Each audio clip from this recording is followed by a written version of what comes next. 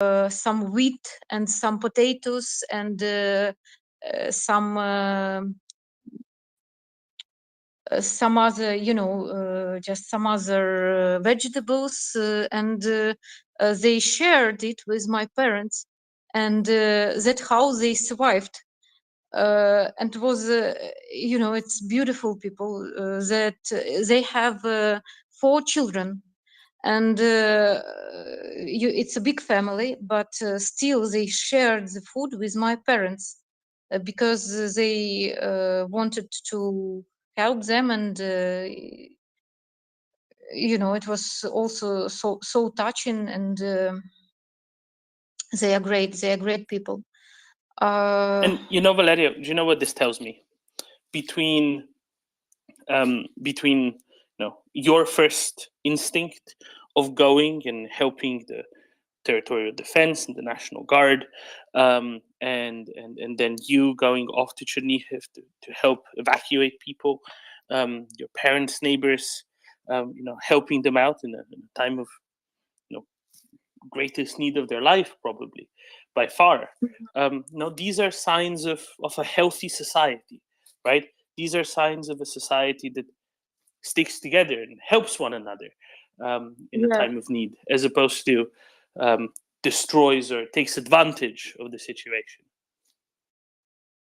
Yes, and maybe now a lot of people we are talking with says that it's a normal reaction to defend your land, to defend your families, your relatives, and so on. So that's why people are so helping and supporting to each other, and it's normal behavior. It's a normal behavior, yes. But I felt the days that it's like a miracle, because people you don't know, and they helps you somehow, and they are so supporting. And for me it was kind of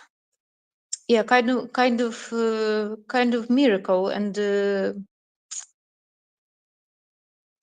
it's really, as you said, as it's some healthy nation and healthy society who helps each other and support. So yes, although it's such a horrible and hard times for Ukraine, but it forced so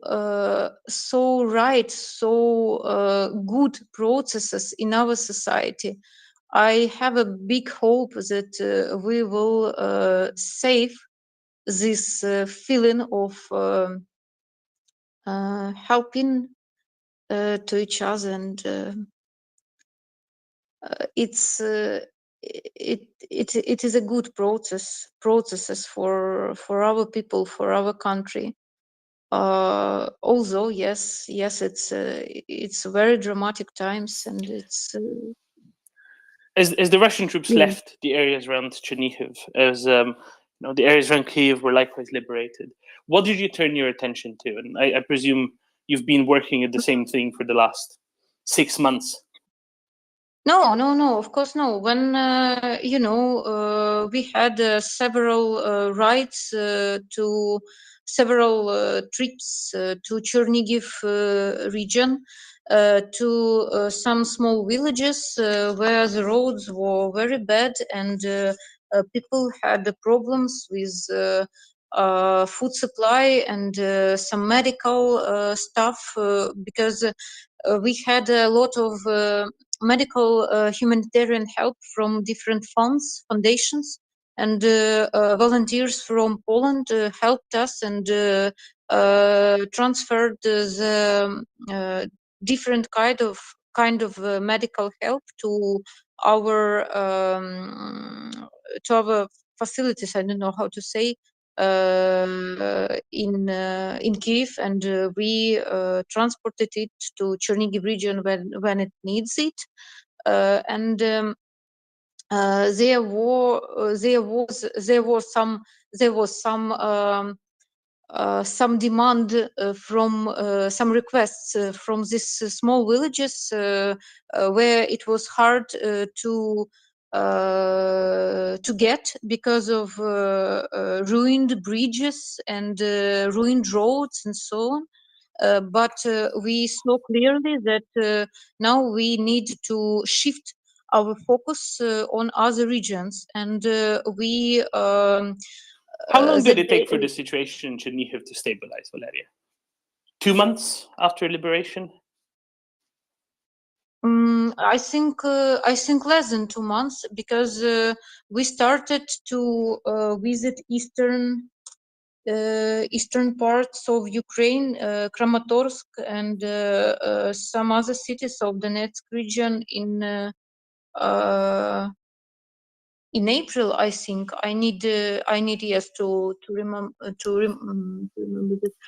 So maybe within Uh, 3 or 4 weeks of liberation, it was yes, already yes, stable yes. enough so that volunteer organizations like yourself could, like your own, could redirect forces to Because places further to the east and the south. some roads from the northern part of the Chernigiv region, it's from the Vyshgorod city. This road, it was previously occupied. All that region was occupied by Russians, and when Russians left, the road, the direct road to Chernigiv, was liberated, and it was repaired very soon, very fast, and big tracks could just go to the city, go to the Chernigiv region, and supply it with food and so on and so on. So it was no need of small volunteer groups like us anymore. So where are Because you focusing your efforts now? now we mainly we focused on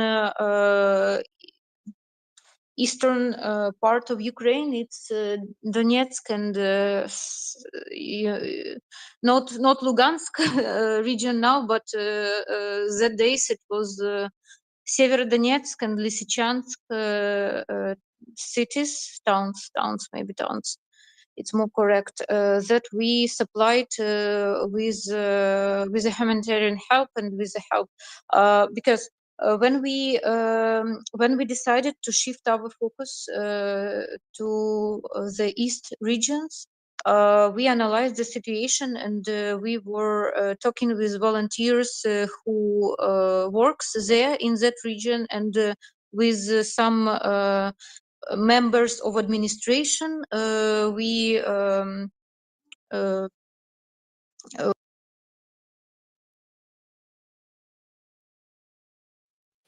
Valeria? I think we lost the her. roads are good, and the evacuation is centralized, and it is a lot of volunteers who work in this field, and evacuate the people from that regions. And we decided that we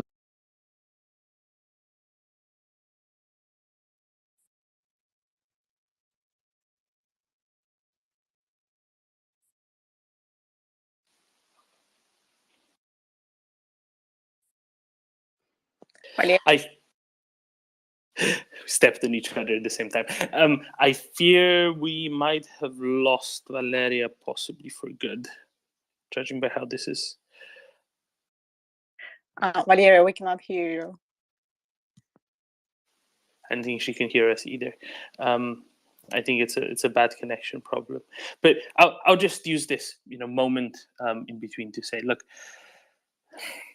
this is not just a very healthy society that does this and helps each other out in a time of need like this. It's also a very strong illustration of just how necessary it is for the entire society to pull together in a time like this and help each other out, right? The state authorities will not have the capacity and did not have the capacity to do all of this They had too many things to deal with all at the same time. Were it not for people like Valeria and her organization, it would have been impossible for many people to have been saved, for many people to have been brought out of the harm's way in a time of greatest need. And it is particularly honorable when people put themselves to exceptional personal risk in order to be able to do so. People who have never been in the military before, people who have never worked in the emergency services before, people who have never realized and known really what it is to take such exceptional personal risks unto themselves, to be able to go through with it, and not just once, not just in a single example, not just on a single occasion, but routinely, and then continue doing it at a drop of a hat for weeks and months on end.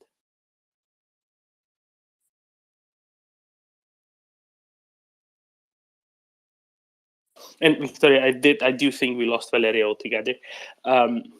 In her absence, I'd really like to thank her for everything she's done, and for taking out the time, despite the connection and the electricity situation still not being the best across much of Ukraine, for coming and here and speaking with us about these very, very valiant and valuable efforts that she's gone through. Yeah, I agree. I know she's very busy nowadays, like I said before, and it's very important that she came and joined us, and it's very appreciated. Valeria, if you can hear us, please maybe you quit the app and just come back to us. Just text me and let me know. No, I don't think the reception's likely good enough. Alas, shall we focus, perhaps? And I think we have someone who's prepared a little bit of a summary of some news for us on top of everything else that's been going on. But things that have been things that Valeria was describing, of say the end of the effective siege of Chernihiv, is appropriate to say siege of Chernihiv, by the Russians, right?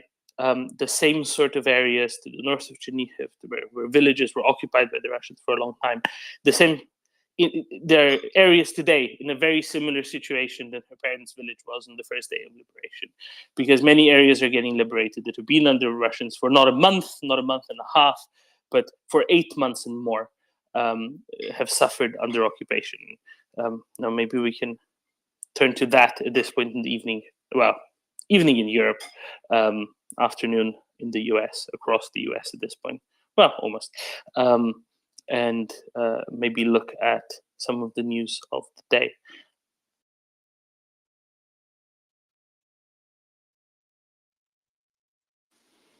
Okay, today we've seen vast swaths of Kherson Oblast liberated, on the right bank of Kherson Oblast at the very least, as well as the last bits of Mykolaiv Oblast as well, especially areas around the town of Snichurivka, there on that big persistent bend of the Inhulets River. And a number of towns all across the right bank of Kherson Oblast liberated, with Ukrainian forces following the Russians as they retreat. Is that maybe the right way of putting it? I guess so.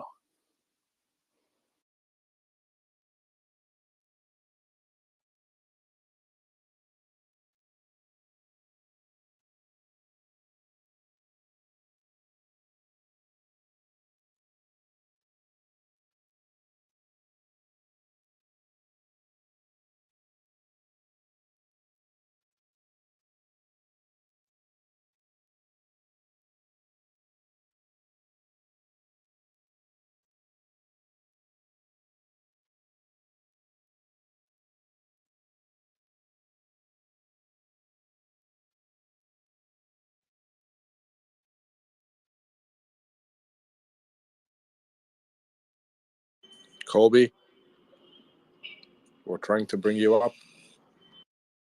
Is everyone having technical problems today? Really? Is today the day of technical issues? Colby, you're not in Kiev. You don't have the same excuse.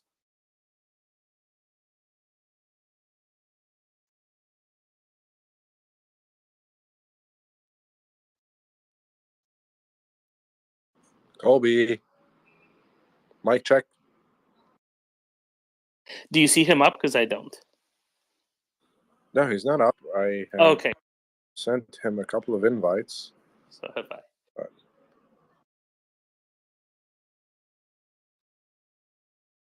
Always July. Nah, just don't try tonight, mate. Colby. Ding ding.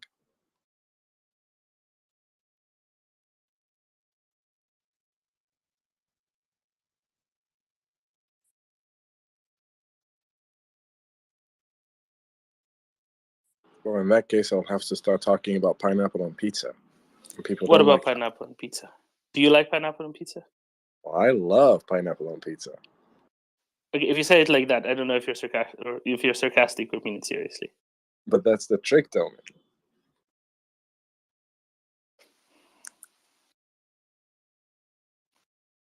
What about Colby. kiwi on pizza? I'll say that again. Sorry, Doman. Go ahead. What about kiwi on pizza? Oh, hell no. The only proper way to serve kiwis is to slice them in thick slices, drizzle them with honey, and serve them next to McDonald's English muffins with spinach, smoked salmon, a poached egg, and lemon cream sauce on top. Anything else is blasphemy. And that's it.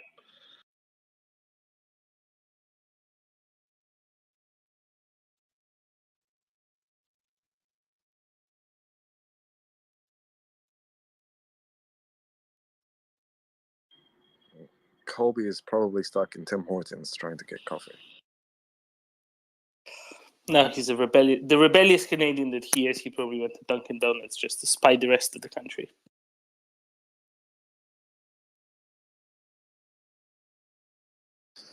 All right. While waiting on our guest to rejoin and Colby to join as well to give us an update on the most recent American military aid package to Ukraine, we have our friendly friend Abdullah from Oman. Abdullah, please go ahead.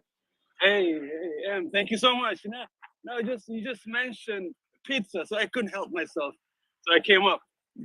I gotta tell you, even though I live in Dubai, where you have so many options when it comes to culinary specialties, I think the best pizza I've had was in Naples, Italy, by far. Every time I go there, the pizza is just different. And then I come back to Dubai, it just doesn't have the same feeling. So I just want to say that. But still, I'm gonna try the pineapple pizza thing with you that M likes. So I'm gonna see how that goes. But it's gonna be difficult to try the watermelon pizza. That's gonna be. Maybe we'll do it in solidarity with our friends in person. Thank you so much, M. Oh, my pleasure. And you're in for a double win bet against M. Probably the guy preparing the pizza in Italy is now Egyptian, given the current immigration rates. That's number one. And then number two, I mean, my guy, everything sucks in Dubai. It's a scam, but that's a different story. Valeria is back. So, Doman, off to you.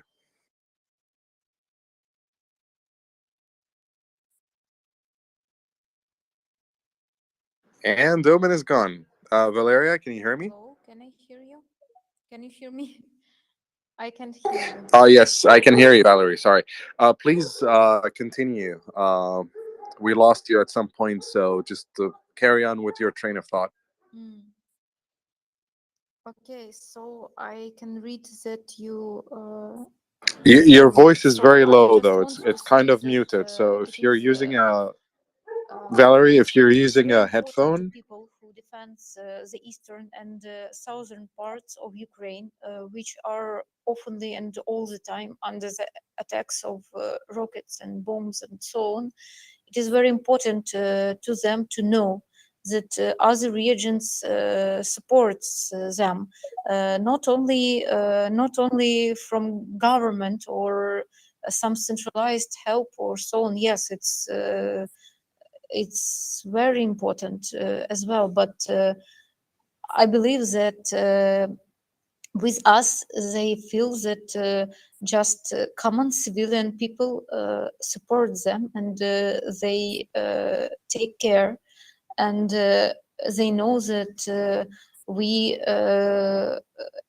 collect and we have these donations from thousands of people, and we also have some supportive teams of foreign investors or just foreign civilian people or Ukrainians that live abroad, and they organized to collect the donations and give it to Ukraine, and a lot of them trust us and give their money because they know that we can buy some ammunition and some medications and so on, and due to requests of military or of medicals, and we can support them with it, and it is important for all these people to know this, and in this way they feel their involvement, and it's great. I was really touched when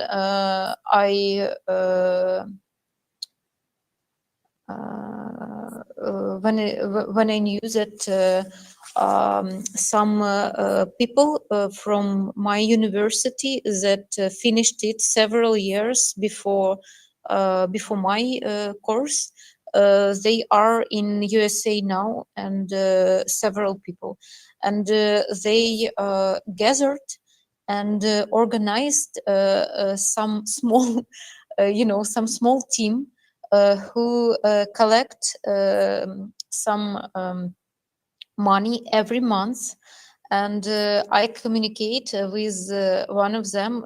His name is Alexander Kondratov, and he's a scientist. He's a biologist as well as me, and I choose some tactical medicine from the Amazon or other sites that are other online magazines, online stores that work in USA, and where we can buy some tourniquets, some tactical first aid kits, and other stuff that they provide. And he buy all the stuff and transfer it with some people, some Ukrainians, and or even USA people, people from USA who travel to Ukraine or to other European country, and they bring all these things to Kiev, to Ukraine. I collect it and bring it to the east, and transfer it to combat medics and to surgeons, and it's precious. So in the USA, they feel their involvement, and that they help. It is very important to them, and I see it when I speak to them, when we talking about Ukraine. They're so proud that they can help somehow, and yes, it's very important to feel such a support from other people to our country partners. So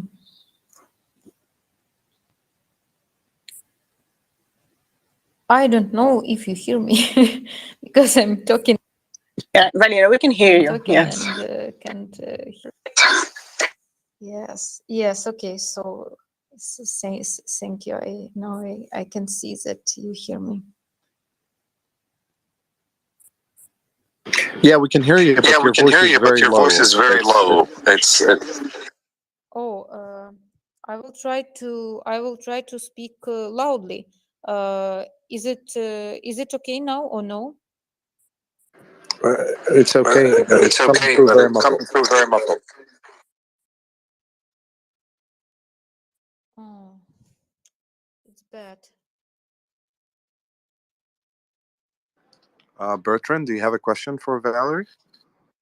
Actually, I'm having difficulties hearing her, so I'm not. Hearing her, so I'm not. Are you here? Neutral? Are you here? Neutral? Valeria, when somebody else is speaking, please can you keep your mic off, please?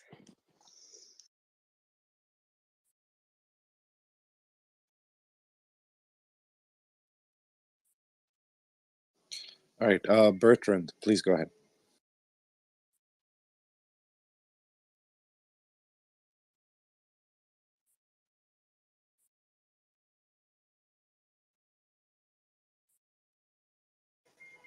All right, it seems like, oh, okay, bringing back up.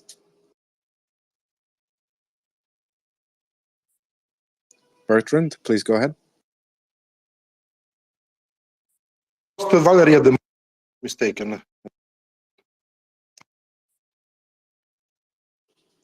Bertrand, if you have a question for Valeria, please go ahead.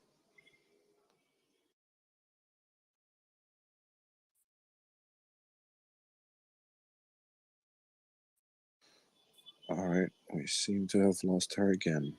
Apologies for that. Okay, Abdullah, please go ahead. Oh, I just had a question for Valerie, but it seems like we've lost her.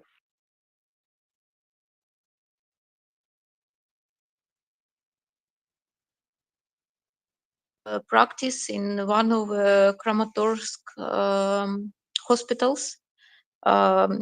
We are in a close communication, in a close connection with one of military medical departments. So they, I get a permission from one.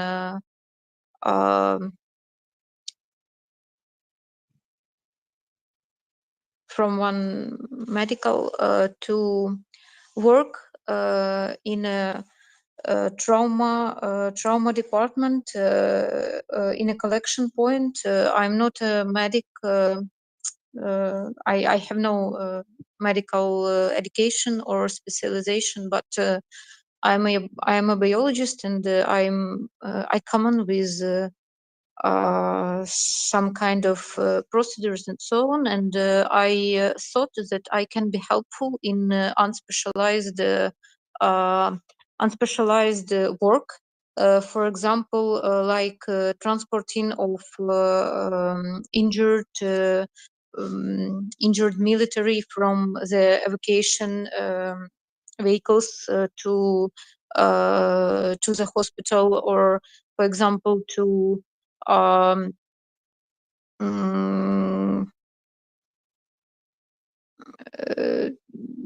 to get out the blood, or to transport them to some kind of tests, or to help with bringing something to surgeons and so on. And they permit I got this permission, and worked in this hospital, which is specialized on brain injury trauma. And I lived there with other military combat military, and it was a very precious experience for me, because I saw the work of nurses and of surgeons, and it's really impressive, because you see these people, um, especially surgeons, that that came from some western regions of Ukraine, like Ivano-Frankivsk or Lviv or Chernivtsi, and they had their own practice, and their medical doctor of medical sciences and so on, and some of them are famous people in their field. But they decided to go to these military hospitals and help to operate and to help to operate and cure these injured military and civilians as well, because in conditions of war, there is no difference between military hospitals and civilian hospitals. The situation in eastern and um, um, southern parts of Ukraine is about a lot of civilian medicals. They left, they evacuated from that hospitals, from that regions, and it is very few, very slow amount of number of medicals left.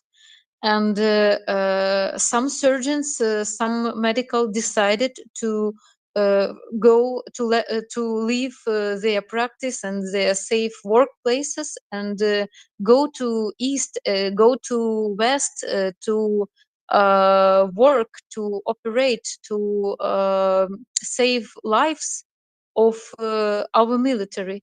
And it is impressive. These people, they sleep, I think, 3 or 4 hours a day, and they work so hard, but they know why they came, and they're so brave. And this team I worked with, it is so kind, so brave, and so smart, and beautiful people. And when you see them, when you work with them, when you talk to them, you can't believe that it's real people, because they're too good. And it was a very important experience to me to see how it works inside, because due to this experience, I become a more professional, more experienced volunteer. And I know what is critical to them, what is not critical, what medications or what stuff are better than some other, and what I should take focus on, and keep focus on. And it was very important. It was a very important gain and very important experience. I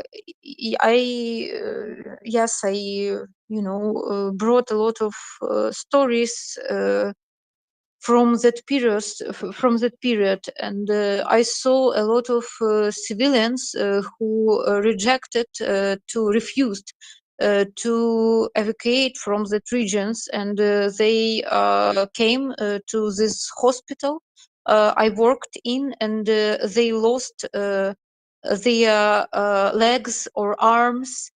And it's such a tragedy when you live without an arm or without a leg, just because you refused to evacuate from this region. Although there is a lot of shelters, it is a lot of some places where you can escape from that region. But yes, it is a problem with some people who supports Russia and prefer to stay there in that regions, and they are waiting that Russians come and liberate these territories and so on. Yes, it is some amount, some number of people who wants Russians come in that regions, but when they came to Ukrainian hospitals and Ukrainian surgeons from Ivano-Frankivsk operate them and trying to save their life, and they still can't believe that it is Russian mines, Russian missiles, and it's a tragedy. It's a tragedy because they so can't believe that Russians just trying to destroy everything, to kill them, and it is no any difference between civilians and between the military. So it is the way they do this war. So they just cover with artillery a big big square, big big territory, big region, and it doesn't matter if civilians live there or only some military objects and so on. It doesn't matter to them. So, and the civilians just can't believe this, and our surgeons they need to give their time to the civilians, not to our military, who are also injured and need the operation, and they are waiting in this hospital. For example, when they finished to operate the civilians and so on, and sometimes uh, we lose this time.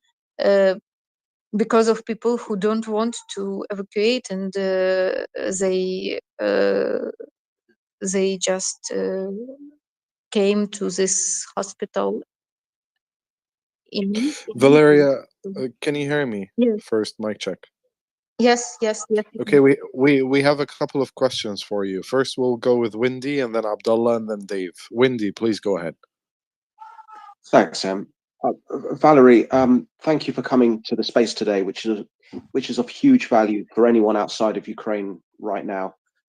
It's really important for Ukraine's many allies and friends around the world, from which you can see hundreds congregated within this 24/7 space here, to hear testimony such as yours of such profound importance. So thank you very much indeed. Thank you. You outlined, you told us about your experience during the early days of this war. What medical training was available to you in the early days of this war? Okay. Yes. It's very important, even for civilians, to have some training of tactical medicine and of some primary help to before the hospital and so on. And we had only small practice for a few days with an instructor who who taught us how to fix a tourniquet, how to act when some, for example, bombing or shooting started, and how to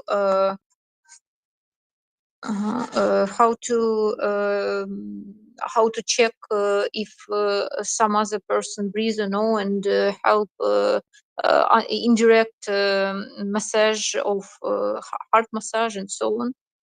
So it's some basic course, but yes, it's not a lot, and some combat medics that entered this war and helps, they should pass at least several months, or at least from 1 to 2 months of intensive training before they can be, it's not medical in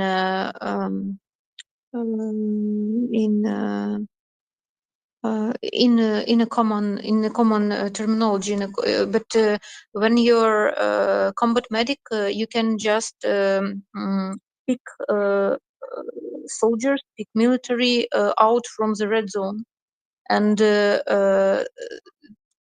give them some primary treatment and primary current. So civilians can be such kind of medicals, and but for to be so they need to pass this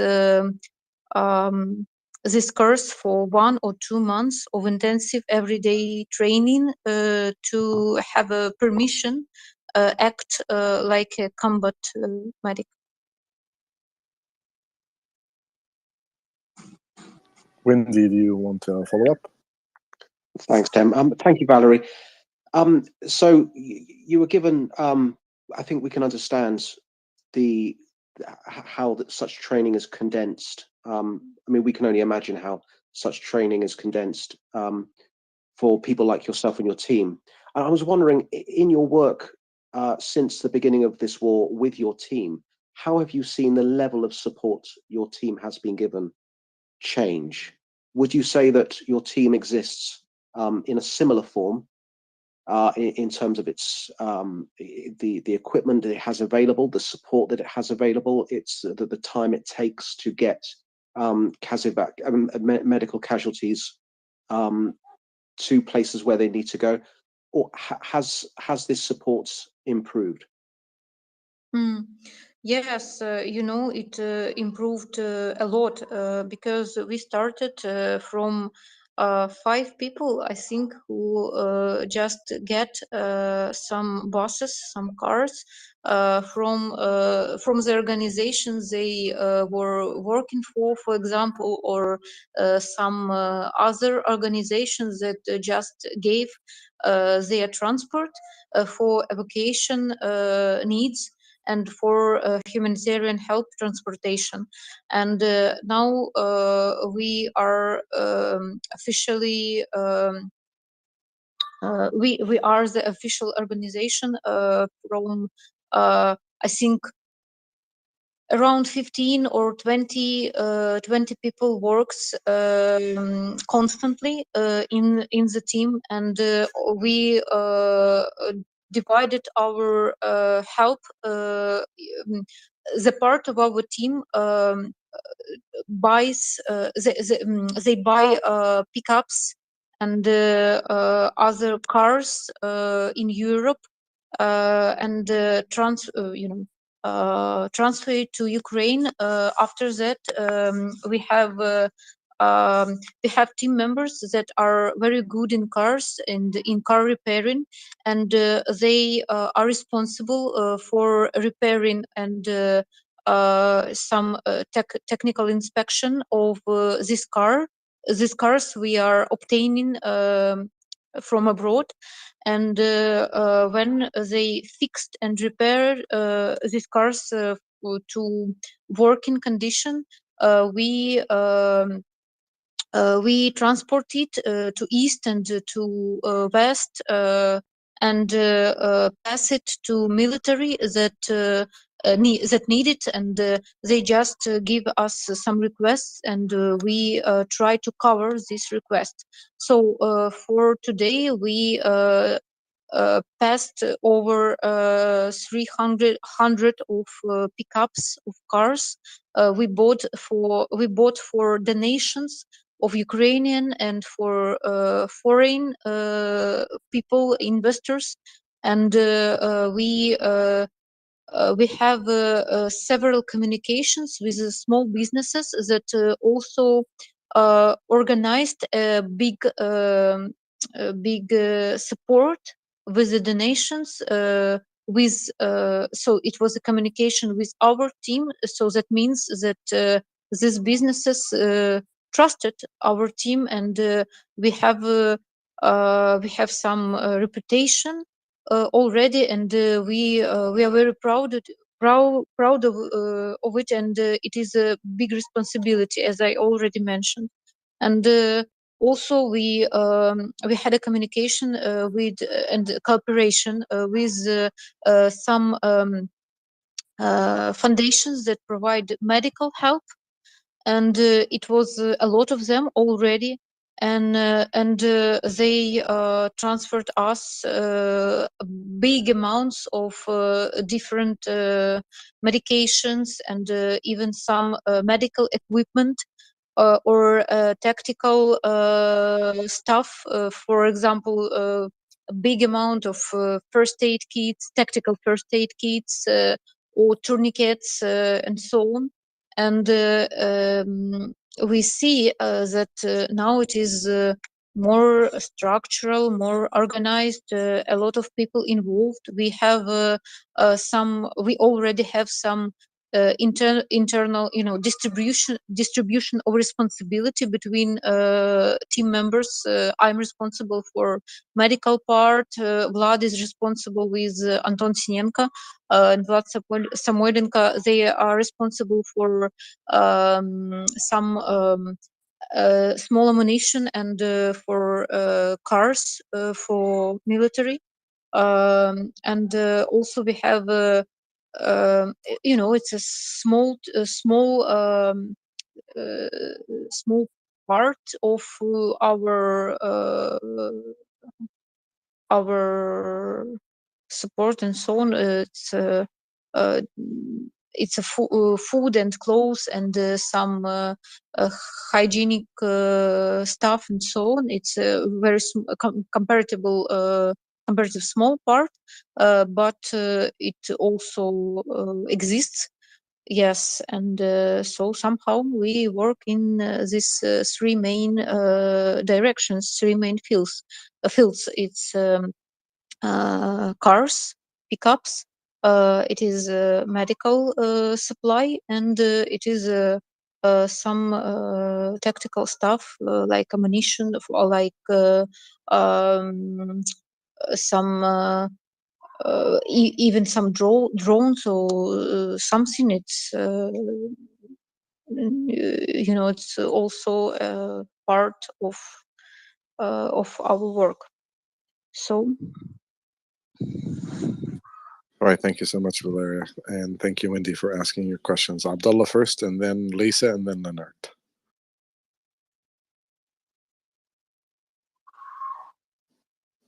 Abdullah, are you still with us? Would you like to ask Valeria a question? All right, let's go to Lisa. Lisa, please go ahead. Yes. Can you hear me, Valeria? Yes, I can. Oh my goodness. I am just amazed at how efficient you guys are. And you know what I noticed? Like, I love America, but we are not together. Like, you guys are together in unison. All of you guys work together. And that is what, you said you have a small reputation. You guys have a big reputation for your coordination of war tactics and all of that.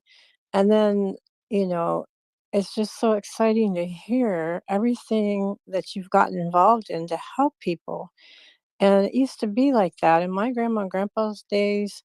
If a neighbor was hungry, because it was during the Depression, they, if it was from the Depression, they would help each other. If they had little food, everybody would help each other throughout the neighborhood. And in here in America, I mean, I'm not trying to, I mean, there are still people like that, but anymore now, like when a new neighbor moves in, you used to take them up high and introduce yourself or cake. And it's like everybody's just so indifferent to everyone. And you guys have so much love for each other and so much love for your land and your country. And I'm just, oh, you guys are just awesome. And I just love your country. And thank you so much for sharing your story with us. And you still remain optimistic and beautiful, and you sound cheerful. I'm sure there's a lot of heartache because you've probably lost family and friends, but you just keep pushing forward. And I'm just amazed and in awe. And I just thank you so much, Valeria, for sharing everything. Thank you, Lisa, very much. And I just wanted to say that it's not a total true that Americans are not just so gathered and so on, because I see that I mean. Now Ukrainians are in a situation when we defend our lands, and it's a normal situation to be gathered and to be helpful and supportive to each other, and we are very we I think a lot. The plenty of Ukrainians, almost all Ukrainians, understand that it's not obligation, and it's not a it's not an obligation. Other countries should help us. We don't think like that. We know that other countries have they have their own problems, and Ukraine is not a center of universe or something like that. And we are very we very appreciate all help and every kind of help from foreign people. From the beginning of the war, when we saw these demonstrations and meetings for support of Ukraine, it was like a miracle. And you can't imagine this feeling when yes, you're shocked, you're in panic and you suffer, but you see that the whole world tries tries to support you. And even with these meetings and with these demonstrations and so on. And it's very precious. And we understand that you shouldn't you don't have to help us, but you help us. And it's precious to us. Believe we really appreciate this. So And I wanted to tell you that, not all Americans are bad. I mean, there's a lot of good people here, and there's a lot of people that will help each other overall. But, like we have never been in a situation like you guys have for hundreds of years and centuries have to fight an enemy. And we've had our battles over here. And I am Native American, and my ancestors have passed down the stories of the genocide that went on with us. And that's why I felt so passionate about when I heard about Bucha. That just broke my heart. And I mean, I cried and cried for days because I just couldn't believe that people could be so cruel to each other. But I saw that you guys prevailed, and just, you're so strong, and you give us all hope and inspiration that, there is a better way and that we can all be better by your example. And no, I know you're not the center of the world, but you guys really needed the help, and you showed us how to be strong. You showed us your strength and perseverance. And I just think that's awesome. And thank you again. thank you very much for your support and for your kind words. Thank you so much, Lisa. Let's go to Leonard. First, I would like to say thanks for all you're doing. It's awesome. And number two, I think it's very important that these stories comes out so the world doesn't forget. So this doesn't become a small problem in the corner of the world. It needs to be voiced frequently and loud. And third point, what do you wish going forward? What do you wish would happen? What type of support do you wish would come to you? What do you sort of say? What do you need? Can you voice that a bit? Because I think there's a lot of people around the world who would like to help. You're asking what kind of help I wish to be, Yes. or Yes, but your organization, what type of support or help does your organization wish would come into place right now? Yes, thank you for your question. And as I told previously, one of the main fields of our work is to support military with cars, with pickups they need, and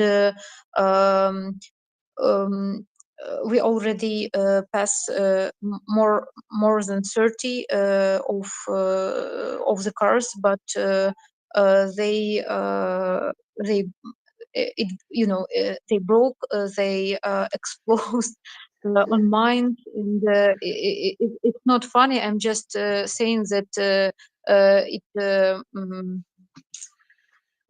disappeared. It's can't someday it's often a very short period when the car works and serve to military, and one day after a very short period it breaks, or just exploded on a mine or so, and we need new cars. And it's new cars that mean new donations, new money, or new money for car repairing, because yes, we can't afford to buy new cars. We buy old one, and it demands some serious some serious reparation, and so on. So, and it all takes it all takes money. So we always need some cars, and we always need some medications, maybe. No, I now my for example, in my field of responsibility in my medical department, I have a request from the department from Kramatorsk. They asked me if I have to supply them with 500 of tourniquets, and we have I have two problems with this request.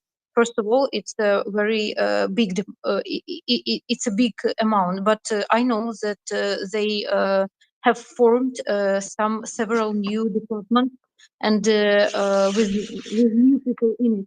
And each military should have at least two tourniquets for one person. And tourniquet is a single use. It oftenly is a single use thing. So when you use it, you just cut it from your leg or from your arm, and throw it away. Nobody just opens it in a very you know Yes, it's single in use. some way, and yes, and use it twice or something like that. So and a good tourniquet, it costs from $20 to $30. I'm talking about cat J7 tourniquets. It's one of recommended one, and yes, so it is it works, it's trusted, and so on, and we try to buy not cheap tactical medical stuff that you're not sure it will work or no. We try to supply our military with some trusted things, and it's not cheap.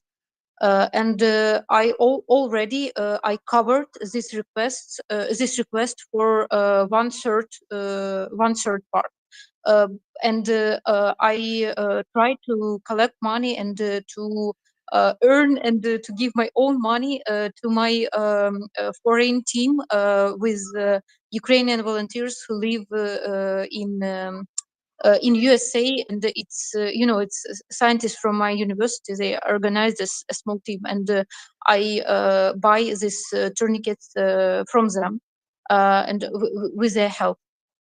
Yes, so it's some support in supply of tactical medical stuff. It's also important because of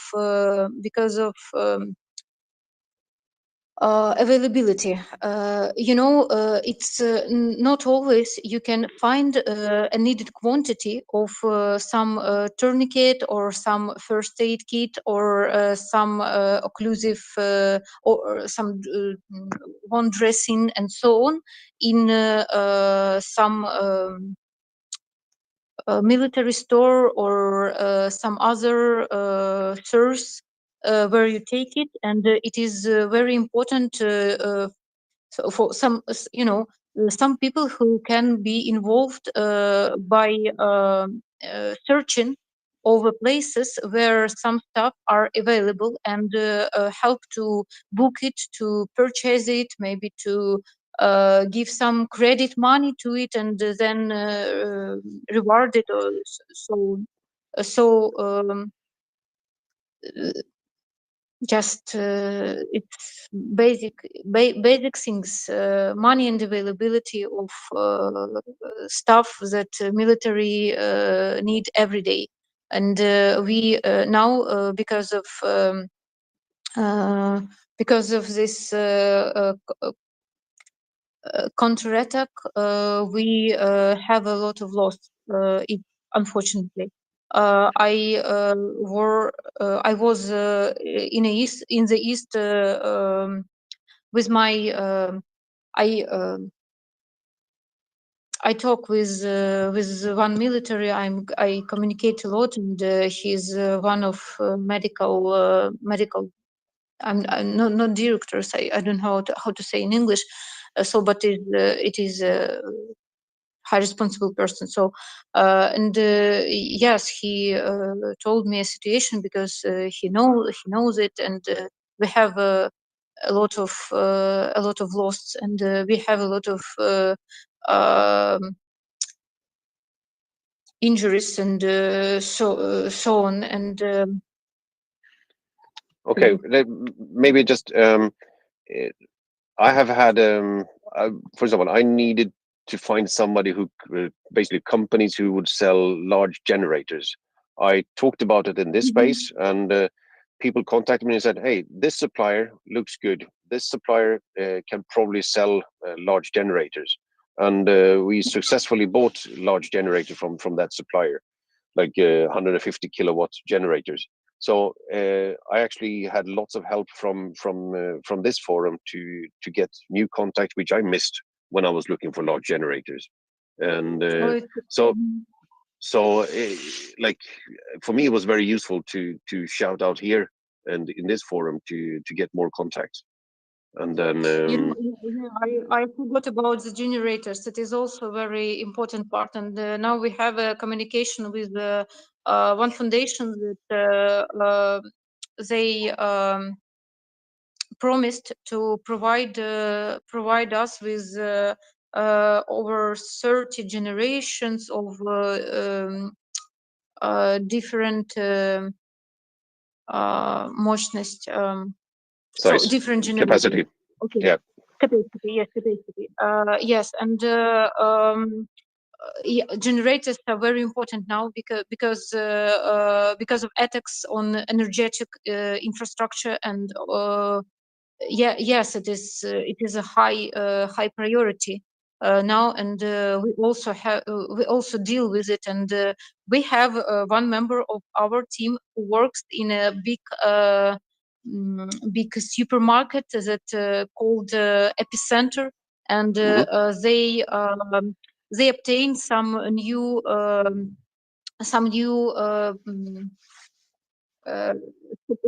new supplies of generators, and he book some quantity for us because now people buy generators a lot in civilians, I mean, and he helps us to book some amount for military, and to transport to just to buy it and to transport it to eastern and western regions, and it's also very helpful that he does this kind of work, just reserve some amount for us, or try to help to buy generators from abroad. Yes, it is very high priority now as well.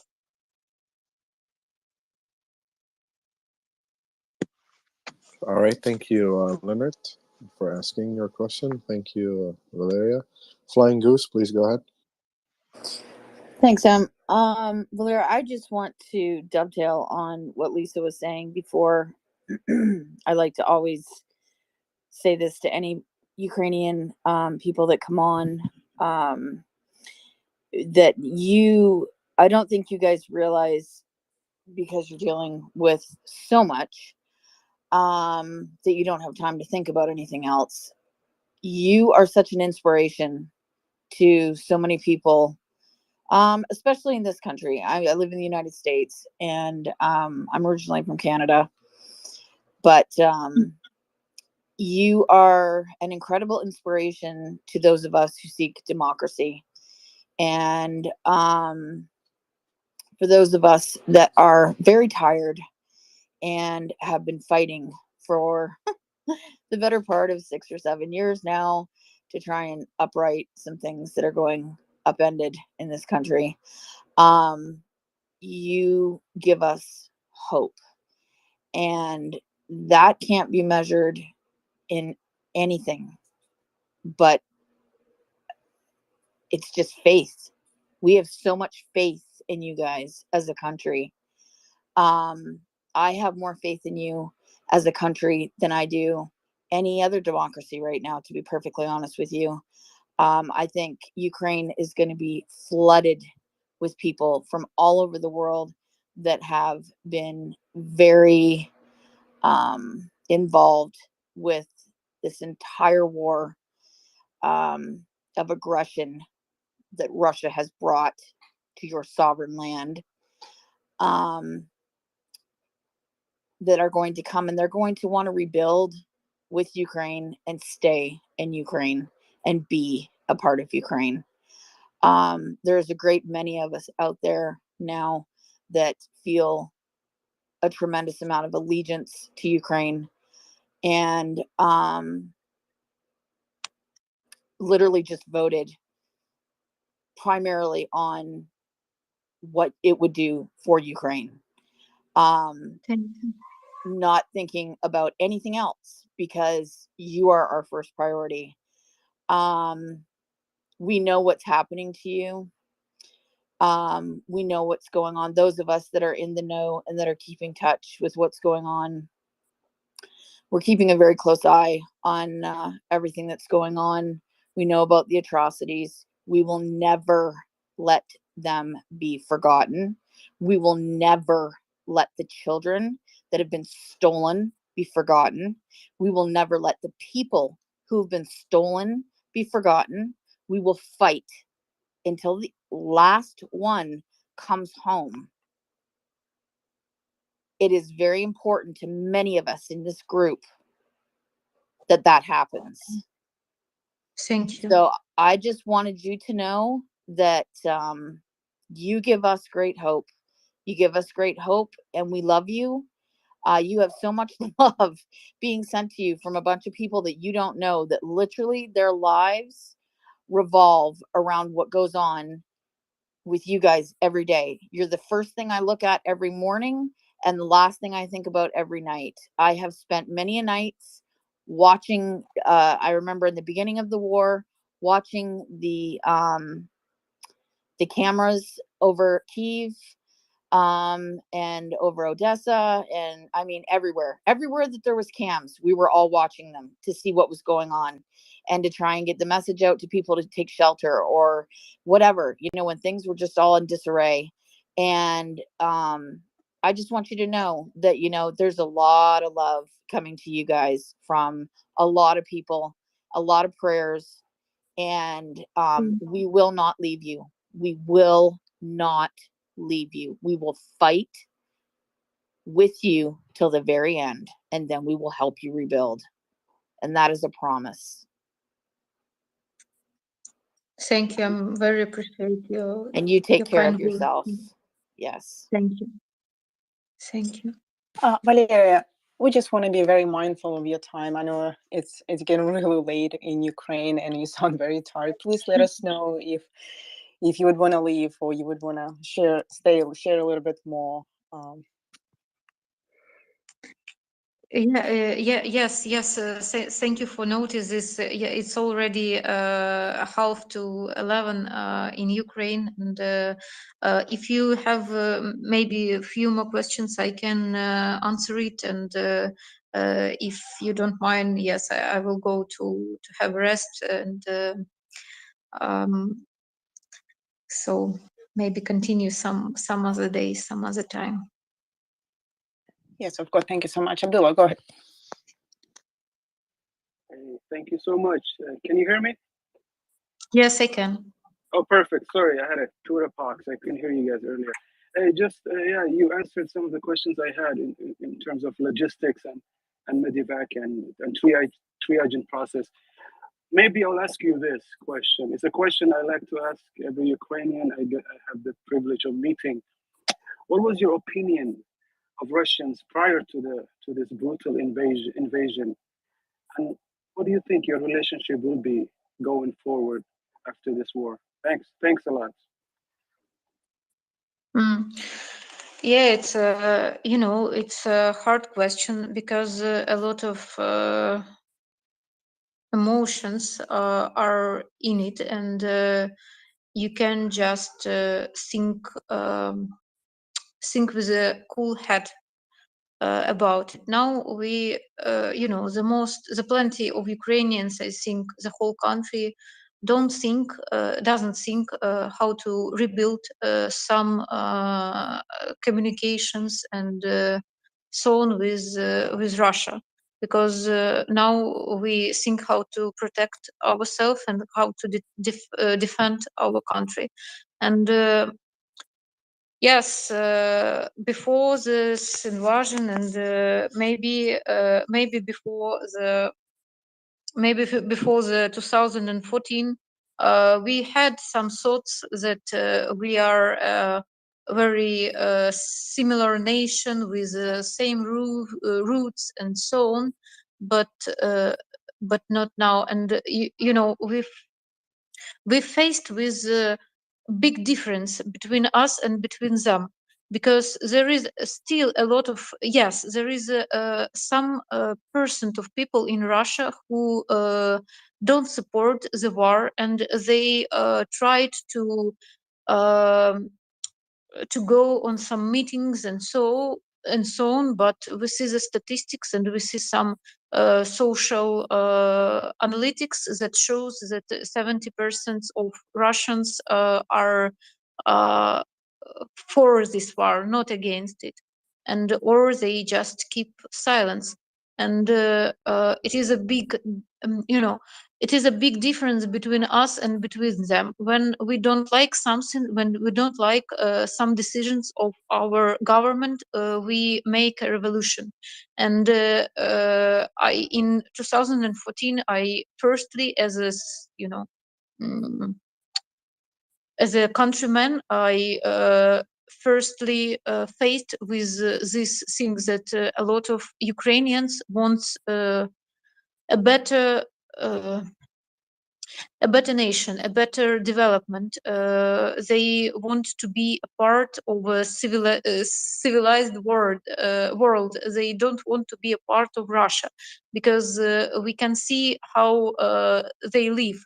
I'm not telling now about Moscow or St. Petersburg. I'm telling about the rest of the country, where people are poor, and it's not a civilization. It's some kind of poor, poor living, and we don't. Also, we can see that their government is some kind of totalitarianism, or some mad and some crazy thoughts uh, about Soviet Union and its reunion or so on. They can just handle with problems in their own country, and it has huge territories with huge resources and so on, and they can't build anything strong, powerful,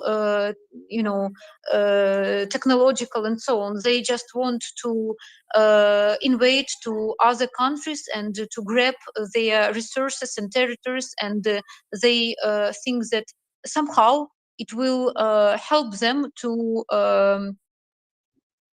gain the power, or to be richer or smarter or more technological, or something else. I don't know how, and I just the big difference between us. Then when we are not agree with something, we protest. When they not agree with something, they just or keep silence, or just leave their country. But they we didn't see some kind of revolution or some kind of tries to defeat their government. No, they run, or they keep silence, or they are for this war, not against it. And I don't know. It's very injured. It's very.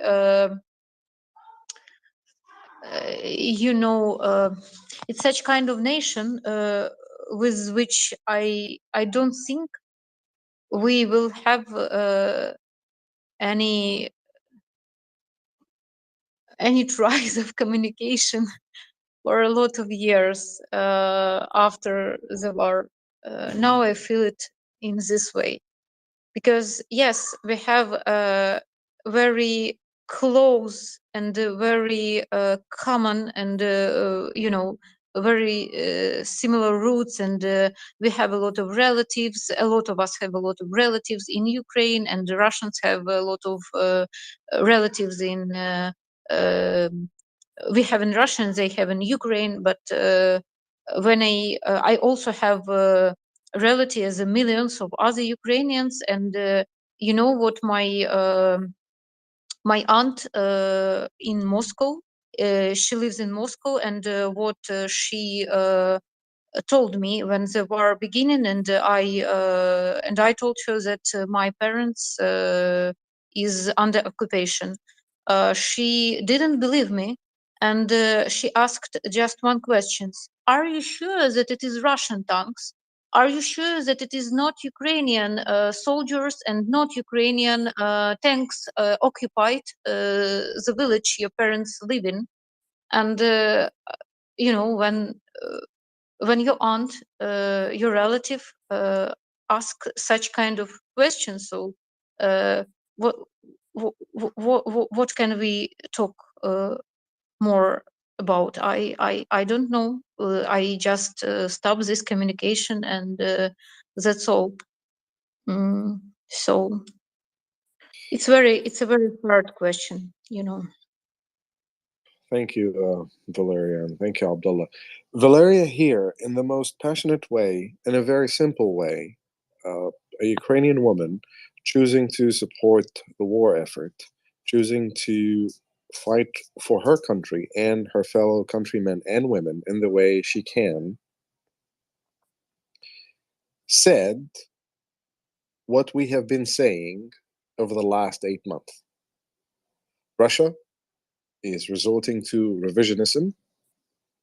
Russia is resorting to an overt invasion of a sovereign nation to coerce them into becoming a satellite that responds to Moscow blindly, citing all the false pretexts that they can think of, and yet failing to do so after failing to compete internationally, after being given a chance after the fall of the Soviet Union to become part of the international system. So the response to every single challenge has been cynical. You give them free markets, they give you oligarchs. You give them democracy, they give you parties organized by security services to support the supreme leader. You give them trade, and they give you a violation of trade rules and organized crime. You give them international law, and they give you hybrid warfare and then an overt invasion when they feel that the window of opportunity is closing down. You give them free media, the internet, and free speech, and they give you a 15-year-old media apparatus that is aimed and built only to spread misinformation and disinformation and try to drive wedges between populations and their governments to achieve their strategic goals. So this is what we've been talking about for months. And Valeria here is just narrating her own account, her own experiences, with all due respect, Valeria is not party to this, but some of our very keen listeners are party to this, and I have been on for a few hours right now. So Valeria has eloquently, to the best of her capacity, expressed this in the most passionate and eloquent and the simplest of ways as a non-native English speaker. So if I see anyone in a bright green jacket replying to the link to the space saying stuff about Am not being supportive of non-native English speakers, even though he is a non-native English speaker himself, I will just not take you seriously, right? The King of England had an activist throw an egg at him. What's the response? Oh, you're not allowed to carry eggs in public, and you should stay away from me for 500 meters. Well, it's doable on spaces. So that's a joke. Valeria, I really appreciated what you've just said. Victoria is helping me right now. We have one last question for you, if your time allows us. We have Martin with his hand up. So Martin, please go ahead. Thank you very much. And your words were well said, well placed. Slava Ukraini, always. And Valerie, I hope I'm not mispronouncing your name.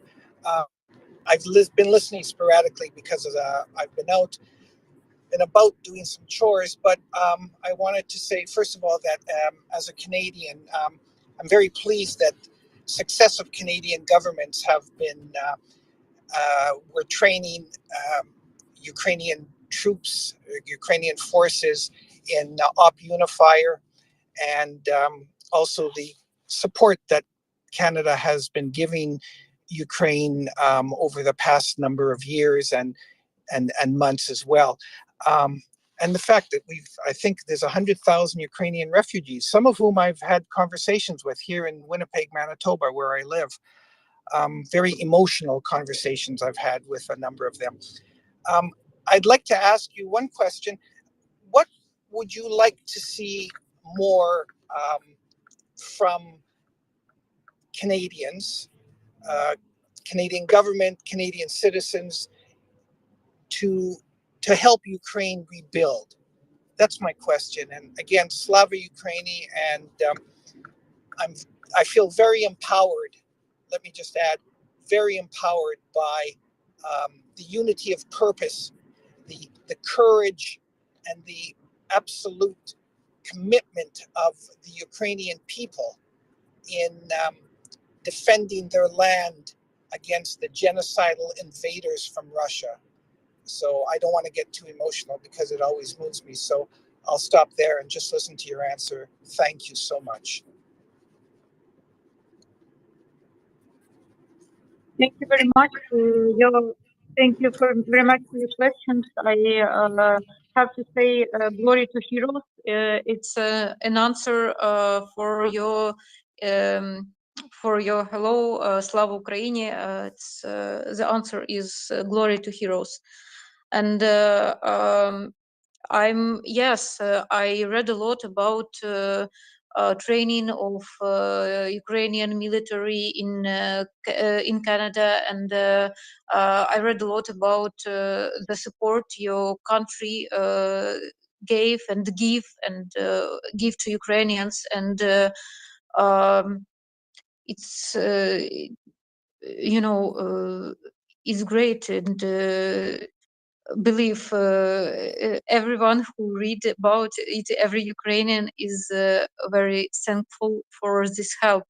And you asked me what Canadians can do more for Ukrainians. I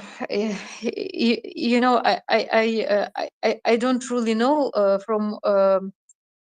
from what side I should answer as a volunteer or as a countryman, or for example as just some person inside who see that for example who understand that we have no enough weapon for our militaries to give some adequate answer to Russians who have I think endless amount of weapons and so on. And yes, Ukrainians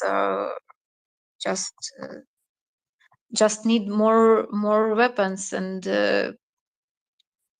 more investment, but it is not a question to Canadian people. It is a question between governments, and from Canadian people, I believe and I see and I know and I read about it that you do a huge you have a huge support to us.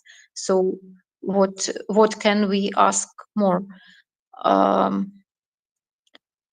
It's just very important to us, even even to hear your support, like like you just gave me, just telling that you are with us, you are with Ukraine. It's very precious.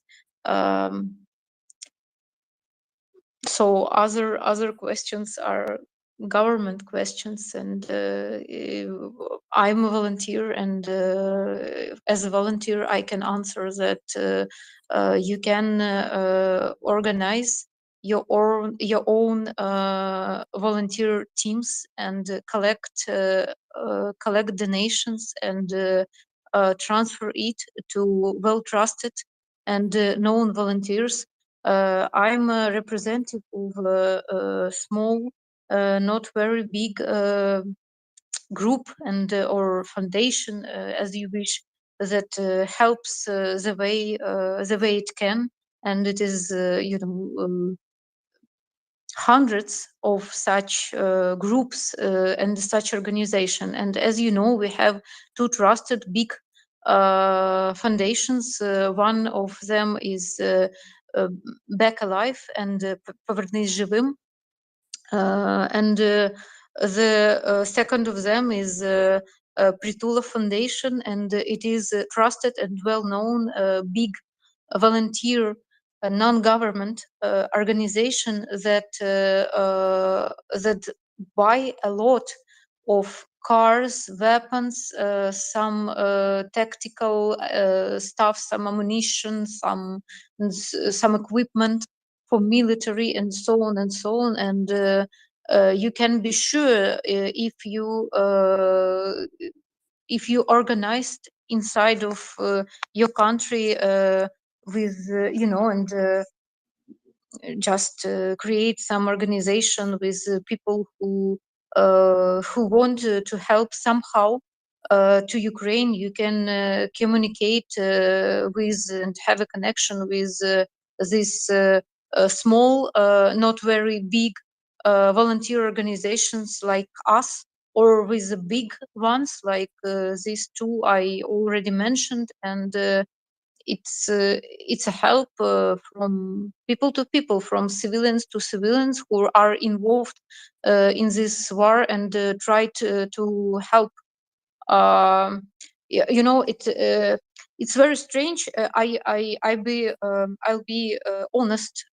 It's a very strange thing for me when I faced with some foreign organizations that told me that we are against the war. We are pacifists, and we won't help your military. We won't help your combat medicals. We will help only civilians. Yes, I say thank you very much. If you want to help civilians, you can help civilians, but if you don't help the military who defends the civilians, how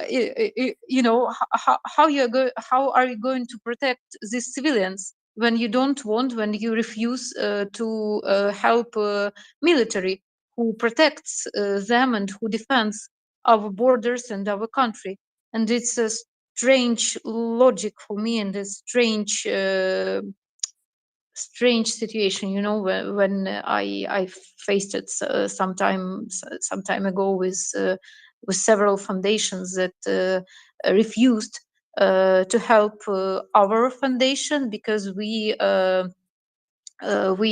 open to say that we helps military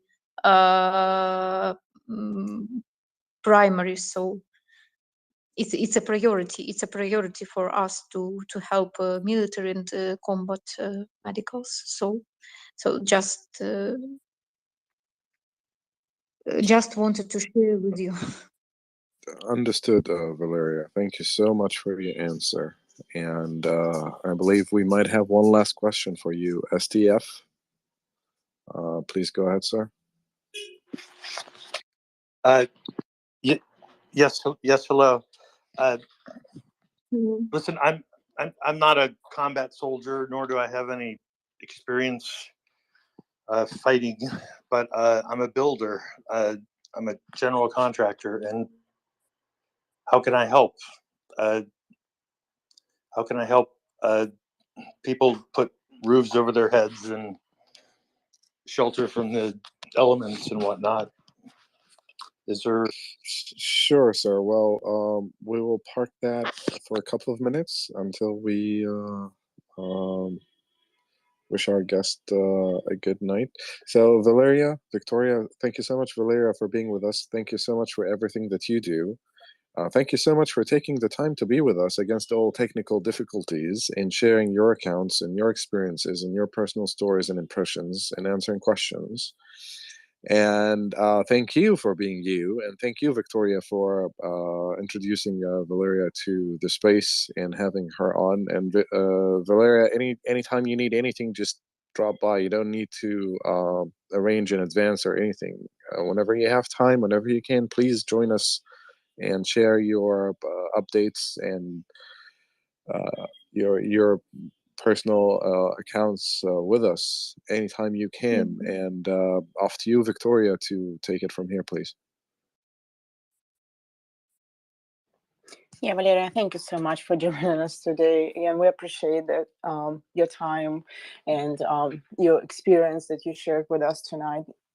Just like Em said, just you don't have to arrange any interviews for the future. So just stop by. Just let me know early if you would want to join. So please, you'll be more than appreciated to be in a space. Thank you so much.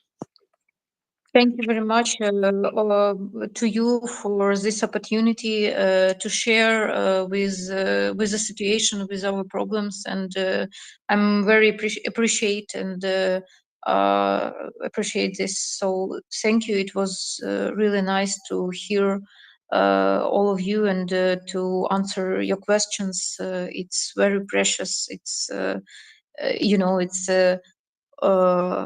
communication all over the world, and it's precious. Thank you. Slava Ukraini. Glory to heroes. From Slava. And with that said, thank you, Valeria, and thank you, Victoria, again. We've just been joined by Finance and Mockers, by Nadi and Wendy. Let's first go to STF. So, sir, if you would like to message any of us, you can message the host account, or you can message myself or Axel or Finance. And if we can connect you to anyone who is looking for any contracting companies that would want to volunteer or provide expertise or design or consultancy or any type of service, we'll be more than happy to do so, sir. And that's for SDF again. Okay, check. Thank you very much. My pleasure. So last night was pineapple pizza. Tonight is tuna pizza. But yeah, my girlfriend and I like to have tuna pizza every now and then, as long as it doesn't come out of a can. If it's good tuna and it's probably prepared before it goes into the oven, then it's okay. Finance, welcome. Mockers, welcome. Axel, are you here? Axel first.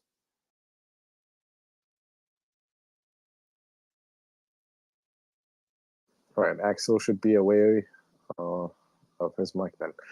Finance, good evening. Good afternoon. You might hear some Mexican sounding music. I've been invited to a Mexican place. I'm showing some real world people what the MriyaReport is. So you're going to have to deal with me hosting with a little bit of background noise. Apologies, but looking forward to it. Hello, everyone. Thank you. That was an excellent interview. Thank you very much for our guests and our fellow hosts. And looking forward to doing some hosting with Mockers. Perfect. MriyaReport, pineapple pizza, tuna pizza, Mexican music, Ukrainian voices and accounts, of course, come first. Dissing German politicians and the German defense industry, check. Thanking everyone for their help, check. Requesting more help, check. Discussing economics, check. Dissing the Neo-Ottoman Caliph in Istanbul, check. Iranian drones and Ayatollahs, check.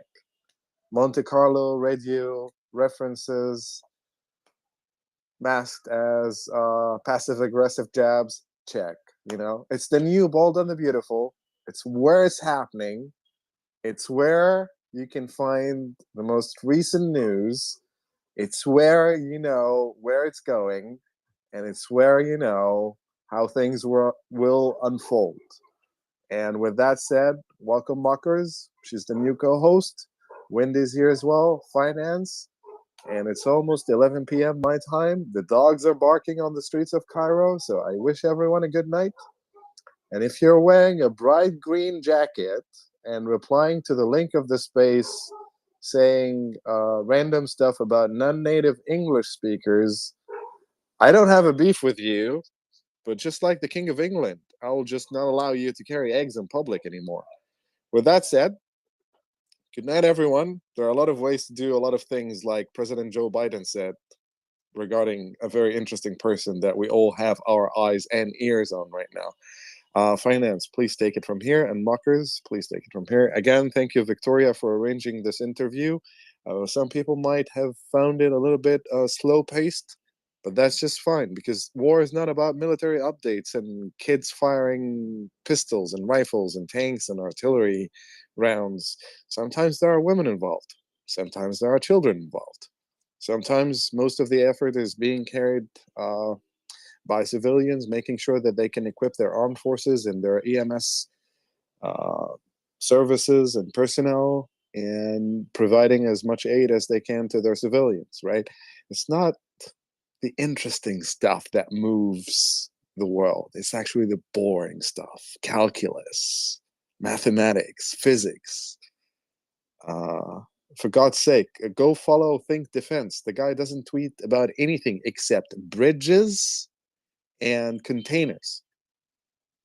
And between bridges and containers, there will be a lot of things you can learn in a day, in a week, in a month.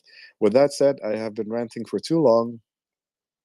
I leave you in the good hands of Muckers Finance. And once again, thank you, Victoria, for arranging this interview. And thank you, Wendy, for the questions. Thank you, SDF, for asking how you can support the Ukrainian effort. And thank you, Abdullah, for your interesting questions as always. Love to see people from Oman. My regards to Sultan Haytham all the time. And good night. Good night, Em. Thank you so much for this interview and for leading this interview. Good night. And good evening, everybody. While I wait for Finance to be my co-host here, I'll just say good evening. And there's been some things happening, hasn't there? I'm hearing reports that there may actually be something going on. And I might just have somebody coming up to tell us about it. Thank you very much, Em, for the long solo hosting job. And I'd like to remind everybody that when you really want a fun time, please ask Em when he's up about Shia eschatology. If we're ever really totally bored for content, really it's like nothing else.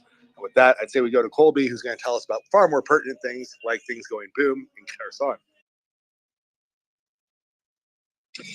Thanks, Finance. Afraid I don't have any particular news from the ground.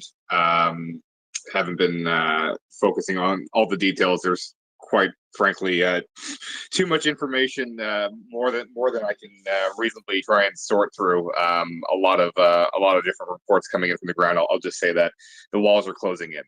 Is the best assessment I can give right now, and I'm sure we'll have others come up later and provide more details. But Ukraine seems to be making pretty significant progress on the ground, overrunning a lot of Russian positions, but a lot of fog of war still.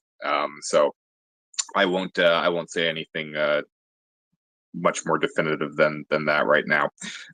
So what I am going to do is provide a military aid update, because we have news on that front, both from Spain and the United States. So the Spanish Minister of Defense announced today that Spain would provide 2 more Hawk launchers on top of the 4 that they have already provided, which have arrived on the ground in Ukraine. And they will also be providing a 6-gun battery of L-118, 105 millimeter light howitzers, which is good stuff. Ukraine is already operating a number of these howitzers from a number of different sources. So more artillery for Ukraine. And then from the Pentagon today, the Department of Defense has announced a new $400 million presidential drawdown authority package. And in that, there is the Hawk missiles, which were announced 6 days ago in the USAI announcement. So these are American Hawk missiles that are being refurbished still. They announced them today, but no ETA when they're actually going to be provided, because the refurbishment work is still underway. But once that work is completed, those will be provided. The United States is sending 4 Avenger short-range surface-to-air missile systems. The Avenger is a Humvee that has a turret with 4 to 8 Stinger missiles mounted on it to provide mobile short-range air defense. This is a system that Ukraine has been asking for since the beginning of the war. It is deeply perplexing that it took this long to announce the delivery of them. It's also very perplexing that the United States is only going to offer 4 of them, because they could easily send 100, because the system is being phased out of American service. But every little bit counts. So Ukraine's getting 4 of these. I believe they said that there'd be another probably about 200 missiles, I think, to go with those 4 systems. They're also providing 100 more Humvees for Ukraine, and then a bunch of other ammunition, more HIMARS ammo, more Gimlers, 21,000 standard 155 millimeter artillery rounds. There was 500 precision 155s, either Excalibur or precision guidance kit, probably. 10,000 120 millimeter mortar rounds, 400 grenade launchers, and then more various small arms and small arms ammunition, demolition equipment for clearing obstacles, and more cold weather gear. So that was all announced by the DoD today, and that will be on its way over to Ukraine shortly. So that's the main update on that. Last night or yesterday, the United Kingdom announced that they were concluding the delivery of 1,000 surface-to-air missiles for Ukraine that had been pledged almost a month ago, which would be the Starstreak missiles, which is the sort of a British Stinger missile, but better. Analogous to that, as well as the number of AMRAAMs that they pledged for the American-provided NASAM systems. So that's all in country. And yeah, that's basically a roundup of all the recent news in military aid for Ukraine. That's awesome. Thanks very much. There was so much there, you nearly ran out of breath telling us. I'm well impressed. I'm just getting some breaking news that NOV, or my love, or whatever you want to call it, would appear to be indeed liberated. It's just being confirmed. It was rumoured earlier on today, but I believe it's now being confirmed. So excellent news there. What do you think of that, Finance?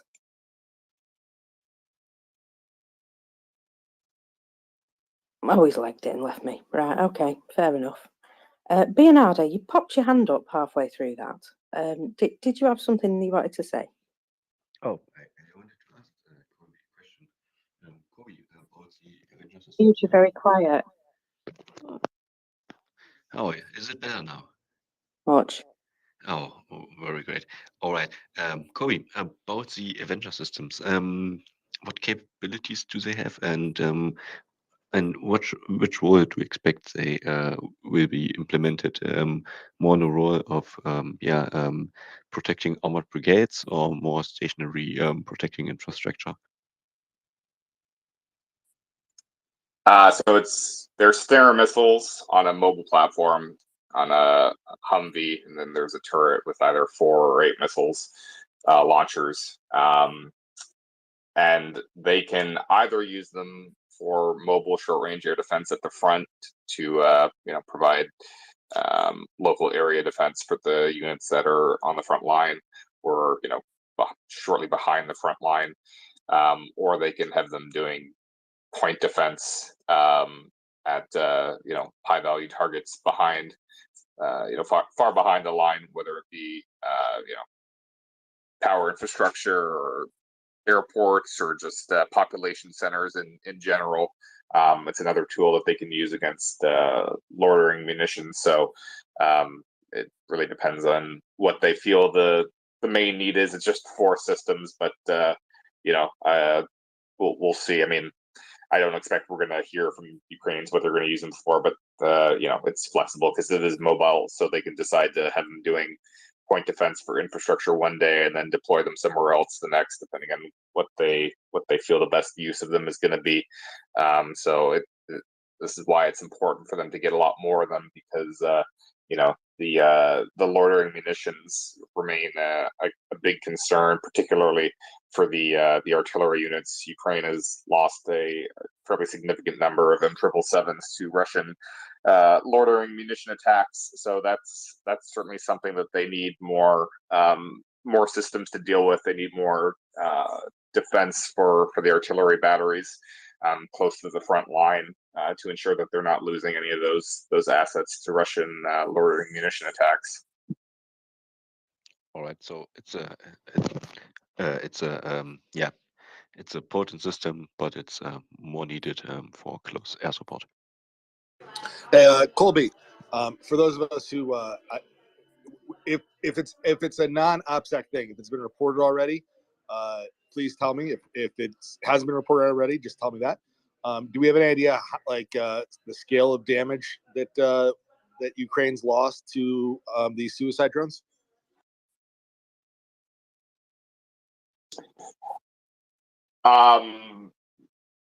Well, that's a very expansive question because they've been used pretty widely, and I'm sorry. Let me be clear. How many, like in the last week, how many artillery pieces? Do we have any, like in like a week? How many artillery pieces have been hit? Or is that an OPSEC thing that we haven't gotten out? And if that's the case, then I'll drop it. No, it's not an OPSEC thing. I couldn't tell you in the last week, but cumulatively, the Ukrainians have lost, destroyed or significantly damaged. They have lost 19 M777s now, primarily to loitering munition attacks. I believe. I'd say the majority. I think, based on just the video I've seen, I could go back and try and confirm, exactly what the number is. But particularly the Russian Lancet has. There's been a lot of different footage of those destroying or damaging M777s. So that's 19 so far, and per orcs, 14 other Ukrainian towed artillery guns. Unknown towed artillery guns as well. Not all necessarily Lancet, but I know for the M777s in particular, I've seen numerous occasions in which those have been hit by Lancet. So that remains a concern because Ukraine needs all of those that they can get.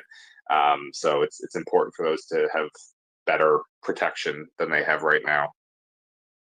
Yeah, thank you. I know even at my very limited level of military knowledge, the M777 has been very effective on the field. We have Constantine trying to come up. He appears to be getting stuck. If that happens, hold on. Push him back down. Constantine, you got stuck coming up. I'm sending you an invite. Please come up again. He probably wants to speak on this issue, and he's both a Ukrainian and a veteran of the Ukrainian Armed Forces who will probably have something to say on this. Constantine, welcome up. Do you have something to say on loitering munitions and M777s?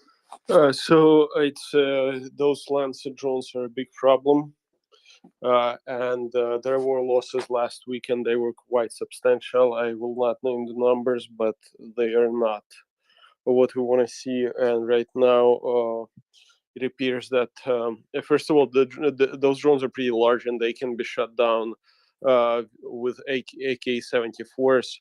But you have to be prepared for them, and you can imagine that if you shoot in the howitzer and the drone comes, I don't know, once per month for and watching it constantly, and you tend to lose attention and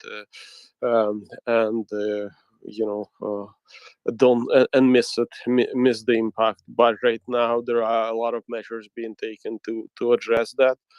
And one specifically what appears is weakness of the Lancet is when the howitzers are inside the tree line, and they are not as effective there. So one of the solutions is to be better hide the howitzers and have people prepared for standing with the guns just ready to shoot it down. Thank you, Constantine. Is the Lancet a new thing? I mean, I thought they've had these all war. How do we have any idea why all of a sudden the Russians have been able to use these effectively when they didn't seem to be doing that earlier? So just like with absolutely any other weapon, having them and using them properly is two different things. You got to learn the right tactics, and it's like, you know, Shilka, and for example, during the war in Grozny, when, you know, it was the only weapon that could shoot high up and aim high up enough into the buildings, and it was used effective as, you know, close ground support instead of anti-air defense system. So same here. You know, you got to learn the tactic, and I'm guessing that they are actually, you know, learned and you know, using them in more effectively. That's probably the key. And of course the numbers. I mean, you know, the drone manufacturing process is not the same as a tank, and those can be manufactured quicker than tanks. And so, you know, when you see something being effective, you ramp up the production, and that may as well be the case here as well.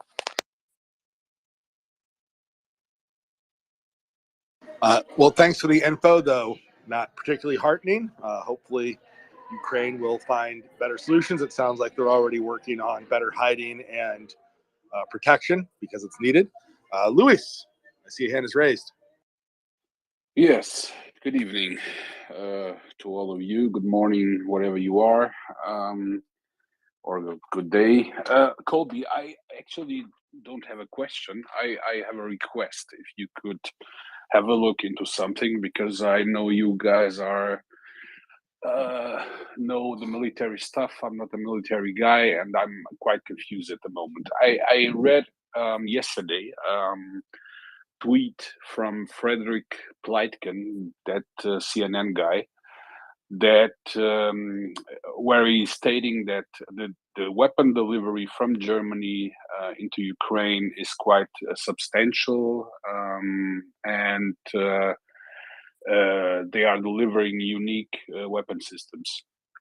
I mean, is it really true that they are delivering substantial heavy weapons into Ukraine? Because if I recall correctly, the last couple of weeks we were still asking them for the Leopards and other stuff, modern stuff, and that didn't happen. Should something changed, or can you have a look into that? If you compare it to the U.S. Weapon deliveries, how true is that? What he is writing and spreading into the world? So Germany has provided heavy equipment and significant systems to Ukraine. I mean, IRIS-T is the best example of a very modern, very capable surface-to-air missile system that has been delivered. Germany has provided artillery, both rocket artillery and conventional self-propelled howitzers. The PZH-2000s have been provided. They've provided all sorts of other stuff as well, different vehicles and engineering equipment and man pads and anti-tank weapons. So German deliveries certainly have grown and escalated, and it is, you know, there is a fairly significant amount of things that have been sent. That said, the continued refusal to provide or authorize the export of the Leopard tanks is, you know, quite frustrating for all of us. If they can provide, you know, one of the most capable self-propelled artillery systems in the world in the PZH-2000, I don't see why they can't also authorize the export of main battle tanks or provide modern infantry fighting vehicles to Ukraine, which would be quite impactful. So that remains obviously frustrating for all of us, and it's completely nonsensical. All the explanations offered by Chancellor Scholz are completely baseless and make no sense. But you know, to just give credit where credit's due, it's not as if Germany has done nothing. They have provided significant amounts of equipment and significant, quite capable weapon systems that are having you know, significant impact on the battlefield. So I don't want to you know, not give that credit because Germany has done that. But yeah, obviously the issue with IFVs and main battle tanks remains a great source of frustration for all of us, because it's not just Germany, it's other countries as well that want to help but can't because Chancellor Scholz will not provide the export permit. Yeah, exactly. And I have another interesting remark. There was a meeting on Tuesday, Tuesday evening, from German security community, where they formulated some questions for the head of Chancellor's office. About the first question was, how are their remarks about or the remarks of the German government having, if they are looking forward into their policies regarding what is going on in Ukraine and what will happen the next months. And it is for me, I'm shocked that the answer they gave is there is no such plan from German government for the future, for the next couple of weeks and months. It is difficult to know what Ukrainians need and how they perform. And regarding the maintenance of the stuff that Germany delivered, they announced that they have undertaken several efforts to ensure maintenance explicitly in Poland. It did not work, what for me is absolutely new, and they are now trying different ways.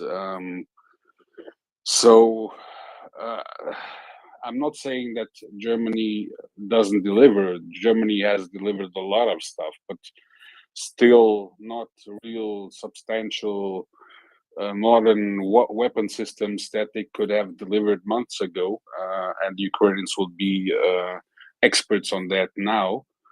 It is for me really shocking to see that German or Scholz government itself doesn't have a plan what will happen in 1, 2, 3, 6 months from now on.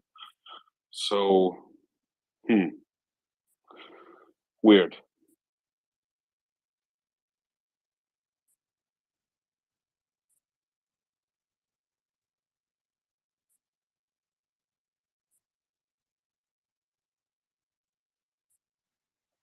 Thank you, Louis. I'm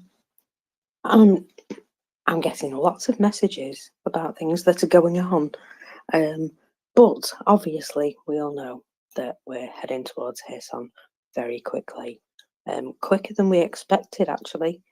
I think that the Ukrainian army have been doing this over the past few days, and we're only hearing about it now because Bayek, they're moving fast.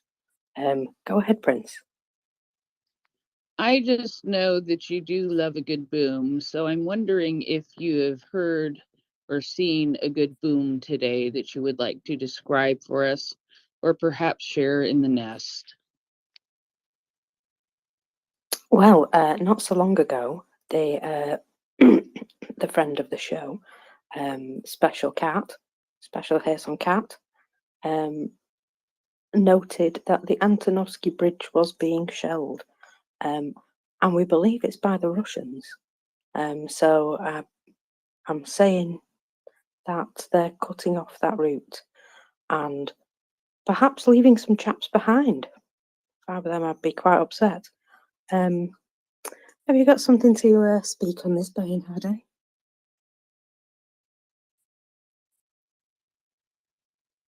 Oh, sorry. Yeah, I think I read the Russian Ministry of Defense or something like this said to getting the troops out of Kherson will take around 1 week or up to 10 days, and possibly the Ukrainians will in some kind of way help him to get it done quicker.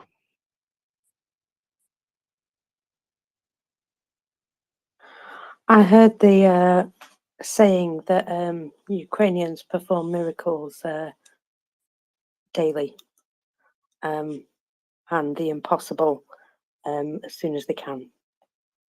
Go ahead, Louis. I actually have a question for, is Colby still here? Yeah, Colby is still here. Colby, I already asked this in the afternoon language learner. We were seeing articles and news about the Russians crossing the Dnipro, but before they do that, they were destroying critical infrastructure, television stations, radio stations, electricity, heating, and do you have any news on that? Have the Ukrainians been able to restore some stuff, or what is going on? I've seen a lot of evidence of bridges being destroyed. As for other infrastructure, that's not really something that I think you're going to see, like the restoration of things that may or may not be damaged, while combat is ongoing. I mean, even these bridges that have been blown, those things take time to repair. So Ukraine just has to, they have to take temporary steps to either get around such obstacles or use engineering equipment to bridge gaps that might exist to continue the push. And then to the extent that there is damage to other infrastructure in Kherson or in other towns in the area, that's not something that I think you're going to see until the fighting is calmed down a little bit and you have the opportunity to bring in the necessary assets to restore whatever infrastructure might be damaged. It's just that can't really happen when there's still shells flying back and forth. Oh, so they are still fighting on the left side of the river, so they are not fully retreated now. Oh yeah, there is. Again, as I said earlier, there is a lot of fog of war right now, and by no means is there evidence that the Russians have withdrawn all of their forces onto the east side of the river. There is most definitely Russian presence on the west side still, as far as we can tell, and there is active fighting ongoing. This is not concluded by any means. Kherson is not yet liberated. We have reports that they are on the outskirts of the city right now. So this is far from over.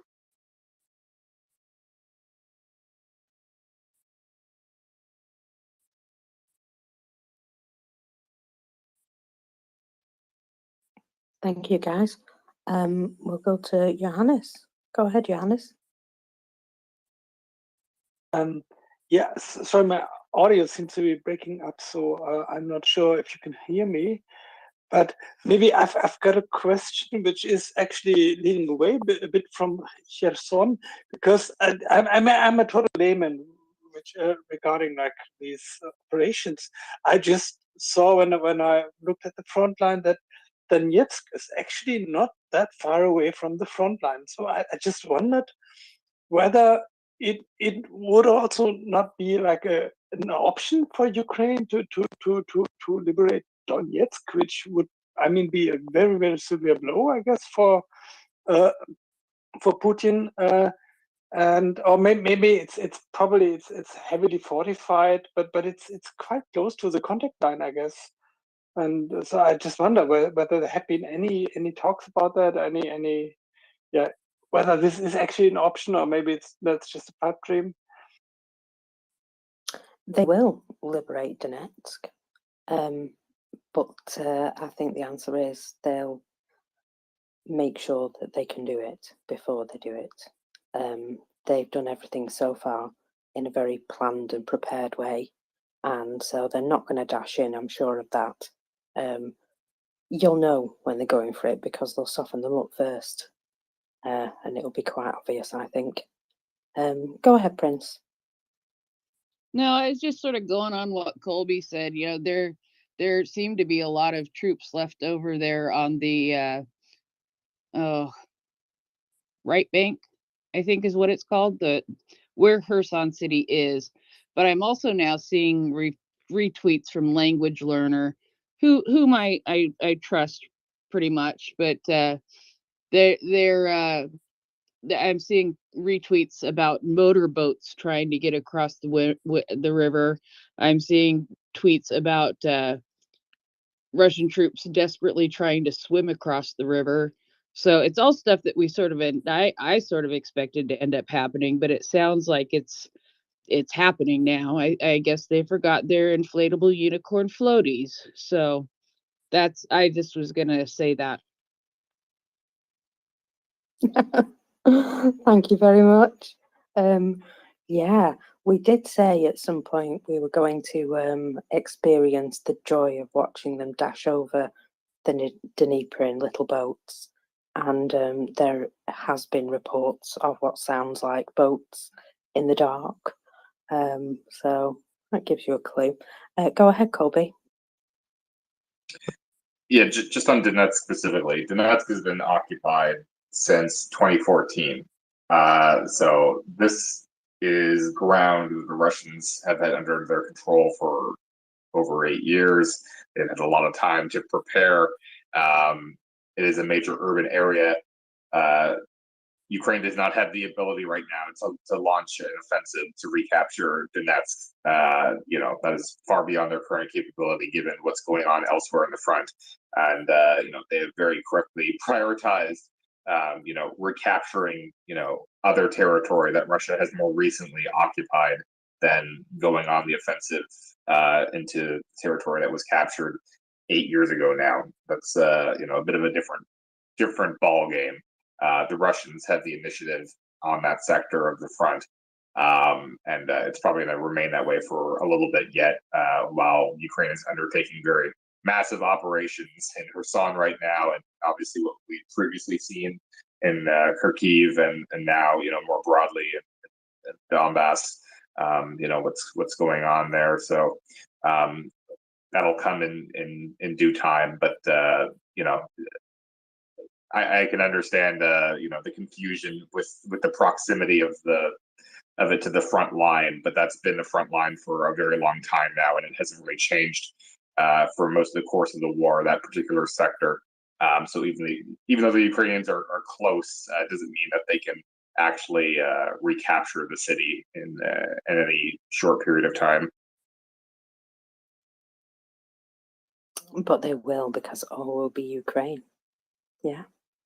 1776 Thanos, go ahead. Good afternoon. I would agree with everything that I've heard. I would also emphasize that our friends in Ukraine do not have any interest in causing a massive firefight in a city that is occupied by their fellow countrymen. And especially when the strategy has been working so well, hitting the Russians, causing their supply lines to collapse, forcing them to retreat, getting them into envelopments, and then forcing further retreats. This is a recipe that can and will be repeated with the formal fall of Kherson. So I agree with everything I've heard so far. I don't know that I would say the Ukrainians don't have the capability to launch a massive assault on Donetsk. I believe they likely do, but they're not about to go put their countrymen, the civilian population, in the middle of a massive firefight with an army that has shown that not only do they have no concerns about civilians caught in the firefight as collateral damage, they have no problem actively targeting them as well. So I think you'll see a repeat of current strategy given the fact that it has worked so well to date. Yeah, it's definitely what we've heard from a number of Ukrainian strategists, Thanos. So I certainly think that's the case, but I think M might want to say something on this. So let's go to M and then Wendy. M. Thanos, first of all, I didn't appreciate your comments about me, but that's for a different day and a different place. Secondly, where is the fight happening, Thanos? It's not happening in Kherson. It's happening at one specific crossing point. Are you aware of that?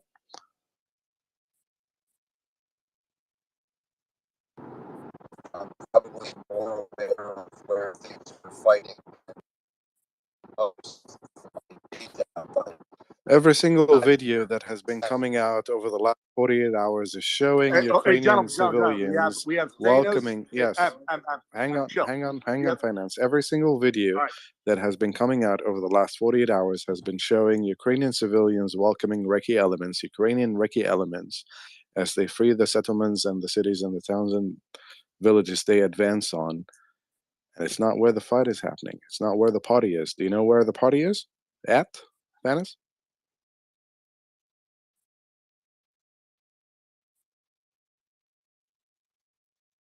Thanos, that's a direct question. Do you know where the party at? the potty at? Is this Do you a know where the language? party is happening tonight, Thanos? Are you following any open source intelligence sources that are pointing to where the party tonight, specifically tonight, 11:27 p.m. Kiev time? Do you have any idea of part of the picture of where the fight is actually taking place right now in Ukraine, in Kherson? I'm not aware of the actual lines Well, the being crossed. Ukrainians are right now hammering a crossing point that the Russians are using to flee. Yeah, that's with artillery. No one's going in there with any kind of troops right now. And where the troops are going, Recce elements and mechanized infantry supported by some armor. Are you seeing any resistance? Are you seeing any civilians dying? Are you seeing any Ukrainian soldiers or troops or commanders or high command risking the lives of civilians as they advance into those areas and conduct clearing operations and announce them liberated? I think you misheard what I said. I am not in any way insinuating that the Ukrainians are doing anything wrong. In fact, I've said they've done everything right. And the reason why they haven't marched into Donetsk is because they're able to envelop and compel the Russians to retreat by Donetsk? attacking them. Yeah, We're talking about what are, Kherson tonight. We're not talking about Donetsk. we literally just had a conversation. Okay. Actually, we did have a conversation about the Donetsk area. I'm not sure what you heard, Em, but I've got it from here. Thank you very much. Erland, go ahead.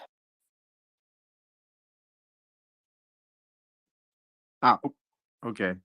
I just wanted to say Chernobyivka, because I've listened to that song so many times the last few months, and yeah, I've seen some pictures, and there are some Setsu people in there, and that's well, they've been there before, but now it looks like there won't be any helicopters getting struck by artillery at that airport anymore, which is a little bit sad in one way, but in the mostly very, very joyful. Yeah. So I'm really hoping that things are going well all around. I've seen a lot of mines being cleared in different areas around Kherson. Looks like the Ukrainians are moving along with ease and also with caution.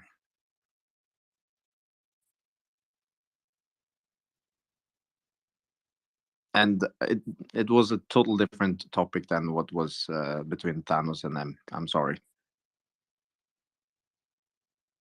I quite like the change of topic, to be fair. Go ahead, Ivana. Yeah, good evening, Marcus. Finance, glad to see you. Somebody asked for good news, the best news of today, and I have a little selection of them. According to President Zelensky, 41 settlements were free today. Maybe the number is even higher now. Also, a big good news is that a settlement called Kiselivka was freed. This is in the Mykolaiv Oblast, and it's very important because the water for Mykolaiv, for the city of Mykolaiv, comes from that settlement, and the fact that it was freed means that soon the people that live in the city of Mykolaiv will have access to water, which was a problem for the last many months.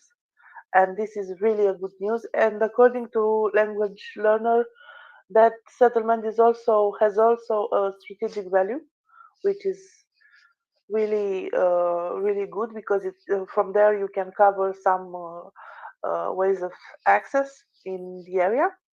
And the last one, my best, what I like most for this day is the videos with the people that are welcoming the Ukrainian soldiers, and are glad to be again in Ukraine. Like, not that they weren't in Ukraine, but free in Ukraine. So that's the best. I've seen a lot of videos, and really, it's amazing the sheer joy that everybody has.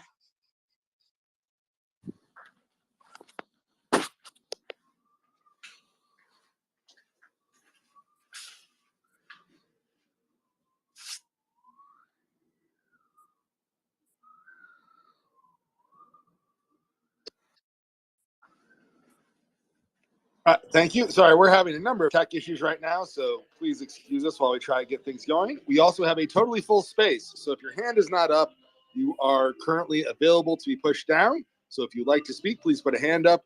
The only person I am protecting besides my co-host is Konstantin, because he's Ukrainian. So Mateo, if you'd like to speak, please put your hand up. We use the hand system here. If you please mute your mic when you are not speaking. Thank you, sir. Language, welcome to the space. Please, if you have something to say, immediately put your hand up. It seems like there's action. I'm getting a lot of unconfirmed reports commented. Language, if this is an update, you're up. Otherwise, our order is Wendy, Erlin, language. Language is an update of what's going on. It's a summary, but it can wait if Wendy and Friend want to go ahead first. All right. So language has a summary after Wendy and Erlin. Wendy. Thanks, Finance. My comment and question is slightly tangential, so I am slightly divergent from the current topic. So I'm gonna just drop and leave it for now.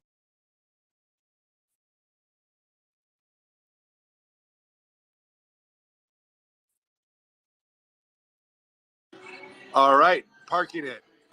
Erland, then language, then Mateo. Erland. Well, I have a question that I guess language might respond during his update. So, are the Ukrainians already on the other side of the Novakhovka Dam? There are allegations. All right, language, I didn't hear you. Please answer language. CJ is giving thumbs down, so I'm taking that as a no. Yeah, I don't think it's accurate.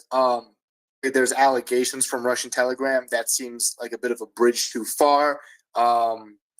But what we are hearing is that there is shelling apparently around the Novakhovka Dam. There seems to be reports from both Russian and Ukrainian forces about that. There's allegations that the Russians thought that there was some sort of guaranteed, evacuation corridor, which there isn't. Frankly, under the laws of war, there doesn't need to be.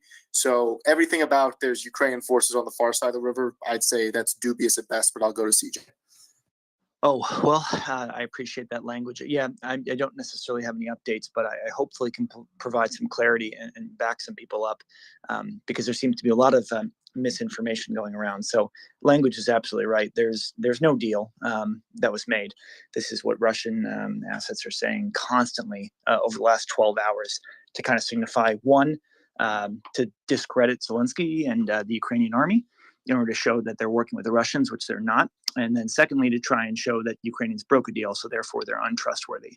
And we know both of the things aren't true. My clarification that I was hoping for that language could provide is, it seems like a lot of this today's activities have been mostly uncontested, meaning the Russians are long gone in a lot of these border areas or border towns that were close to the line. And that's why, and for a lot of reasons, they're advancing so rapidly, until about an hour ago, where I saw, of course, we know Ukraine is hitting the crossing points very hard, but there seems to be some return Russian artillery fire from the other side of the river. So that kind of shows you, I think, where this is headed.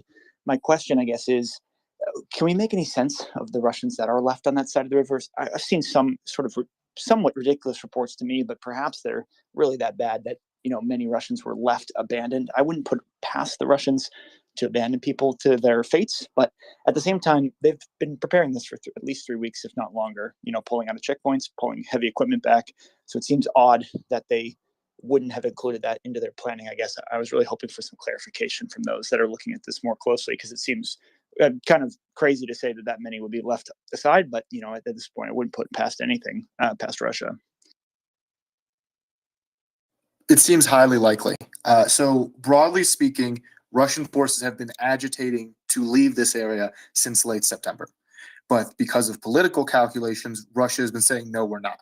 And we've been seeing them try and do both to set conditions for a orderly evacuation, but also to try and reinforce these areas. There was just 4 days ago, Russian troops being landed in Kherson, who in the last 36 hours have already been pulled out. It is very disorganized. There seems to be different orders for different folks. Broadly, we saw that these freshly mobilized troops, some National Guard elements, were being sent to the front lines, being expected to hold them, while the more capable, and I use that word loosely, Russian forces such as the VDV, Marines, Special Forces, allegedly GRU staff, which is a good indicator, were being withdrawn. We were seeing reports of that earlier today and allegations that this was going to happen about 2 weeks ago. I don't think that they organized this well. We're hearing about motorboats basically up and down the river. I don't know about these allegations of Ukraine forces on the far bank. I'm going to treat that as unverified because it's an extraordinary claim, requires extraordinary evidence. I haven't seen it yet. I hope it's true. But we have seen a lot of these positions broadly abandoned, especially around Kherson City and down towards oh my God, I can't believe I'm blanking on the name. Now down to Berislav, where Russian forces have collapsed to around Berislav, hold the river crossing as best they can. Apparently they're under fire and panicking about it on Telegram, saying that they could end up basically getting caught on the west bank of the river and killed, which I'm sure is a very real possibility. Around Kherson, it appears that Russian forces have collapsed broadly back into the city itself. There's allegations of Ukrainian forces in the city. I don't see that yet. As best I know, there are Ukrainian forces just outside the city in the suburb of Chornobyka, right around the airport. Operations are ongoing there, but has not been confirmed as cleared as of about 40 minutes ago.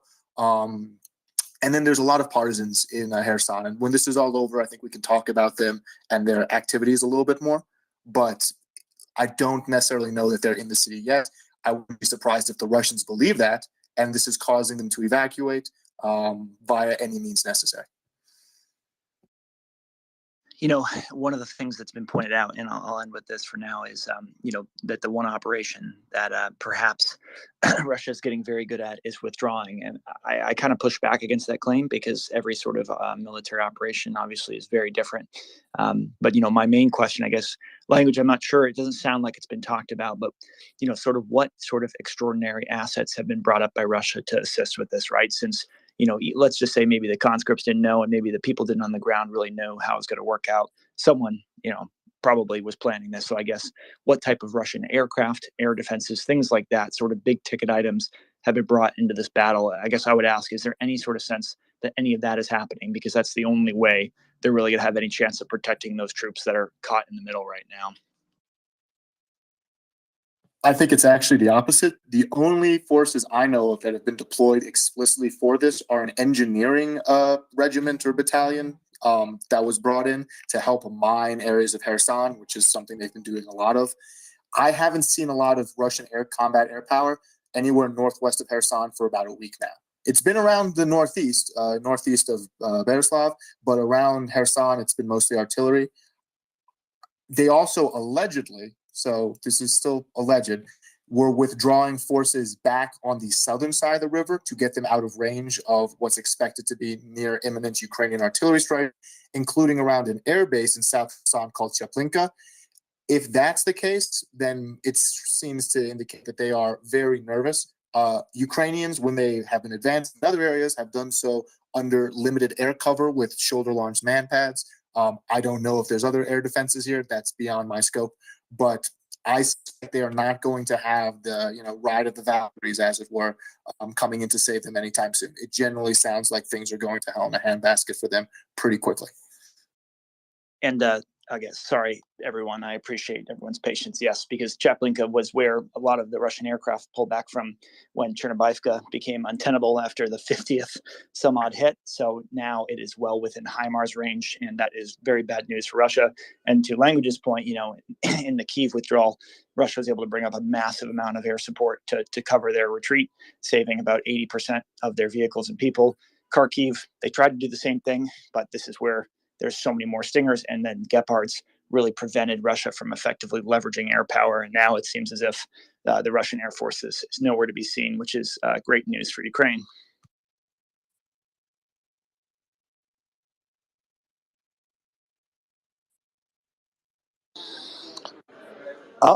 Yeah, good news for Ukraine. I do have various people PMing me that there might be some shots fired both on the Kakhovka Dam and unconfirmed in Kherson. So this may be a spicy shift in the next hour. So we'll just keep you posted, and hopefully we'll have some confirmation on all that. But yes, I look forward to more of CJ and Language and all our other friends saying things like good news for Ukraine. Konstantin, I don't know the order, but you're Ukrainian, so you get to go first, then Iona, then Colby. I actually forgot why I had my hand up, but I would say that I'm really surprised. I'm delightfully surprised how Ukraine, during this offensive in Kherson and Russian attempts to withdraw, how Ukraine supplements them with the psyops to make sure that Russians are completely and utterly destroyed on the moral scale, well, where they hate their command, they think they were abandoned. There are so many reports, and media and accounts saying that, oh, you're being abandoned, you're being abandoned. Some of that, of course, it's true, I'm sure, but I know that Ukraine also does this to make sure that to put seed of panic inside the minds of the Russian pigs. So when they run away, it's not, those who are lucky to escape. They're gonna hate their command. They're gonna, hate absolutely everything about their commanders, their political leadership, and those soldiers are basically, they're done as a soldiers. They will not be able to come back to war. And because they will, simply, it's more liability than a troop that can actually perform anything. And I'm just gonna say kudos to Ukrainian armed forces for doing that. Yeah, thank you, Konstantin. Slava Ukraini, to the Armed Forces of Ukraine. Ben is coming up. We're having the co-host musical chairs. He apparently will be replacing Mockers. And then at 5:30, I'll be going for, I don't know who our next co-host is. So be prepared, everyone. We'll be doing the rounds. Iona, you're up. Yes, thank you. I hope Language and CJ could clarify on this. I just want to counter this claim, Russian propaganda claim that this retreat is negotiated. And I just want that everybody understands that if now it seems kind of swift and easy for Ukrainians to free a lot of settlements, it is because Ukrainians fought for more than 2 months, a very intelligent and effective war of attrition, targeting munitions depot and some other stuff. And also they interdicted a lot of supply lines. So I just want maybe if somebody could explain that this is not something that happens today, it is the result of what happened in the last 2 months or maybe even 3. Thank you. There's a good saying that. I'm sorry. Please go After you, ahead, brother.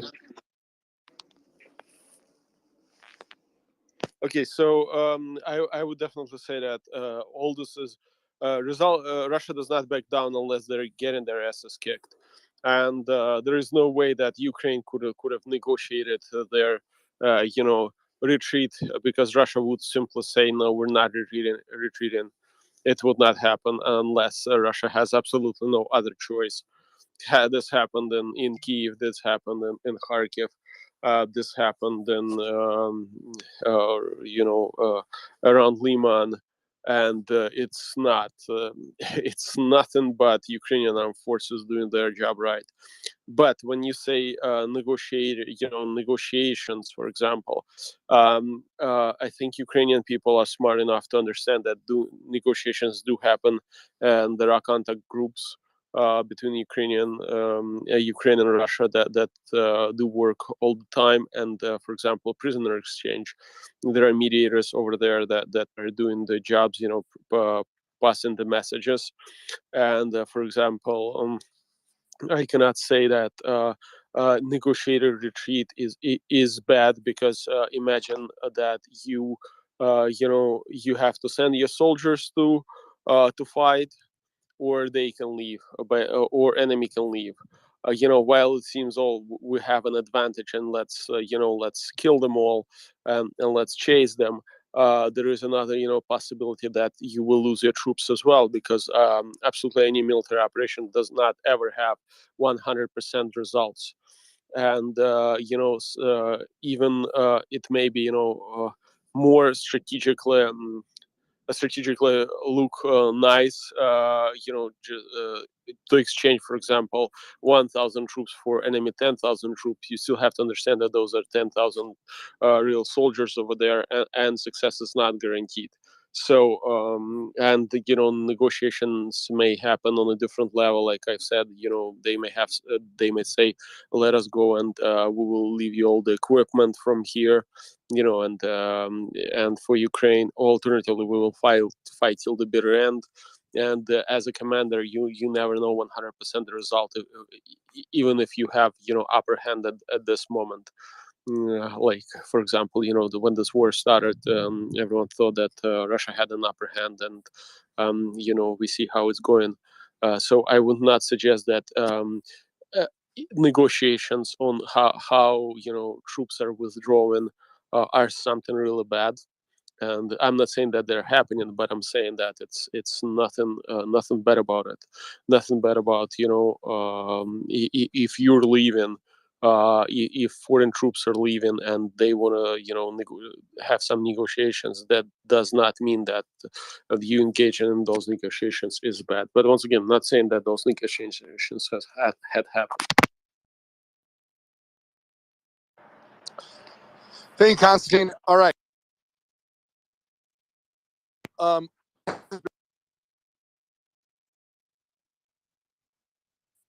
Matteo, thank you for waiting most patiently.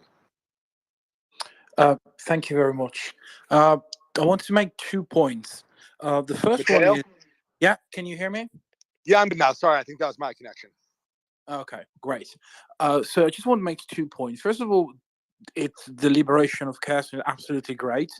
And it has also a ripple effect, because I'm Italian, and of course, following the Italian press, a lot of people, they were actually secretly supportive of Russia, because they couldn't make the argument openly that an imperial war of aggression was good. They kept saying that giving weapons to Ukraine was absolutely pointless. The victory in Kherson actually undermines their point greatly, together with the counteroffensive in Kharkiv. So I want to say this is not just great on the battlefield, it's also great for when it comes to the support that Ukraine needs to continue the war. The second point I wanted to make was maybe a bit more negative. My fear is that this retreat did not cause to Russia the enormous amount in what is probably their choke point in the army now that they've done mobilization, which is equipment. With mobilization, probably Russia is not going to have a shortage of manpower for a while. So even if 10,000 Mobics get killed or captured in the retreat, that's not too much of a concern for them. My question here is, have Russia been able to retreat the majority of their heavy equipment on the other side of the river, or is probably we don't have photos yet, but probably have been forced to leave huge amount of tanks and APCs, like in Izium. Yeah, great question. Yeah, we got you. We have the right guys here. I am the wrong guy, but with Language and CJ and Colby, one of them will have the answer. Language, CJ, Colby, has Russia been able to retreat their heavy equipment to the other side of the Dnieper, or is it likely to get stuck or being used or being surrendered on the Ukrainian side of the Dnieper? The Ukrainian controlled side, both sides. The currently Ukrainian controlled side. It's both. They've managed to get some stuff out. They've been working on that for a couple of days, but there were tank battles 24 hours ago. So this isn't that they're going to get everything across scot-free with allegations that the crossing itself is being shelled. I imagine that we're going to see a lot of abandoned stuff, perhaps not quite as much as East Kharkiv, because there actually was some preparation in advance. I'm more interested in what warehouses full of ammo they leave behind, because while tanks are nice, bullets for your artillery gun are better. I can see CJ having a stroke when I say that, but that would be fantastic, especially if this turns into a semi-protracted artillery duel across the Dnipro. Thank you, Language. CJ, Colby, anything to add? Real quick, we saw a T-90 captured this morning and a couple other extremely valuable command vehicles. This would tell me that they, if they're leaving their best stuff behind, that really doesn't bode well for the rest. I agree, probably more was saved than if it had been more of a, immediate attack and less withdrawal. But I want to just go back real quick to your point about, Russia losing a certain number of people and them being replaceable by conscripts. Respectfully, I couldn't disagree more, right? Because, losing a conscript with 2 days of training, you're right. It can be replaced with a conscript that has 2 days of training.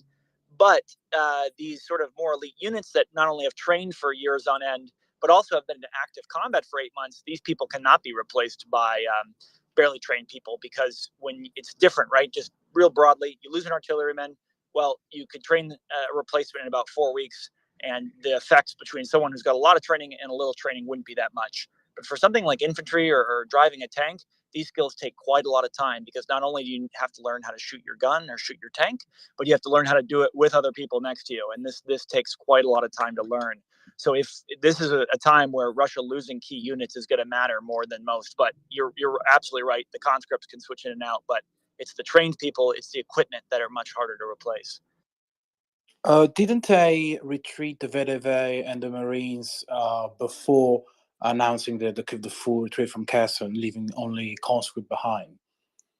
If there's still people on the side, I mean, if the numbers are 20,000, that's not all conscripts. That's not how that works. And also, too, we have to remember that right now the Russian artillery units and other more well-trained Russian units on the other side of the Dnieper are getting heavily hit. So the other thing to note, too, is I would go back to the middle of August. We did a deep dive. There's a couple places where you can find it on all the Russian equipment and Russian units that were in Kherson, pretty much right before Ukraine went on the offensive there. And pretty much every single one of those VDV units has been wiped off the face of the earth. And all these other well-trained units just wiped. They no longer exist. And so whatever conglomeration that was left when this all, kicked out about 3 or 4 days ago, there probably was some trained people, but, they're also probably getting hit pretty hard.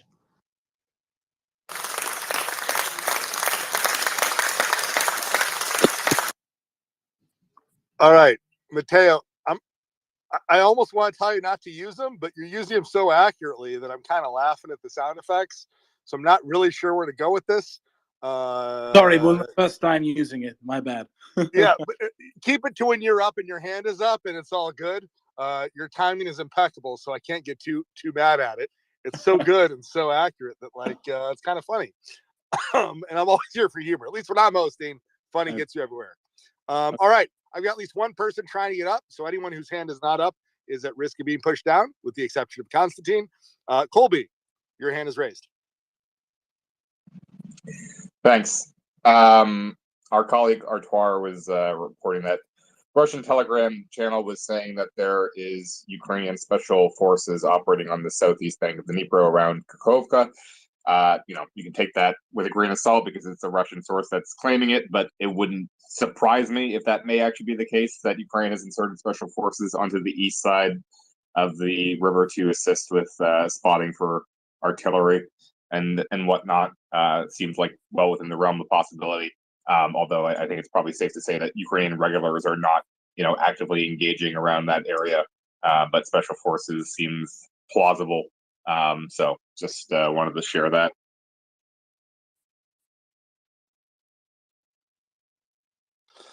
Great. Thank you, Colby. All right, we got hands up. We're going to go language, then Constantine, because that's the order I saw them. Then Erlen. All right, 3 hands raised. Language. Right. I mean, I think the biggest question is how they get there and in what numbers. Right now, we're seeing shelling of Berislav. We are seeing shelling on the south bank of the Dnipro River, more so on everything northeast of Novokakhovka. We're also seeing shelling on both the Antonovsky Bridge, as well as where a Russian pontoon bridge is believed to be set up near a old rail line just further upstream from there. So they obviously have the capability to hit these targets. I'm sure they've been well aware of them via satellite imagery and otherwise. I would love to hear that there are Ukrainian forces on the south bank of the river. That seems a bit audacious, given at best right now, I don't think they're in Berislav yet. So it's possible, but I hope it's true. I really do. I'm not sure if it's necessarily what's happening right this very second, though it could happen in the future, because crossing this river will be challenging for Ukraine if and when things settle. If they're being very audacious, now would probably be the best time. I still don't think it's necessarily the best strategy, but there's a reason I'm not in command of troops. So.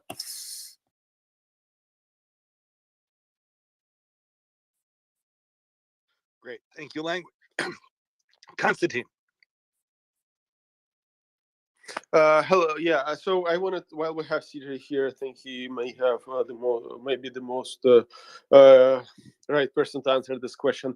When troops are retreating, like crossing the river, moving from one point to another, imagine that you are, on the other side of the river, guarding, the positions and. Because they need to bring Russians do need to build a new line on the other side of the Dnipro. Can you imagine, like you have helicopters flying right with the commanding officers, you bringing transporting equipment, transporting important troops like GUR, GRU, and other units that have access to the helicopters. You have pontoons going and boats back and forward. Imagine that you have special operation forces from Ukraine or Ukrainian some air assault forces. Like how is that can add to the picture? Because basically you have so many troop movements and you don't have actual understanding where I have a feeling that Russians don't have a real understanding where is the friend, where is the foe, and they can as well start shooting either each other or don't shoot anyone at all, just everyone let everyone pass through. And now you have, for example, a couple of Ukrainian helicopters with special forces or just attack helicopters going in and just destroying a couple of pontoons that are going over the river, or just some convoys, etc. Do you think that's doable, or that is too much risk in situation like this? I would say as long as there's Russians on both sides of the Dnipro, which it seems like there are, there's going to be so much confusion as the Russians try and pull back, because towns they think they still might have people in, they won't, and vice versa. So fire control, or really fire direction, is going to be extremely hard. This, as you kind of pointed out, this would be a great time for the Ukrainian Air Force to come into the fray. And it sounds like they are. I know yesterday they did 8 strikes in Kherson alone, if I remember correctly, which is pretty great. And what I would also point out too is while some people might think that once the Russians have finished retreating across the Dnipro, it's going to be a little bit easier for them to control the situation because they won't have a river in the middle of their lines. I would argue it's a little bit more difficult actually, because they now have to cover way more territory, right? They have to now be watching for boat infills from the Dnipro reservoir, the Dnipro River, and now that apparently Ukraine has entered the port facilities of Kherson. Now they got to worry about a whole new access on the Black Sea that previously they didn't really have to worry too much about outside of special operations. So they're surrounded by 3 sides by water. And now they're also surrounded by at least two sides by air. And, of course, I would love to see a Ukraine airborne operation. I don't think it's necessarily very likely, but what might be a little bit more likely is some more Ukrainian air assaults, especially with the prevalence of Ukrainian air defenses now. They can more realistically keep the Russian Air Force at bay, even more so than they already have, and open up that sort of air picture to, even if they don't necessarily do it very often or at all, the threat of it now will force Russia to reorient their forces in a way that's maybe not advantageous. And another last thing I'll say, I know I'm going on a lot here, is if Russia really wants to stay in this defensive line, if they really want to stay in these terrible concrete pillbox fortifications, well, these things don't move. And now if you have a helicopter force with a lot of unguided rockets, these things become a lot more effective, because instead of being in you're in a Russian tank and you're always on the move, now you're stuck in a pillbox and you cannot easily move. So you're much more of a target for not only artillery, but aircraft. So this is why winning the Battle of Kherson was just so important for Ukraine, because they beat Russia on an open field, outnumbered, outgunned, way less planes, way less artillery, and how Russia even had a navy and Ukraine did it. And they were able to win with joint firepower. And so that tells me, as I think Iona said earlier, that and many others have said, this should increase the amount of aid Ukraine gets, because they can win against Russia. People can't say, well, Ukraine was able to kick Russia outside of Kyiv because it was guerrilla tactics. They can't say, oh, well, they caught Russians, by surprise in Kharkiv. No, they beat them in an open warfare at their own game, and it is just so important for all the things that are to come, which is Ukraine liberating all of its territory. Well, thank you for answering that. Great. Thank you, CJ. I like the Ukraine liberating all its territory part. Ben, you're a co-host. You don't need to raise your hand. Just jump on in. Colby Erland is our order, but you can kick it to you. You can take it from here. No, precisely. I'd rather hear Colby speak than me. So, Colby, go ahead. Thanks, Ben. So a bit of breaking news, not directly related to what's happening on the ground, but very, very significant. The Wall Street Journal is reporting that the United States has made a deal with South Korea to purchase 100,000 155 millimeter artillery rounds so that they can be supplied to Ukraine. Colby, how much is this compared to the existing stock in Ukraine?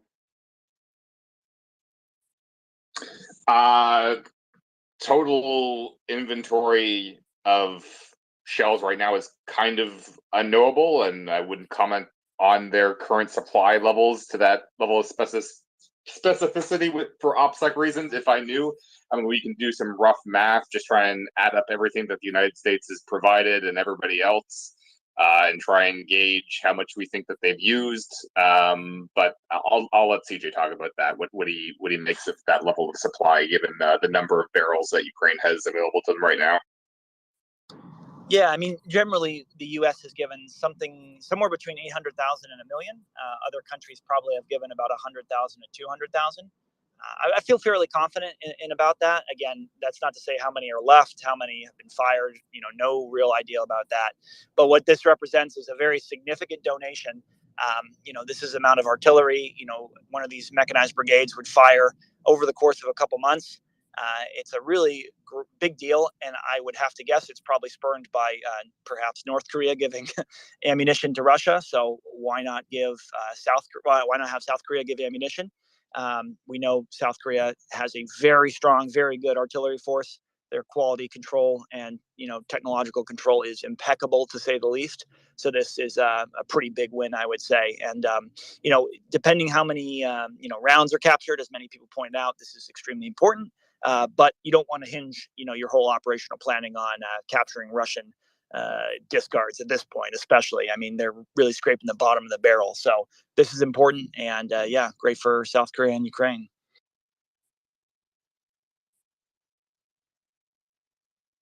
A lot of things. John, do you have something to add to this? Oh no, I've been trying to come for 5 minutes through technical difficulties to say that, and right as the request got accepted, Colby beat me to it. Okay. Do you want to repeat the news for our listeners who may have missed it?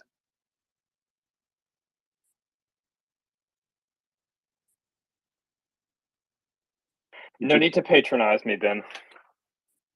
What do you mean no need to patronize you? You're 14 years old. Of course I'm patronizing you. Okay. Between you and CJ, you're 28 together. Yay. I have a question for John, if that's okay, real quick. Please do. Yeah, John. So, over the course of the day, we've seen so many settlements liberated. Language has done a great job of keeping everyone up to date. But I know you and I have both been interested on two very long range strikes, both over 100 kilometers from, well, what was the front this morning, at two key intersections, bridges, really transport hubs coming from Crimea to Kherson and Zaporizhzhia. Could you talk a little bit more about that? Yes, so there was just now a reported strike in Hinichesk, which is right at the on the shore of the Black Sea. If you imagine a map of Crimea and you look at the eastern portion of it, there's that long barrier island that runs up from the Kerch Peninsula that juts off to the east, that runs up and connects to mainland Ukraine. At the very top of that little barrier island, it's called the Arabat Spit. There is a town called Hinichesk. And there is a set of bridges that links the road that runs up that island to the rest of Ukraine. There was a strike there. That's about 110, 120 kilometers from what was previously the front line. There was also a strike about 100 kilometers deep, but I do not remember the name of the town off the top of my head. So that would suggest that there are some long-range munitions at work here. In principle, you could probably push the range of Gimlers to do it. There are trade-offs in terms of accuracy for doing that, pushing it beyond 85 kilometers or so. The other two candidates are some amount of ER Gimlers that that the United States has provided, or potentially the Vilha-M precision-guided MRL system that the Ukrainians domestically developed, that has a range of about up to 120 kilometers or so. Yeah, and I think this is really important to understand the military situation in Kherson specifically, because it shows that Ukraine is already, of course, thinking several steps ahead, understanding that even with the Kerch Strait Bridge, I believe, still under repairs on the roadway portion, right? This was the thing. It was partially open and then it was closed again just recently. That Ukraine is already targeting major supply routes going in and out of Crimea that could be helping with this withdrawal.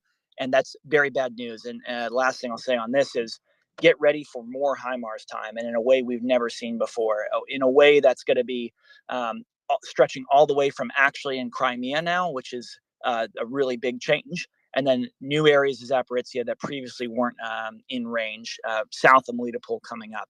And this is going to greatly change the dynamic. Language already pointed out Chaplinka. Again, as far as I'm aware, there's not many other air bases set up in southeastern Kherson or northern Crimea. Most of the fixed-wing fighters that were in relatively northern Crimea have been moved elsewhere after Saki. And then, to set up an air base for helicopters, it's obviously a lot quicker. You don't need a runway, but it isn't something you can necessarily do overnight in a successful way.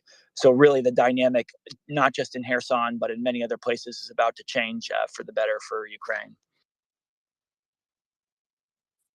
Thank you, CJ.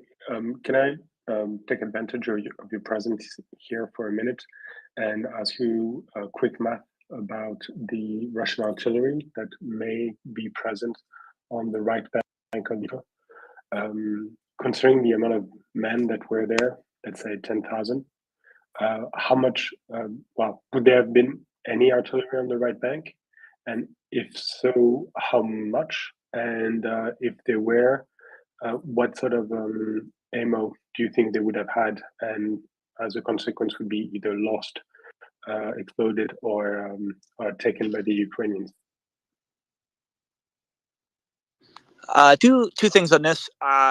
John and Language will hopefully correct me, and Kobe as well if I'm wrong. So far in all the vehicles captured, which is really the only way that we can really confirm any sort of basic data here not being there. In the last 2 or 3 days, there's been, I think, 1 or 2 BM-21s and 1 or 2 2S-19s or 2S-1s, 2S-3s. Pretty all that's to say in Kherson is that they didn't necessarily have a large bulk of their artillery behind. I will point out that over a month ago, they've been losing a lot of BM-27s in Kherson, which didn't really make any sense to me. I know we were kind of laughing about it because so many of these very critical systems for Russia were seemingly just left about or destroyed. But it did, we heard the reports in the beginning of October that they were amassing artillery in Novokhovka and the left bank. So I don't think the artillery losses will be too severe in terms of pieces on the right bank. In terms of ammunition, it's a little bit more confusing. I think, it seems as if the Russians have done a somewhat decent job at distributing their ammo close to the front. And since pretty much all of the right bank of the Dnieper has been in HIMARS range from the beginning, with maybe one or two exceptions, they haven't really stockpiled any ammunition in large quantities. So if Ukraine was to find some, it would probably be in very small portions. And that's why these foreign deliveries of ammunition are so important, because 1,000 rounds here and there is not going to be enough to amass combat power to cross the river. But there's a good chance there's a lot of light Soviet era pieces that, if Ukraine has the ammunition for, it could definitely play a big role.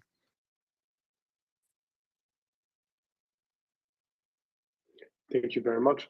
I'd like everyone to retweet the space if it's possible. I'm trying, but CJ is speaking too fast. I don't manage to type in time. So it's the second time I'm having to delete my retweet. John, sorry. Well, okay. Let's go with John, and then we'll go with language. John, please go ahead. Thank you, Ben. Just very briefly, I've been informed by Artois here in the background that apparently Hinachesk is where the occupation administration for Kherson was moved to. I believe that it had been originally moved to Skedovsk, and now it looks like it's just been moved to Hinachesk.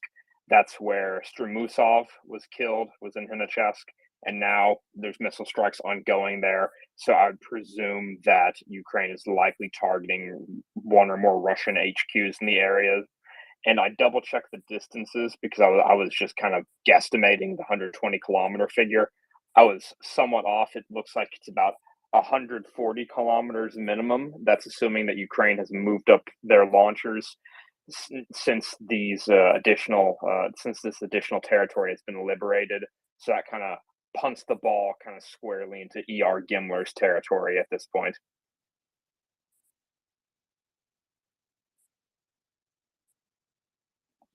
Okay, fantastic. Thank you very much. Language, please go ahead. Right. I mean, this is very much a small thing. It probably wouldn't cause mass tactical success, but it would be a great political thing. There are two towns in the southwest of southern Kherson, right along the river. One is Zalizny Port. The other is Skadovsk, which we were just talking about. At both of these, in the past, it has been alleged that this is where Iranian Quds forces were present in instructing, training, observing Russian forces launching the Shahed 136 drones. Something I am crossing my fingers and my toes for is to see on camera if you get it captured, better, if not killed, Iranian Quds Force member on the physical territory of Ukraine killed in action while engaging in hostile activities. That, on the ground, doesn't change that much. In the UN, blown up in 4K, makes a huge difference, and that is something that I am eagerly waiting for. Maybe it'll happen, maybe it won't, maybe it's a pipe dream, but those are two areas. If you start seeing a lot of blasts around them, who knows, where they've been moved since then. I know there's also a lot in Crimea, but that is something that, from a more geopolitical perspective, would be immense.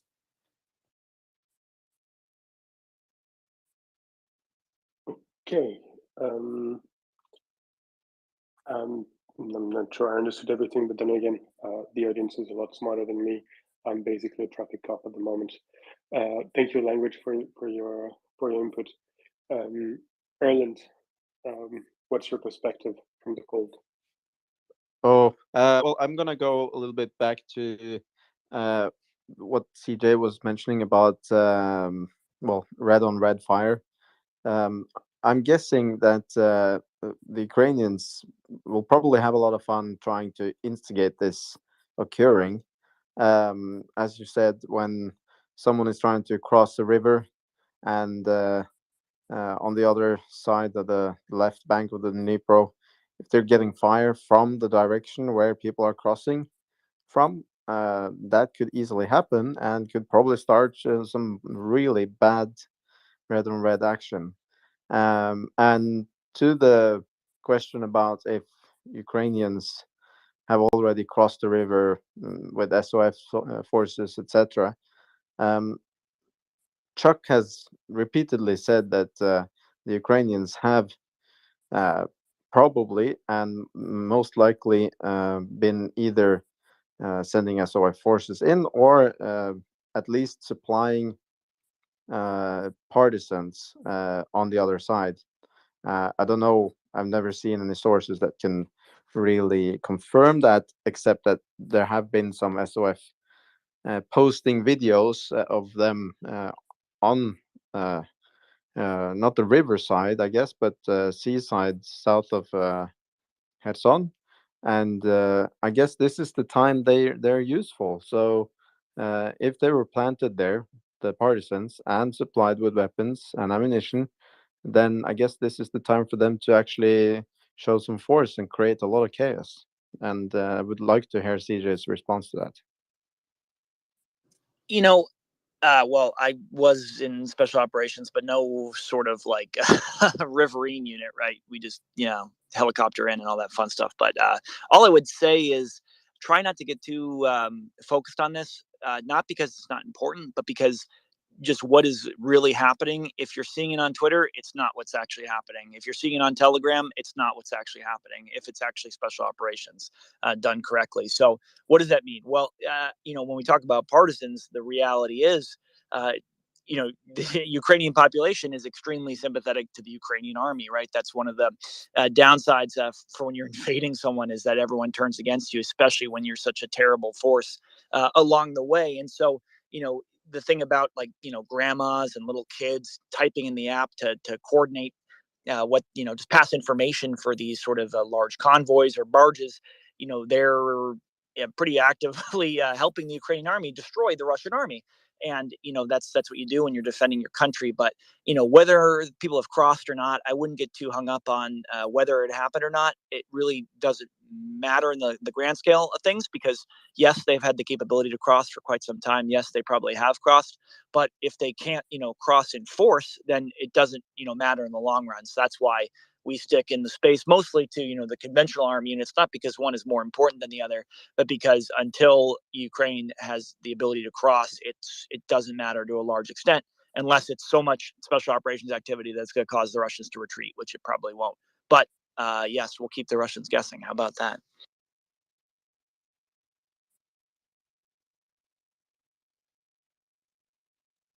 That sounds good. Finance, go ahead. Oh, I was just Real quick about the partisans. Sorry. I apologize. Sorry, language go. We're just walking over each other. I apologize. So partisans in Kherson are very well organized, right? They have maps. Maps have been cross-corroborated with Ukrainian Central Command. There's a lot of discussion back and forth going back months. There was at one point several months ago, I'm blanking on the exact time, there was a concern by Russian forces that Ukrainian special forces would cross that little delta to the southwest of Kherson. Russia actually deployed a Spetsnaz unit there that ultimately ended up getting moved away. I don't think anything ever really came of it. Maybe some stuff happened in the marshes that we'll never know about, but I can't, I don't know anything about that. In Kherson, though, while there is definite interplay with Ukraine special forces and resistance fighters there, and they are very well organized, based on what I know, having talked to some folks from there, they don't really have that level of capability or willingness to start going on offensive operations outside of the city. A lot of it has just been take pictures, send those pictures to people who can hit them with artillery, because they'll do a lot more damage than you will with a Molotov. Some more audacious people, knives in the dark, luring Russians into warehouses, so on and so forth. But when it happens, we'll see it. But I do not envision partisans necessarily jumping the Dnipro River to try and put themselves in harm's way. That would be a lot, just given their capabilities right now. And frankly, a lot of these people are regular folks. They did not choose to become a partisan. Russians made them make that choice. And if your whole goal is to reclaim your city, it probably doesn't involve, crossing a, kilometer wide river to run into a Russian defended position.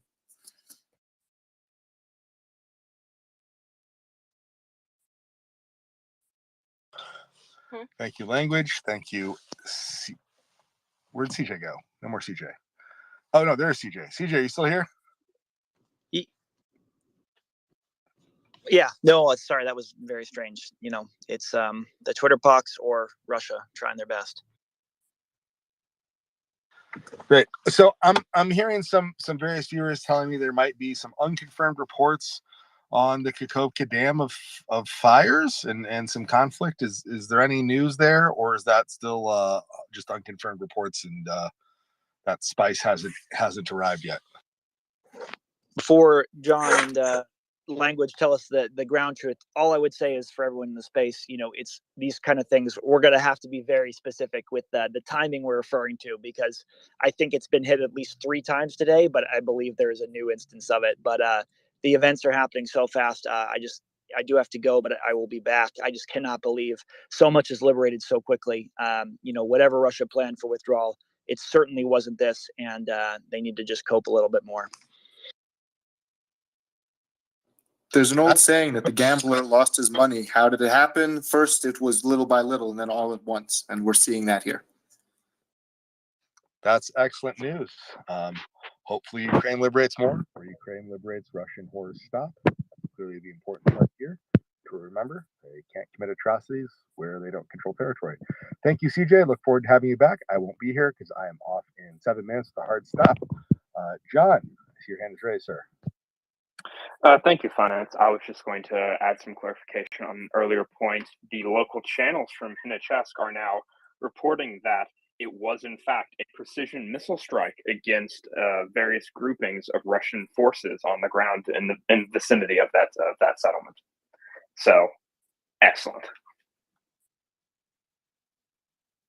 I love it when John's speaking, because he always explains at the end. He has a small summary of his previous points, and that allows people like me to understand that it's good news or bad news. Excellent, I go with it. All right, I do have a question for you, John, in the DMs. Do you have a second?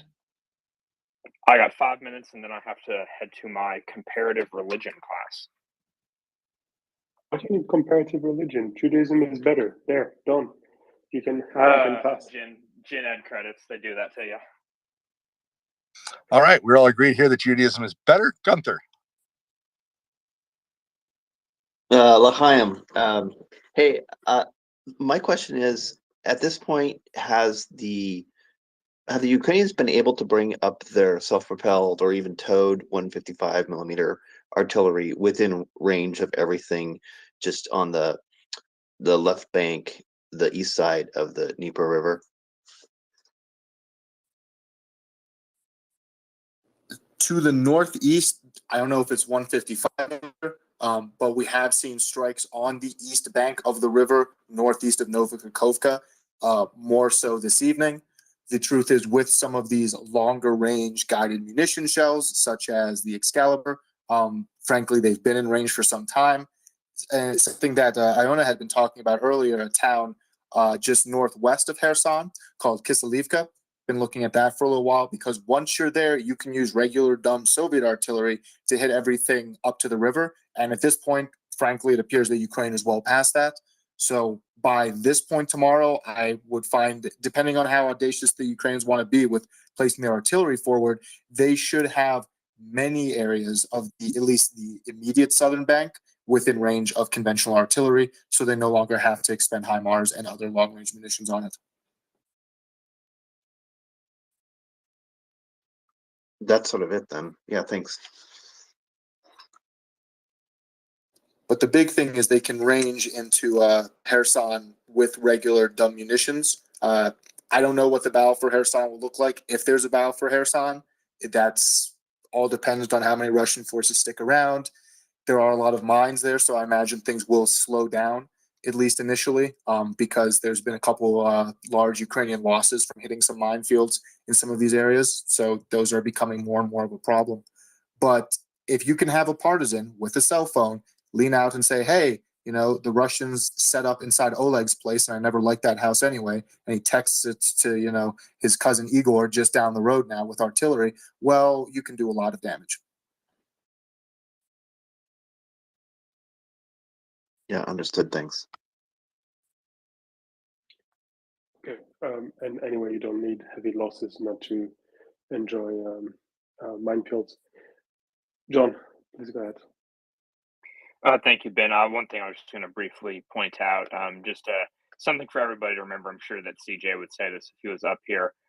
When everybody's looking, on the map with the distance measuring tool on Google, keep in mind that whenever you see a quoted maximum range for a given shell type for a given howitzer or tube artillery piece, generally speaking, they will not be firing at maximum range. They'll be firing a decent bit less than that to such that they can use a smaller propellant charge and minimize wear and tear on the barrel. And plus, there's obviously going to be some standoff distance from the front line. So that's just something to keep in mind if you're, looking at a map and trying to do all this distance math, is that the actual range of some of these systems in practice is going to be less than what's on paper because of those two factors.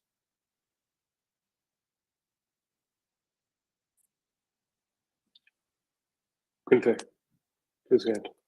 Just sort of a follow-up. I mean, if they have the ability, like, would this not be the time just to saturate all those crossing points?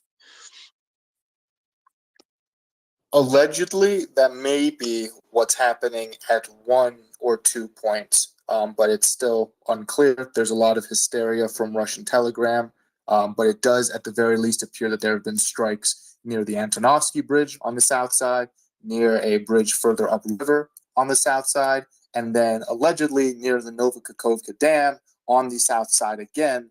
But beyond that, we don't have further confirmation. Thank you, Language. And Amos, first time I've seen you up here. See your hands raised, sir. Thank you. Mic check. Can you hear me?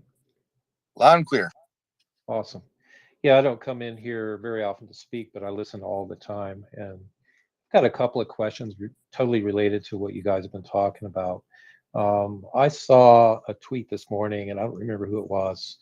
And, it's kind of speculative. And basically, they were saying that what they think, or according to something they read, they think that the Russians are likely to set up bases on the left bank of the Dnipro and just start bombarding Kherson, basically out of spite and revenge, kind of a motivation for that.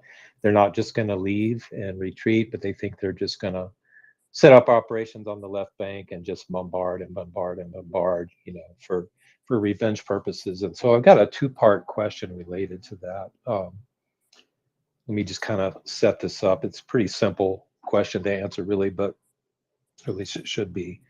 What is the likelihood and the capability of Russian forces to do that, number one? What's the likelihood and their capability? And then what is the likelihood and the capability of Ukraine forces to not only attack those bases, but to maybe attack them preemptively? In other words, if they see, as soon as they start seeing Russian forces setting up bases for that purpose, to just start obliterating them, because they've got a lot of good weapons, the precision guided munitions with their artillery and the HIMARS system. And I know this it's a speculative question. We don't know how it's going to all shake out, but what do some of the experts in here think about that? I imagine you go ahead. Sorry, Ben. Oh no, I was about to ask John to opine, because he just said he was going to move in a second. So if you can, precisely hold your fire for a minute, and so John can try to answer, and then we'll go to you.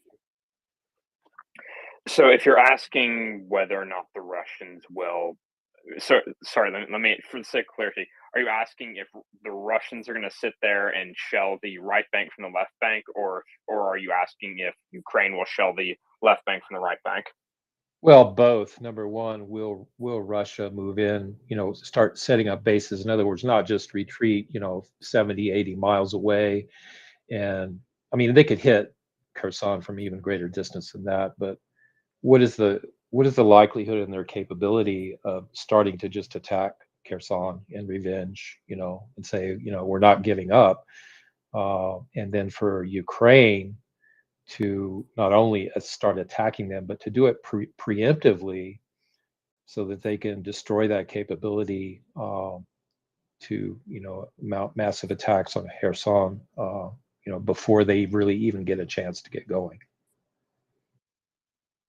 So both Ukrainian and Russian artillery pieces positioned on the left and the right bank would be able to range in each other for the most part. The Ukrainian pieces are generally, at least for the Western supplied pieces that they're using, they're somewhat longer range. So I don't want to say that's necessarily always the case. It'll depend on the exact positioning, but they will be able to range Russian units on the left bank with tube artillery and obviously with HIMARS and some of their other MRLs and MLRS systems.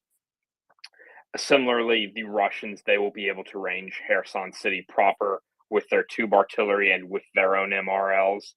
So whether or not they choose to indiscriminately shell the city en masse, I have no idea. I have no insight into that.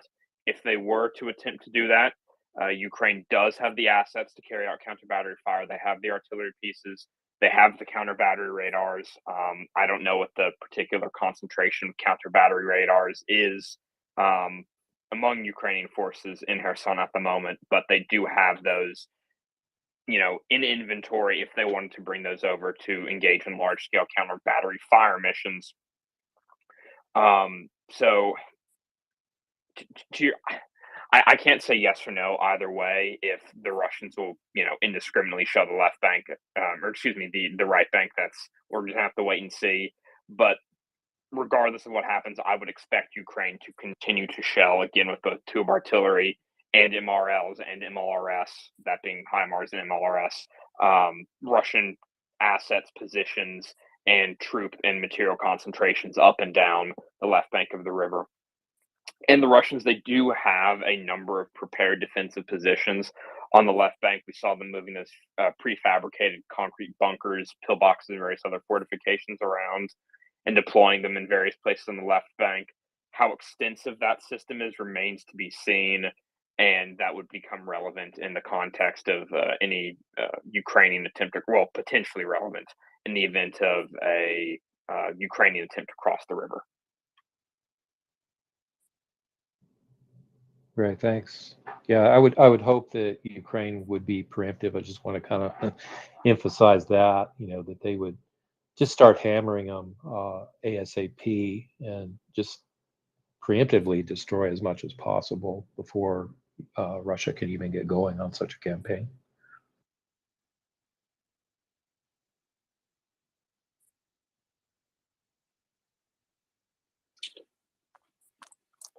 Sorry, a few technical problems.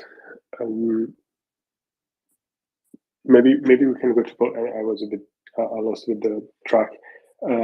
Polly, please save me. Take it away. Take me on your shoulders, you crazy ranger. All right. Good evening, Ben. I have a question to the panel. Hope one can have an opinion.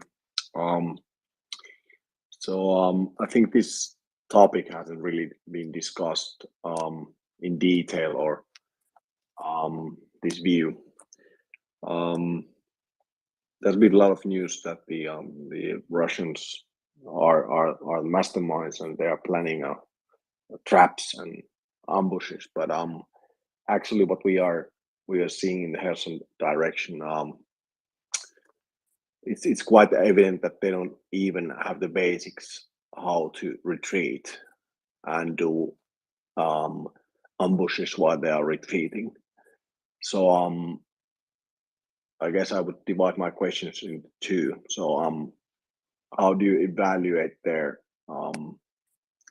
technical and skill level in the Kherson retreat now that they are retreating? And then second part would be that how do you analyze or evaluate their ability to actually build any defenses on the south direction across the river in Kherson, from Kherson, because in my opinion it doesn't look really good. I like how I see that when I look in the material, it's pretty chaotic in my opinion. It doesn't look like an organized army actually doing retreating technical retreats. It just looks quite random and chaotic. Thank you. So this is a problem of their own making. It did not have to be this way. Historically in this war, Russia has done a pretty decent job of covering themselves as they retreat when the situation gets bad. However, we've seen what happens when political calculations meet reality. We saw this in Liman, where Russian forces waited far too long, reinforced the city far too late, and then tried to leave all at once and were slaughtered by the hundreds, frankly, on the road out of Liman because they left too late. We are seeing, I suspect, the same thing here in Kherson. If Russia had said 2 weeks ago, okay, we're rolling all our artillery to the bank on the south side, we are firing all the shells we can on the north side, and we are doing a staged withdrawal with just massive amounts of artillery fire, but we are abandoning this, I imagine it would have gone pretty well. Actually, all things being considered, it wouldn't be as bad as what we're seeing now. But up until about 96 hours ago, there were still statements about how there is no panic, we're holding the city, we're sending more forces in. And so that sort of cognitive dissonance with reality has caused a lot of this, because when you are told everything's fine, everything's fine, everything's fine, you have 20 minutes to pack your stuff and get across the river, that's going to have an impact on you. And fear is very infectious. And I think that's a lot of what we're seeing now with rumors. I don't believe they're accurate, but rumors of Ukrainian mainline forces in Kherson City. I personally don't think that's true, but it's true and real enough for the Russian soldiers reading it on Telegram, and so they're panicking. Things like that have a massive effect. On the south side of the bank, however, I want to say they've been entrenching there for several weeks, if not months. It's going to be a challenge. There is a bit of a ticking clock here, because on the one side, if you take Kherson in 30 minutes, that's fantastic. The city is liberated, the people are freed, the abuses and terror stops. But it also means that Russia will very likely, or at least this is a concern that's been stated, start firing indiscriminately into the city. They've already destroyed infrastructure on their way out, whether it's for tactical, strategic significance, or just because they want to punish those damn Ukrainians for daring to be free. I really suspect we're going to see terror bombing via artillery, because it's something that's very much within Russia's wheelhouse and something we know that they have no real opposition to. So it's a question of who can get their artillery on the other artillery first. Ukraine does have a bit of an advantage on this because the Russian positions are known. They're fairly sedentary, and Ukrainian NATO-supplied artillery has long range. But it's all a big question. If we start seeing Ukrainian aircraft overhead, things like that, that'll change it. But it's not quite over yet. I'm trying to just maybe pump the brakes a bit. It could still get a little rough in Kherson City proper. Yeah, thank you, Lang. It's really good insight. Good analysis. In my opinion, I think Ukrainian army, they are thinking 4 to 5 steps ahead, at least. And how I see it is that, all right, if the Ruskies rush out from Kherson direction, they go over the river, the south side, they can camp out there. Then, of course, for the Ukrainian forces, the Kherson direction, they don't need to commit that many infantry forces or the amount of forces to Kherson, which, of course, opens new possibilities in the Zaporizhzhia direction. And then, in my opinion, if you're advancing in that front, let's say you have at least 3 or 4 brigades in the south of Kherson direction, and then you see that, all right, there's Ukrainian forces advancing from Zaporizhzhia I think you have to well, if you were a Russian commander, you would have to start to make some plans, because you really don't want to get caught, or you don't want to like leave your artillery in the banks of Kherson, in the south banks, so to say. I don't know if you catch my long analysis. I think I can, but more importantly, I think Constantine could opine on the subject, and maybe even Latin could give us a view from the air after that. But Constantine, either can you help us here or ask? Could you repeat the question, the topic, because I joined the recent, I dropped and rejoined and lost large part of the conversation. Absolutely, no problem. The question is, what to put it simply, what is the Russian artillery gonna do from the east side of the Dnipro? Can they represent a real asset, or can they even start sort of a terror bombing campaign, or is the Ukrainian artillery too strong for them at the moment and in this region? Do you mean right now, or just in general after the retreat, or failure to retreat happens? Assuming that the whole of the western side has been reconquered. If they try, like, you mean to terrorize, because it does not hold any strategic, objective, any tactical or strategic value, other than counter battery fire. I don't see much sense in doing that. Russia has already scarce resources, and they have problems if they're getting their shells from North Korea.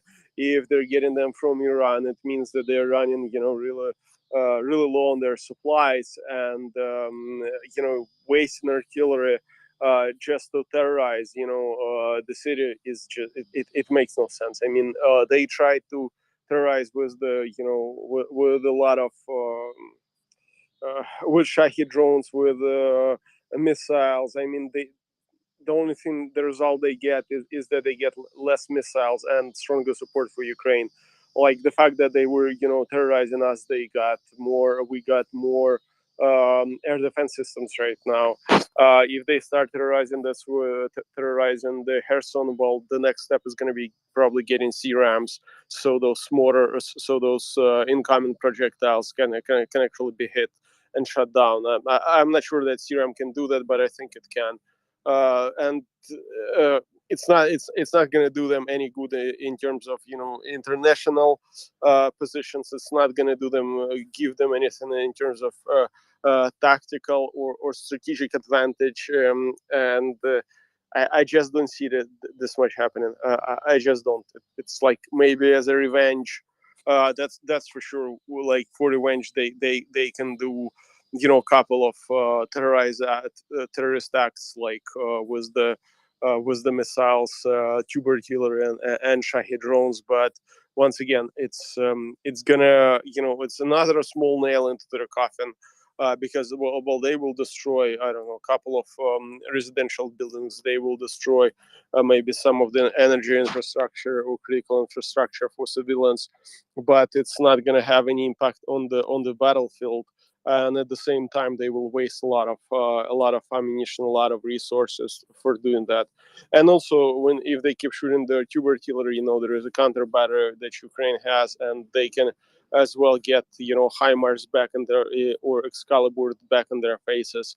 I'm just not sure that with so much failures that they're gonna try to add one more. I mean, this is time for them to stop. That's my point on it. Maybe one the terrorist act they can perform, but nothing that's gonna change anything other than terrorize and maybe kill a couple of civilians, which is very unfortunate. But once again, in long-term strategy, not going to have any effect.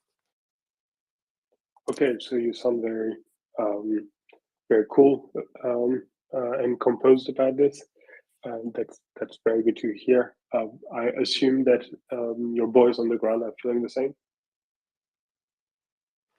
Are you talking? Well, I don't know much people on the Kherson direction. I'm from the north, from Kharkiv, so basically everyone I knew is 95% is in the region. So I cannot much tell you about the Kherson, other than my relative, my wife's aunt sitting in Aleshka right now. So I cannot tell them about confidence about Kherson. Sorry. You don't always have to be that honest. Once in a while, you can lie and say, "Yeah, of course, but my friend and is super cool." Okay, now you're. Thank you for keeping the very high standard of this space and for being ever honest with us. Did you want to say something else to the subject? You had your hand up. It's a bit different subject. I wanted to ask, is there any information I think that can be found theoretically in the using the satellite imagery, but what is the Russian fleet for the barges to transport their troops? I'm trying to understand their capacity to transport all that number of troops and equipment that they have. Are you referring to this famous picture where you see about at least 20 barges in the curve of the Dnipro from above? That's the sort of picture you're referring to?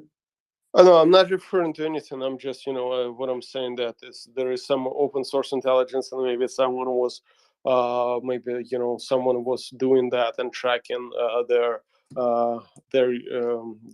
fleet that river fleet that can facilitate this withdrawal and maybe has the numbers. So just questioning this because I'm not really, I did not track too much OSINT lately, just doing my stuff and just reading the news occasionally. That's basically it. Okay, I think we can turn to a man who has access to closent sources and who maybe will share a few insights with us. Colby, have you heard about the transport capacity of the barges held by the Russians on the Dnipro? The transport capacity of the barges, I don't know any details about that. Just that they've been disrupted significantly by Ukrainian indirect fire. I mean their total capacity. For example, 50 barges that can carry, I don't know, 20 vehicles, and you based on that you can calculate how much time would them take to get out of there. Right. Yeah, I've seen people who have done that analysis. I don't have it off the top of at my hands right now, but I have seen it. Some people have made those calculations or estimations. Okay, so what you're telling us is that you know it, you just cannot share this information with us. I don't have it saved anywhere. I wish I did, but I've seen it on Twitter, but sadly I don't have it right now. I'd have to go digging and see if I can find who shared it. Maybe Language knows. I think the rate limiting step is less the barges and more so the craft that's used, or because essentially they take pontoon sections and they float those across the propulsion. The propulsion vehicles, the boats, I'm fairly confident that's the rate limiting step. I want to say less than a dozen of them exist.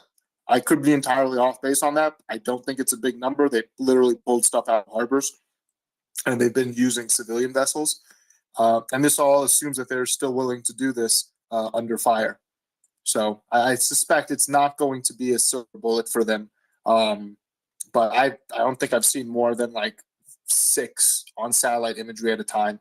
So besides that, I think that's going to be the rate limiting step. That doesn't seem like a lot, and then this is like sounds like a big bottleneck.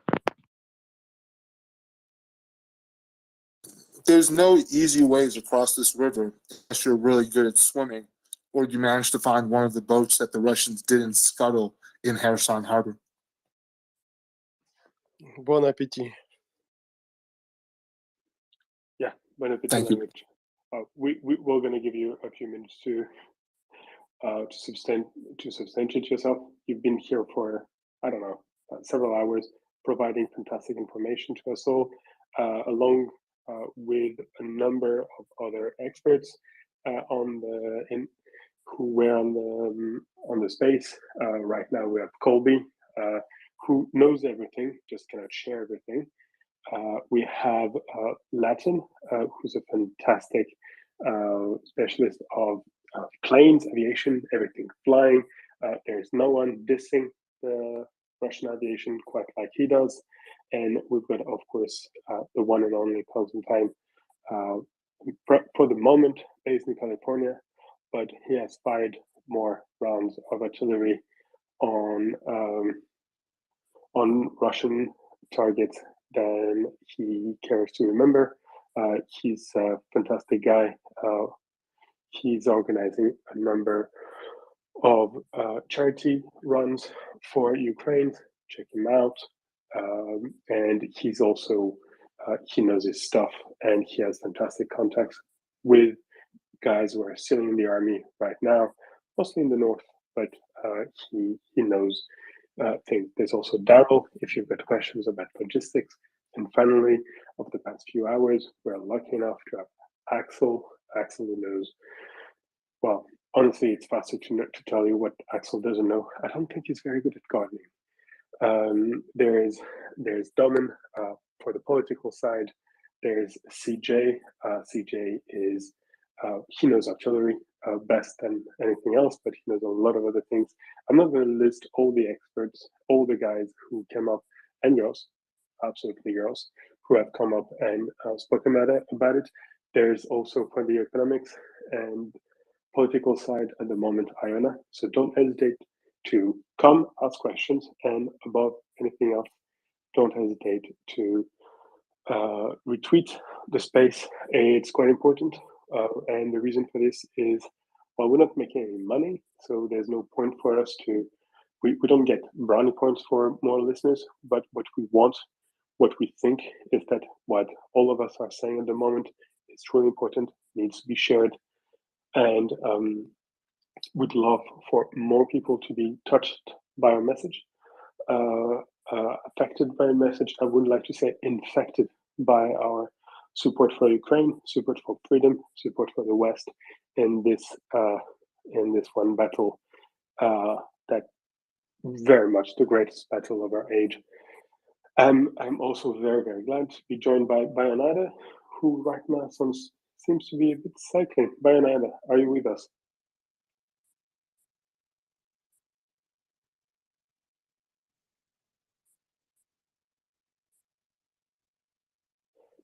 Nope. There is no Bayonada.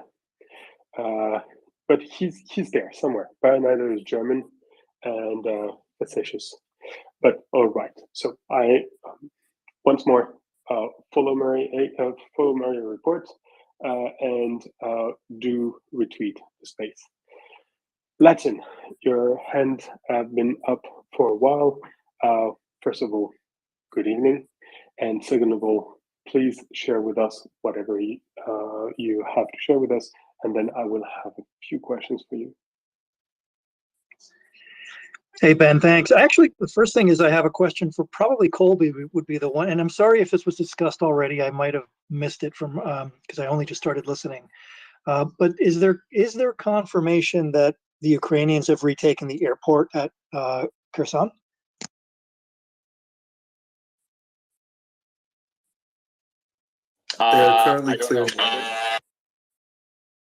They're currently clearing the area around Chornobyka. The city being east of the airport leads me to believe the airport has, at the very least, been contested, if not outright taken. It's going to take some time, though, to get real data. And these are areas that were heavily reinforced and likely heavily mined in the Russian retreat. Right. Yeah. That was my first thought there, that it may take a while to make it operational, at least for fixed wing. I'll add to what CJ was saying that helicopters are going to play an important role in this. the images that we've had over the last, there's been a little bit less over the last week of the Ukrainian Air Force in action, but everything I've seen in the last 48 hours or so is essentially more of the same. It's ground attack aircraft and helicopters doing indirect fire with unguided rockets, close support of the ground forces. So we can assume that that's happening in Kherson. One area where I think the Ukrainians have a decided advantage on, especially with rotary wing, is in night flying. That would be because of the Western night vision equipment that they have, night vision goggles. It may not be the optimum setup because if they don't have the cockpit set up for it, but there's ways to kind of make that work short term anyways, and I'm sure that they've found a way. We wouldn't necessarily see phone video of that for obvious reasons, but I think it's something that is going to definitely be a factor. Those pontoons, all that movement of equipment across the river, and maybe Colby or Language can speak to this. I'm thinking of it from an Air Force point of view. Those are prime targets. Those are absolute prime targets. Some of the biggest losses that the British experienced in the South Atlantic in 1982 were during amphibious operations, which in some ways are similar. And you got to think the Ukrainian Air Force would really want to hit those. My only concern, well, their only concern, I imagine, would be that if there's mixed civilian traffic among that traffic, that would be something that might hold them back. Unlike the Russian Air Force, I think the Ukrainians would actually think. I see a hand there from Language. I don't know if you wanted to address that. So civilians have been broadly deported, in the Russian parlance, evacuated, though I would disagree with their term, from the northern bank of the Dnipro for the better part of a week now, under compulsion in many cases. And it was actually the 8th of this month, so 2 days ago, 48 hours or so, when that ferry officially shut down. And they said they wouldn't be taking anyone. I expect that we will see some Russians using Ukrainians as human shields. That's another issue with some of the bases on the south side of the river. At least one of them is basically set up in a school where they're holding people or making sure that people can't leave to try and preempt any Ukrainian strikes there, because it would kill a bunch of children. But as far as the crossing itself, Russia has historically been pretty good about keeping civilians away from the Antonovsky Bridge, from other bridges, because they're worried about them acting as spotters or doing battle damage assessment after Ukrainian strikes. So hopefully this means that we won't see that intermixing. Also, frankly, I don't think there's a big hurry for many civilians in Kherson to drive across to the south side of the river right now. Okay, great info, thanks. And yeah, so those would be, assuming if the Ukrainians could determine that a given barge or whatever type of floating thing is primarily a military target, you got to think they would go for them. The only other thing that I'm going to mention that is something to watch for here is that as they're moving closer to, they're getting with closer range to Crimea, there is a Russian asset there that needs to be kept in mind. It's not a super weapon by any means. I want to kind of dispel those sorts of ideas, but it's a capability that I'm sure the Ukrainian Air Force would be concerned about, and that's their long-range fighters, their MiG-31s that are based in Crimea. They were specifically mentioned in the Royal United Services Institute report this last week, among many things. That was a very extensive report, but it mentioned those aircraft and another fighter type that they have that have a long-range capability and radar capability that Ukrainian pilots have been saying from the beginning worries them. And specifically what that means is that these are long-range fighters, that this is not like a Top Gun dogfight scenario that we're talking about. These are aircraft that would be able to sit back as far as possible away from Ukrainian air defenses. Their radars have longer range than what the Ukrainians have, and they have very, or at least decent, what's called look down, shoot down capability, which means they can be at high level and locate and target aircraft that are below them that with other systems might be obscured by ground clutter.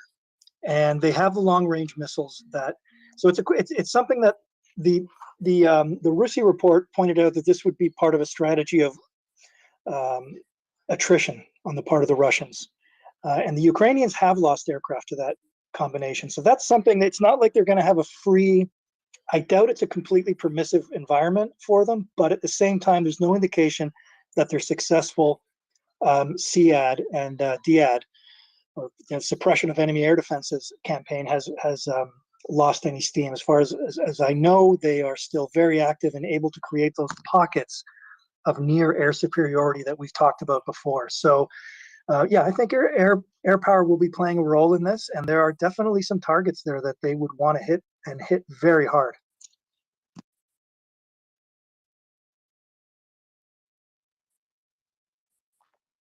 Thank you for this update on the Russian MiG-31.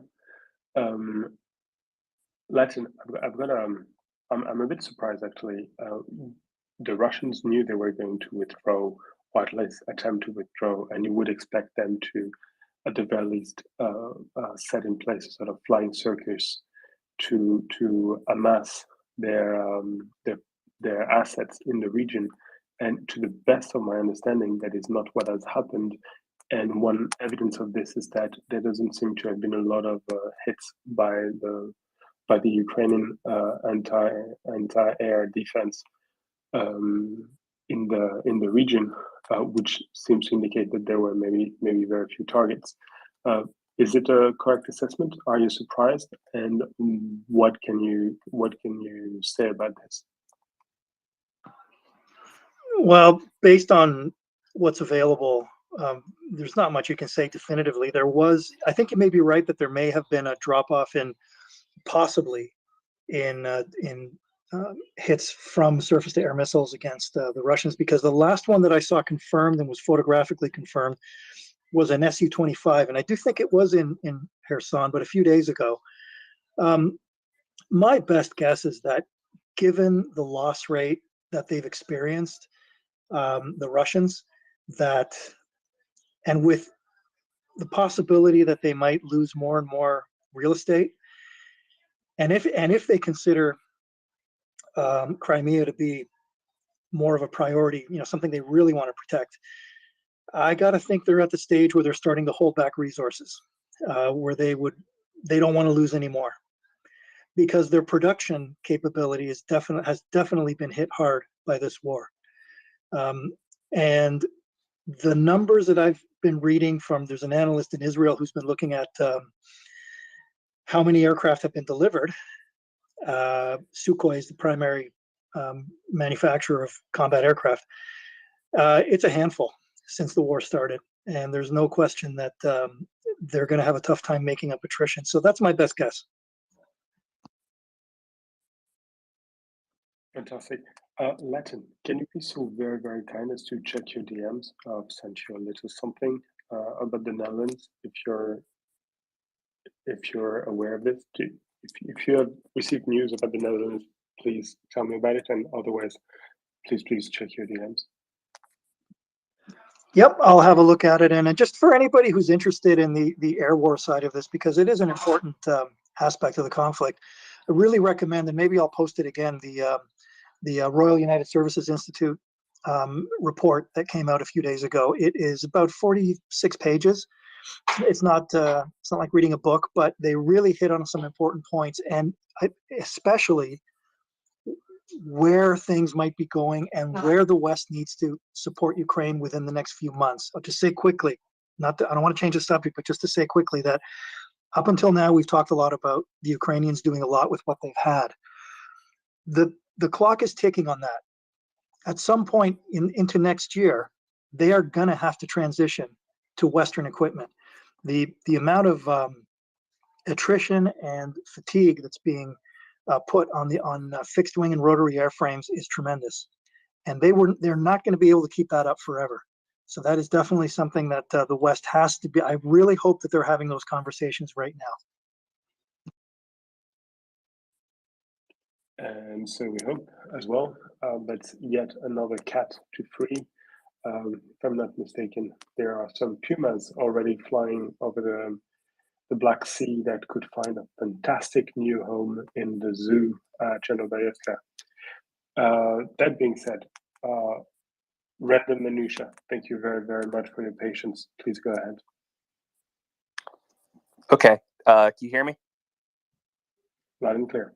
Cool. Don't worry, Ben. I'm not here to torture you with more tiger meat French livery today. Ladin, were you thinking of the Su-34 fallback of the other plane with the long-range strike capability? Real quick. You're talking about air to ground or air to air? Air to ground. Because I was talking about MiG-31s being able to take down Ukrainian targets, not ground targets, aircraft. Okay. The 34, sorry, the 34 has been very active, and the most recent image, interestingly, that came out from the Russian Ministry of Defense of an Su-34 was of it carrying one of their equivalent of a HARM. Yeah, their anti-radar missile. Yeah, and there's obviously there's more to that mission than just putting a missile that can home in on a radar emitter. There's a lot of training and things that our friend Colonel Jeff has spoken at length about that, and they don't seem to have been very effective in that so far. In that the RUSI report makes that clear that they have not been very effective, not nearly as effective as the Ukrainians have. But that is a very important long-range strike asset that they have, the 34. But I would put that in the category of the resources that they probably don't want to lose any more of right now. Well, I mean, they've been losing them within Russia. I mean, a couple of them have crashed within their own borders. So, but no, I misunderstood when you meant air-to-air capability, because when I hear about the Foxhound, the MiG-31, usually I think of the fact that they just recently got transferred to Belarus because of the fact that they can carry the Kizil or the Killjoy missile. That is yes. Yeah. But they do have that secondary capability, but I think John has left us, but I'm pretty sure I've heard from him and other sources that supply of that missile is questionable at best. Okay, so probably an Su-35, 33 then, if we're talking air-to-air. The primary assets for long range that were highlighted in the RUSI report are the MiG-31 and the Su-35. Both can carry the, which one is it? I'm freezing up here, the 37. The long range missile, which is again not a dogfight missile. It's long range, radar guided, and that is the one that has probably taken out a few Ukrainian aircraft through this campaign. Earlier in the campaign, over the Black Sea, there were some MiG-29 losses on the Ukrainian side that were probably attributable to that. Yeah, that's like their equivalent of the Sparrow missile, right? It's actually more, I would compare it more to something that the Americans don't have in service anymore, which was the Phoenix that was carried on F-14s. It's a fatter missile. It has more propellant and a larger warhead, but it is longer range. I don't really believe the Americans have an equivalent to that right now, because they use the Sidewinder for short range, and the medium range is the AMRAAM. And I don't think that the Russians claim a range on the 37 of about 400 kilometers. That might be optimistic, but even at 200 kilometers, that's 200 to 300 kilometers. That's well beyond what an AMRAAM range is. It is a very useful capability that they have, and again, it was highlighted in that report. I encourage everybody to read it. It's lots of detail in it. Okay.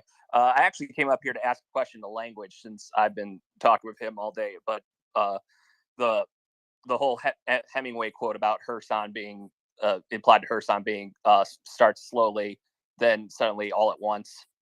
What got lost was I wanted to ask him about the situation on the Donbass and the Bakhmut front, because it sounded like things were getting heavy there before everything went to things going nuts in the land of the watermelons of Kherson. So I wanted to see if there was anything in regards to that.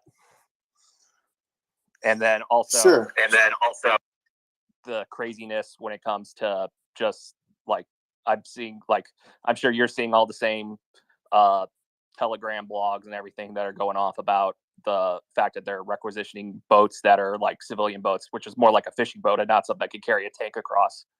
So I know it's pretty crazy there right now, but would you estimate that we're going to see a lot of equipment ditched and left behind again? Because it sounds like they're retreating while we're giving the orders that we're leaving to the guys in the rear guard.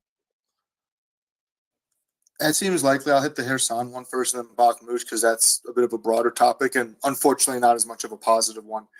In Kherson, we have seen reports. I mean, there's noises of small motorboats being used in the river. It appears to be Russian forces trying to find their own way across. I don't know how substantial that's going to be. It's certainly not going to get anything across besides what they can carry on their backs. So we'll likely see some things abandoned. I don't expect it'll be quite as significant as what we saw east of Kharkiv because, frankly, the Russians have at least attempted to withdraw some things. Although, as CJ was saying earlier, they've lost a lot of stuff in the field. So there will be considerable amounts left behind, which will probably take some time to tally up. The biggest difference is that in the northeastern Kherson offensive, Russian forces prematurely detonated their ammo stockpiles. I haven't heard of that happening yet, which is good because there'll be more ammo stockpiles for Ukrainian guns. In Bakhmut, the situation is rough. It's basically talking with a guy who was south of there yesterday.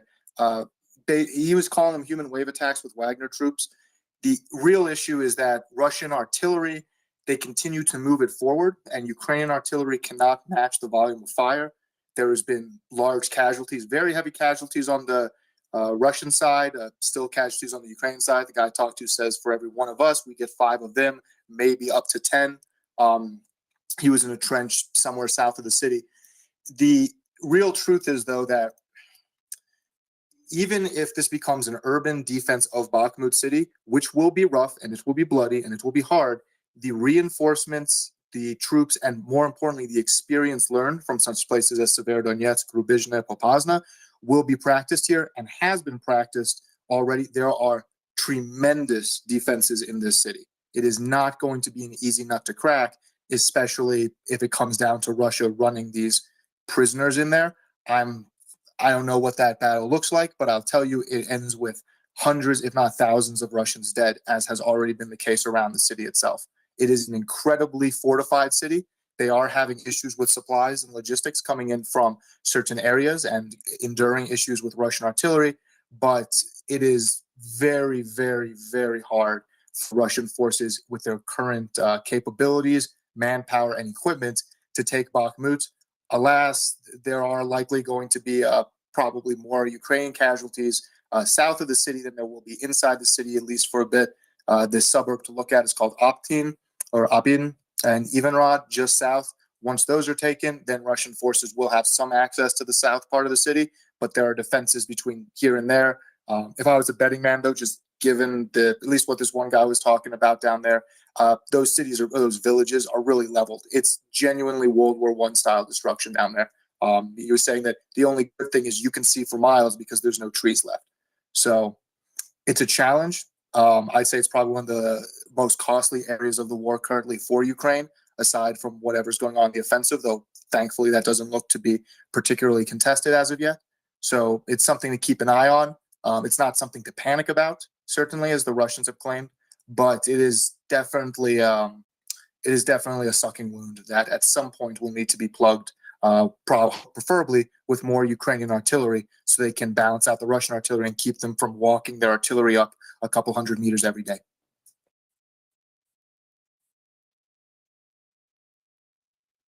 All right. Does that answer your question? Yeah, that did. There was also the thing about the craziness, but you already answered that one first. My bad. But yeah, I did have one last question for Aladdin. Do we know what's going on with the Mi-28 Havocs? Because I know the Russians have lost a lot of the Alligator, but we haven't seen much of the Havocs since Starstreak took a couple of them down. The attack helicopter. Yep, that's interesting because I remember the one you're talking about. It's where the missile pretty much takes the aircraft out, cuts it in half. That was from much earlier in the war. I remember that. As we've discussed on the space a couple of times, the Ka-52 seems to have had some serious problems on operations. And it's interesting that in about the last probably 2-3 weeks, I've seen more images coming out from Russian Telegram and the Ministry of Defense of Mi-28, which is a more conventional helicopter. It doesn't have those 2 rotors, so it's probably a more stable firing platform. Yeah, they're definitely in theater. They're operational, and The best guess from what I'm seeing is that less of them are being shot down than Ka-52s, because what's probably happening, forgot his name now, a member of the space who was talking earlier. He's a real helicopter expert engineer, and he was explaining that because the 52 is probably less stable, it's forcing them into a hover more often than not to acquire to hit their target, and that makes them extremely vulnerable. So that's probably why we've been seeing a lot of them get shot down.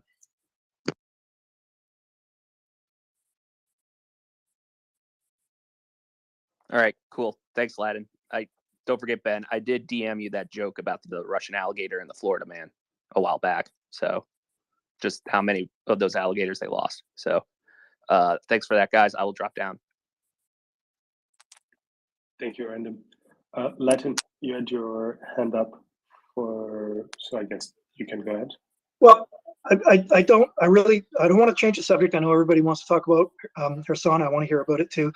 But Ben, did you want me to just mention something about because I had a quick look at what you sent me. Oh, that would be fantastic. Yes, because that ties up with what you were saying before. Latin, very briefly, you talked about the Phoenix beforehand. I don't know whether you were there when Jeff and I spoke in this segment about the Phoenix, because it is not quite the fire and forget which you would like to have, and therefore you would have to remain in contact until very last moments. And therefore, having the Phoenix, for example, if the Ukrainians were to have something like fighting with the Russians. Yeah, I'm not sure if I believe R-37 is autonomous, but it's a much newer weapon. I mean, the Phoenix dates back to the 1970s, but yeah, it's long gone. I mean, either way, there's no hope of it coming back. Ben, just to your point quickly on what you sent me, I think that's actually what I expected to happen, and what it is basically is that the Netherlands, if I understood it, is announcing that they're going to transfer their F-16s, some of their older F-16s, because they're one of those countries that are in the process of retiring their F-16s, replacing them with F-35s. And so they're gonna transfer some of those 16s to Eastern European countries. It says that the ones that fly MiGs and Sukhois. Now, there's only two countries in Eastern Europe that fly Sukhois, and that's Slovakia and Bulgaria. They fly the Su-25, the attack aircraft that we see a lot of on the Russian and Ukrainian side. It was, I think Colby did a really interesting thread a few days ago about Bulgarian equipment and what they could supply. They've probably supplied Su-25s that were inoperational, that were no longer in use. They have about 8 of them left that were modernized. And those are the ones that I'm sure the Ukrainians would like to get their hands on. They'd be pretty useful. But to do that, they would have to backfill. And that's what, so this is where I think things are going to be going in the next year. And I'm confident that NATO will move on Western aircraft for Ukraine. Watch for this to happen. Secondhand NATO F-16s from countries that are retiring them, transfer them to Eastern European countries who then get rid of pretty much everything that they haven't transferred already, just gut their entire inventory of former Soviet equipment. And then over time, those can be backfilled with newer, maybe new production 16s, although there are issues there, it's a bit of a backlog, as higher time, older airframes are transferred to Ukraine. That's what I see happening into 2023, so we'll see if I'm right on that. Thank you.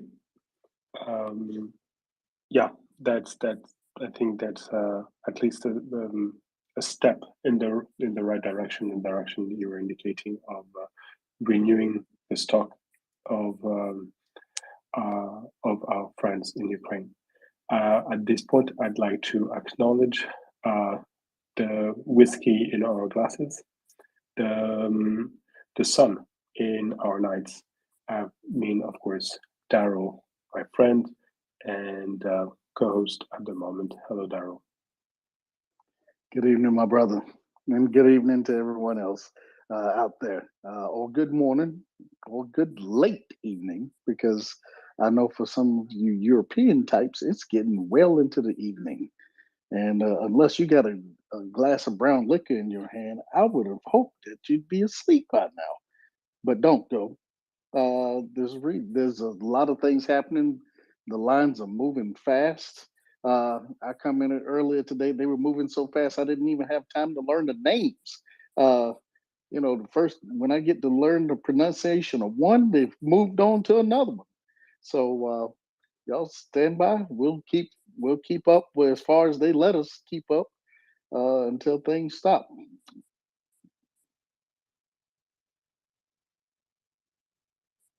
Don't worry, Daryl. Half of the cities are named Alexianska.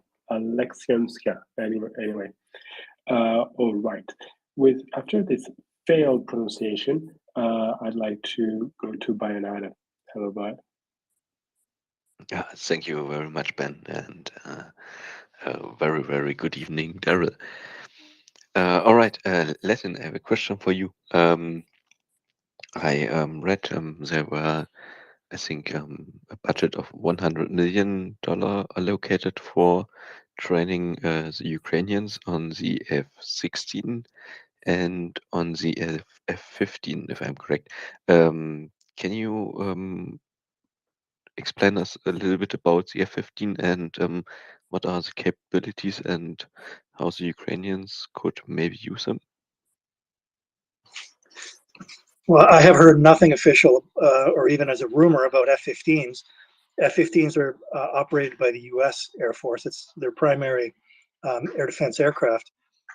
Quite a few of them are getting quite old and are in the process of being phased out. They've also have a newer one that is essentially a rebooted F-15, more modern systems. It's a very capable and combat proven, ask the Israelis, interceptor, long range interceptor. And it's also an excellent dogfighter. It is still holds up as a pretty good air defense fighter, even in 2022. The airframes are there, whether they would, and I know that there's been exchanges over the years. Remember that after 2014, Ukraine increased their contact with NATO air forces. And there were, I believe it might have been the Oregon National Guard, which is an air defense unit that flies the F-15.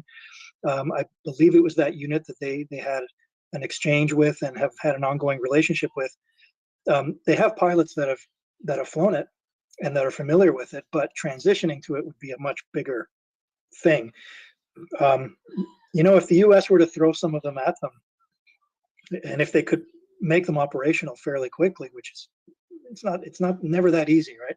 It's a complicated thing, but in terms of capability, it would be tremendous. And the transition to Western ordnance, just as we've seen on the artillery side, issues with supply of Soviet artillery shells in the air as well.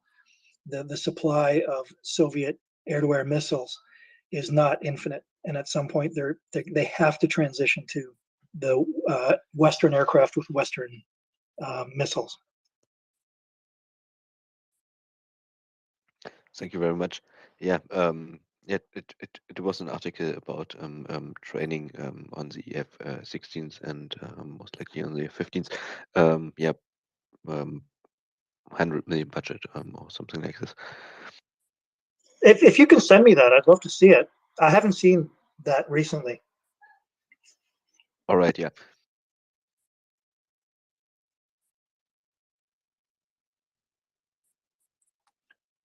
Thank you, Latin. Thank you, Byron. Language, your hand is up. Right. I mean, it's important because I'm not an aviation buff. All I know about the F-16 and F-15 is that I think the 15 costs more and the 16 is slightly easier to maintain. What I do know for sure is that the mere prospect of these terrifies Russia to an end that's been noted quite a bit. So several months ago, we can talk about it now, because there have been discussions with Western allies about providing certain aircraft. There are ones that Ukraine doesn't really want, despite what some people, said, oh, well, these would be great, these would be great. The F-16s are the golden standard and would actively change the balance of the air war in a very major way, and Russia recognizes this. Quite some time ago in Vinnytsia, there was a daytime missile strike that killed a bunch of people, their children, just out for a morning stroll, fired directly into the middle of town. the reason that this happened was not just because the Russians wanted to, commit atrocities, but because they had received late reports that there was a meeting between Ukrainian Air Force staff and Air Force staff of a third-party country who were discussing the transfer of these and said, "We don't care, kill everything in this area." And that was a very major PR disaster for them because arguably they committed, one of the largest losses of civilian life in a single strike since the war began. And I think it just goes to show that the mere prospect of people discussing these, not that they're being trained on them, not that they're in theater, but just that people are even talking about the hint of them is enough to drive Russia to such an extreme, should indicate frankly, the level of importance that Ukraine and Russia both place on these systems. But it will take some time if and when they are in country to get people trained on them.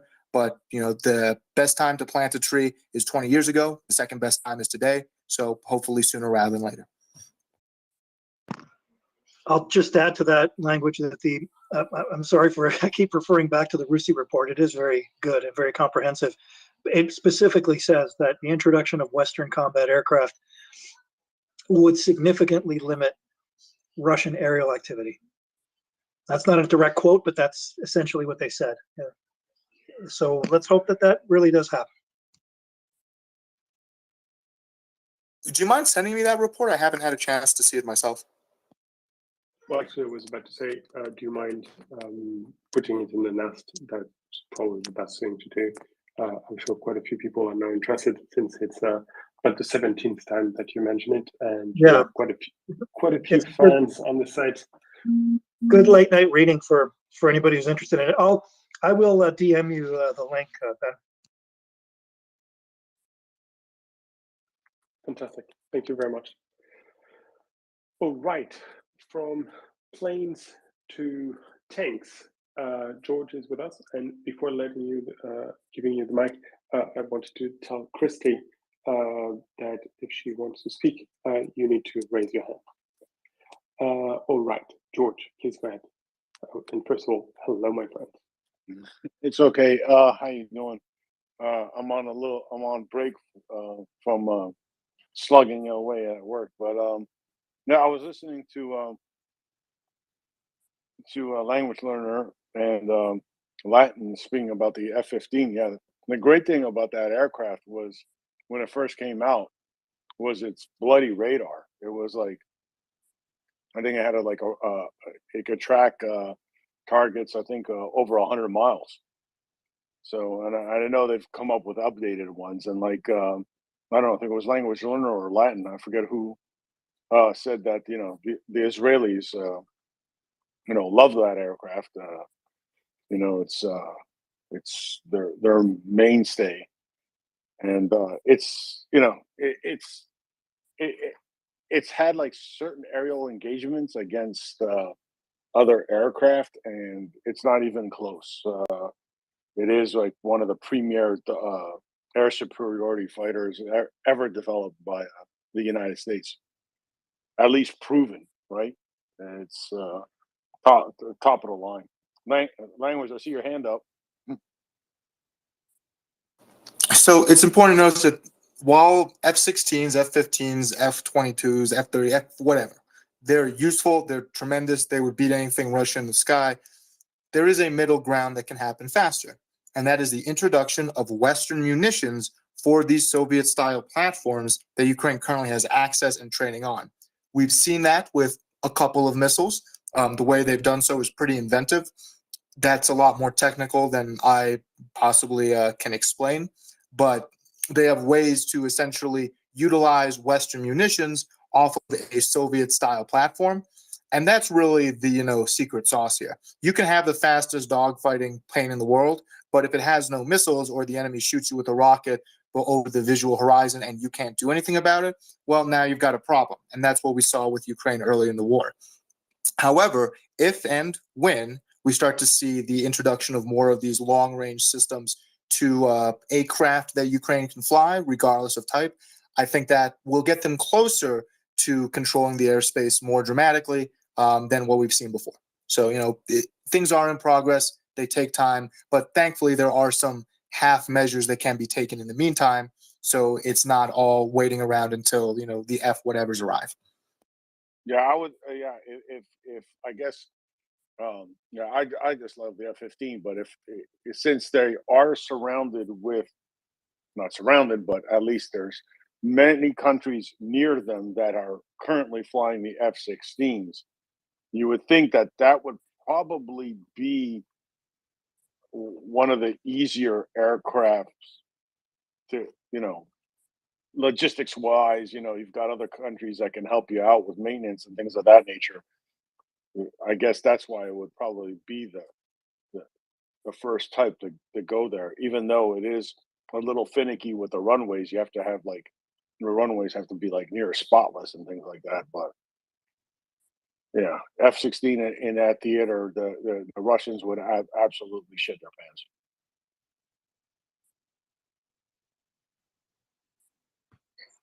The Rusi report does say that the first Western aircraft that would be delivered, and I know through most of 2022 we were talking about it as a hypothetical, but I think as we approach 2023, it's becoming less hypothetical, and it's the Gripen is the one that they mentioned, because they specifically said that because the Ukrainian fighter force is dispersed right now, it would have to be an aircraft that could be easily operated off of dispersed airfields, which the 16 is not really designed for. It needs a lot more infrastructure.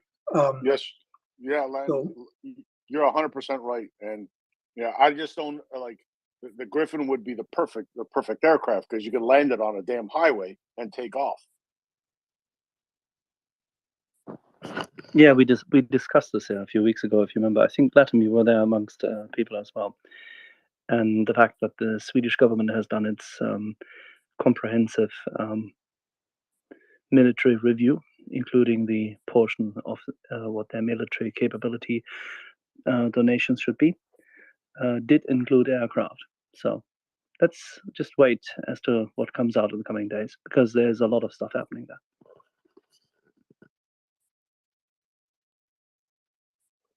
All right. I remember this discussion. I was there, and I proposed a few Rafales, and people told me that I could go back to sleep, and my contribution was not needed. So thank you for reminding me of this. I remember that. Yeah, thank you, George. You're one of those who are laughing at me. All right. So, Andre, good evening.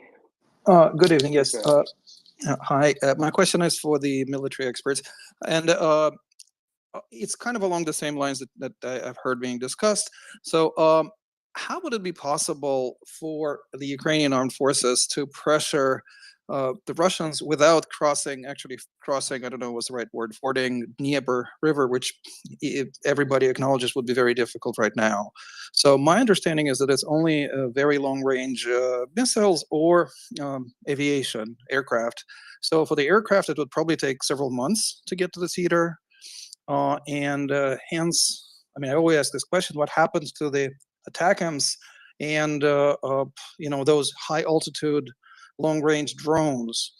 And the reason I'm asking this is assuming that the UAF are not crossing Dnieper like soon, within months, the only way for them to pressure the Russians would be like threatening or attacking Crimea proper, which is like a few hundred miles away. So ATACMS would work for that, and like HIMARS won't.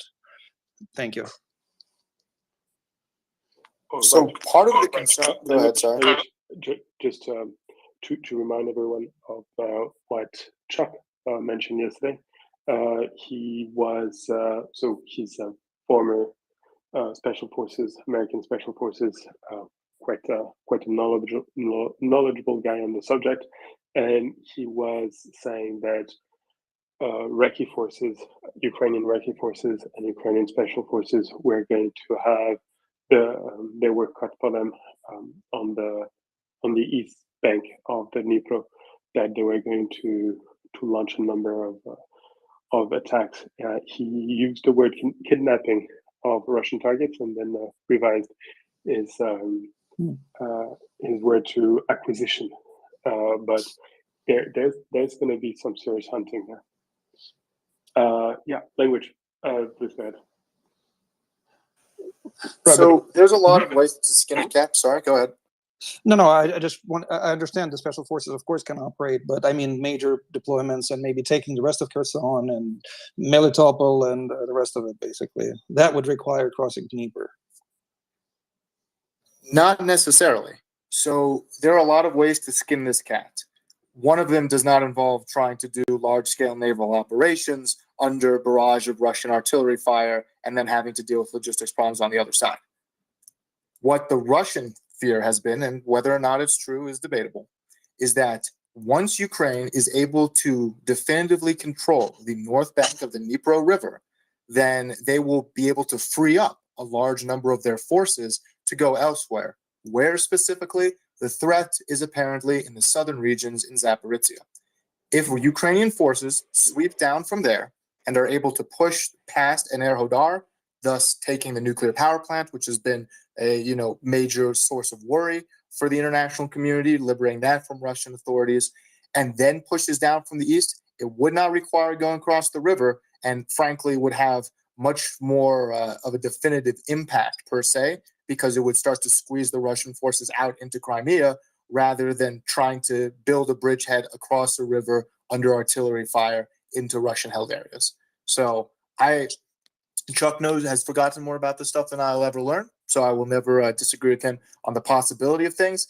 But given the fact that Ukraine does not have unlimited resources, nor frankly does it have unlimited time, as well as it's trying to get as much as it possibly can before winter sets in and things become more difficult, I imagine redeploying these forces, sweeping in from the east in one way, shape, or form would probably be preferable. If they leave, I don't know, some portion of their artillery and other long-range fires there to control the other side of the bank, they don't need to have tens of thousands of soldiers sitting around. Does that make some sense? Oh, it makes a lot of sense. Thank you very much. Yeah, I didn't realize that was an option. Oh, they could also probably deploy to Bakhmut and maybe attack there. I understood. Okay. There's a lot of places. Bakhmut could certainly use the troops. Mm-hmm. Thank you. Thank you, Andre. Latin, you have something to add to the subject? Answering Andre's question, because part of your question was referred to air power. What assets that the Air Force, the Ukrainian Air Force, has that they could be using in this battle in Kherson. It's all in theater. They have two particular types. One of them has deeper range, but they're not really using that right now. Both are being used at very low level in very close support of the ground forces. That's if you do a search on Twitter for Su-24 or Su-25 Ukraine, you'll see the videos. It's all shot by the ground forces on their phones, and you see them at treetop level, usually firing rockets very close to their targets in close support of the ground forces. So they're already in theater.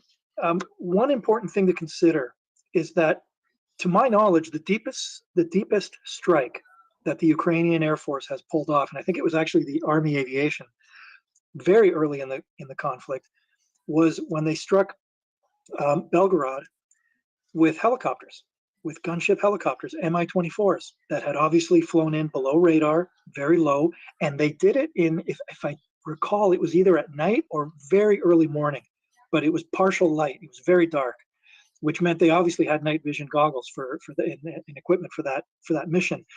So, getting back to CJ's point, helicopters are going to be they're continue to be an important part of operations for the Ukrainians, and I think they're going to be very present in Kherson. They are already. There's no question they're there.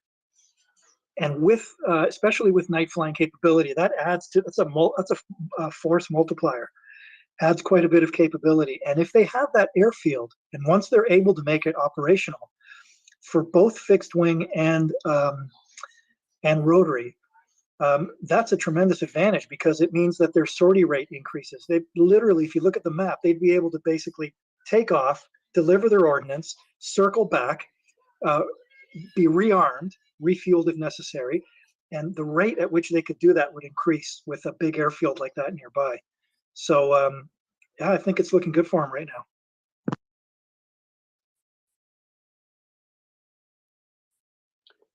Thank you very much. Oh, right. Before continuing, I wanted to apologize to my friend Bayanada, whom I'm gonna drop for a second to bring up Colby. Please forgive me and do not invade my country as retaliation.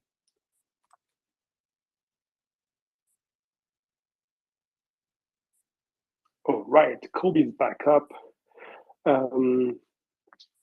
So for those of you who have not, who have just joined us, there's very interesting news at the moment. The situation that was building up yesterday is slowly coming to fruition today, and I'm saying slowly in between massive quotes because while we could have expected the operation to unravel, to happen over several weeks, things are shaping up to happen in just a few days. This is going to be a very important day. This is shaping up to be a very important day. Tomorrow is going to be maybe even more important with even more news. So to put it simply, the Ukrainian forces are advancing pretty much on the whole Kherson front, pushing forward, pushing apparently quite fast, taking some important equipment from the Russian army, and as well bombing and shelling important passage points on the Dnipro. That's for a summary. Colby, did I forget something important, or was it globally correct? No, I wasn't going to comment on that. I was going to say that the Ukrainian helicopter raid on Belgorod back in April was, in fact, basically right at dawn. I remember because Perry and I were up late that night, or late at night for me at least, when that news broke on when that happened. So that's correct. It was right at sunrise when they executed that raid.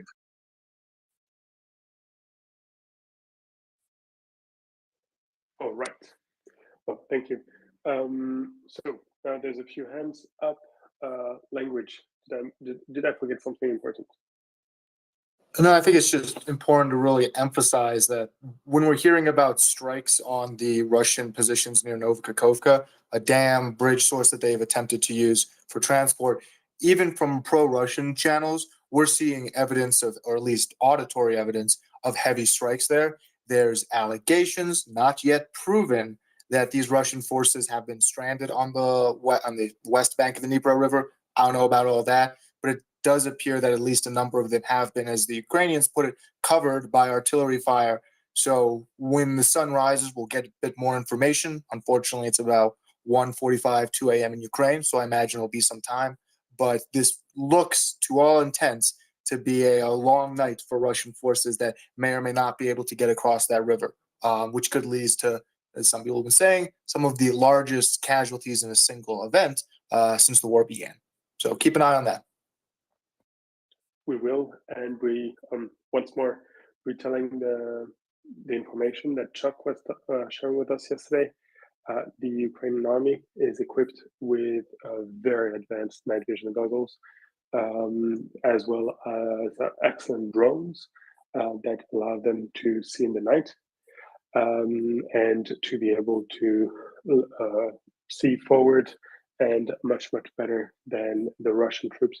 Many of those Russian troops being not the best quality, not the best equipped at the moment. It's probable that as we speak, the Ukrainian armed forces are taking full advantage of this leg up that they have on their adversary. So let's wish those guys the best of luck and the maximum safety that the darkness can afford them. Baz, your hand is up. Welcome on board. Yeah, how you doing? I've not spoke before, but I was hearing today, I can't quite remember where, but the Netherlands was looking to America to say they would That's my fault, Ben. Fat finger trying to look up and bring somebody up. Thanks. You weren't muted because Daryl is anti-Scottish. He just made a mistake. Please continue your question.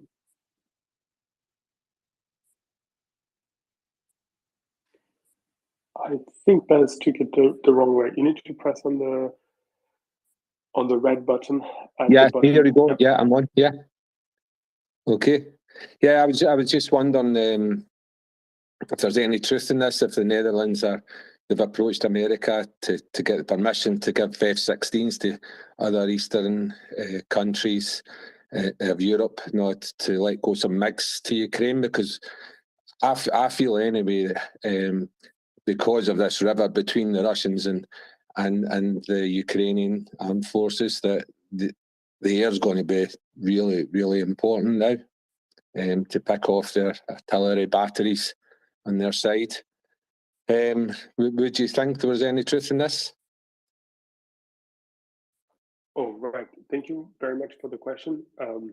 Latin, maybe you'd be so very, very kind as to very quickly revisit the answer that you gave to that very question about 30 minutes ago. Okay, I haven't had a chance to figure out if it is actually confirmed official from the Netherlands government, but if it is, it would be what I would expect, which is that the NATO helps to backfill what's left of older Soviet aircraft in countries like Bulgaria and Slovakia. They have sent some, but in the case of Bulgaria, for example, there should still be anywhere between, I know Colby did a thread on this, but they still have anywhere in the region of about 6 to 8 modernized Su-25s that they had just updated recently, and they would want those backfilled. Slovakia, I think, sent its MiG-29s, but anyways, that's where we're headed here. And like I said, I hope that what we see now is backfilling of what's left of those old Soviet aircraft sent to Ukraine. Ukraine is still at the stage where it's going to be fighting with the aircraft it knows. And then the next phase, hopefully, will be where maybe some of those older aircraft that they're transferred to Ukraine, and the NATO members would get, if not new, at least newer aircraft to backfill them. That's what I'm hoping to see in 2023, and that's maybe where this story is taking us. Beautiful, thank you, and excellent answer. Let's be prudent as well. It may happen, it may not happen. Thank you very much. Colby, your hand is up. Yeah, I was just going to say that there was a Dutch media outlet that reported that the Dutch government is considering this. Definitely not confirmed right now. I don't know. I don't think there's been any subsequent reporting from different outlets seeking to see if there's other sources that will indicate the same, that this is actively being considered. So if we have any listeners in the Netherlands who are seeing more reporting in Dutch media about this topic, please do let us know. But right now, this is just, anonymous sources who are saying that this is something that's being considered. And certainly there's been no public statement from the United States that such a deal would be approved by them. All right, so at least 2 levels of caution are to be applied. Fine. Thank you very much, Colby, for this important precision. DFA Frog 42, as a fellow frogman, welcome on board. Hi there. Actually, not frogman. It was a slang term for intensive care paramedics. When I was in the service, it was affectionately.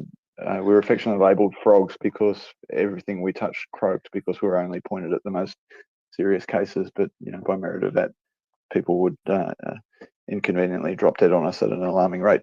However, so having said that, I'm just curious about this question about the air power situation, and I guess there's been lots of discussion about the lead time for exchanging or implementing, some other platform, F-16, F-15, whatever, to augment or in place of existing Ukrainian aircraft. And there's the whole training, lead time, equipment, maintenance, getting all those bits and pieces in place. And I'm just wondering about the pros and cons of. And I should say that I guess why I'm thinking this is that exchanges arguably are more capable aircraft, but their operational context is essentially the same as what they're doing now, like the way they're conducting air warfare now, I would presume. So I'm just wondering about the pros and cons of an AWACS type platform added into that mix. AWACS are incredibly significant in this war. Broadly speaking, Russia is the only one who has them. Yes, there are American and NATO AWACS craft along the borders, but as far as actually participating in combat verified, there's been Russian AWACS craft. For those listening, AWACS is an acronym, Airborne Warning and Control System. I'm sure I'm getting that wrong, but it's essentially a large jet with a large radar dish on the back that allows you to see very far. And the ability to do so, and with certain AWACS craft being able to more effectively command munitions fired from other jets, being able to, allow those jets to operate with their radars off, and as a result be more stealthy and then be guided in, among other things, it's basically black magic in the air. American AWACS are much more superior to their Russian variants, but the Russian AWACS are nothing to scoff at. Unfortunately, we've seen them used a couple of times in Belarus, early war. Unfortunately, swatted a few Ukrainian fighters out of the sky. In the south, there was one in Crimea. I don't know if it's still there. That participated in some aerial engagements over the Black Sea. And again, unfortunately, did kind of change the tide of the battle there. However, these are very expensive. The specific kinds that Russia's using, I want to say it only has about 10 of them. So it's not something they're liable to risk at all if they could find a way to avoid it. So while it's a threat and something to consider, it's probably not the be-all, end-all in terms of aerial engagements. Otherwise, we would have seen a lot less Russian planes shot down.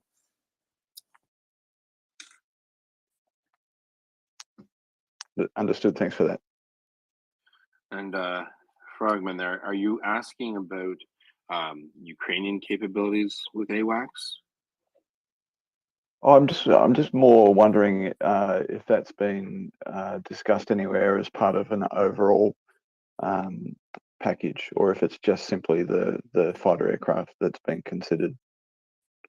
Yeah, I mean the reality is that so they're not in combat because they're obviously surveillance platforms, but you can probably rest assured that all of the capabilities that NATO has to bear in terms of that surveillance capability is being shared with the Ukrainians. So although they don't fly them and they're not going to in the short term, I would hazard to guess. I think it's a fair assumption to make that the Ukrainians have access to that. That's why so many of them are up in the air. And since they have that capability through the Americans and NATO, it's a capability they don't need to have integral to their systems at this point in the game. So all of those things that language mentioned about how American AWACS behave, I think it's a safe bet to assume, especially since the Ukrainians are very, seem to know where a lot of things are in the battle space. You can assume that information is being shared, so it's a good thing. Yeah, absolutely. I remember sort of relatively early on watching one of those flight trackers, and when obviously the aircraft had its transponder turned on, but it was some electronic intelligence aircraft out of the UK that was flying laps up and down the Ukraine-Poland border, and sure enough, then we're hearing about all those strikes on Russian command positions and various generals being blown up. So you don't. I suppose I think there were a couple of dots that were reasonable to join there, and long may it continue.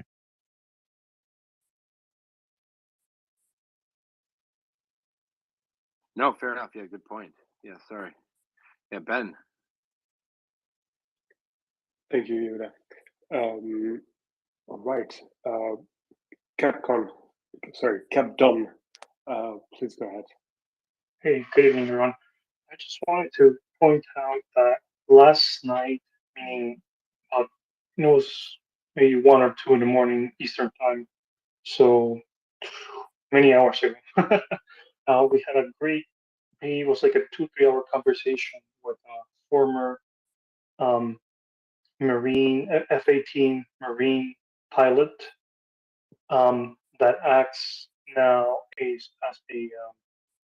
an advisor for companies that train other NATO countries and as well as adversarial training. And what he estimated is that the onboarding time, the minimum to average onboarding time for a Ukrainian pilot who's familiar and who's familiar with the MiG-29 and has flown even into combat would be sort of a 6 to 8 month range. It was a great conversation. I don't know if you guys could put it in the Spotify, but it was fantastic. It was a 2-3 hour sort of it was almost like an interview. Just highly suggested if you guys can do that. It was super. 100%. Ben, am I taking over for you soon? I just wanted to talk about co-host shift up, change up, and also I wanted to let our audience know that if you could retweet the space, MriyaReport. As you know, we've been here for 24 hours a day, 7 days a week, going on 9 months, and we're not going to stop until Russians are back where they belong, which is Russia. We have a team of volunteers from around the world who volunteer their time for no pay. We don't accept money. We are an information space here to provide a platform for Ukrainian voices, for intelligent debate, discussion, and expert analysis. So do please retweet the space. And if you are able to, visit MriyaReport.org. It's a great volunteer organization as well. Every dollar spent there is spent on delivering or purchasing things, non-lethal humanitarian aid for Ukraine. And all their volunteers also work for free, zero admin costs. That means they don't even charge for staplers. Everyone pays their own way to be a part of the organization because we feel so deeply and strongly about the Russian invasion of Ukraine and the attack on freedom and democracy and those values that we hold dear and we all share. So we're in it together with Ukraine. Although we're not fighting, we are obviously sharing an information space so we can fight disinformation and provide updates as we find them. So thank you very much for being here, and I do thank you for your support to any organization that supports Ukraine. There are many horses in this race that are doing great work, and we definitely support all the good ones who are doing that. So thank you very much. Please do retweet the space. If you do have a question you'd like to come up and chat, please let us know. I think I'm going to reach out to Chuck Farrer. Gunther's here. Chuck's our Navy SEAL squadron leader, retired superstar military fella, and he is also a good friend. And so we're going to try to bring him up. He did want to talk today, or has he already come up, Daryl or Ben? Not yet. All right. Well, there you go. So we're going to have him up soon. So do retweet the space, and thanks so very much. And I'm going to pass it over to you, Ben. Are you time? Is it bedtime for Benzo? It is very soon bedtimes. Yeah, I was expecting Alan to take over, but if it is to you, I'm passing the baton. Yeah. It's up to you. I'm trying to do my bit to pull my weight. So it can be either me or let's bring up Alan. Alan's one of our new co-hosts. He's a former broadcaster for 40 years, so he kind of knows a thing or two about communication. So we do appreciate it. And thanks to Alan. All right, do you want to grab some hands? I'm going to see if I can help out for a bit. Hey, Constantine. Hey, Language. Axel, Colby, the team, Latin. All right, so let's go to Gunther. I think I know the answer to this, but I just want an explanation. So I've seen some reports of from the Russian side that that there was an agreement that they wouldn't be shot on the way out the door. So like, where on earth did those like ideas come from? Is that just like a propaganda thing? Like why would anyone believe that? Sorry, you cut out just when you said what you saw on the Russian side. What is it? Oh, sorry. Claims that Ukraine had agreed to sort of let them go without engaging them. Yeah, it's pretty ridiculous. It probably is the Russians setting the conditions to claim that Ukraine is, they're barbarians and they're uncivilized because they know that they're not letting them go. They can surrender. That's fine. They can have a nice vacation, have 3 square meals and not be humiliated and killed off by their leadership. But they're probably saying that because when they do lose them, if they do fight, the Russians will say, "See, the Ukrainians are evil. They promised us they wouldn't molest us as we withdrew, and look what they've done. They've gone back on their word. That's how bad they are." That sounds like more of a Russian play. Certainly, the Ukrainians act within the laws of armed conflict, within the confines they're in, and they're going to treat prisoners appropriately. And should they surrender, I think that's a good idea for the Russian in Kherson, especially every Russian in Ukraine, but specifically the Russians west of the Dnipro River. I think we're going to see that happening a lot more. I don't think that Ukrainians ever offered them a safe passage to go away, just so they can rape, murder, and pillage Ukraine on their way to another part of Ukraine. That's a ridiculous proposition, and the Russians, we all know better, but the Russians are trying to convince a very low common denominator of a certain population. But Constantine, tell me, hit me. So, can you hear me? Yeah, regionally Machado there, Constantine. Thank you. So I wanted to ask, what would be the steps to make sure that to create the perfect conditions for Russians to surrender? Because I think for Ukraine, it's absolutely it's going to be absolute great victory if those troops surrender instead of just hammering them into the ground with artillery, because that's a large bargaining chip for us. It also hurts the city, right? So if they are convinced to surrender, and I don't think that's unlikely. I think once the Ukrainians start flexing their muscles on that Dnipro River, once that fire control is brought to bear, not here and there, but constant, when the Russians know they can't even, one person doesn't even want to swim across that river. Well, I don't know how they're going to swim in this weather. Then I think that they're going to have to look for alternatives. I think surrender is one of them, Constantine. I really think it's a really good one. So yeah, great points. Language had a comment about that, and then Danny. Right. It's important to note that a lot of these Russian, you could call them third string units, these freshly mobilized, it sounds like some Rosguardia, Chechen units especially, that were essentially left behind as they watched other more quote unquote experienced soldiers leave or receive orders to move out from Kherson City. These guys who are left behind and seeing all this happen, their morale is probably not high. And Ukrainian media has done a great job, and arguably, I don't think it's even really, an information war here. It's accurate, saying that your commanders have abandoned you. They have left you here to die, and you will die screaming if you fight us. There is no hope. Surrender now, and you'll get 3, squares a day. Something like that is incredibly impactful, and I don't think it'll be difficult to see. The biggest question will be when the sun comes up. Apparently, there's some pretty heavy footage already, soon to be reported footage of the Russian forces taking heavy fire near the Dnipro River crossings. If you're a Russian conscript, you feel like you got abandoned, you're in a city you don't even know how to move around in, and you wake up and you see that everybody who tried to leave died, you're probably going to reach for your phone and call that hotline. At least that's what we can hope for. Yep. Because it seems like the Ukrainians are more interested at this point, allegedly, in a siege of the city rather than fierce urban fighting, which would be detrimental when you can wait these guys out and pressure them to surrender. So there are 3, I'd say 3 concentrations of forces, or 3 future concentrations of forces. You're going to have Russian defensive positions to the north of Kherson, northwest of Kherson City, on the west side of the Dnipro. You're going to have Russian forces dug in on the southwest approaches to Kherson City, and you're going to have a large amount of Russians in Kherson City itself. So the first to go should be these flanks.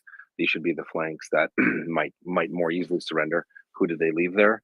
They left a lot of poorly trained conscripts and the remnants of pretty well decimated units. And those decimated units are not going to be able to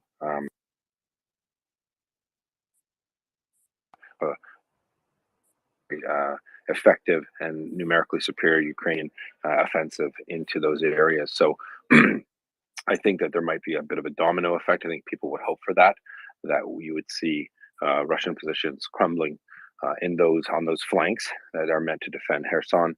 And then once they got that close, they could isolate, tighten the noose around Kherson much tighter. And then, as everyone who's watching this can note, the Ukrainians have control. They don't have physical control. There's fire control they can exercise on the river, and they can limit anything going back and forth. But what's important is not so much the stragglers getting out, but very much so the supplies getting in. They're not going to last the winter like that, and there are big considerations for the Ukrainians. That is the 60,000 civilians still stuck in Kherson City. So they obviously want to make sure that they mitigate the damage and loss to civilian life as possible.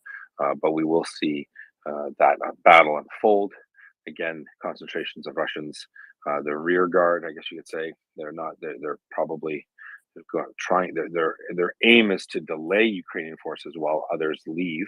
However, that just won't happen. They'll kettle them in that area. So very interesting. And we're going to be. This is we've had a couple of months, or about a month and a half since Kharkiv offensive.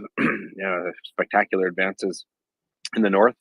You've seen Ukrainians conducting enabling operations, which help shape their enemy, the Russians, and help give the Ukrainians a better advantage from when they choose to step off and conduct the rest of their offensive. So the last major push was the seizure of northern Kherson Oblast west of the Dnipro. And remember that area was occupied by no fewer than 5 motorized rifle brigades from the Russians. In fact, some of their best, a naval infantry brigade, 2 artillery regiments, and 1 was destroyed in situ on the way down. So they know what the Ukrainians are capable of, and now those remaining brigades have fallen down closer towards the Inhalets River on the north. They know what's coming. They're undermanned. They've been filled in with conscripts. It's a bad scenario for them all around. This recent Russian announcement of a withdrawal, some people say it's a trick, it's a trap, said the Octopus Admiral from Star Wars, but I'm not sure it's a trap. I think this was a decision that the Russians had wanted to make for a couple of months, at least 1 full month. It was denied by Putin. It was announced by Sergei Shoigu, who's still not Shoigun. But we'll have to wait and see what happens in Kherson, because there could be a pretty big, serious shakeup. There's not much they can do, and there's not much they can evacuate. And that not just means personnel, but it means heavy equipment. They've talked about heavy equipment, but it's not really going to happen. They're not going to be able to move heavy equipment. They tried moving drips and drabs. However, that didn't really work out well for them. And the Ukrainians didn't really exercise that fire control, because they're waiting for the large concentrations of equipment to be prepared and readied at the river in order for transport. And when that occurs, you're going to see a lot of Ukrainian artillery in and around the Dnipro at those crossing points. So that's something that's a wait and see. We shall all wait and we'll watch and shoot for that, because that's coming. And at the end of the day, though, regardless of timelines, you're going to see a huge concentration of Russians who are demoralized, who are ineffective. Many units are combat ineffective, and they'll be kettled in Kherson City. And that's probably the goal of the Ukrainians, to isolate them and to strangle the city, so there is no resupply. They will run out of equipment. They will certainly run out of food. All right, and I think Danny was next. Yeah. Hey, Yehuda, before we move on, I just posted up to Ness something Artois posted up. It's the movements in the last 24 hours. So if everybody A lot of movement. A lot of movement. Let's So clean he up that posted it mess up there. too. Yeah, Alright, Daryl. copy Let's that. there's a lot of let's clean up to about 4 posts, please. Got it. Yeah, it's if you look, the situation is quite dynamic in and around Kherson. We've seen towns that have been under Russian control for a very long time. So I can go through it when I do an update. I'll go through the units of the Russians that are there and give approximate strengths as to what we know they have. But you're seeing basically the leftovers of Russian forces in the northern part of that AO that was taken by the Ukrainians about 3 weeks ago, and they're now co-located with forces in the garrison, which could be about 10,000 10 to 12,000 in Kherson City, and 7,000 to 8,000 on their flanks. There are quite a lot of Russian troops still there. How they get them out, no one really knows. The Russians have made these spurious claims on television with, I don't know, General Sukharov, or General Mr. Clean, evil Mr. Clean of Russia. He says that he's reporting that they're going to make this move, and they've got all the best intentions in mind, and they're going to help out the the Russians. They're going to leave, secured and heavy equipment. None of that's true. None of it is true.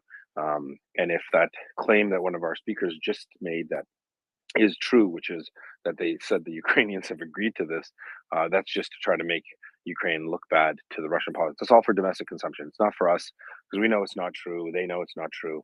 It's just adding to their propaganda nonsense that they want to share with their internal population.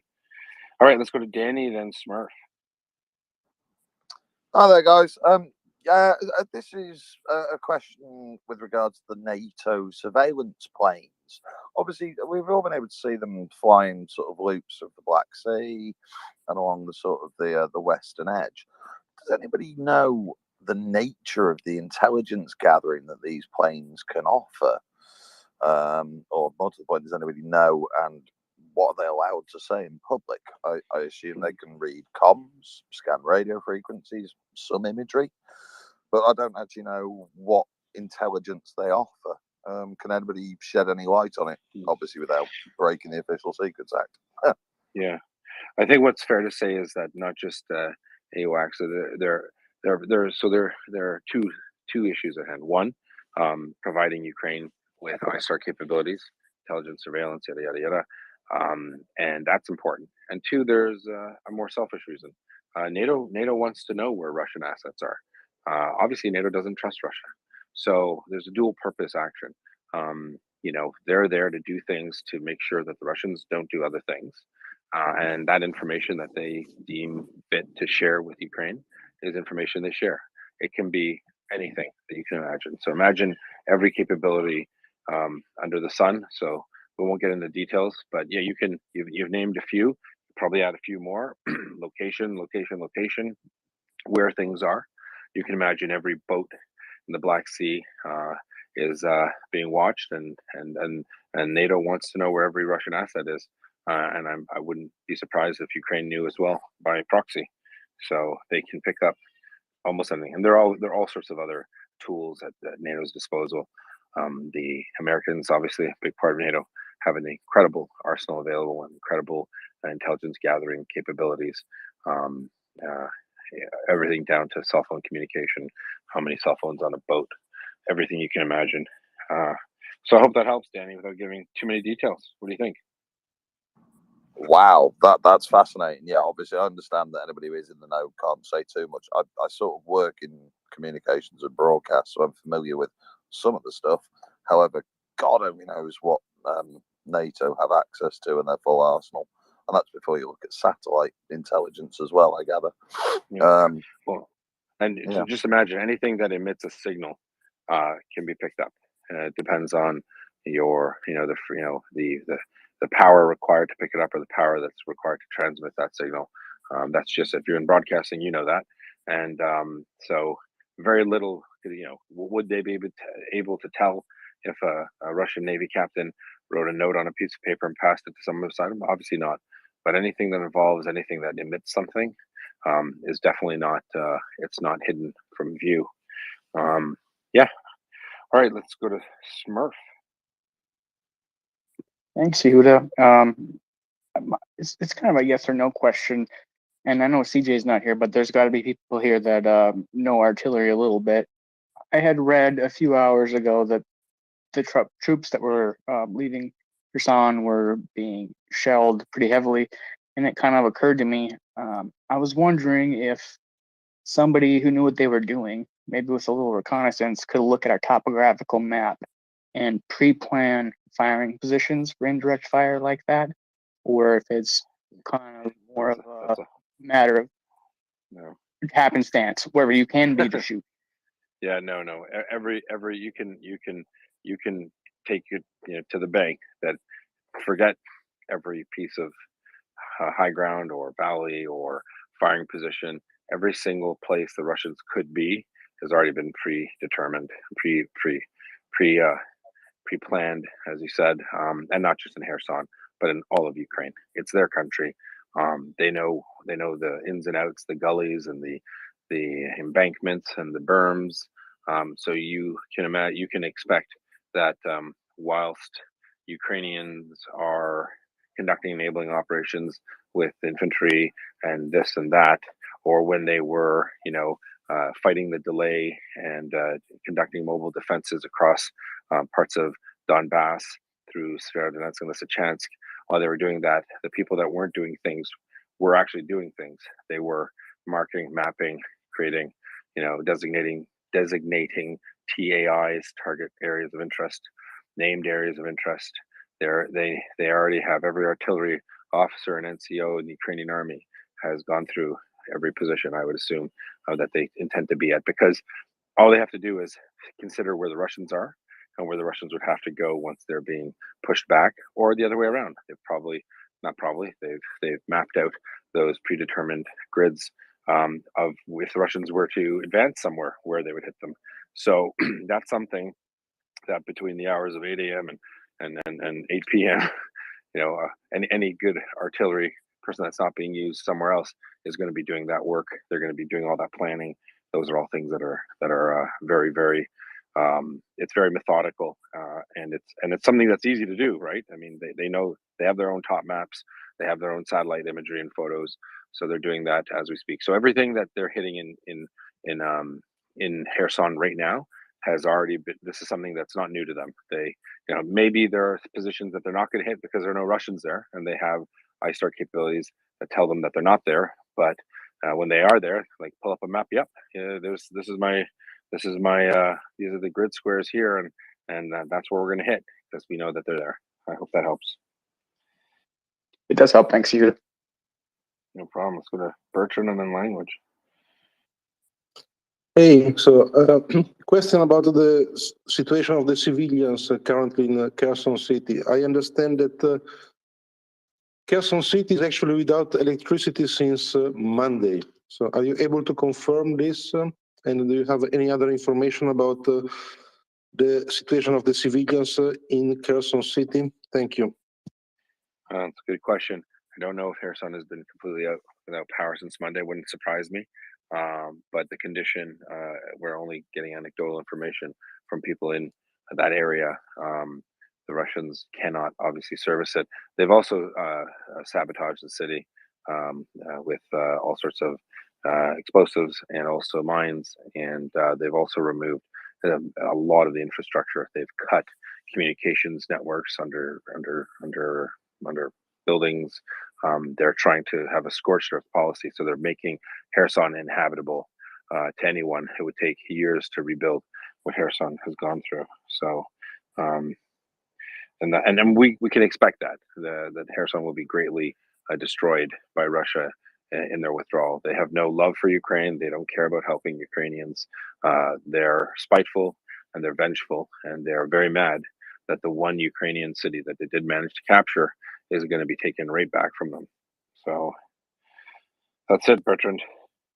So for what is worth, the source of the information that the whole Kherson City, or at least most of it, is without electricity since Monday is the parents of a close friend of mine. So she was able to speak to her parents until last Monday every day, and since then she was able to get spot information and the current version of what I understand. I cannot confirm it directly, so it's second-hand information, but apparently it's without electricity and without heating, apparently. So obviously that is worrying because it's getting closer to 0 degrees there. So yeah.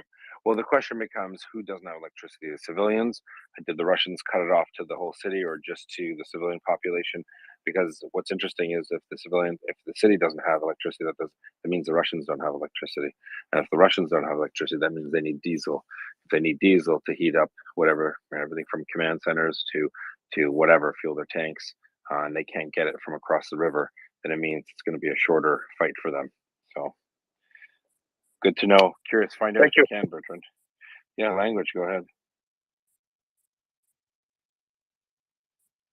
Yeah. So part of the reason we know that they've hit a lot of the electrical infrastructure in the last 12 hours as they've been leaving. They've also, outside of Kherson, been broadly looting things, which apparently included some electrical substations, thus damaging or rendering them inoperable.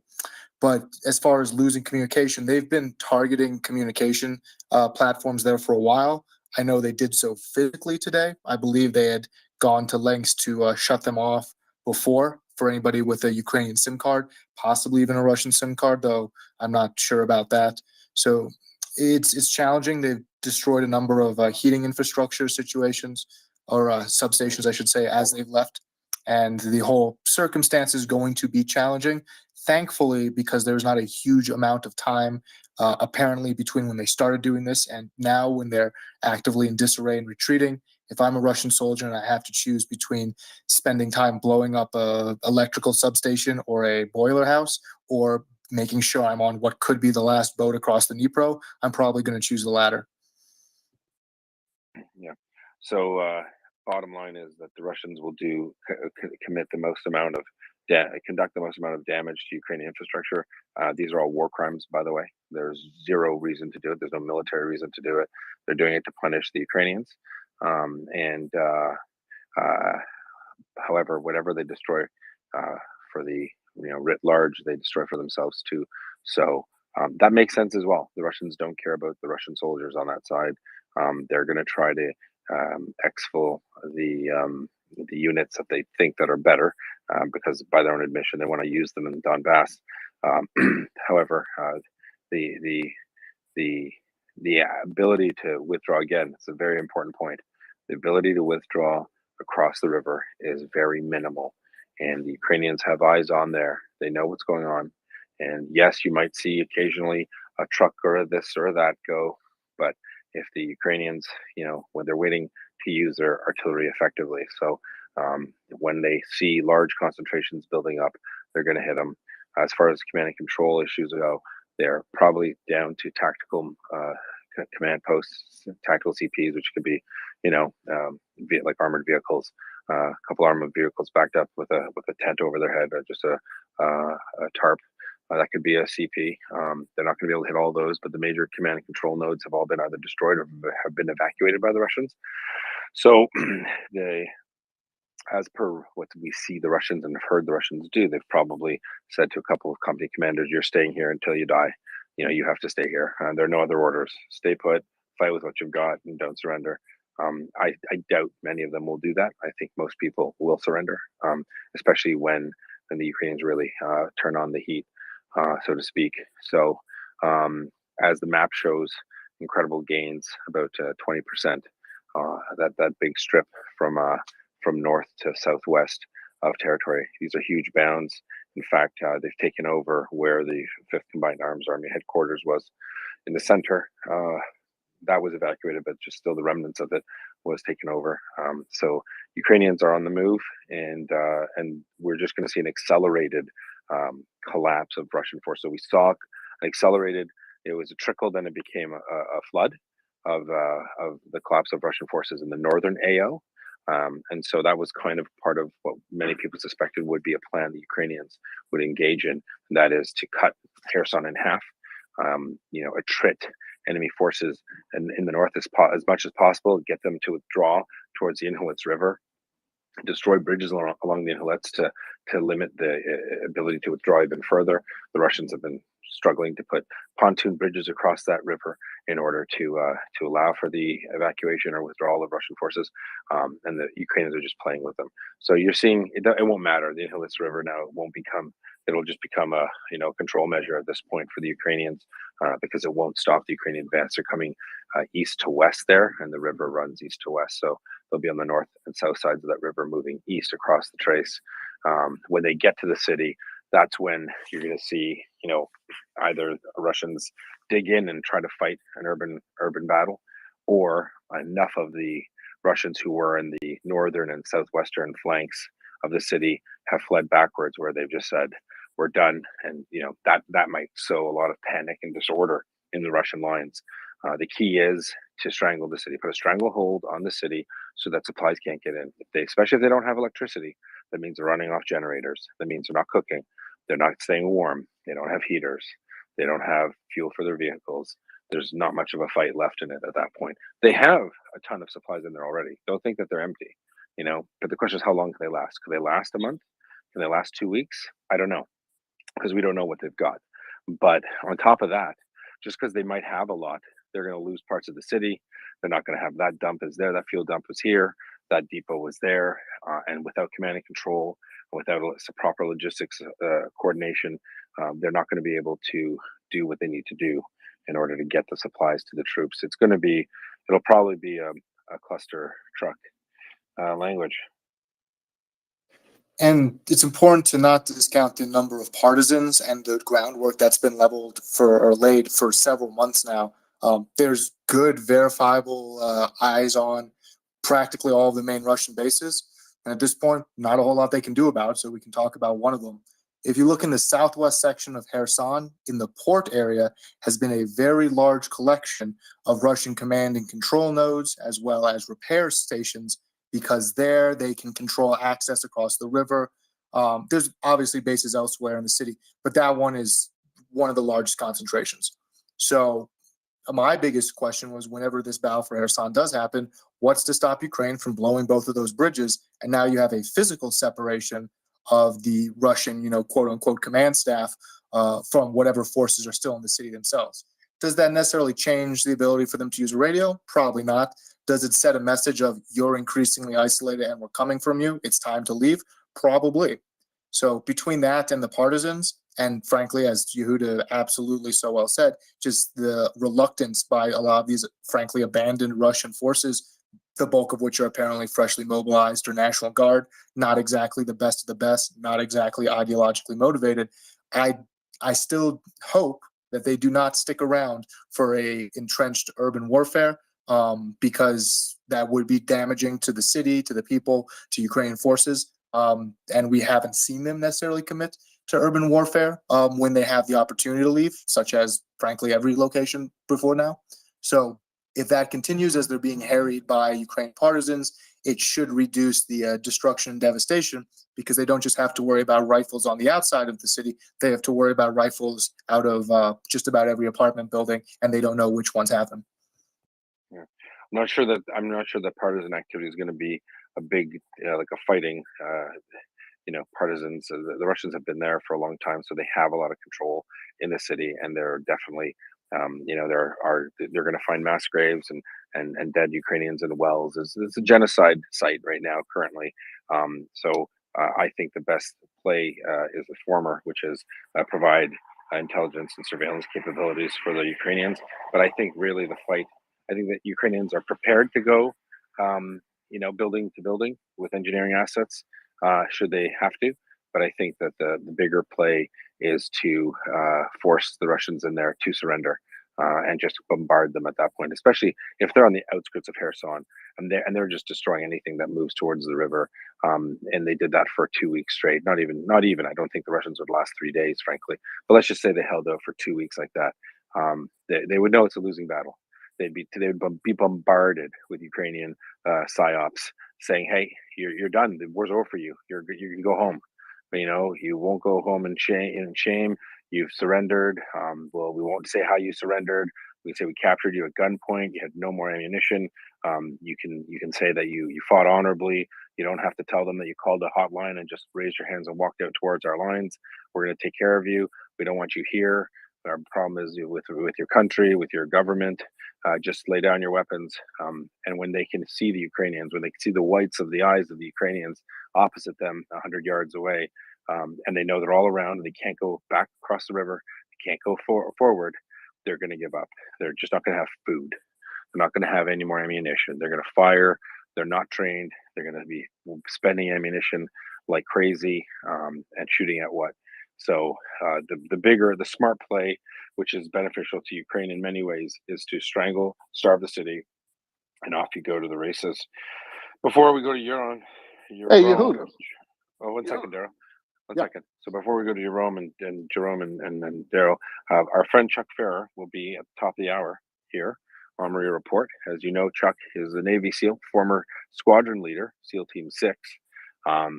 Infamous, famous. Check him out online. He's an author as well and a lecturer. Great guy, a friend and a neighbor. He is going to be on at 8 o'clock, 2000 hours Eastern Standard Time, Romeo time, local. And please do put that card up. Let's get Chuck up here. Look, we're going to have a lot more people coming on lately, and that is because you're going to see some magic happen. Not just any magic. You're going to see the result of Ukrainian bravery, ingenuity, competence, willpower, gumption, combined with Western weapons, trust, support from the average person across the sea or over in Europe. You're going to see the culmination of all of these effects demonstrate the power of the people, the Russians and the proletariat. They call the proletariat versus the bourgeoisie, going back to Marx and the founders of communist Russia. But they don't have it. The cause of righteousness and justice is on the Ukrainian side. The support from people like you and me listening, and our guests and our hosts and all of the volunteers we have, and the people all over the world. This is broadcast, for example, this report is rebroadcast rather, on FM radio across the States. It's on Shopify is a shopping channel. It might be there too, but it's on Spotify as well. And this is our part to speak truth to power. But what you're going to see is the effects of all of these factors, reaching a crescendo and expelling Russia from the Ukraine. No one thought this could happen. A lot of people said this would never happen. We have seen the true end of the Soviet Union, not in 1991, not in 2008 or 2014. We're seeing it in 2022. So it's 30 years too late, but better late than never, some would say. But that's where we're at. We're definitely going to see some incredible maneuvers. I'm very, very methodical and well planned and executed missions by the Ukrainians to get over to Kherson, to isolate it and to eventually secure it back and liberate it from the Russians. And then when that's done, there's a whole nother ball of wax. A lot of people have been asking, are they just going to go to the other side of the Dnipro and set up positions there? I don't think so. I think we've seen just by Russians themselves what they intend to do is move further east. Sorry, someone's mic's hot. I think it's Alan. What they intend to do is move further east towards Melitopol, southern approaches of Melitopol. I suspect that they know the Ukrainians have a large force in Zaporizhia, and they're ready to go there as well. And that it doesn't take a genius or military mind to figure that out. So this could see the collapse. Kherson, the loss of Kherson is not just the loss of the city to the Russians. It could very well be the loss of all of southern Ukraine to Ukraine. Well, the liberation of southern Ukraine, and the Russians can't do anything about it. So you're going to see Ukrainian forces positioned in and around the approaches to Crimea. You're going to see them oriented eastwards towards Melitopol, if not past Melitopol. And always remember, specifically about partisan activity, there is an enormous amount of partisan activity and special forces operations from the Ukrainians being conducted on a salient that goes north from about Zaporizhia towards the Black Sea. And this would be farmhouses, villages, towns, areas the Russians have ignored because they've placed so much of their forces well ahead of them, well ahead of that area. And I think that's going to be a very, it's not a permissive environment, but a much more pleasant environment for Ukrainians that are going to push down south from Zaporizhia. So we're going to see some monumental changes in this invasion, and you're going to see Ukraine liberate its territory. This is the start, and that's why, for those who are messaging me and asking me, why are there so many more people here? They're here because we're witnessing momentous changes in world history.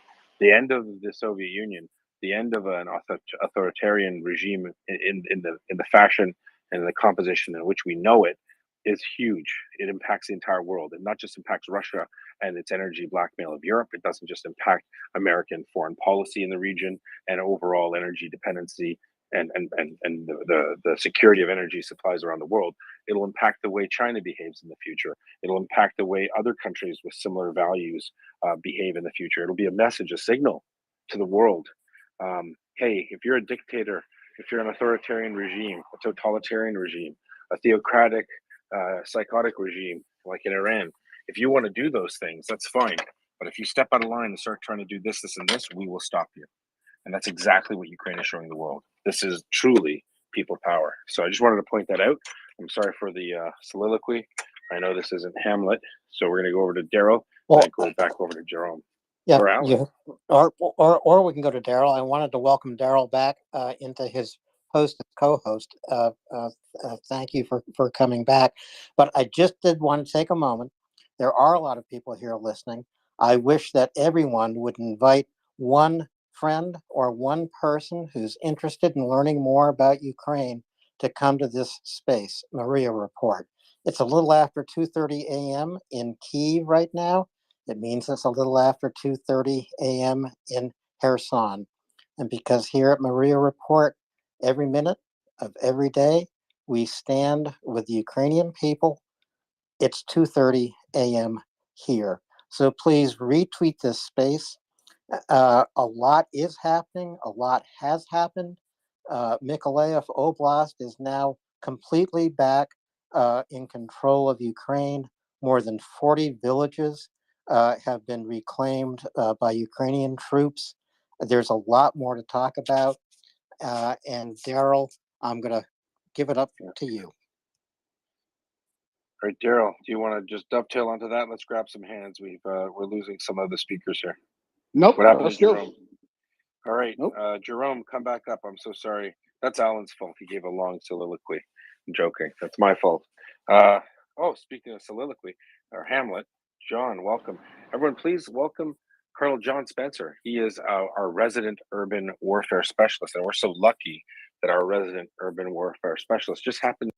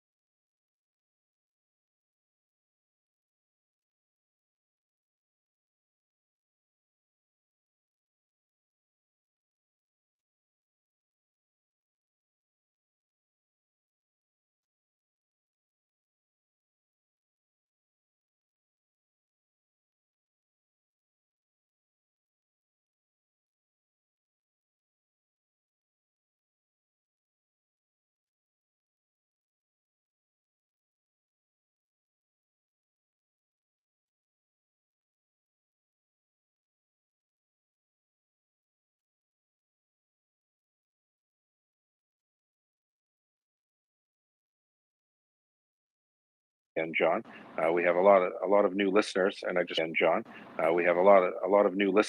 just wanted to introduce you. He's not just It really blew my mind. He came and listened to a lecture at the Gerald Ford Museum there in Grand Rapids, and the MriyaReport is really global. Like you said, I couldn't have gone to Ukraine without you, Yehuda, and everybody else on the team and then on the ground. Just an amazing experience, and what a great couple days for Ukraine's path to victory. 100%. Michigan, I sometimes refer to it as occupied Canadian territory, but we won't get into that. A lot of people. It was like freaky weather, though.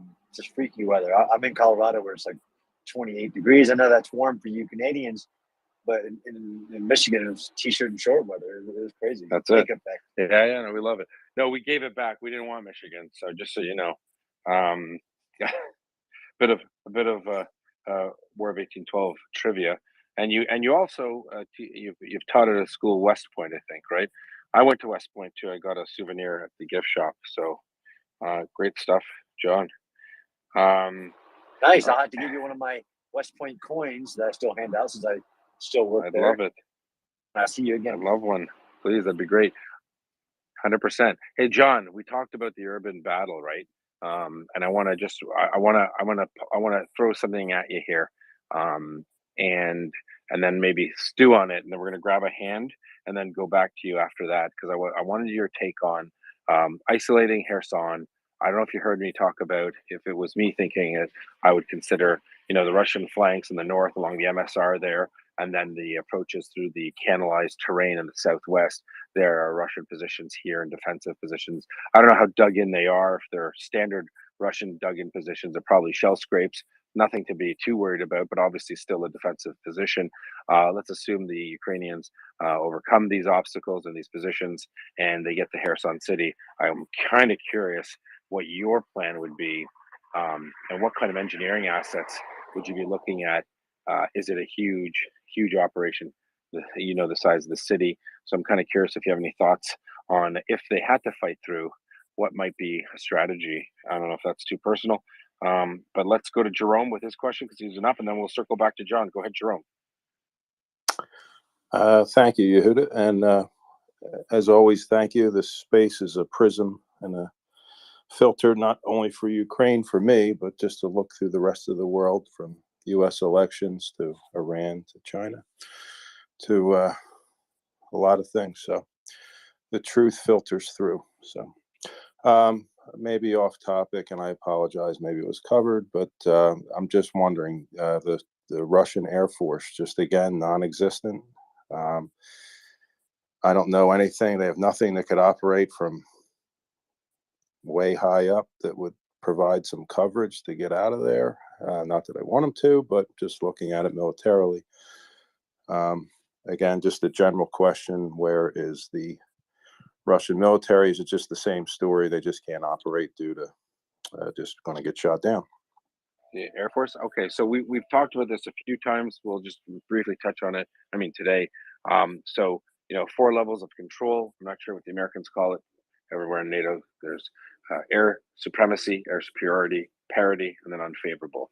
That's how we rank the levels of air control. So everyone in the world, including I'm sure John, would have thought that at the get-go there would be Russian air superiority followed up by Russian air supremacy, and that everything on the ground would get schwacked. John, does that sound about right? Yep, shock and awe. That's the way it's supposed to be done. And when that failed to occur, and then the more manpads and stingers and things that shoot down planes came into much more use in Ukraine, all of a sudden you saw Russian sorties drop to onesies and twosies in the middle of the night and aiming for the really important targets such as apartment buildings and community centers. So the Russians learned pretty quickly that wasn't the way to go.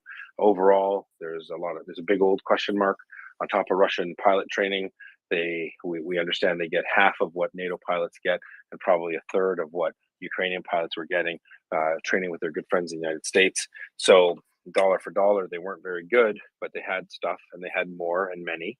And unfortunately for them, they weren't able to capitalize on any type of close air support, anything like that. So almost from the get-go, instead of air supremacy, we went from air superiority to air parity. So it almost seemed like it was like for like, but that might have been self-inflicted on the Russian side for fear of losing. Now, we know that I've heard numbers between 5 and 10, 5th Gen 5 or stealth fighter type of aircraft, which have not really been seen in Ukraine. Russians probably don't have a plan for that. Strategic bomber is probably not a no-go. And as a result, the Russian Air Force has proven itself to be quite ineffective, especially when fighting competent pilots. And also, they just don't have the joint arms training. We found out pretty quickly. In most countries, you have a FAC, you have an officer who basically coordinates. You have whole groups of people who coordinate what the airplanes do in relation to what the guys on the ground, guys and girls on the ground are doing. So you can't, work in a silo. And I wouldn't be surprised if we'll find out after Russia changes in 50 years and they open up their archives that a lot of those Russian aircraft were attacking Russian positions because they just didn't know better. Planes were being shot down or captured with, Garmin GPS devices taped to the dashboard. We had Mikey K, former Royal Air Force wing commander, It's a cool name. And this person was responsible for a lot of planes and a lot of air assets, rather. And he said, "This is Mickey Mouse. It's just not even. It's shameful. No, it doesn't deserve the moniker of a first class global air force." So big old question marks on top of the Russian Air Force. I can tell you, I don't think anyone in Ukraine is complaining, and we're not going to see them get any better. They're only going to get worse. The fact that large portions of their civilian air fleets have been grounded in order to cannibalize them for parts for the functioning ones demonstrate the Russians they're not going to be building these planes again, and they're not going to be able to train people in time to fly them. If you have to pull out 60-year-old Sergei Sergeyevich, Air Force colonel, to fly missions over Ukraine, I think you're in trouble. So hope that helps, Jerome. Jerome dropped. All right, let's grab John. Did you want to grab a couple of these questions? Maybe they're for you, or you want to add on to my Air Force spiel? Yeah, I mean, I agree with you on the Air Force. I mean, we have seen, and Chuck's maps, we have seen a large amount of air activity in the Harrison front for the last month or so, and we frequently see an Su-25, 35, whatever you call them, shot down. So have air defense capabilities. They don't have any way to do air-ground integration. What is the Russian Air Force doing is a very valid question from day one. I agree with you. To answer your question about the urban warfare, and I can take a couple questions while I'm finishing out my drive, or on the urban warfare question. People have been pushing me for what's it going to look like in the Harrison fight. There's so many templates, as you know, and I gave my little spiel. I think it was yesterday, but you weren't here. As the planner, there's so many templates. I think what we've been seeing in Harrison is the anaconda, just squeezing the forces. And if they can, like you were mentioning earlier, if they can truly isolate the Russian formations, I personally do not think there will be a close fight. I think there would only be a close fight, like in Severodonetsk, like in MriyaReport, if they have something to their back, they have some hope of fighting. I don't think this isn't the brave defenders of MriyaReport. I personally just don't think that they'll defend. I mean, they're going to defend as long as they have ways out. But if Ukraine can continue, since they have been for weeks and weeks, and that's what's one of the main forces of this Russian defeat causing them to withdraw, has been the isolation, the cutting them off of supplies, the cutting off their crossing points. But there have been some. If you can eliminate those, anything left behind, I personally think will surrender. If you put me to a test and say, okay, fine, let's make believe that there's some brave Russian formations with extreme amount of cohesion and they were just brainwashed fighters and they're ready to fight to the death, and make Ukraine pay for every inch of the city. What capabilities would you need? Still depends on what type of defense the enemy has set up. I mean, I personally like the deep penetration. So take a heavy formation of Ukrainian tanks and mechanized infantry and punch to the center of Kyiv city, and then turn around and make the Russian fighters come to you, because now they have Ukrainians to their back. The classic approach is you encircle, get a penetration, start clearing. I personally hate that one. That's like my last one. I mean, if there's a significant amount of obstacles, engineering assets that I'd want, I'm a huge fan.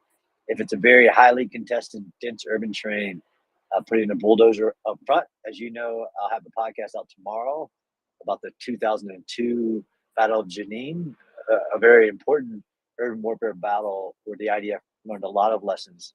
They lead with that D9 armorized bulldozer, follow that with a tank, follow that with mechanized infantry. You need all three of those things as part of your siege engine, in my words.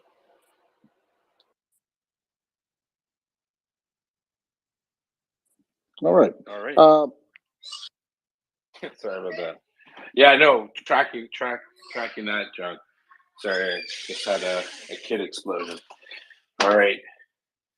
No, thanks, John. Yeah, a lot of people want to know. I mean, I wish I could sit down with you and we could just word game it on a map, but a lot to unpack there for sure.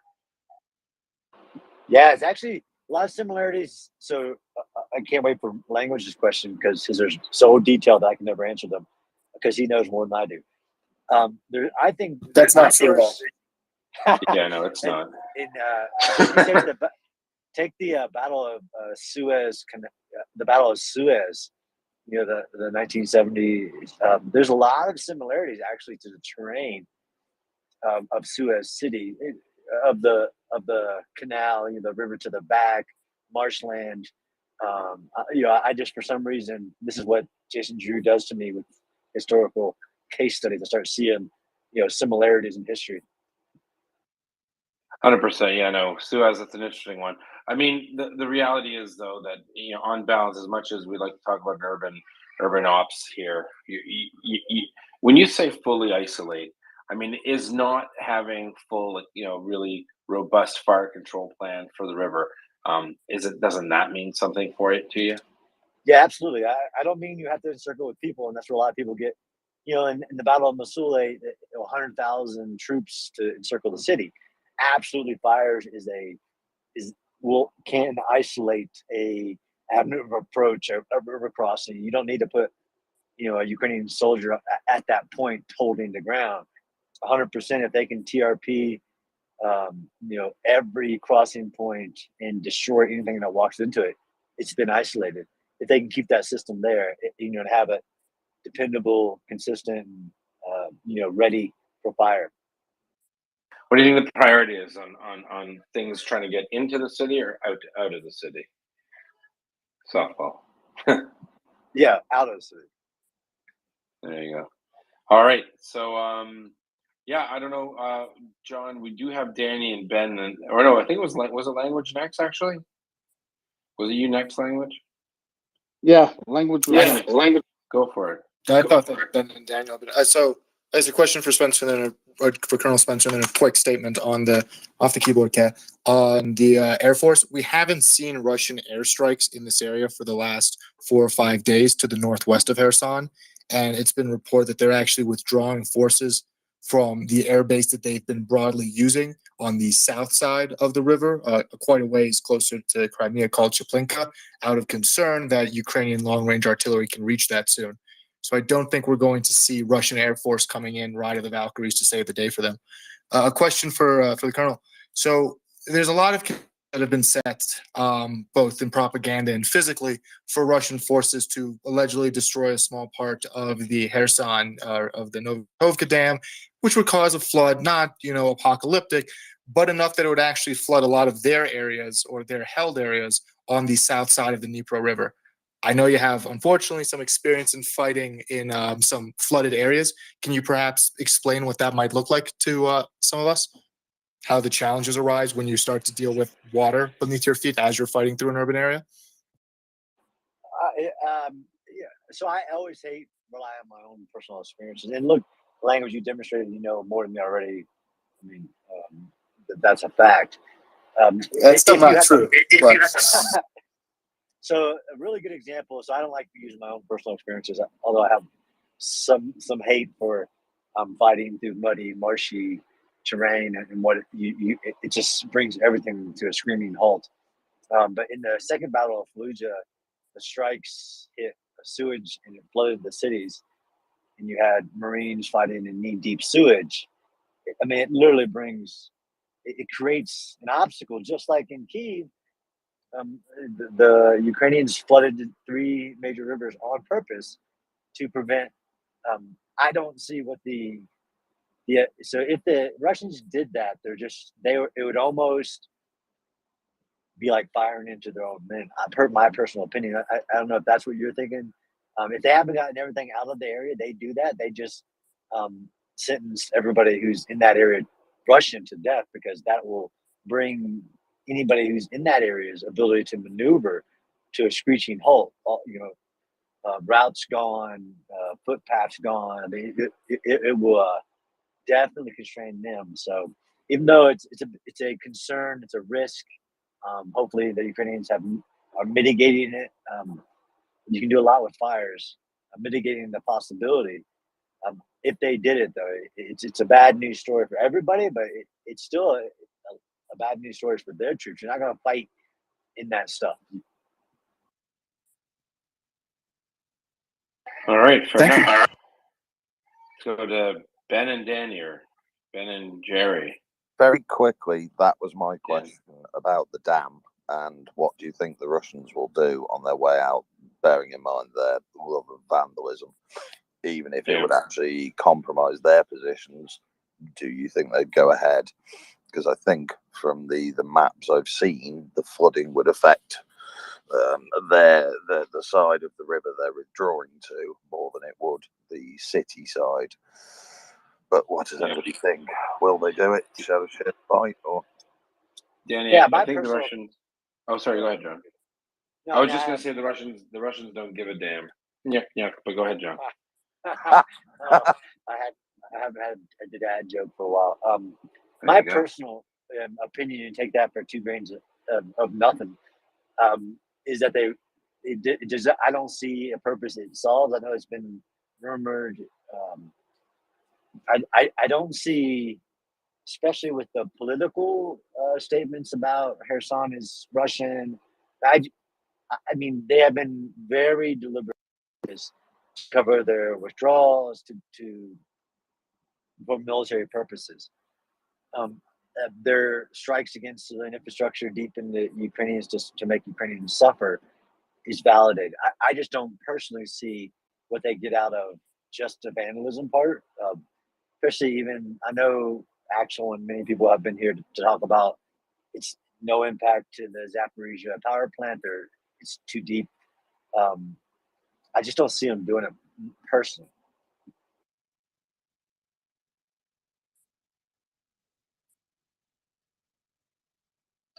All right, fair enough. Yeah. So listen, what blowing that dam or damaging the dam, what it would do to an already really confused Russian withdrawal is limit their mobility on the east bank of the Dnieper. Now, I would have to have a really big question mark as to why on earth the Russians, who couldn't leave themselves out of a wet paper bag, want to make their withdrawal across east of the Dnieper any harder than they have to.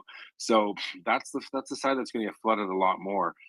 So again, is it going to be a torrential? Is it going to be a lake? No, but and in the winter when it's icy, they want to. It's just a bad idea. And if anything, it's such a bad idea that I wondered if the Ukrainians would do it themselves, because it would definitely really limit Russian ability to move, the mobility aspect of it. We say mobility. That would be a strange play by the Russians. But then again, John, the Russians haven't been accused of making all the best decisions in this situation, have they? No, but I mean, even though I love to sit around and talk how bad they are, they haven't made that. I mean, maybe you guys should give me an example of that level of a really not common sense call. I mean, yeah, they've done all kinds of evil. They invaded things. Ukraine. Right, they did. Right, they done.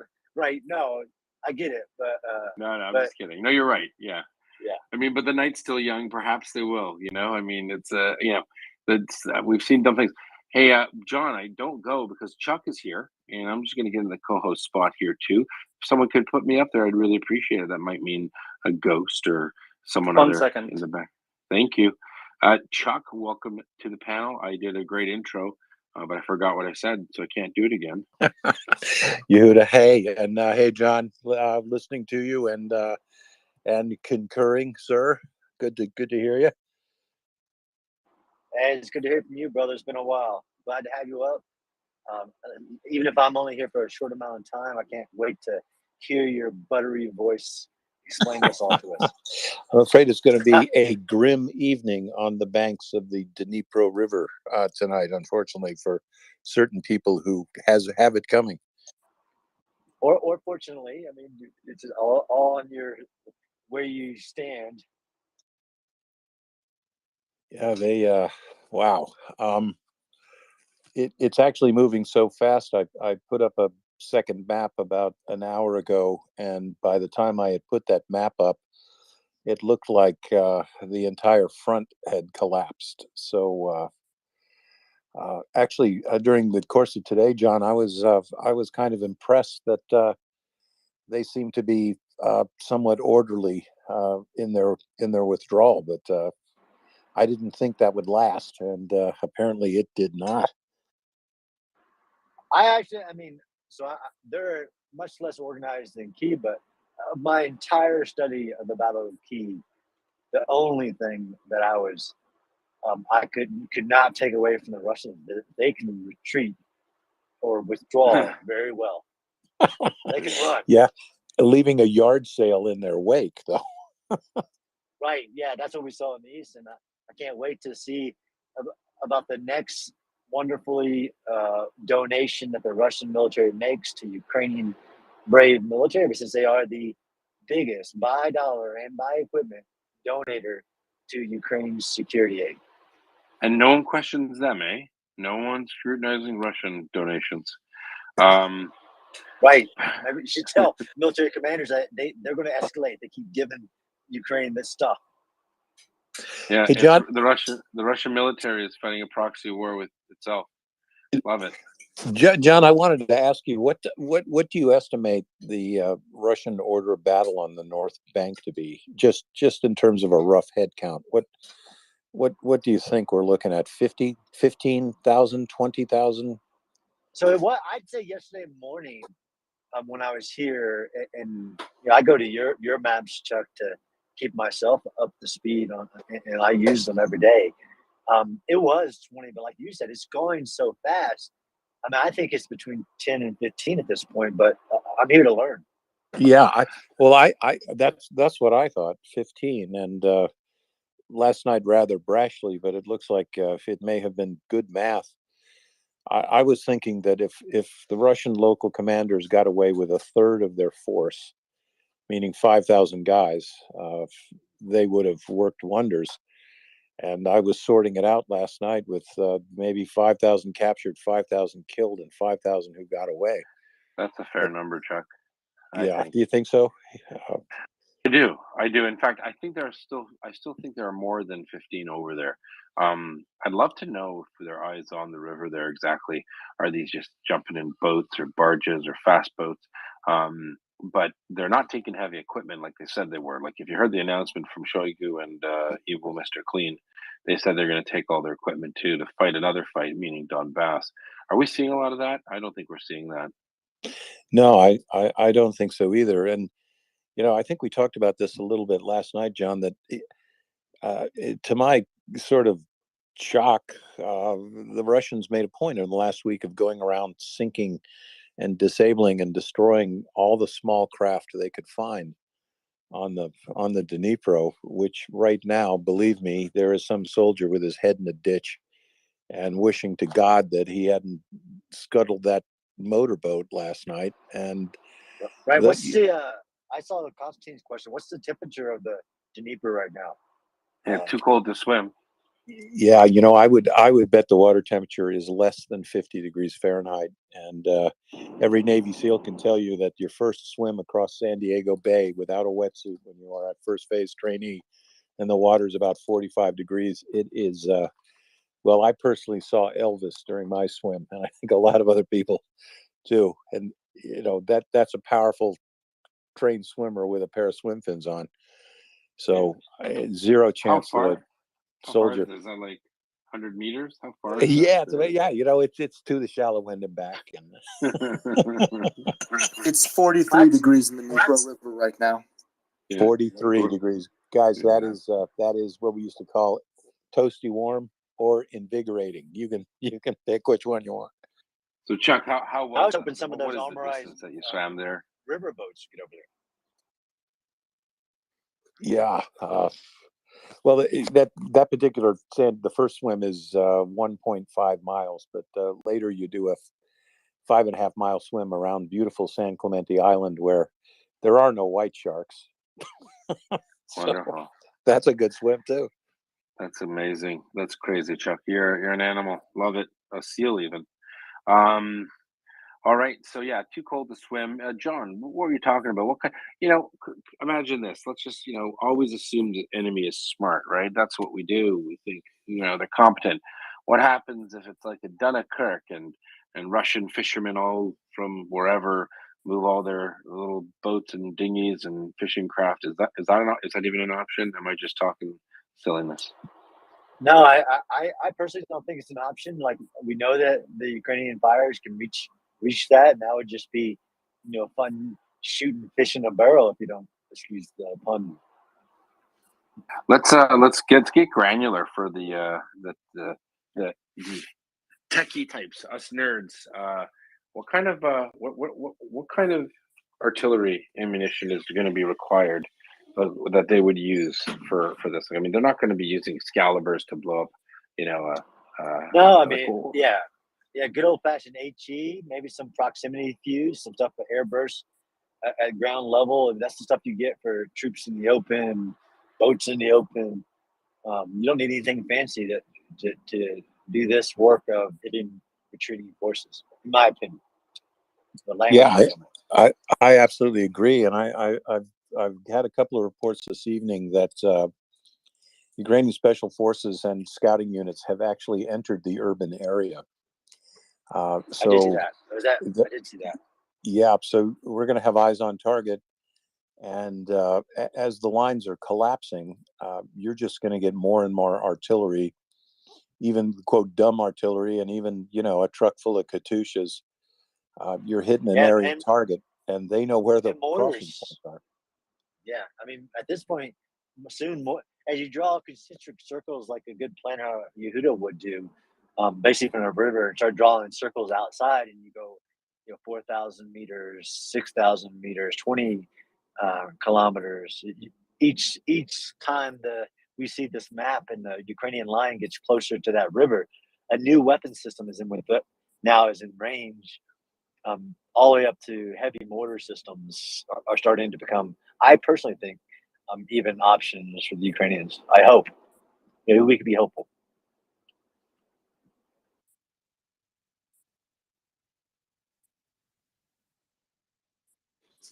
Yehuda, you want to jump in here? We can also. You guys take it. Yeah, I can hear Yehuda has his hands full. So we're going to move to hands, and I want to go in this order. And I am assuming everyone's questions are for Colonel Spencer or Chuck Farrer. We're going to go. They're for Chuck. They're for Chuck. Come on now. Okay, they're for Chuck. John, you're the colonel. I'm just a lowly squadron leader. Gotta imagine if we had Ben Hodges, Mick Ryan, Chuck, and John here all up at the same time. What would the chain of command be? So the chain is going to be language, Colby, Raver, Daniel. I think Raver's had their Daniel and Raver have had their hand up before me. I can wait for a second. Okay, then we're going to go. I will go Daniel, Raver, Colby. Does that make sense to everyone? Yeah, let's go for it. Let's go.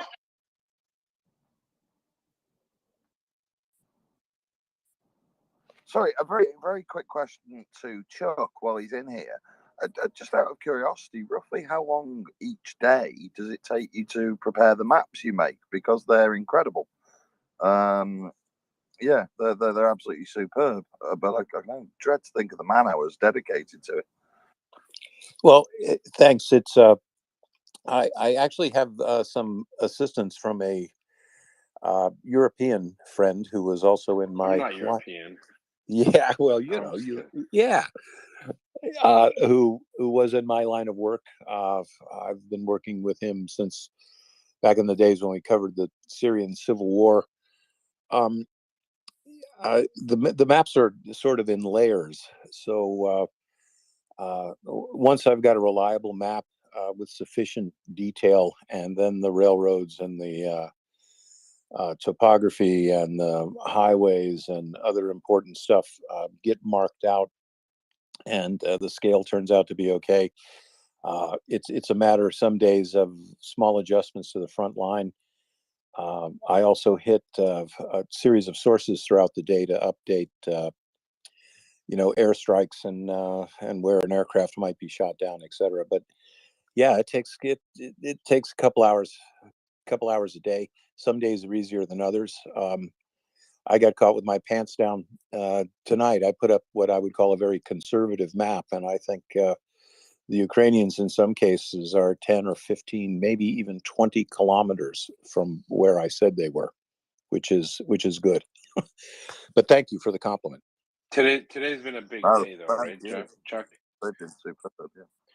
Today's a good day. Today's a good day. That map changed like fire today. It did, and I'm happy to be wrong in this regard. Yeah, so you wonder, did the map change so fast because so many Russians left, or just really there's a rout going on and Ukrainians have just pushed really hard? I don't think it's because they all have left. I think Ukrainians just turned on the juice, to be honest with you. I think they were playing with them a little bit. Yeah, and we talked last night that in the retreat, it's like a heavyweight boxer fighting backwards, and everything has to go right. And the first time a unit that you thought was going to be laying supporting fires on for you, the first time you get up to move and they're not covering you, the whole edifice will wobble. Yeah. And we talked about it. The dominoes start falling, and I think we've reached the point where they have fallen. Yeah, and, but we and talked the bad about thing being. is, yeah, We talked about being. Just go back to that point there. We talked about being decisively engaged, and a lot of people were kind of asking us what that means. How difficult is to be decisively engaged and then, pull pin, pop smoke, break contact? It's not easy. no, it isn't easy, and especially at night, and especially when you are a Russian soldier, and there probably isn't a pair of night vision goggles, night vision devices in the entire company, and you're up against a Ukrainian rifle squad that has at least a couple of sets of these things and thermals. And Yeah, like yeah, like a question for Chuck and John. Just I really want to delve into this because we have you here at the same time. The hour of power with John and Chuck. John, how would you feel if you were a BTG commander and a Ukrainian brigade was pushing at you, and you were decisively engaged in some elements of your force were? How quickly are you getting out of town? I'm a Russian with no reason to be in there, no reason to sacrifice my men. I'm ordering about face double time, and I'm out of there. So zero amount of time because I'm not there for zero. Yeah. You've got a mediocre, very poorly planned defensive. You've got your battalion size as a brigade coming at you, and you know that the other people that your bosses like better are now trying to be ferried across the river, and you're stuck facing the holy hand of God coming down on you. You're not fighting this one, are you? No, I mean, and Chuck knows this is, and we've talked about this before. I mean, officers make hard decisions, and they do make decisions where soldiers will die because of those decisions, but they're for a cause, for a reason. There's no reason the Russians have stayed on that side of the river for this long, other than Putin's personal envy, personal hubris. So absolutely not. I would take any chance I could, and I would, to avoid surrender, but also avoid decisive engagement against something that I know I cannot compete against. If there's no reason for me to be there, I'd be, I don't know if I'd be swimming, but I would definitely be trying my hardest to get them back across the water. yeah, Fair enough. So, go ahead, and Chuck, sorry. and John, we spoke earlier. A lot of times it appears these Russian commanders that look, saving the men doesn't seem to fit into their calculus, and just on just to bring it back down to the squad level, and some of these guys who 2 weeks ago were pulled off the Moscow subway, and to find yourself in a night firefight it is an absolutely overwhelming experience. If you haven't, terrifying. it's Terrifying. right. Terrifying is the word, because it's muzzle flashes and noise and blinded and volume of fire so loud you literally cannot hear someone screaming in your ear, and all of this happening when, in order to stay alive, you really need to shoot, move, and communicate. And again, so this is how the mutually supporting retrograde action it turns into a rout, and we're seeing it now. And everyone who is trying to run, and I agree with John absolutely. If I can't win, then I want to preserve my guys. There's no point in. Back up Yeah. there, Chuck. Let's go. Are you surprised the Russian Dude, and you gotta run? I had to pop. I made it home. I'm super happy. I got to spend just a little bit of time with Chuck and you, and of course you too, and all the rest of the group. I bid you a good night. Thank you, John. Everyone. Thanks, John. Please, Talk to you soon, brother. Please give John a follow. That's Colonel John Spencer, a friend of the show. He is the chair of urban warfare studies of the Madison Policy Forum, teaches at West Point, and he's also colonel in the U.S. military currently, and author of Connected Soldiers and a series of other works. Please do check him out, give him a follow, and show him some love. Thanks, John, and we'll talk to you soon.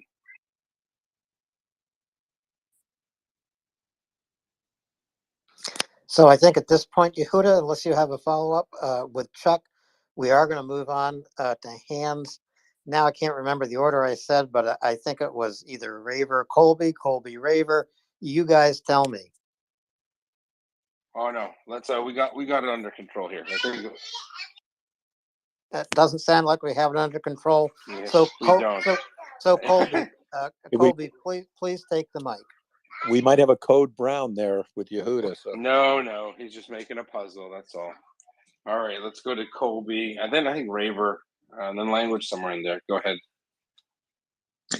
Thank you. I was going to ask John this, but I'll ask it to Chuck, and I'll kind of reframe it a little bit to be more specific to his experience, maybe more at the small unit level.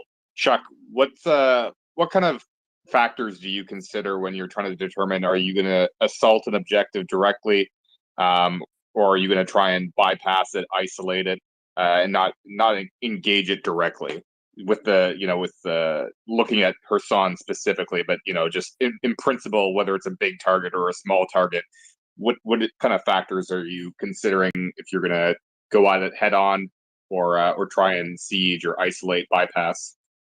Oh, I got to jump in. So that's a loaded question. The answer is all factors. Number one, and it's the conclusion of the examination of those factors that will lead to the deductions and what your what your mission statement will be. So it's either neutralize, destroy, the whole series of mission task verbs that you have to consider. So I don't just set Chuck up for that, but yeah, Chuck, I just wanted to clarify that. Yeah, that's a good question, and I'd answer it and I'd frame it this way. That's almost more of a big army question, because in the case of a direct action mission by a small special forces outfit, we want to control absolutely every variable that we possibly can, because we are a very small unit, and we want to go in there with as much mass as we have, which actually is not very much, but surprise and attacking in a situation where the enemy is actually not expecting us, of course, and otherwise in a very disadvantageous condition. But that being said, like Yehuda has spoken about, you always want to make sure that you've got every asset that you have prepared to meet as many contingencies as you think the enemy is going to present. Does he know you're coming? What's his level of readiness, firepower, etc.? Is it likely, or is it a very viable course of action that you could bypass this person, this unit, cut them off, prevent them from moving? And that great SEAL team maxim, never send a man where you can send a hand grenade. So do you really need to engage with infantry at all? Is this something that artillery or air could solve for you? So those are more like big unit considerations. And again, because I'm face it, it's if you have 30 SEALs, that's basically the Macy's Day Thanksgiving parade for us. I mean, that's a lot of guys. Yeah. So, and that Well, would be a let's give it smaller end of an context. infantry engagement. Let's give it context. So Colby, the reason why that was because you said let's do it. You meant a subunit or subunit, planning or mission, and then you use mission task verbs that are going to be like these are orders, and that's a mission task verb that's going to be assigned by a commander on a much bigger level. So where the wiggle room is if a brigade brigade group commander says, no, this is their intent, this is their, situation mission statement. They're going to pass that down to the battle group commanders, to their combat team commanders, which is about as close as I'd get to something what Chuck does in terms of their special forces capabilities. That combat team, if they know that they have to, advance in order to clear, advance in order to seize terrain. They're not bypassing anything, obviously, because they can't bypass Kherson. But when they do that, what happens is the flexibility comes to when that combat team commander in that battle group, which is in the brigade group, when they get to their objective, they're going to do their, they'll do an estimate, and they'll decide at that point due to certain factors, and you can go through the list, flow CARC. There are certain acronyms we use, and it has to do with the terrain and the enemy composition and your forces and mobility and the laneways, way to get there. At that point, that sub-unit commander will be the one that decides how they will do the thing that they're meant to do. And since they know their commander's intent and one-up's intent, they're going to make sure that their plan, the orders they give to their combat team in that regard are going to be the orders that will fill the intent of their commander and their commander's commander. So that's how that's the flexibility. But those tasks, those mission task verbs, those orders because you obviously read that somewhere because you said about 6 or 7 of them.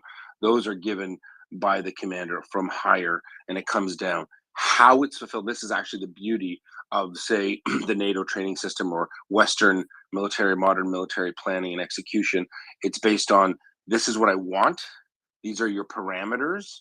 Now go do it. However, they know, that brigade commander knows full well that by the time that order's dropped, by the time those battle groups shake out, by the time those combat team commanders within those battle groups get to an objective or an obstacle, that he possibly wouldn't know what the enemy disposition is there at that point, and he doesn't know if the terrain has changed due to flooding, or he doesn't know if an obstacle has been constructed on an avenue of approach that he thought that person might take, so therefore they're going to have to rejig their plan and do something different.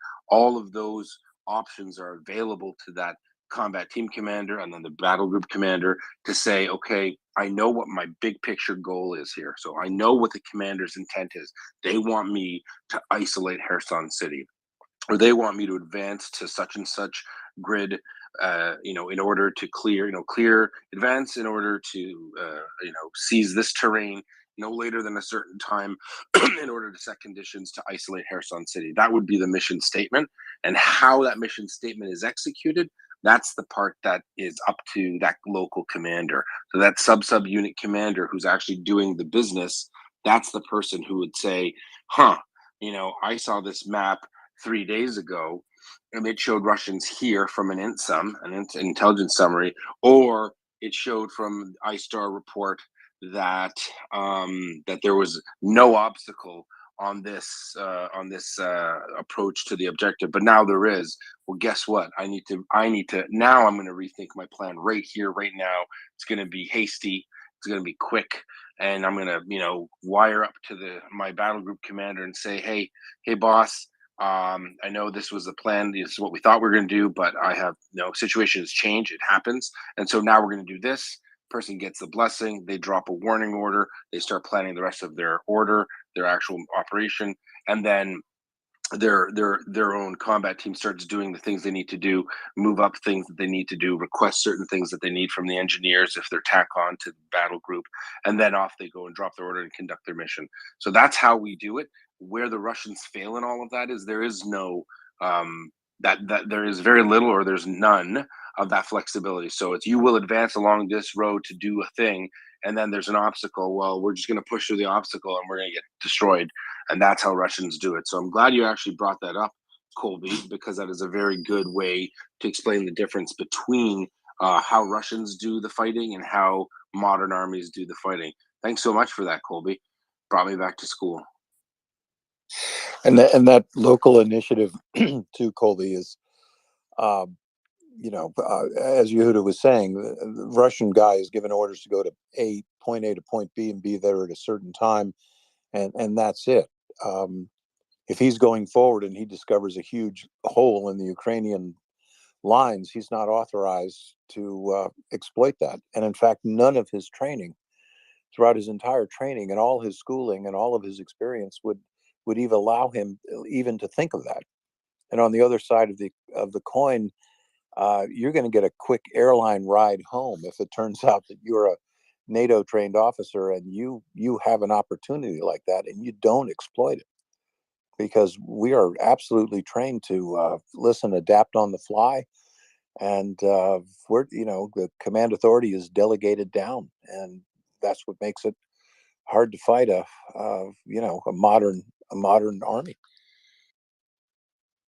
Thanks, Chuck. We're going to move on to Raver. Hey, good evening, everyone. So a few things. People have heard about Hannibal Cannae and how he just destroyed a Roman army with a double pincer. What a lot of people don't realize about that battle is he pinned that Roman army against a river.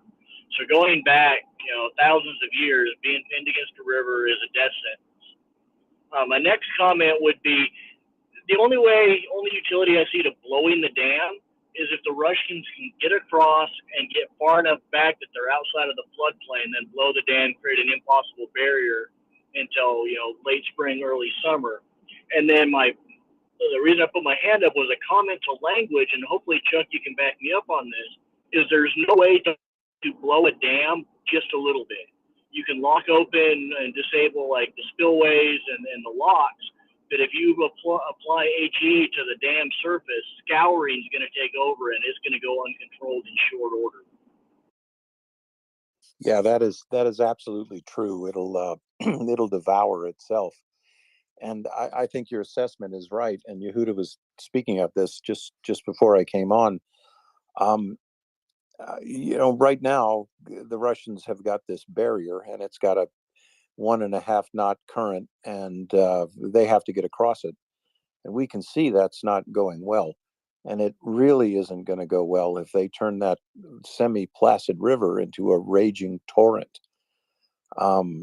It doesn't mean that they wouldn't do something nihilistic and self-destructive and stupid and vindictive and create an environmental catastrophe.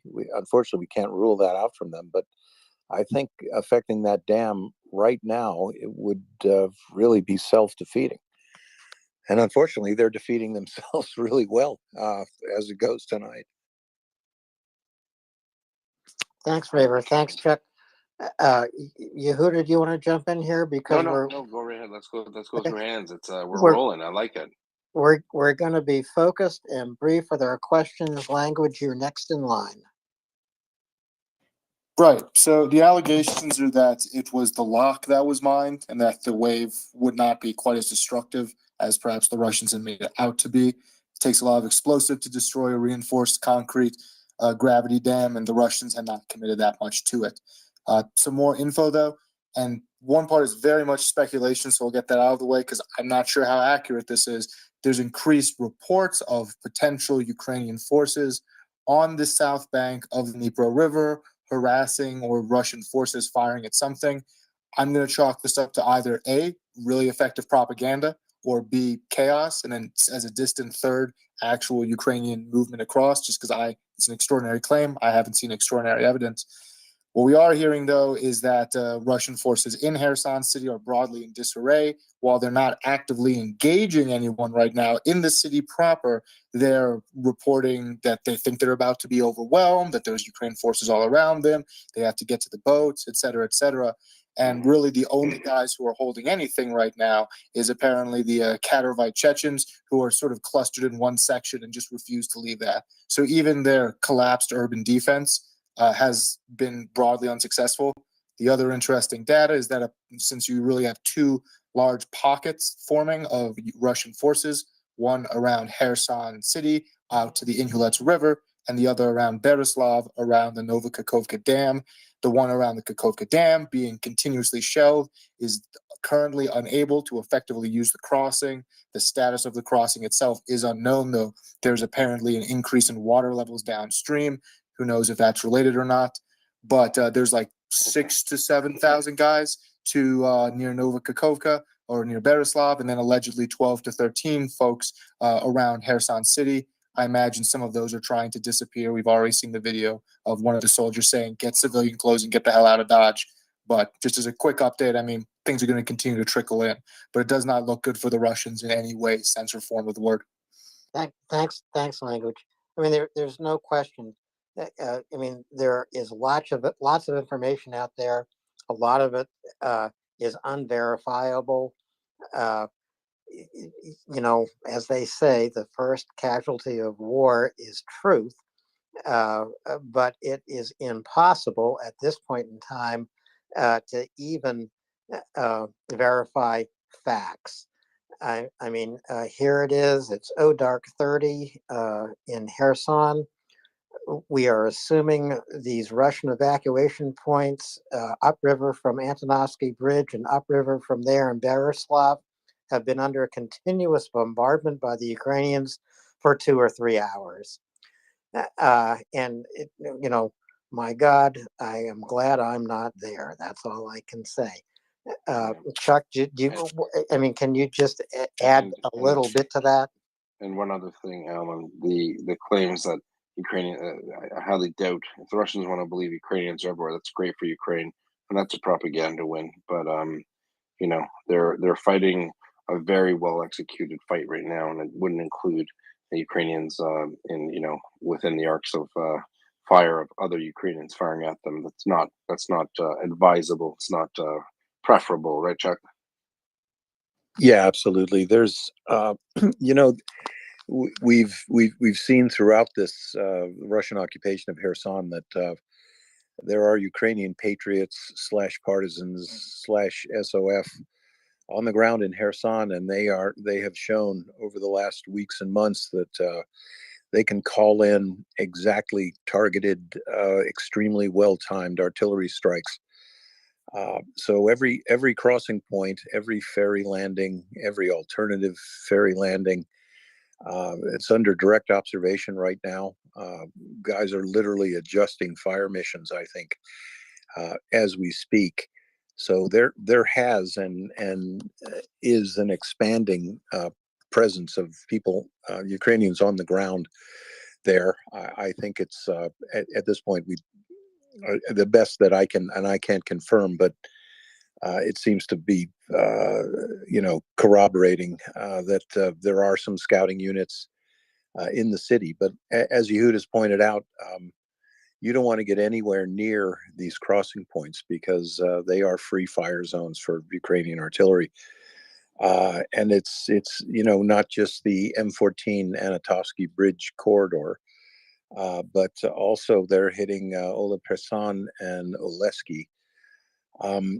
So you can imagine, you are this Russian grunt, and somehow you got a standing position on one of those barges, and somehow your barge actually made it across the river, and you hightail it down the M14, and you get to Oleski, where you think you're getting a cup of coffee and a donut, and you're just getting hammered right now by artillery. All of this is happening in the dark. You can imagine right now, I can pretty much guarantee you that Russian company level radios, they're not working right now because the closer the Ukrainians have been able to get, they're rolling up their electronic warfare capabilities. They're jamming local Russian tactical communications, sowing confusion in the night. John just was talking about, look, if you're not used to it, fighting at night is an almost overwhelming experience. And you've got these troops that are not well trained. Their morale is bad, and every single one of those Russian soldiers is looking out right now at that river in the moonlight and saying, "My God, what am I doing here?" Because it is ugly. I've got some uncorroborated reports that these landing sites are, let me put this the way they used to say in the American Civil War, that the artillery is doing great execution at these sites. And I've read a report that there are hundreds of Russian casualties right now on both sides of the river. And this was from just one artillery barrage that apparently took place about 90 minutes ago. And those things are still continuing. So this, you know, I can't even take any satisfaction in thinking that what we talked about last night is coming true, because it is truly, truly ugly. Yeah, Do me a I favor. know. And Oh, this sorry, is Alan. Alan, one this is second. Do me a favor. 1 second, please. Please retweet this space, everyone.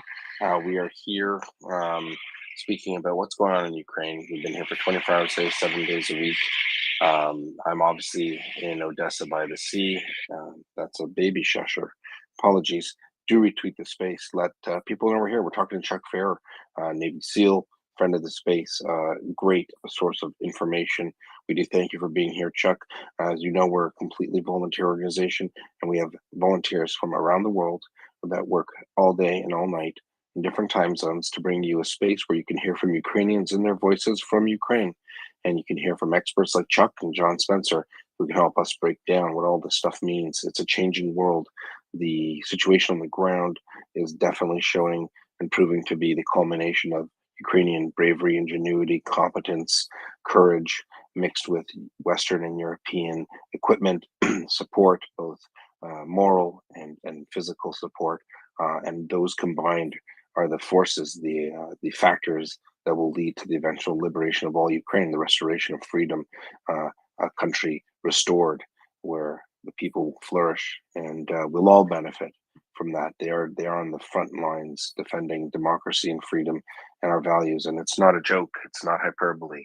What the Russians are doing, and their desire to upset the apple cart, is a desire to let authoritarianism and totalitarianism, theocratic regimes that are hell bent on the destruction of people's like yours and I's freedom. So what we're doing here is we're speaking truth to power. So please do retweet this space. Let people know we're here. We're here to share with everybody. So please do reach out, come up to the speakers panel. Alan, I'm going to drop down and come back because I can't add people. So whoever has got the host account, I'll leave the space. I'll come back in. Hopefully we can add people. I can't seem to add people. Alan, over to you. Thank you. okay. Thanks, Yehuda. Come back fast. Chuck, the only other thing I was going to say before we move on to hands is these Russian troops on the banks of the Dnipro have been under continuous artillery fire for hours. As you point out, it's nighttime. They disembark, they travel across the Dnipro, they embark, they travel across, they disembark. This is the longest trip of their life. What's it like out there? Well, we'll go down to the granular level, and I wish I didn't have so many artillery stories to tell you, but unfortunately I do. Nighttime, let's say you are one of the lucky ones who got to Kherson in the middle of this afternoon. So let's say you arrived at Kherson 3 o'clock in this afternoon. You made your way to the ferry landing point at an appointed time. Of course, it wasn't there on time because these things are running late. The artillery has been splashing around the vicinity of the bridge all day, and gradually the time between shells landing has gotten shorter and shorter. Let's say you were able to get yourself onto that barge We're talking, the river is about 2 miles wide there. That barge is probably doing maybe 5 miles an hour. It can't go any faster. There are amphibious vehicles on either side sort of pushing it as fast as they can, which is not very fast. It cannot change course. There's no way for this guy, when the artillery is coming in, to sort of, vary his course 45 degrees to port and starboard. He can't do that. And to make things worse, that barge is heading for the same landing point that Russian troops have been landing at for the last 8 weeks. And the firing solutions for that particular geographic location are well known to every single gunner in every Ukrainian artillery unit in Mykolaiv. And also, there's eyes on target. So there's a partisan on a cell phone, and he's just sitting there, and he's literally saying, they'll be here in about 15 minutes, 10, 5, 3, they're pulling up, let them have it. And here come the shells. And at nighttime, depending on what's coming in at you, you can literally hear it coming. Some of them sound like trucks driving up in the sky, and some of them, Grad rockets especially, they make an unbelievable shrieking sound that is it's truly amazing. Whoever designed that weapon knew exactly what they were doing.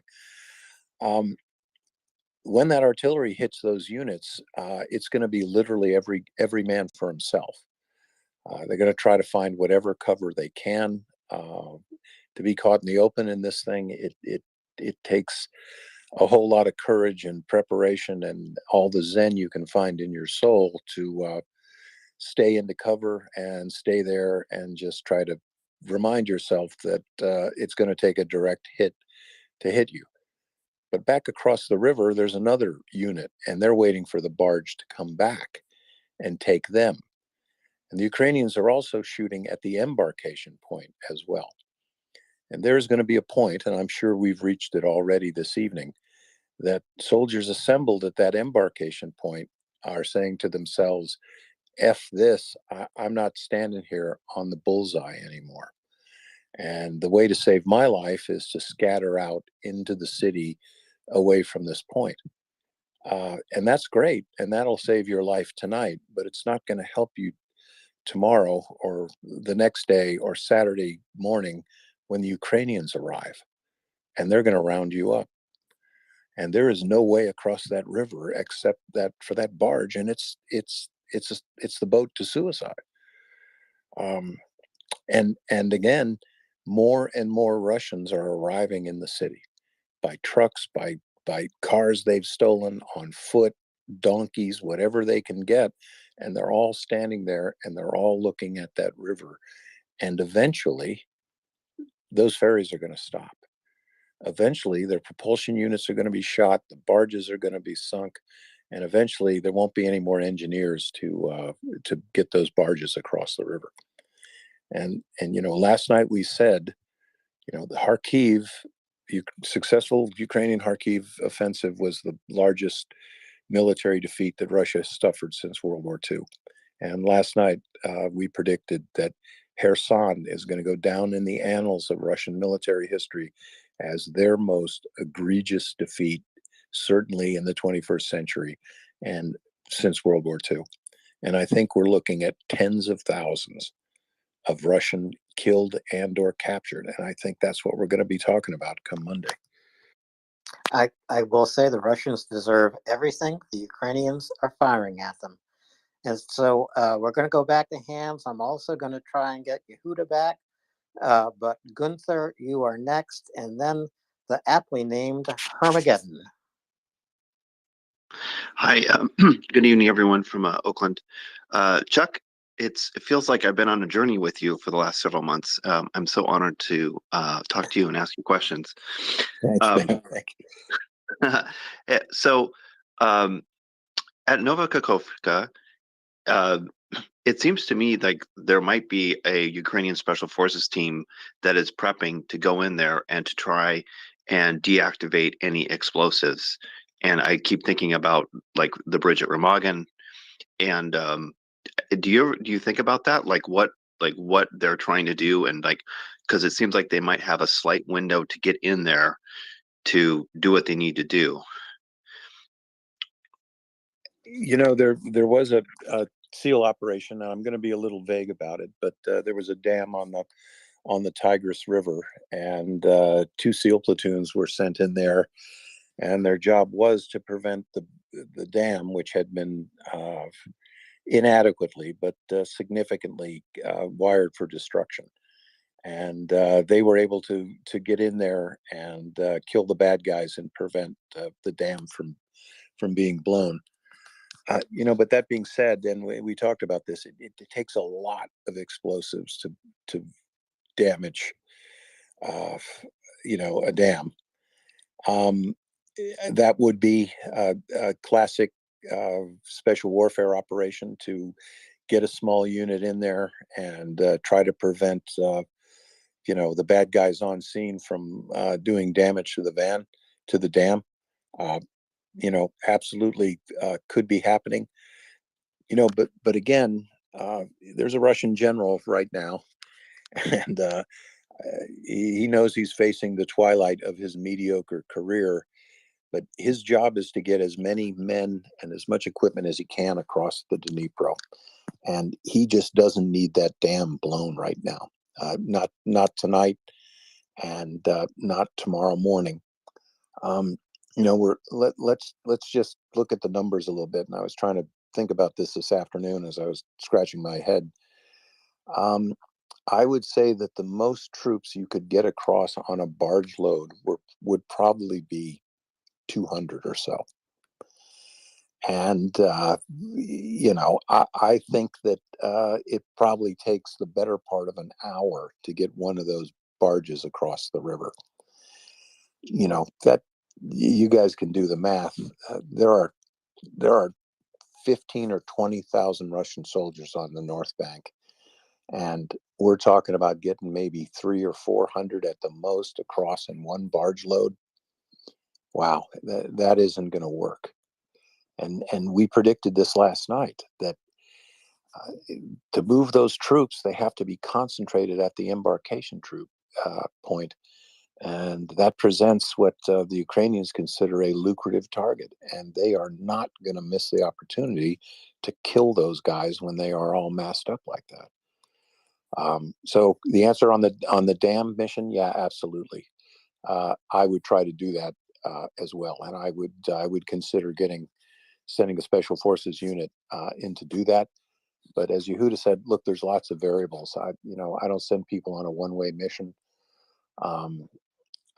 One of the reasons I think that still might be a viable operation is because the Russian morale is so low, and this has been a bad night for them. And whoever is hanging around Novakharkova, a Russian soldier, whatever orders he has been given, he is looking at the South Bank and he's making a decision in his head. And I think a great number of them are going to get over to the South Bank as soon as they can, no matter what they've been told to do otherwise. So, you know, this is going to be a very long night for a lot of Russians. Thanks, Chuck. Gunther, I hope that answered your question. Very succinct. Thank you so much. And Herman, you are next. Thank you, Alan, for bringing me up. And hello, Chuck. There was a question from a listener last night, and I believe you just answered it. And let me just restate the question and the answer you give, so I have it correct. So the question was, if you have all the crossing points that the Russians are having right now under your command, and you are not contested, there's no artillery or anything, how long does it take to bring 10,000 men over the river? And what you said, I think it was between 25 and 50 hours, depending on how many men fit on one barge. That's correct? Yes, I think that's a really good estimate. And, you know, let's say 20 hours, but everything has to go right. your engines have to keep working. The people, there are engineering troops that specialize in amphibious operations and making pontoon bridges, etc. If those guys get killed, what we call a coxswain in the Navy, a small craft commander, if that guy gets killed, there's not a lot of soldiers that can jump in there and say, "Look, I can pilot this barge. I know how to tie a bowline knot. I know how to work a Turk's head." So uh, every casualty they take of every skilled position is going to slow it down somewhat. So that is a good question and a good point. But they've got 20 desperate hours, and that assumes that everything's working well for them, and it's not. Chuck, you and Colonel Spencer and so many others have talked about the multi-dimensional battlefield that we now work on. And so we all live in a three-dimensional world. But I'm just guessing that on the banks of the Dnipro tonight, it's become a two-dimensional world for Russians and a four-dimensional world for Ukrainians. And that's because, as you've pointed out, it's likely they have line of sight information at those ferry points on the Dnipro. They certainly have radar and precisely guided shelling on those positions. Can you just talk for a moment about this multidimensional battlefield that we are now fighting in? Yeah, if I'm in charge of Ukrainian artillery right now, I want to smother every embarkation point that I know, every point that I know that Russians on the North Bank are going to try to get onto to a barge, and every place they're trying to get off. And the other thing I want to do is I want to sink the barges themselves. So I'm looking for, and I am going to be provided with partisans who are telling me the barge is at the embarkation point now, and that's when I fire 20, 30, 40, 50, 100 rounds of artillery at the embarkation point or the debarkation point. Because eventually, that place where Russian soldiers are supposed to get on or get off, no one's going to be able to get there anymore because there's going to be 3 sunk barges in front of it. Why does that matter? Well, the Russians have spent weeks building ramps so that vehicles can roll on and off the barges, and also so that soldiers can run on and run off, because they're going to have to do so under fire. And as soon as those places are choked with the sinking, burning wreckage of those barges and their propulsion boats, then there's going to be no place for the Russians to get on or get off. And this is going to become a completely futile exercise to even try to get across this river. And, I spoke a little earlier, there'll be a time towards dawn when I think the Russians are going to run out of people who are willing to keep driving their barges across the river. I think that what's unfolding will be a terrific and costly defeat for the Russians. And I don't think that's reversible at this point. I don't think there's anything the Russians can do to stop this. And the preventive measures they should have taken, which was, first of all, they should have withdrawn months ago, because we've been talking about, look, this position has been untenable for months. Here's something else that the Russians haven't done. There is no counter battery radar on the south, or it's inadequately placed. They should have multiple artillery batteries who are able to fire back at the Ukrainian artillery positions and smother the batteries. But that isn't happening. It isn't happening. And that's the only remedy. That's the only defense they could have had. And It's not happening. So again, so all of those little mistakes that they've made, oversights, you know, poor planning, poor delivery, failure to bring up these small associated task units, it all is combining right now to make this an absolute nightmare. Thanks, Chuck. So it's moving on to 3 a.m. in Kiev and Kherson. To everyone listening right now and hearing the expert analysis of Chuck Ferrer and John Spencer, please retweet this space. Anyone you know who hasn't been getting adequate news about Ukraine, please invite them to join Maria Report. Retweet this space. We're here 24 hours a day, 7 days a week.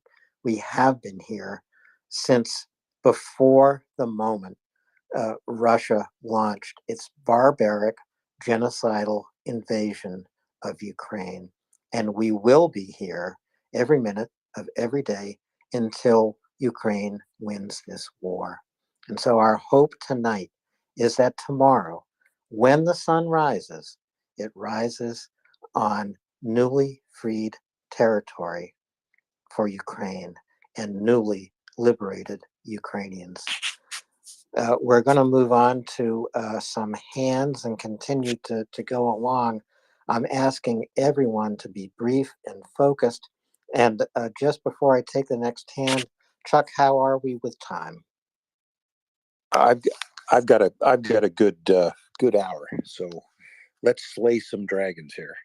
Okay, let's slay those dragons.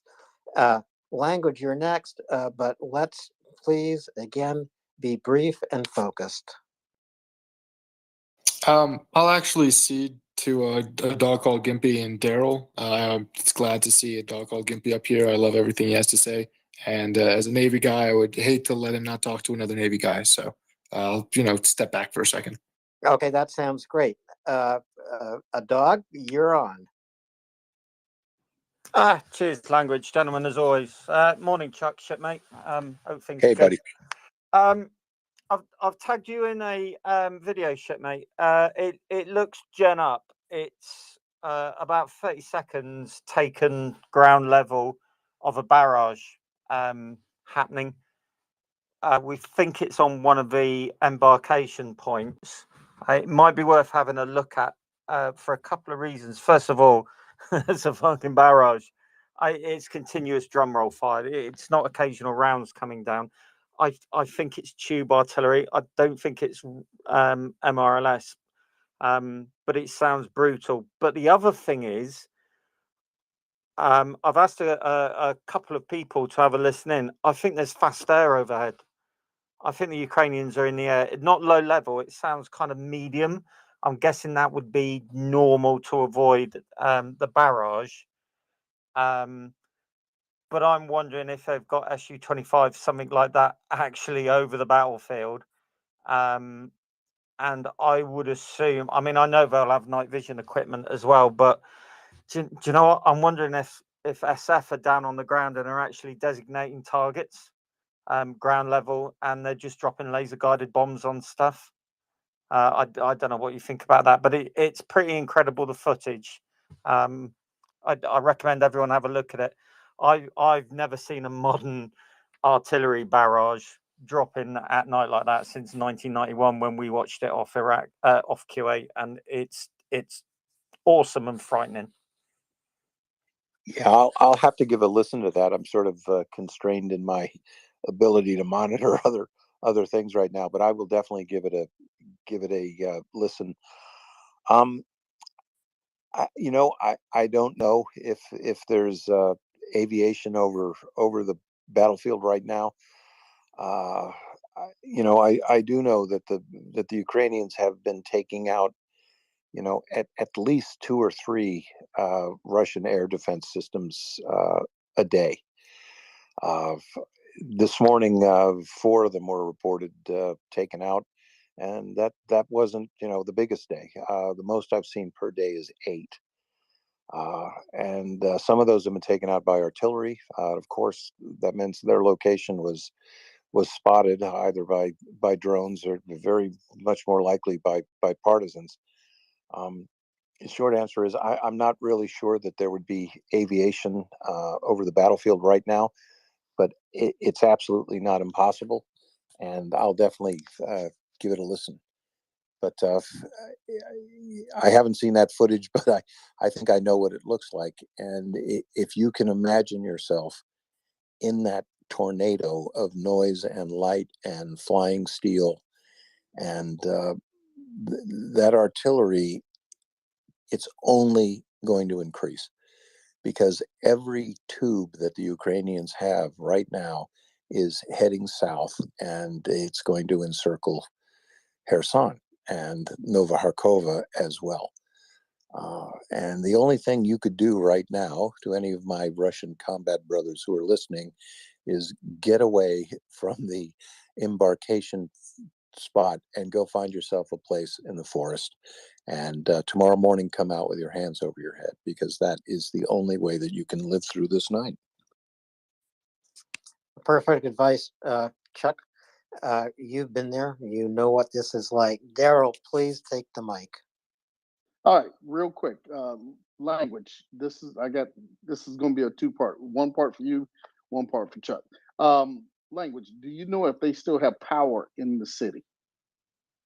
It's been broadly cut off for about 3 to 6 hours now, at least on the eastern portions of the city, and communications have been rendered broadly non-functional for longer than that. So that the entire extent is currently unclear. But the Russians, for all the things they're complaining about, are not yet complaining about the fact that it's completely dark in there. All right, because that leads me to the second part, Chuck. Days that they can go without water, because without power, we know they don't have water in that city. It's not like you can dip down and drink out the river. So what do you think? Days that they can last, even if they got munitions? I think it's creditable that there are reports that there are Ukrainian special forces and scouting units in the city. I would credit those reports. I still don't think that the Ukrainian army. Look, I could be wrong, and I'll be delighted to correct this tomorrow morning. But I don't see any reason for them to enter the city right now to slug it out with whatever Russian diehards have taken up urban fighting positions. I think it would be best to surround the city, to cut it off from Novakharkova, rather cut it off from Berislav on the farther down to the east on the north bank, cut the Russian forces in half. That's something we may see tomorrow morning. We may see Ukrainian units on the Dnipro in a position between Kherson and Lvove or Berislav. But I think tonight and for most of tomorrow and probably over the weekend, artillery is going to be putting the hurting on the Russians. And eventually, and it may come soon, within 20 hours or so, the Russians are not going to be able to continue to operate these ferries. Again, like we said, because barges are sunk at the ferry landings, and or there's no more rolling or maritime propulsion units to push those barges across. And in that case, I think you're probably going to see mass surrenders, or you're going to see people fighting to the death, and they can fight to the death against artillery, because again, there's no reason to spill Ukrainian blood on the streets of Kherson. Thanks, Chuck. I see that Daryl, do you have a follow-up? And Yehuda is also back on the panel. Yeah, just note to everyone, we're having a lot of comms problems. I couldn't get on for about 15 minutes. We've had to kick some people down their ghost speakers. It means that when you come up to speak, what happens is you end up being you fill a spot and then you're blacked out to us. So we have to actually kick you from the room and then re-allow you to come in. So don't take it personal. It's just a glitch with Twitter. I was out for 15 minutes there just because of it. So if you have seen that you've come up to speak and you've been removed from the room or removed to a panel, we're manually doing that because we can't hear you and we see your avatar is actually grayed out. So there's no speaker or microphone thing. So we've booted you out and you come back in. Nothing personal. It's just a Twitter glitch. Hopefully you'll invest a whole ton of money to make spaces a lot better. Nothing personal. Thanks so much there. And I'll co-host again. Over to you, Alan. Daryl. Thanks, Yehuda. Daryl, do you have a follow-up for Chuck? These are really good questions. Nope. I was I just had that one for right now, but go ahead and get Dan in here. Okay, Dan, you are next. We are being focused and succinct as long as we have Chuck with us. And I appreciate Chuck being with us. One more thing I wanted to throw out there on the long list of reasons that that barge traffic is going to cease by morning, if it hasn't already, is the way the sight lines work on this river in this spot. Any Ukrainian force that gets to where it overlooks the river can fire ATGMs to whatever their maximum range is, for the most part in both directions. So the Ukrainians do not have to get many people to the river in many places to have house javelins and their own ever so nifty Stugnas reaching out and touching a long way in both directions. I really think, if it hasn't happened already, that the people in charge of driving barges are just going to conveniently change the uniforms and disappear. We have not seen very many Russians be willing to take that kind of duty. It might just be a barge too far, Dan. I like that. Thank you very much. You said to be brief, so have a good evening. Fair enough. No, that's great. Those are great points. Look, I mean, as Chuck's saying, I think we got a lot of interest going on right now. And they're smart. I guess people are pretty tuned in general, because this is the beginning of the end for Mr. Putin. Kherson City was the apple of his eye. I'm not saying Kherson's not a beautiful city, but those are low expectations for Mr. Putin, and even that has been taken away from him. His goose is cooked. We're going to see the remainder of Kherson Oblast go back to Ukraine, be liberated by Ukrainian forces. Now we're going to see the Russians conduct a very disorganized or an orderly, disorderly retreat. How's that? Let's consider it cup is half full. They will very orderly, disorderly leave, and we're going to see that. We're not talking about barges. Don't listen to the nonsense that Shoigu and evil Mr. Clean General there say that they're doing this to protect Russian lives. They certainly are not. They don't care about Russian lives. They've lost 80,000 of them to do nothing except for terrorize and commit genocide. And now they're trying to pretend that they're going to get their troops out. They are not. I don't even think 10,000. I don't think 10,000 will make it across at all. So thanks. Please do retweet, like the space. Let people know we're here. We have friends from all over the world listening, including, believe it or not, the halls of power in Washington. Chiefs of staff, senators, congressmen and women actually listen to this. How do I know? Because they've told me. They've reached out to us to let us know. And they've supported our friends, from example, the Ministry of Veterans Affairs, who've gone to Washington to testify at the Helsinki Commission. We have people from all over the world, whether they're in Europe, whether they're Norwegian members of parliament or Ukrainian members of parliament, or people from Australia and the defense community, industrial experts, grain experts, you name it, they're here listening. So while you're here, this increases our chances to reach a greater and greater audience. So what's our goal? To keep the flame alive, really, to share Ukraine's story, to not give up. And if all we have to do is stay here and create the space for you to do it, we're glad to do it. So please do retweet the space, send it off, click the notification button. I'm not sure how it works, but some of the computer techies in our group said if you could, go to the MriyaReport Twitter handle, and you can click something there to get informed or stay notified by things we do. So thanks so very much, and we'll go back to Chuck. Standing by to field one. There you go. So Chuck, here's one. Ready to Here's one be- for you, Chuck. What are we looking at? We saw the map collapse. Just today, I was going to do what you did, but I got smart and I didn't make that map because 25 to 40 kilometers. That's not a withdrawal. Those are Ukrainian forces rolling over Russian positions right there. Right? Yeah, absolutely. You know what has surprised me is the Russians there's the M14 highway that connects Mykolaiv to Kherson. It essentially goes from the northwest to the southeast, almost a straight shot, not quite, but into Kherson, and that was the most heavily fortified angle that the Russians were defending. Lots of defense in depth there.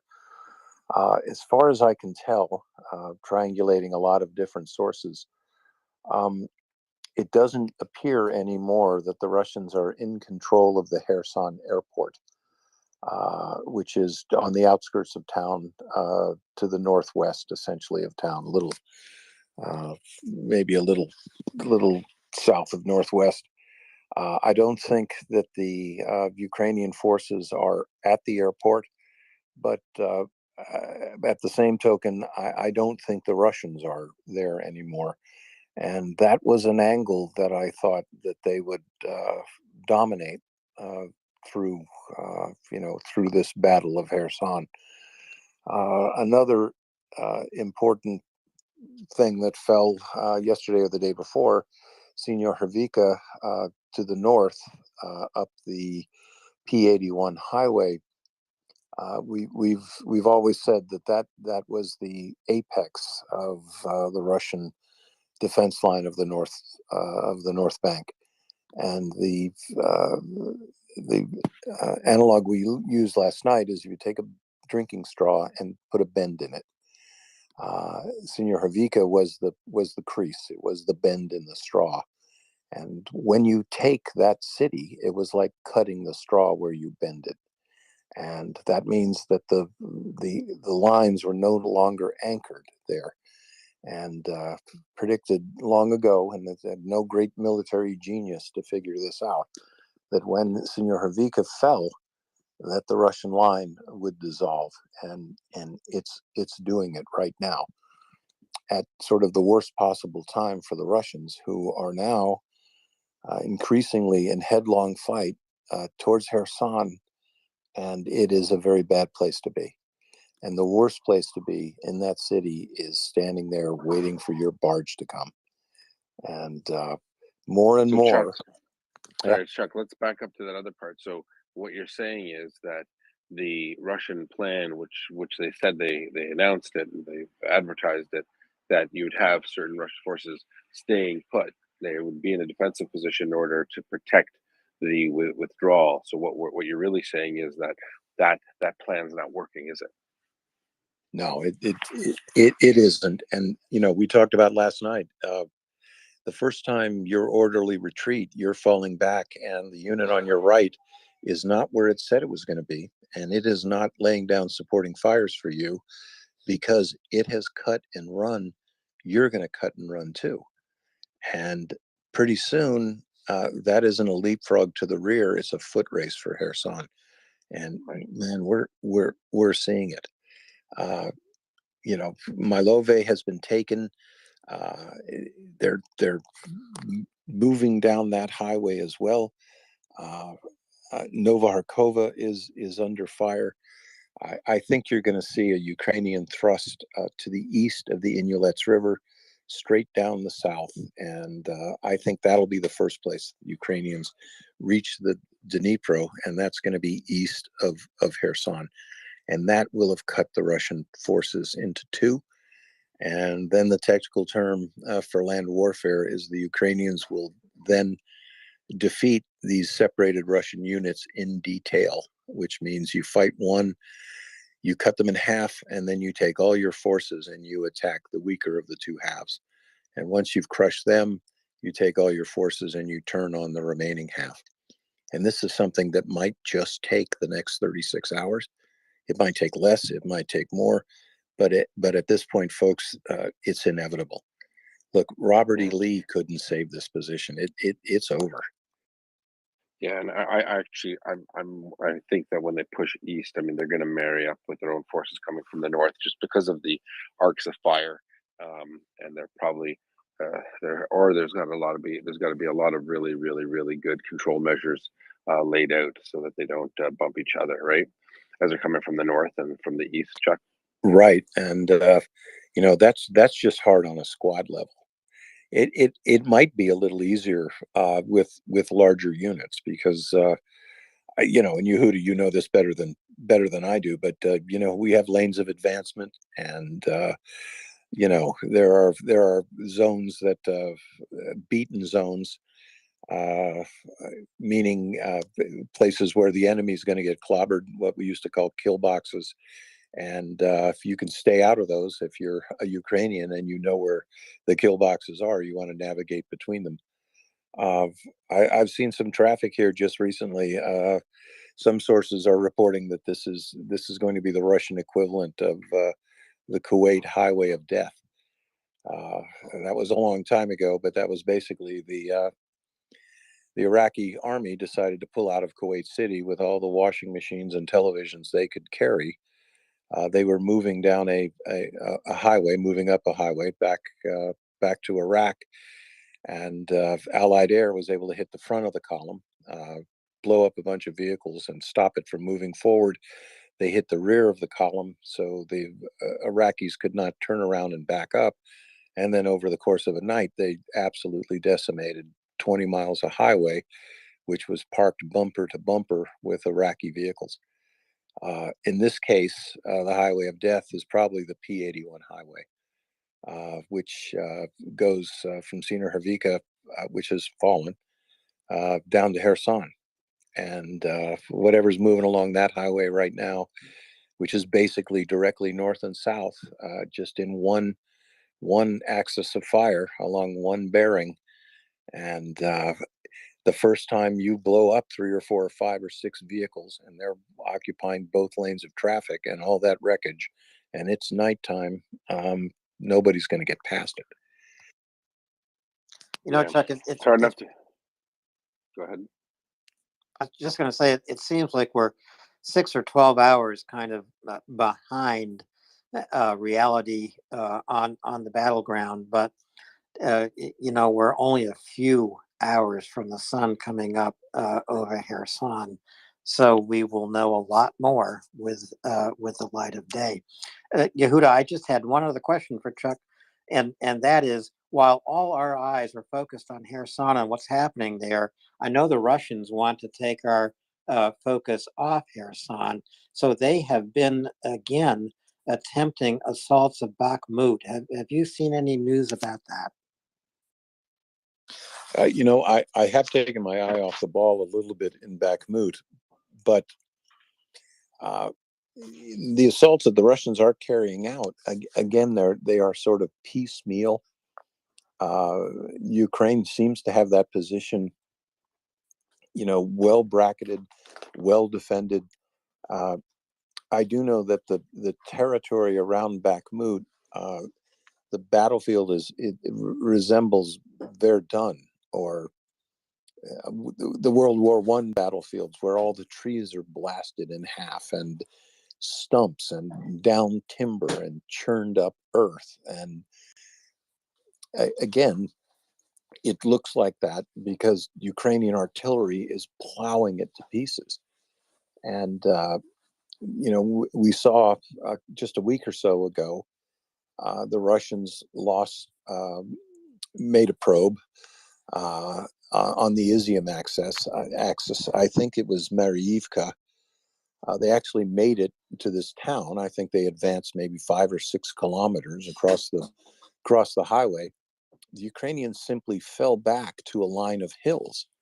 They let the Russians pour their forces into this flat plain, overlooked by all sorts of artillery tubes, and they just absolutely destroyed the Russian forces on the ground there, who were pumped in to a killing zone. There was no reason to try to take that terrain dominated by those hills. It was an absolute waste of several hundred Russian troops.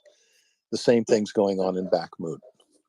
They're trying to advance over territory that is absolutely dominated by Ukrainian artillery and absolutely well dug in Ukrainian forces, and it's just not going to work for them. So they can try to try to take the Ukrainians' eye off the ball, but it isn't, because Kherson is the it's the low-hanging fruit, and Ukraine's not going to be denied this victory. Go ahead, Yehuda, please. Yeah.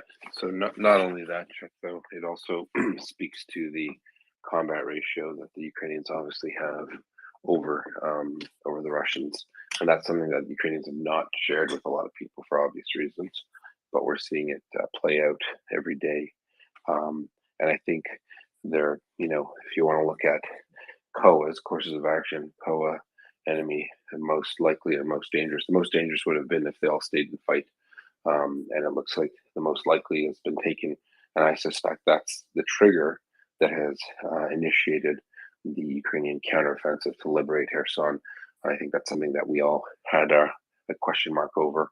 The Russians cutting and running is obviously going to make them the most vulnerable, and they'll be the weakest there. They're not good at communicating. It's not the Russian withdrawal from Kiev when they just hadn't gotten their noses too bloody yet. And we're seeing that unfolding right now. As Alan says, as the sun rises, we're going to see major advances on the Ukrainian positions towards Kherson. And you're going to see a lot of Russian positions overrun, and they probably will be destroyed in place or surrendered, or, as you said, just routed, run back to those positions. What do you think of that, Chuck? Enemy most likely, enemy most dangerous.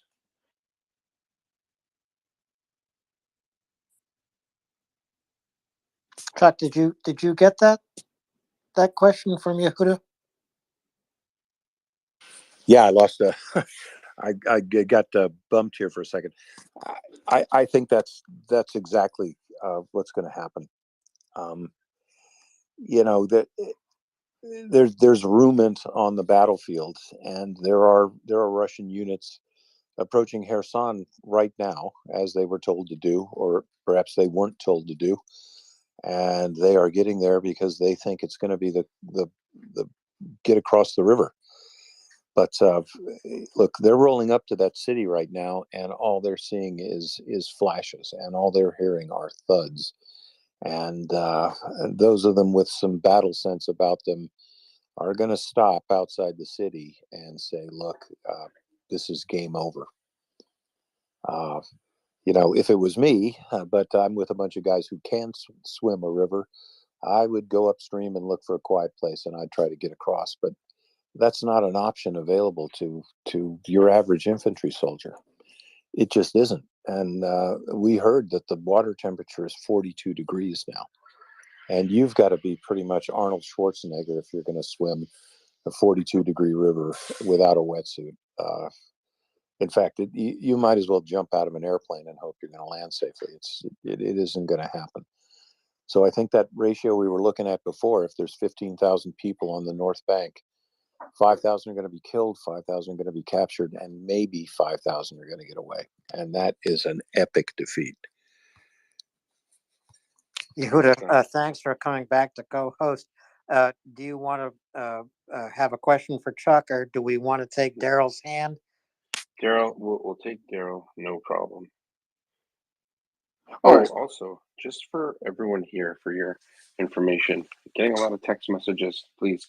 We're not ignoring you. We're not trying to bring you up. I said it already. I'll say it again. Twitter's having a glitch. We don't have full access to adding people, and sometimes when we do, you just cycle out. So no, it's not personal. We're not adding you. Maybe it's because there's a big tick in numbers, but please, if I message you once saying I can't, we know there's a problem. We're not ignoring you. Sorry about that. Go ahead, Daryl. All right. We know that the old Soviet model of command and control. I believe there's a lot of these units that have very little or no officer ranks left because they were all called up and they were supposed. We got messages where a lot of the officers and leadership left. The communication at this point in the battle space for those left, it cannot be, more than line of sight at this point, which means that if the Ukrainians are able to cut off a unit, they may not even have the ability to communicate.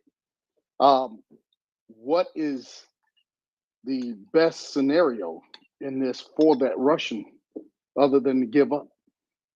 Because they have no other method of communication. Well, we've been saying this, Daryl, for a while. We've seen Russian soldiers on social media saying we've been dropped off and with barely any weapons, sometimes with a couple of shovels, told to dig a ditch and stay here. Period. So we know that they're not communicating. So you know the answer. The answer is nothing. Surrender, die, or run away. There aren't that many options left to them. It's just what it is. What it is, man. And Daryl, I think at this point the battle is really lost. I don't know.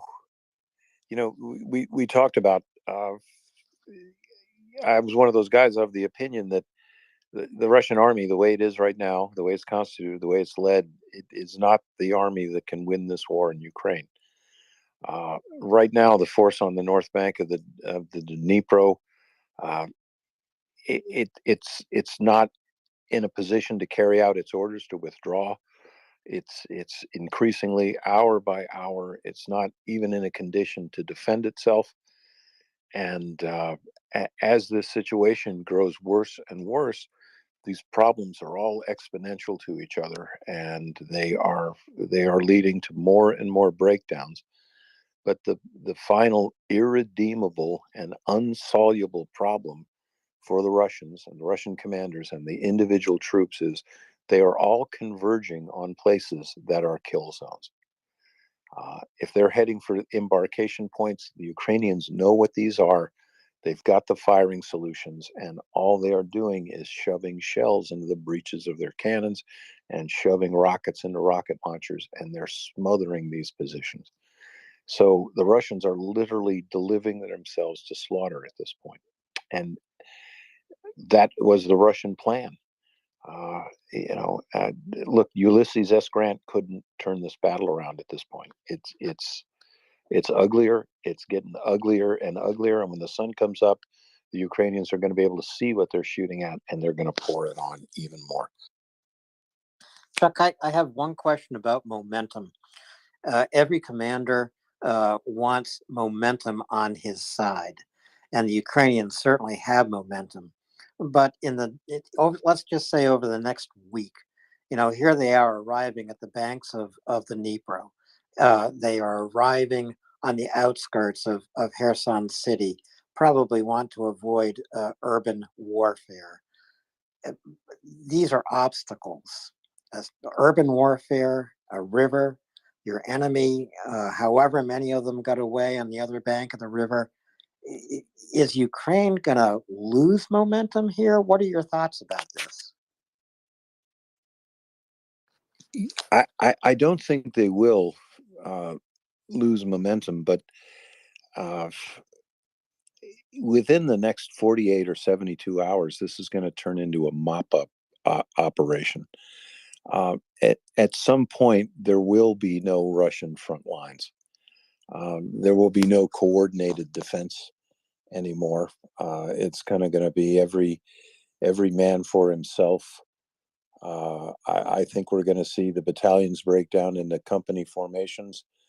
Those company formations are going to evaporate into squad, 10 guys, groups of guys on foot moving south towards the river where there isn't any hope for them. They can't swim, and maybe by tomorrow morning, but I would say certainly by tomorrow night, there's going to be no more barges. It isn't going to happen. And again, I don't expect. Look, I could be wrong, and I'll be delighted if I am. I don't see any reason right now for the Ukrainians to capture Kherson. Ukraine doesn't need Kherson right now. It needs to destroy the Russian army on the North Bank. That's what you need to do. You can take Kherson next Wednesday. The point is to punish the Russians absolutely as much as possible, and to make sure that everybody they put over on the North Bank is no longer going to be able to pick up a rifle and fight Ukraine. So that's the thing. Would you agree, Yehuda? Yeah. So that's the momentum is clearly on their side. There's no doubt about it, and they've had the momentum for a while. All right, let's grab a bunch of hands. Look, we got some new speakers up. I think we lost Trent. To our hosts, if you aren't going to speak, we are having problems bringing people up. Just for some reason, a lot of ghost speakers. If you want to pop down, John, Colby, or Daryl, we're going to try to get some new hands in here. And if not, in the meantime, we'll go to Whiskey. Again, retweet the space. We're here with retired former, or I want to call retired because it's still in his heart, Navy SEAL Chuck Fair, and he's an author and also screenwriter and a great friend of the show. We're gonna go to Whiskey, and then we're gonna go over to Baza. Go ahead, Whiskey. Yeah, thanks, Yehuda, and thanks, Chuck, for staying up and answering the questions we have going on tonight in the space. I just listening to what has actually gone on in Kherson and the Russians trying to cross the Dnipro River. It does kind of remind me a little bit. I have these visions of Dunkirk mixed with Omaha Beach, and this is like maybe a mini version of that for the Russians tonight. What do you think about that? I think it's a good comparison, and again, you can see how absolutely self-defeating it was for the Russians to go around destroying boats last week. Every one of those boats could have taken 2 or 3, 4, 5, 10 soldiers across the river. One of the reasons Dunkirk worked, it was an absolute miracle. But if you'd shown up at Dunkirk with 4 or 5 landing ship tanks and embarked 1,000 troops onto each, there'd be a dozen ships for the Germans to sink instead of 500, 600, 1,000 small boats. And once that granular level of evacuation happened, it was a lot harder for the Germans to stop it. Even that was ruled out for the Russians because some bonehead, for some reason, decided to go around and destroy all the boats. And they either did that because they didn't want the Ukrainians pursuing them across the river in small boats, which frankly is a bit suicidal. I think one of the reasons that they destroyed those boats is they didn't want the existing garrison in Kherson to just get into them at night and evacuate on their own. But that circles right back to morale, which, Chuck, you nailed it. Yeah. We've been talking about protective guards of Russian troops in Bakhmut, 3 and 4 defensive positions back who are shooting retreating Russian soldiers. I suspect they said, you're not leaving, you're staying here and fighting, but we're still going to take some of our other people out because they're better than you. So it's obviously a morale issue. Look, I think it's fair to say that the question of when Kherson falls or how it falls, there's a question mark there. But I suspect in the morning, by midday tomorrow, we'll see how far the Ukrainian forces have advanced towards Kherson. And I wouldn't be surprised if we start seeing the first batches of Russian troops surrendering. What do you think, Chuck? Yeah, I do think, and I agree with you completely. Let's take it down to the granular level here, folks. If I was a Russian grunt right now, with my 4 magazines and my half-empty canteen, what I'd be doing is looking for some bushes to crawl into, and I would sit there sucking my thumb all night long, and I would wait until the morning, and then I would come out with my hands over my head, and I would Forget be get looking. on the phone and call that Get Ukrainian hotline. get on the phone, because there isn't any reason to do anything else. And the other thing is, we talked about the sort of infection, the bacillus, the poisoning of these units by pouring in these mobniks who are not trained, who, speaking in their defense, are just absolutely not equipped mentally or in terms of military training to even be on the battlefield. And But who are they facing? Who are they facing off against? hardened, Battle hardened hardened, Ukraine. supercharged by victory. They smell blood in the water. And look, these Ukrainians have not forgotten what these Russians did at Hostomel and Bucha and Kharkiv and everywhere else they've been, where they buried thousands of people in unmarked graves. Yep. You don't want to be a wonder what they Russian find in soldier. Kherson. It's Imagine going to what be they'll find in ugly. Kherson. Yeah. Yeah. All right, we're going to go to Baza, then Sebastian. Baza. Chuck, would trying to save the dam, will that be the absolute priority at the moment, do you think, prior to going to Kherson? I don't know. We talked about, can a special forces unit go in there and prevent the demolition? It's a bit of a long shot, but it did happen during the Gulf War. In fact, it was a friend of mine was one of the assault element commanders that did that operation. Saving the dam, I don't know. I do know that Ukrainian shelling today took out the hydroelectric generation facility. You know what? I don't know. The thing I don't think the Russians need right now is to cause that river to run in spate, because they're going to have a hard enough time if the water stays where it is right now and running at the speed it is. But if that river gets, you blow a dam upriver, nothing's getting across the river. And the only hope the Russians have right now is to get people across the river, because their defenses are breaking down. We've seen that the Russians are almost incapable of offensive action at night. They've made some attempts at doing that, but the Ukrainians fight better at night than the Russians do. And the rubric for that always is that everything you try to do on the battlefield is 2 or 3 times harder at night. So you need to be better trained, better equipped, and you need to have more cohesive units to do it. And look, not only are the Russians not doing any offensive operations right now, they're not even defending themselves well. They can't even stay in a hole and shoot back. And especially, you're not going to stay in your hole and keep shooting with the guys on the right of you and the guys on the left of you have ski-daddled. You're not going to. John Wayne isn't going to sit there and fight it out on his own, and none of these guys are John Wayne. So, do you see Nova Kahovka being maybe a priority even before Kherson, possibly? Well, I think that the principal target right now is the defeat, the annihilation of the Russian forces. I wouldn't think that any geographical position right now is more important than engaging and destroying the enemy.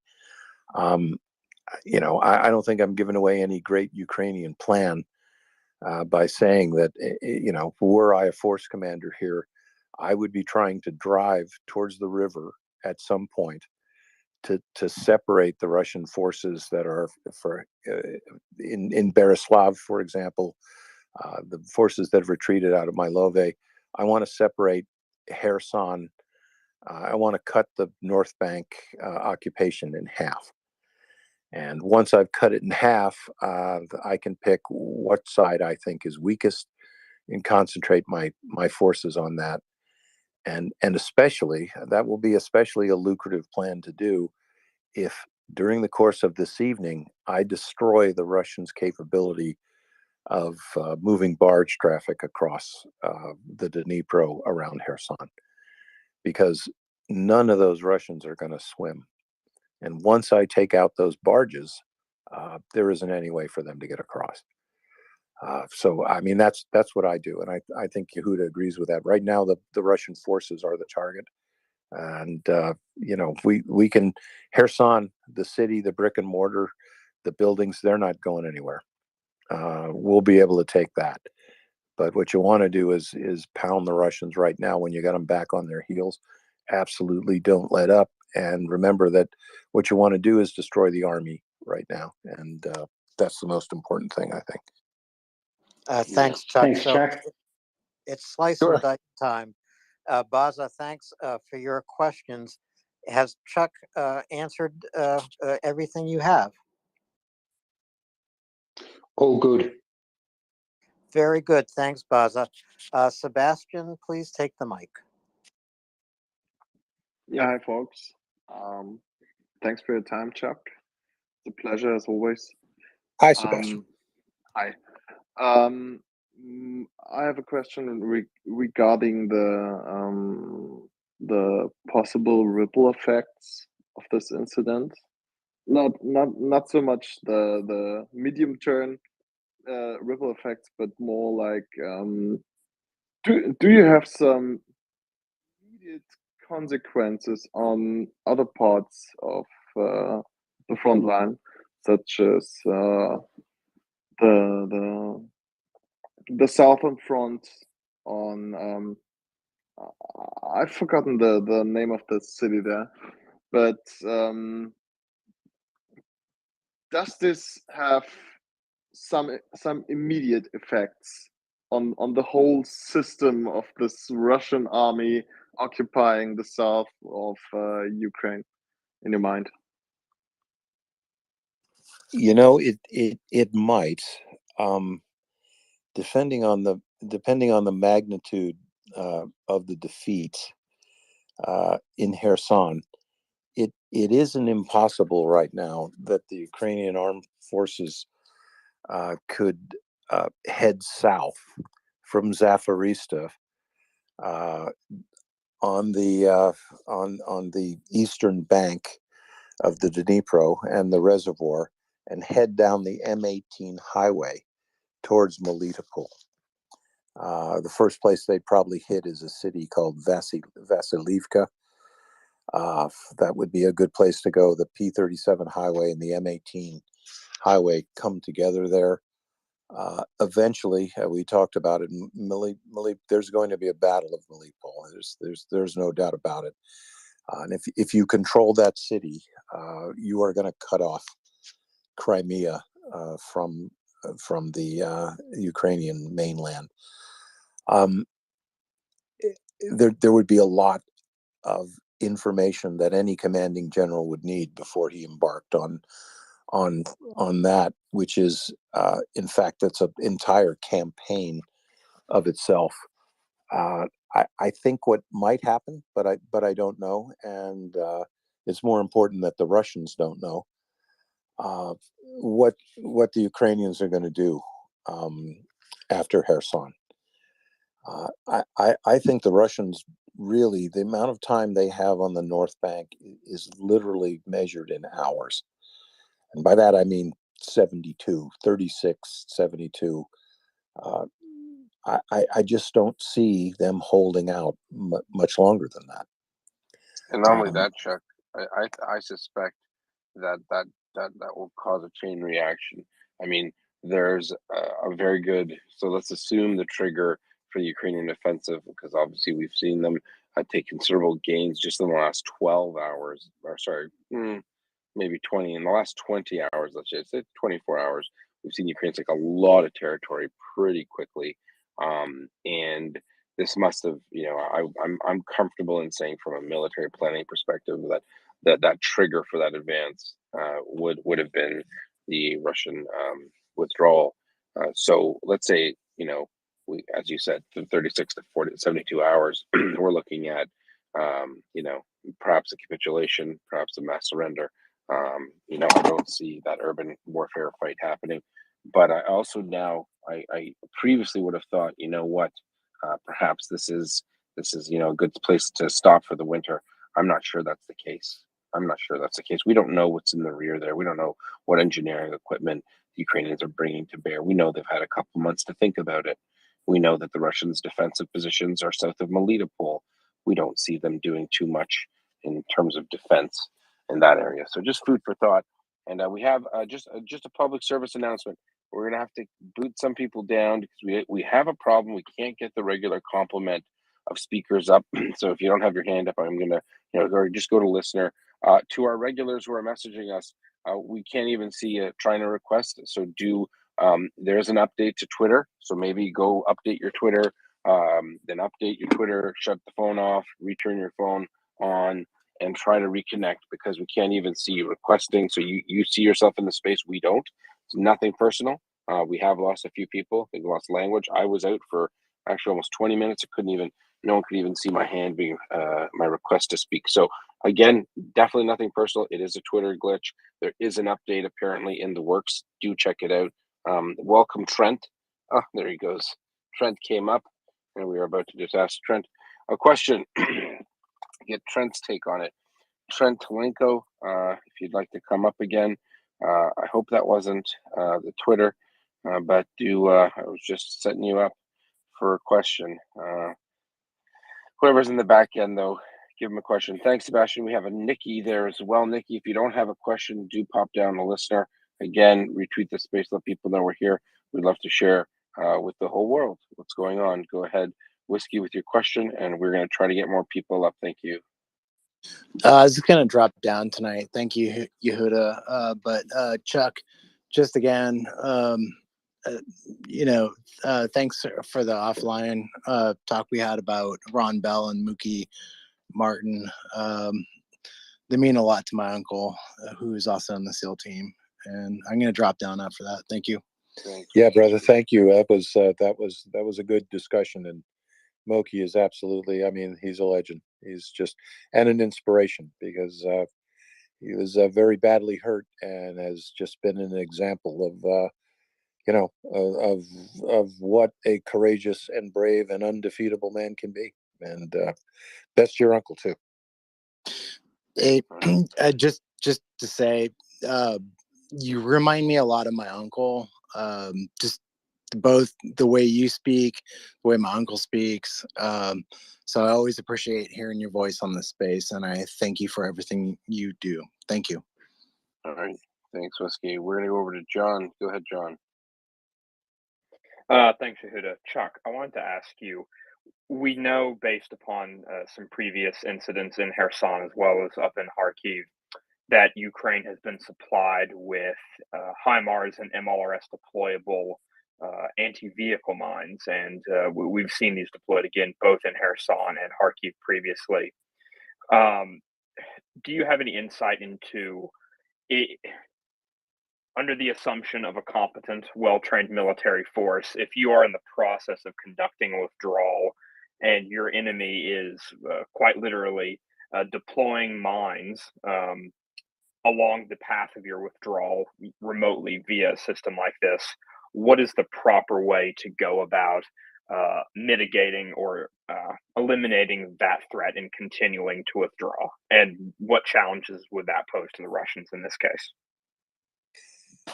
That's a great question, and to answer that, you put yourself in the role of a convoy commander with 20 vehicles or so.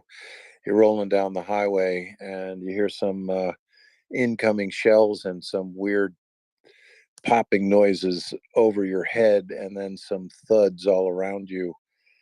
And you may or may not realize that what's just happened is air bursting munition has scattered anti-vehicle mines all over the roadway, the right of way, your axis of retreat. Generally, the first way you discover that the road's been mined is that one of your vehicles runs over a mine. As we've seen in the case of the Russians, unfortunately, what happens then is the second vehicle will drive around the burning first vehicle and it'll run into the second mine. Once that happens 3 times, the road's blocked. And what's going to happen in this case is, as we've seen, is the Russians are going to abandon their vehicle and head out on foot. And again, we've seen this dozens of times with video proof. Russian vehicles abandoned on the road, doors open, windshield wipers going, often still in their convoy intervals. They just stop their vehicles and run away. Okay, well that's one little victory, and you've interdicted these 20 vehicles that you can capture. But the big problem is for the larger next echelon force commander who has another 20, 30, 40, 100 vehicles to evacuate. Now the highway's blocked, and it's blocked in the most amazing way with burning vehicles at the front and abandoned vehicles blocking the roadway, and there's no people to drive them. Again, this is a problem that's time critical, because all the time I've taken to describe this, and all the time you try to imagine your own reactions, the Ukrainians are closing in on you, either with ground forces, but even worse, they're pummeling this road with artillery. So those are units that aren't going to arrive in Kherson, that aren't going to show up when they were supposed to at the embarkation points. Let's say your 100 vehicles, they were supposed to go to a crossroads town and set up a defensive perimeter and hold it so that other units could pass through there. Well, those are troops and units that aren't going to arrive on time where they're supposed to be to help other people get to where they need to go. I think I just described something that's probably happening right now in 20 places on the battlefield tonight. And these are intractable problems. These can't be solved. And again, like we pointed out, the Russians are converging, and they are delivering themselves to places where they're going to be killed. They're heading for embarkation points that are going to be smothered with artillery. They're being hit now. They're going to be hit tomorrow morning. They're going to be hit all day tomorrow. That's why the Battle of Kherson is we don't know how it's going to end, but it's been won already. And that's right. Yeah. Chuck, sorry to interrupt you. I don't know if it's Trent is using a phone made in Russia or China, but Trent, can you hear us? I can hear you for now. Okay. Hey, Trent. Hey, what was brother. going It's on? good to hear you. All right. Was it the Twitter connection? Twitter was being a beast, so it is what it is. Okay, yeah. So just so you know, everyone, Twitter is acting up. We've now lost the whole panel. So Trent, go ahead before you cut off again. All right. The one thing that I haven't heard people talk about, and I think really needs to be looked at hard regards this Russian retreat, is the utter collapse of their medical system. The Russians' whole blood distribution system apparently has failed. They aren't able to get the right types of blood in the right amounts, properly refrigerated, to medical facilities behind the lines, let alone at the front lines. And we already know that the Russians do not have blood clotting bandages in their first aid. So I would like Chuck to touch on the implications of that in an artillery heavy environment, because the one thing that artillery fragments do is eviscerate bodies that don't have body armor. Yeah, and Trent, it is a really bad situation. I think a lot of people, certainly all the veterans listening here, it's called the golden hour, and that's when you take a badly wounded soldier. If you can get him to the next echelon of medical care within an hour of his being wounded, we've got a really good chance of being kept alive. But Trent's pointed out, with a failure of important blood products getting into the first and second echelons of Russian medical care, these casualties, these wounded people, are going to turn into killed in action. And interestingly, one of the things that was an absolute tip-off to NATO that confirmed that the Russian invasion was going to go forward was the movement of medical units into Belarus and in close proximity to the Ukrainian frontiers. But one of the final things that cinched it, that the Russians were going to go forward, that was the arrival on scene and in these locations of refrigerated blood products, because they are perishable and they are absolutely vital to fighting a battle.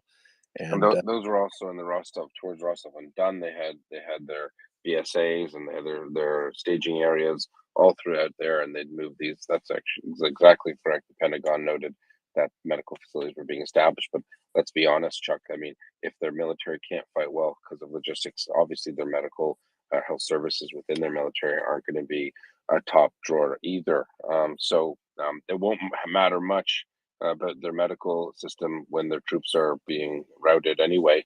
It won't make it go any faster or slower. It just means that more of them will die. So these are also partially some of the reasons I suspect why Russian casualty numbers are so very high, because they don't have the basic care within that golden hour. Even though technically, Chuck, they're only about 100. From where they are in Donbass, especially, they're only a couple of 100 kilometers max from supposedly a top tier hospital. So whereas the Ukrainians, they might capitalize on the better medical support and health service support in their military in the front lines, they're back at an actual, they're in the economy again. They're off to regular hospitals with operating rooms and MRIs and CAT scans and all that jazz. So it really is a different mix. However, we have to remember the Russians aren't so disadvantaged that way, because they're not that far from their closest hospitals in either Belgorod or Rostov-on-Don or all sorts of places. So, great question. Trent did fall off again. Do come up to speak. Kara, I see you're in the panel there, so do raise your hand that you have a question, and we'll answer you. Chuck, we're hearing about all sorts of fires now in the early morning hours on the left bank or the east bank of the Dnipro. It looks like all sorts of roads heading to Melitopol are being hit. Now, that could very well be because there are Russians on those roads going there. So it looks like the Ukrainians are, in fact, turning up the heat. So that's where we're at right now, ladies and gentlemen. We're looking at Ukrainian forces are closing in on Kherson City, which has been occupied by the Russians for many, many months. And now Ukrainian forces and artillery, they're exercising fire control on escape routes for the Russians. And who knows? I mean, there's a big question mark, Chuck, and I want to say it here. I just have a sneaking suspicion that Ukrainian forces in Zaporizhia are starting to do certain things. And I wouldn't be surprised, Chuck, if Russian forces in and around that area have begun to thin out themselves. It's something that the Russians haven't talked about, but I suspect it to be true, because I just don't think the Russians believe that this is a tenable position to be in. It's very awkward for them to defend this terrain. So good news for Ukraine. So to our audience, do welcome. We're MriyaReport. We've been here for 24 hours a day, 7 days a week, going on 9 months. We're all volunteers. Some people spend 10, 12, 16 hours a day volunteering on the site. Some people are retired or work for themselves, and others, like us, we do it on our off time at night whilst we work during the day. We don't accept money. We do this for free.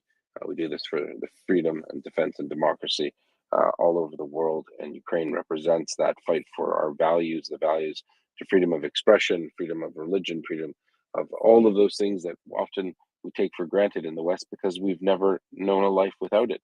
But our friends in Ukraine are the descendants of people who have known a life without it. because they lived under the Soviet Union. So with all of our support, whether it be symbolic, whether it be just being in this space, we're helping put our fingers on the scales of history, and we're helping to turn the tide, definitely by fighting the Russians in the information space and fighting disinformation, which we see often quite prevalent. So thanks again for being here. And we'll go over to Kara, who has a question, presumably. Kara. Or Kara. Oh, Karen, my apologies. Karan. Yeah, hi. Can you guys Yes, hear me? yes, go ahead. Yeah, absolutely.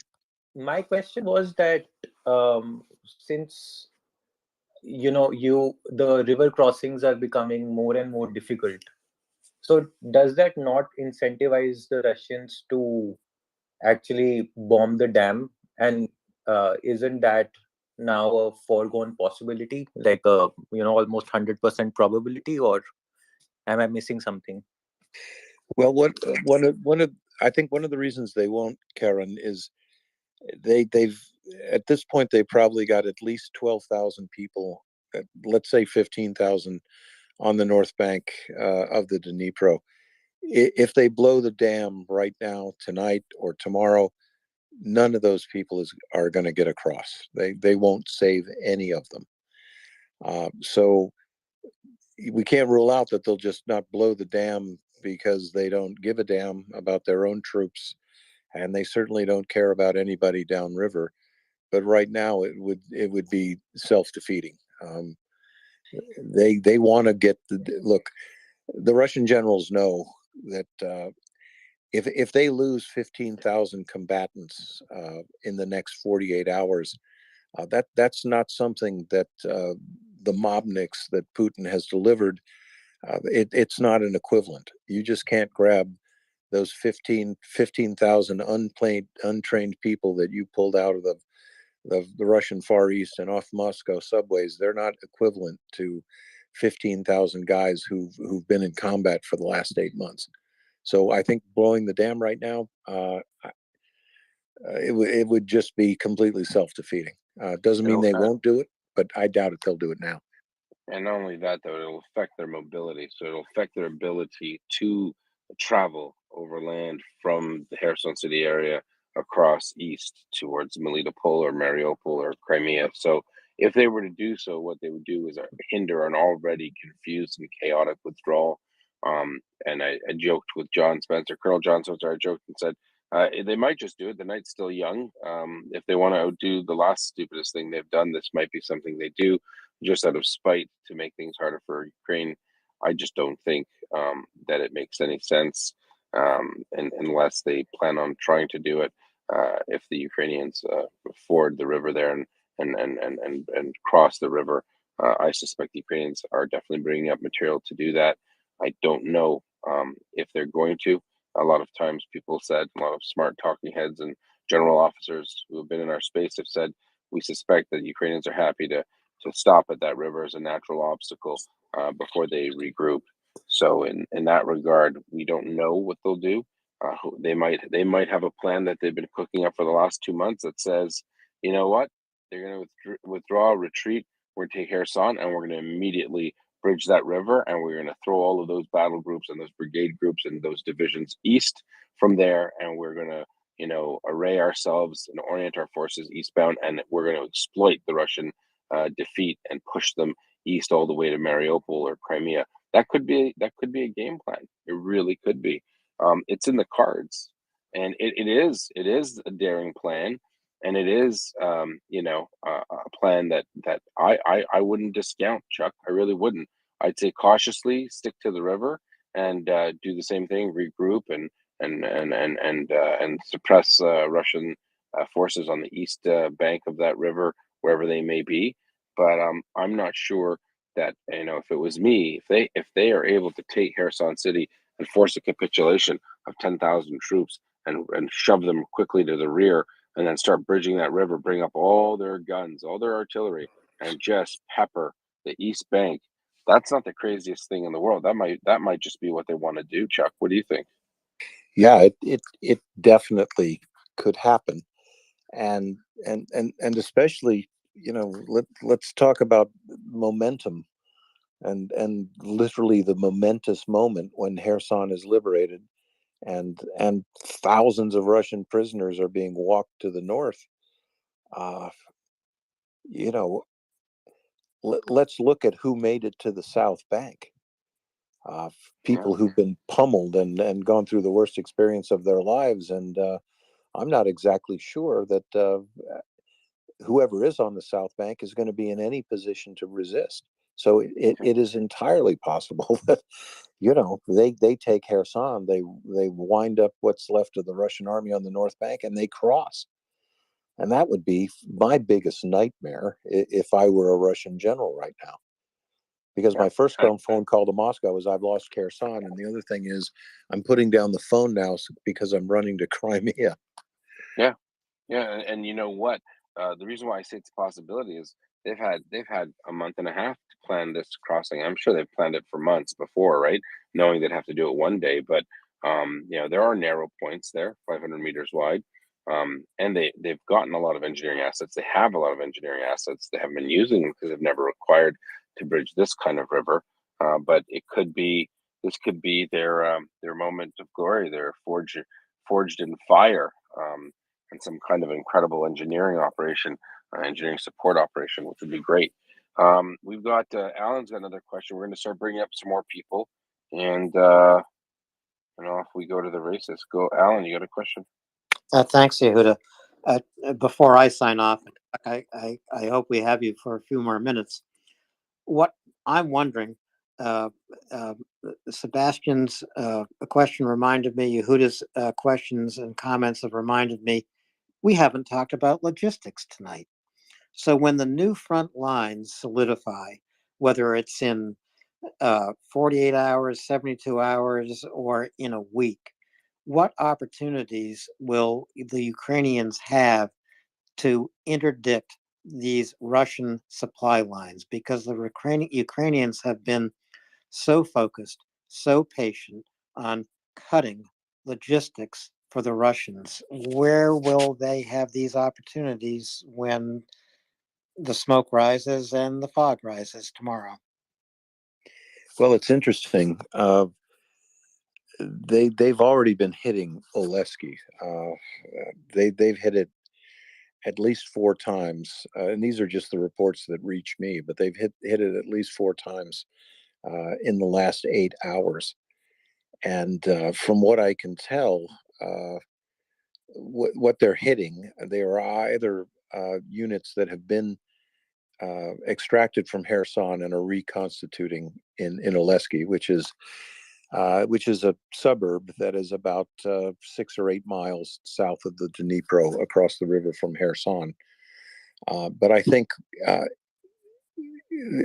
so. Units that have been extracted and are trying to get back together are being hit there. But I think more importantly, Russian units that are converging on Kherson from the South Bank in an attempt to support the evacuation, they're getting hit there as well.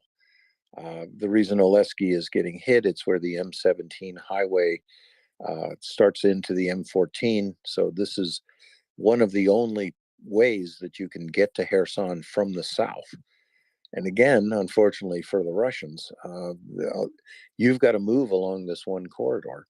And the Ukrainians have had months to dial in firing solutions for every inch of that highway. And again, folks, right now this is happening in darkness.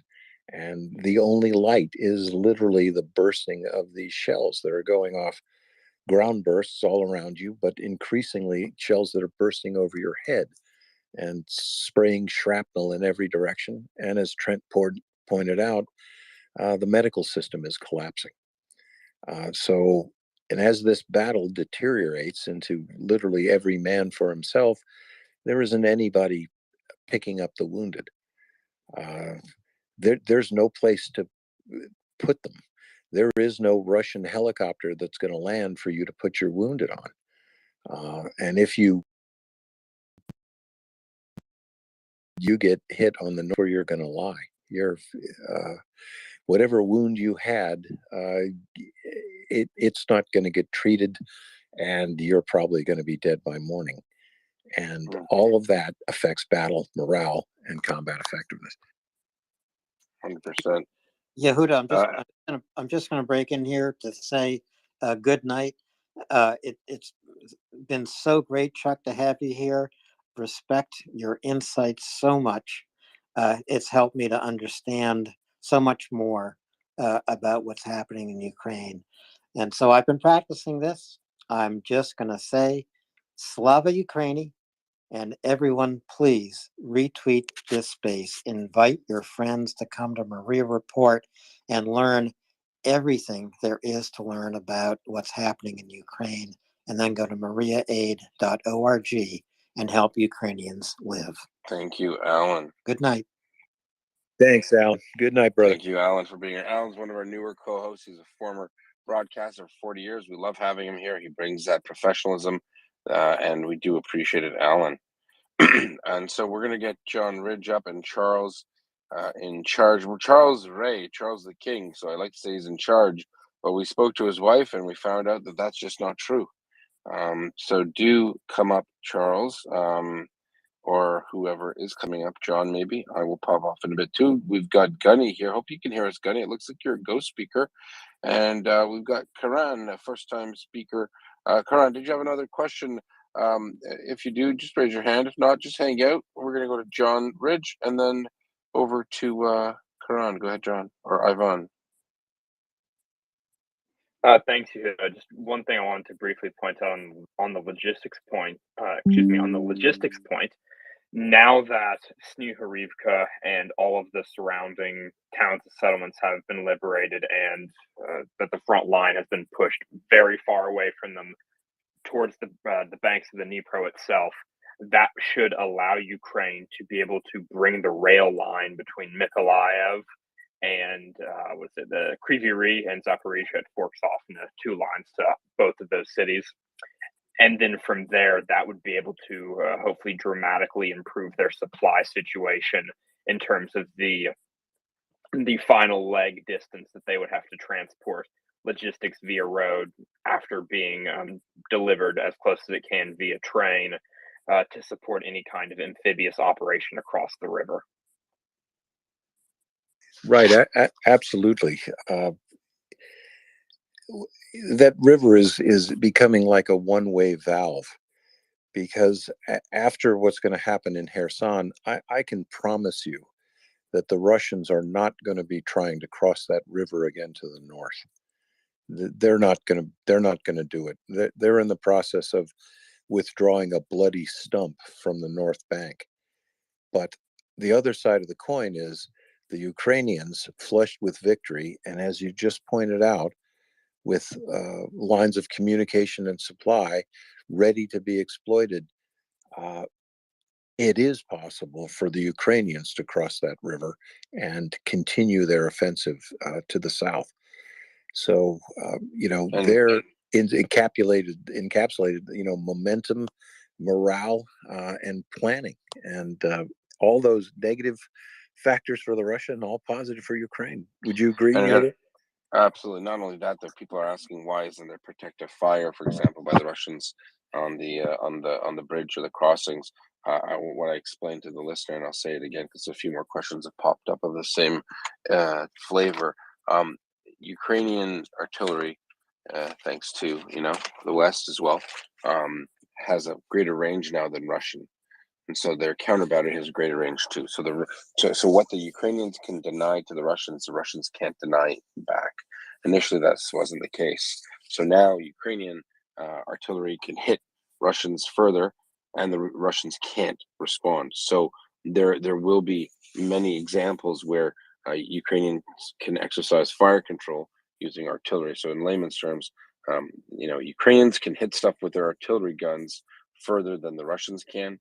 And the Russians aren't able to conduct counter battery fire on those Ukrainian positions. So they pretty much have free reign. It truly is the king of battle. The Ukrainians are able to hit Russian targets.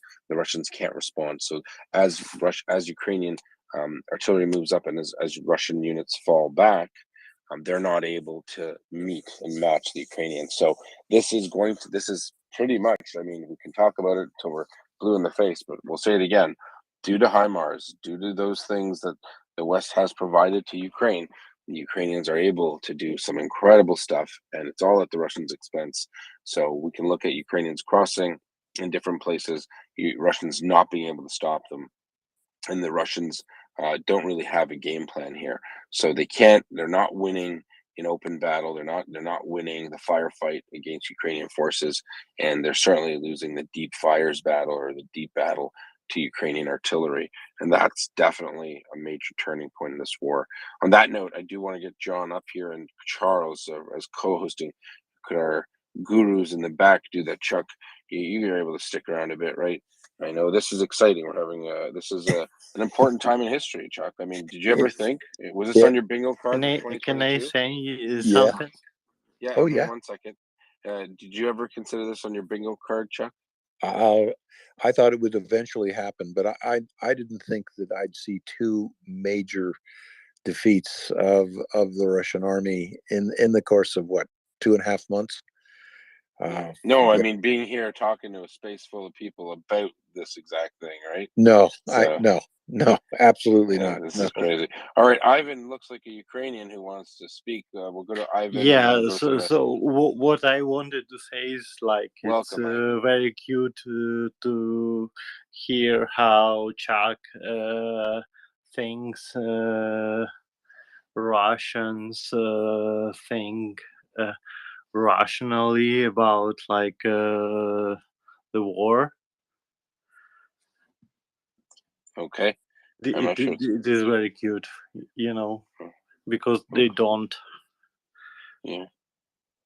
I'm not sure it's cute, but I think we're wargaming here, Ivan, right? So we're assessing what the Russians do. In fact, we don't think that Russians are very rational in the war. So I think you might have missed something there. No, we think they're incredibly stupid, Ivan. They do incredibly stupid things constantly. They're not an army. They're rapists and give murderers. them credit by trying to explain their actions, like they were trying to achieve something, or they have any kind of strategy. They're reacting to what is happening to them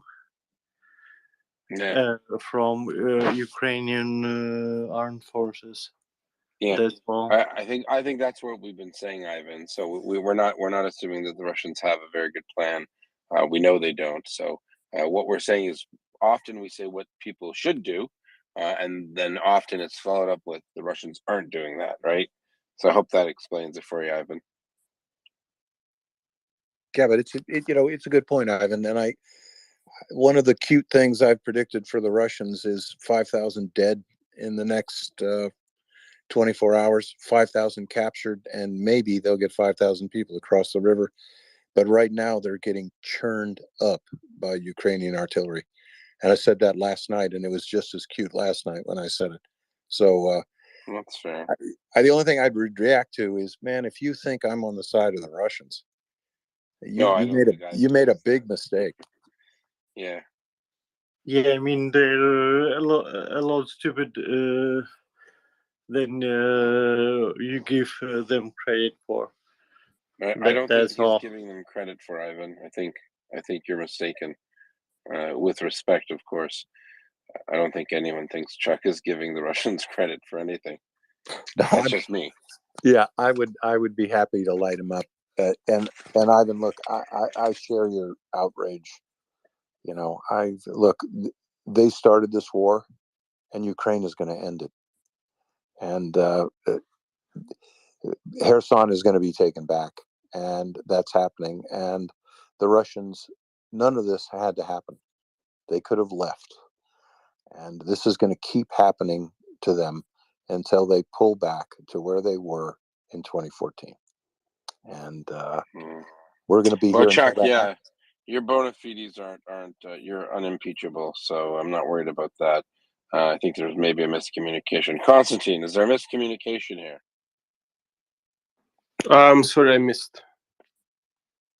I think Ivan, our Ukrainian friend, thought that Chuck was defending Russian actions. Yeah, so Chuck was like thinking too much of them, like explaining their actions and their tactics and strategy as if they were like smart, but they're not. Well, I would say that Chuck is smart to do that because underestimating your enemy and thinking that he is completely dumb, even if he acts dumb, is not a good idea. You still analyze, you still try to understand. I say I like I don't think underestimating them is a good idea, but Chuck was giving them too much credit. Well, Ivan, in my own defense, what I've been crediting them with is converging on places where they're going to be killed. I've credited them with not being able to conduct what they were told to do today. I've credited them with their units breaking apart. I've credited them with doing the best thing possible, which is hiding in the bushes until tomorrow, and then surrendering. So again, I mean, look, tempest in a teapot. I mean, look, you got your opinion, absolutely. Іван, а звідки ви, будь ласка, підкажіть? Я з Києва. Добре, дякую. З Печерську. Звідки ви? З Харкова. Toronto. Anyway, I wanted to add that we discussed the military actions, and we don't, even though there are some stupid things that they do, considering that your enemy is always completely stupid is not really smart of anyone. Even though we don't have any respect for them, the enemy is an enemy. You have to consider them as someone smart. It's much better to overestimate than underestimate. I guarantee you, General Zaluzhny sits there and says, not what dumb things are the Russians going to do, but what are the really smart things the Russians could do to screw up my plan. And that's what a good general does. He thinks of what are all the things. Maybe they'll get a good idea somewhere down the road, and I want to be ready for that good idea because I'm going to smash that one too. And that's how you war fight, Ivan. So when Chuck talks, he's assessing the situation, and then he's saying, these are the options the Russians could have. We don't think the Russians. You know how the Russians. The Russians have a bad plan because they invaded Ukraine in the first place. That was their first mistake. Period. Full stop. And now it's gonna be a painfully slow march back to Moscow for them. And you know who's gonna help them? The kind Ukrainian army who will happily help them back, right, Konstantin? Yeah, definitely. No love lost there, Ivan. So I hope that's okay. You were a little upset when you first started. So are we good now, Ivan? Ivan? Yeah, in a way, I'm good. Excellent. All right. Let's go to Sebastian, and then we'll go to Gunny and Karan. Go ahead. Yeah, thank you. I have a question regarding a post of CJ from like an hour ago. So he posted a picture of cell phone analysis. I'm sorry, my English is not the best, yes, but a photo where you can see Russian mobile devices. They were all over the Dnipro. So I'm assuming that there are some Russians that are right now swimming across the Dnipro. I don't know if anyone of you has have seen the picture, but it was quite astounding. So I just wanted to bring that in and ask you if you have seen it, because it was like stunning, and it also looked like a clear route. But I don't know if this were like corpses with cell phones from the barges, or yeah. And I also wanted to ask how many barges do they have? How can you imagine the situation there?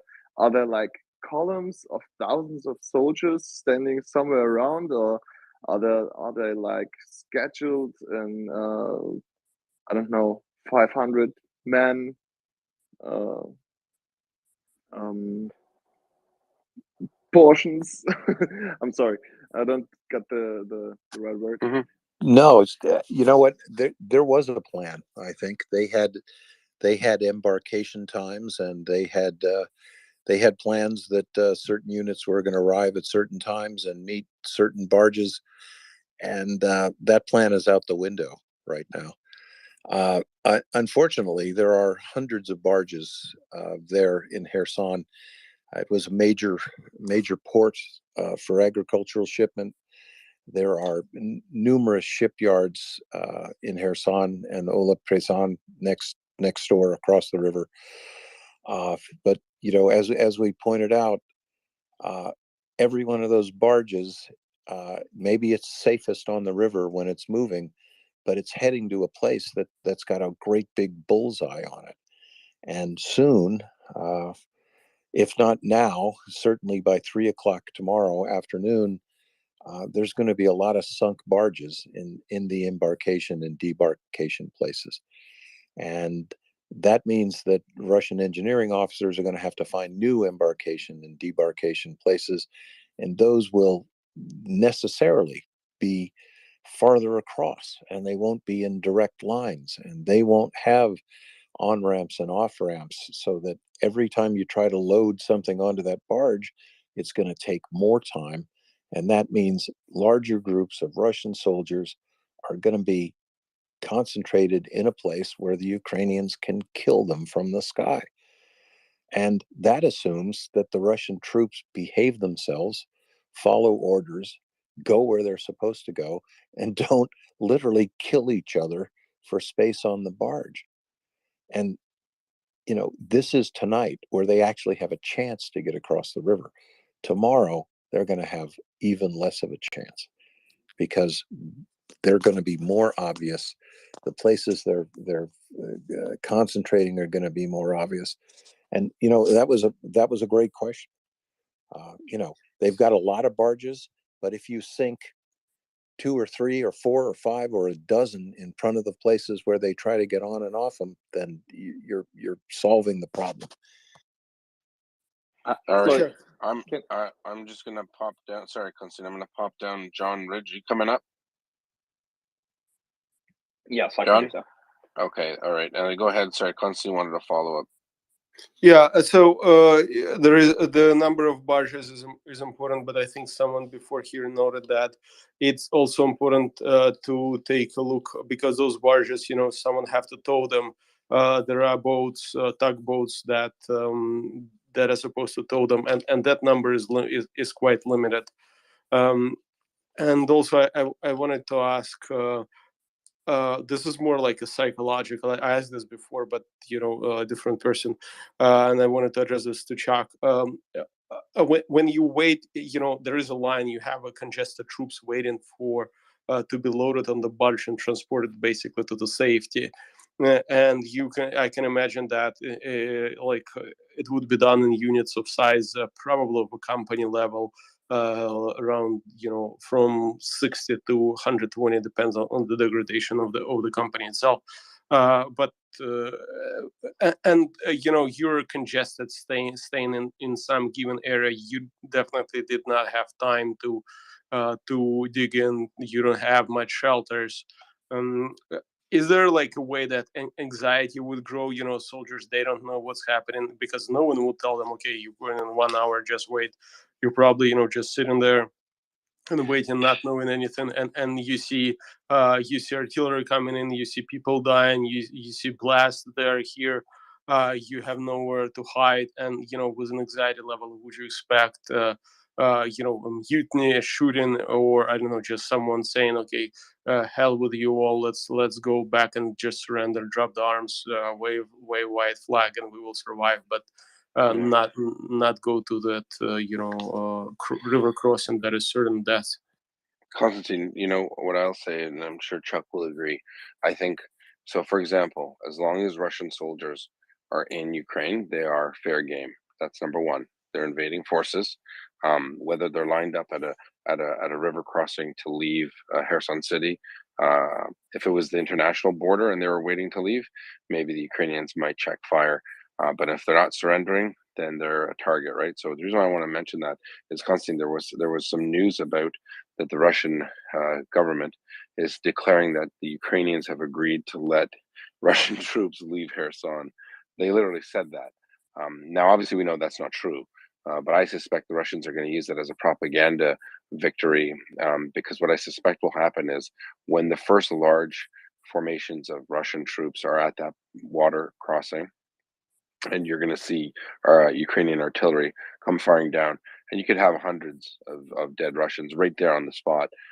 That would cause an enormous panic in the Russian lines. If the Russians are claiming that this is going to be an orderly withdrawal, that is the farthest thing possible from the truth. It will not be orderly. It'll be chaotic. It'll be a gong show, and people will be running left, right, and center. So I think what it could take is one stupid attempt by Russian forces to evacuate troops on that side to just be decimated, Chuck. I think you know what I'm talking about. I'm talking about a turkey shoot. And I think at that point, you can't hide 500 bodies by the riverbank that you're supposed to be, crossing on. I think if the Russians actually did that on those numbers, and they'd have to do them on those numbers, they'd have to have thousands, if not hundreds, if not thousands, within a small area to get them across. If they were to put 100 persons on a barge and another 100 lined up, you hit something like that. I don't see Russians trying to escape. I don't know about you, Chuck. No, I agree with you completely. And, to dial it down to that granular level, you've arrived with 100 other guys. And the plan was that you're supposed to get out at 1 o'clock in the morning. You're going to, right now, you're in whatever cover you can find. And let's just say for a minute that you found a nice deep basement, and there's artillery going off all around you, and you're in this nice safe basement. And the barrages are coming and going, but mostly they're going and they're getting pretty heavy.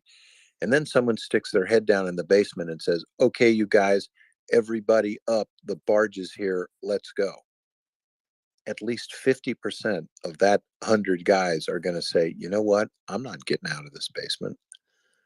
I'm not going out there into a hailstorm of artillery to run 200 yards to that river crossing." That is exactly what they're aiming at.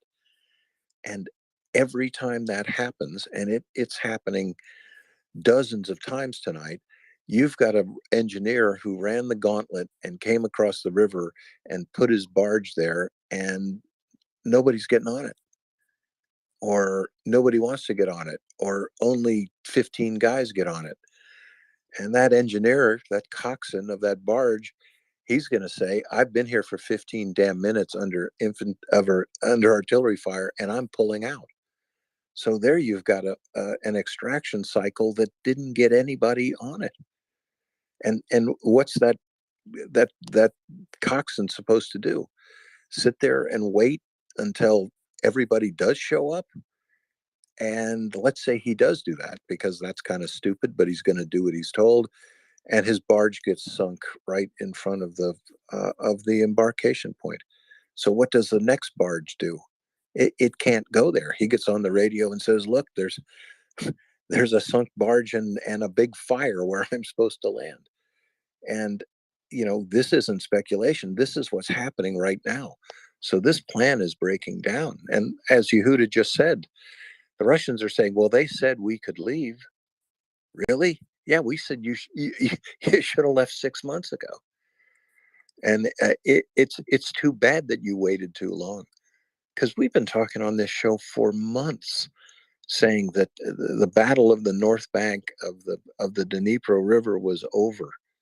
This was not a position they could defend. And you know what? Now it's a position they can't get out of. And look, that's too bad. That's too bad.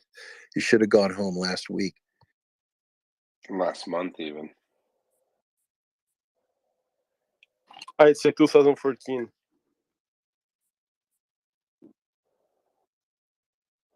Or never Thank you at very all, much. right?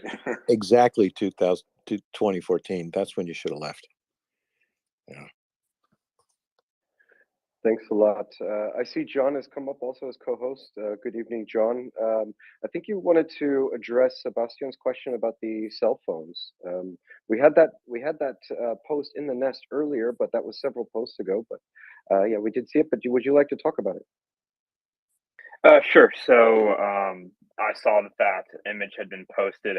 Unfortunately, it's not real. It's a meme. That's not real cell phone data. It's just a meme someone made. So that's not real. That's I haven't seen any legit data that's come out regarding Russian cell phone usage in Kherson. There were some legitimate reports that were done on that quite a while ago, but I haven't seen anything recent. I imagine that's no longer physically possible with the Russians cutting the power and disabling cell towers and internet service throughout the region. That's likely no longer feasible to get that kind of data at this point. Thanks, John. So just a short thing here. We do have a lot of requests. So if I do bump you down from the speaker panel, it's not personal. We just need to get space. We have, of course, a lot of interest, a lot of news tonight.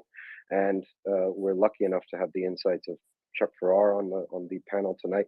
So if I drop you down, it's nothing personal. Let's go to Karan next.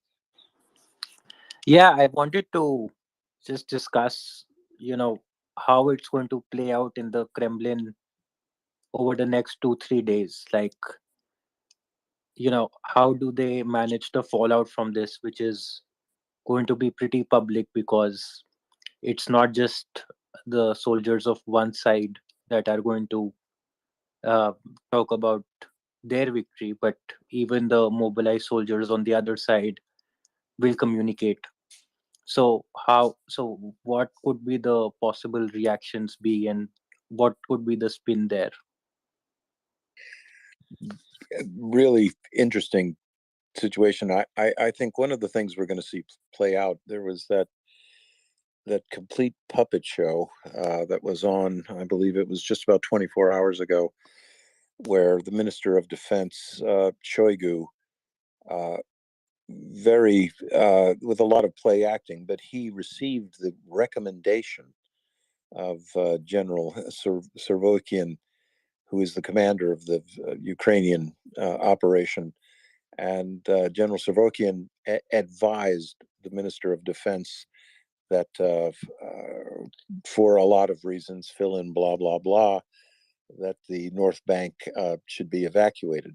And very pointedly, in a very Soviet manner, Minister Shoigu accepted the recommendation.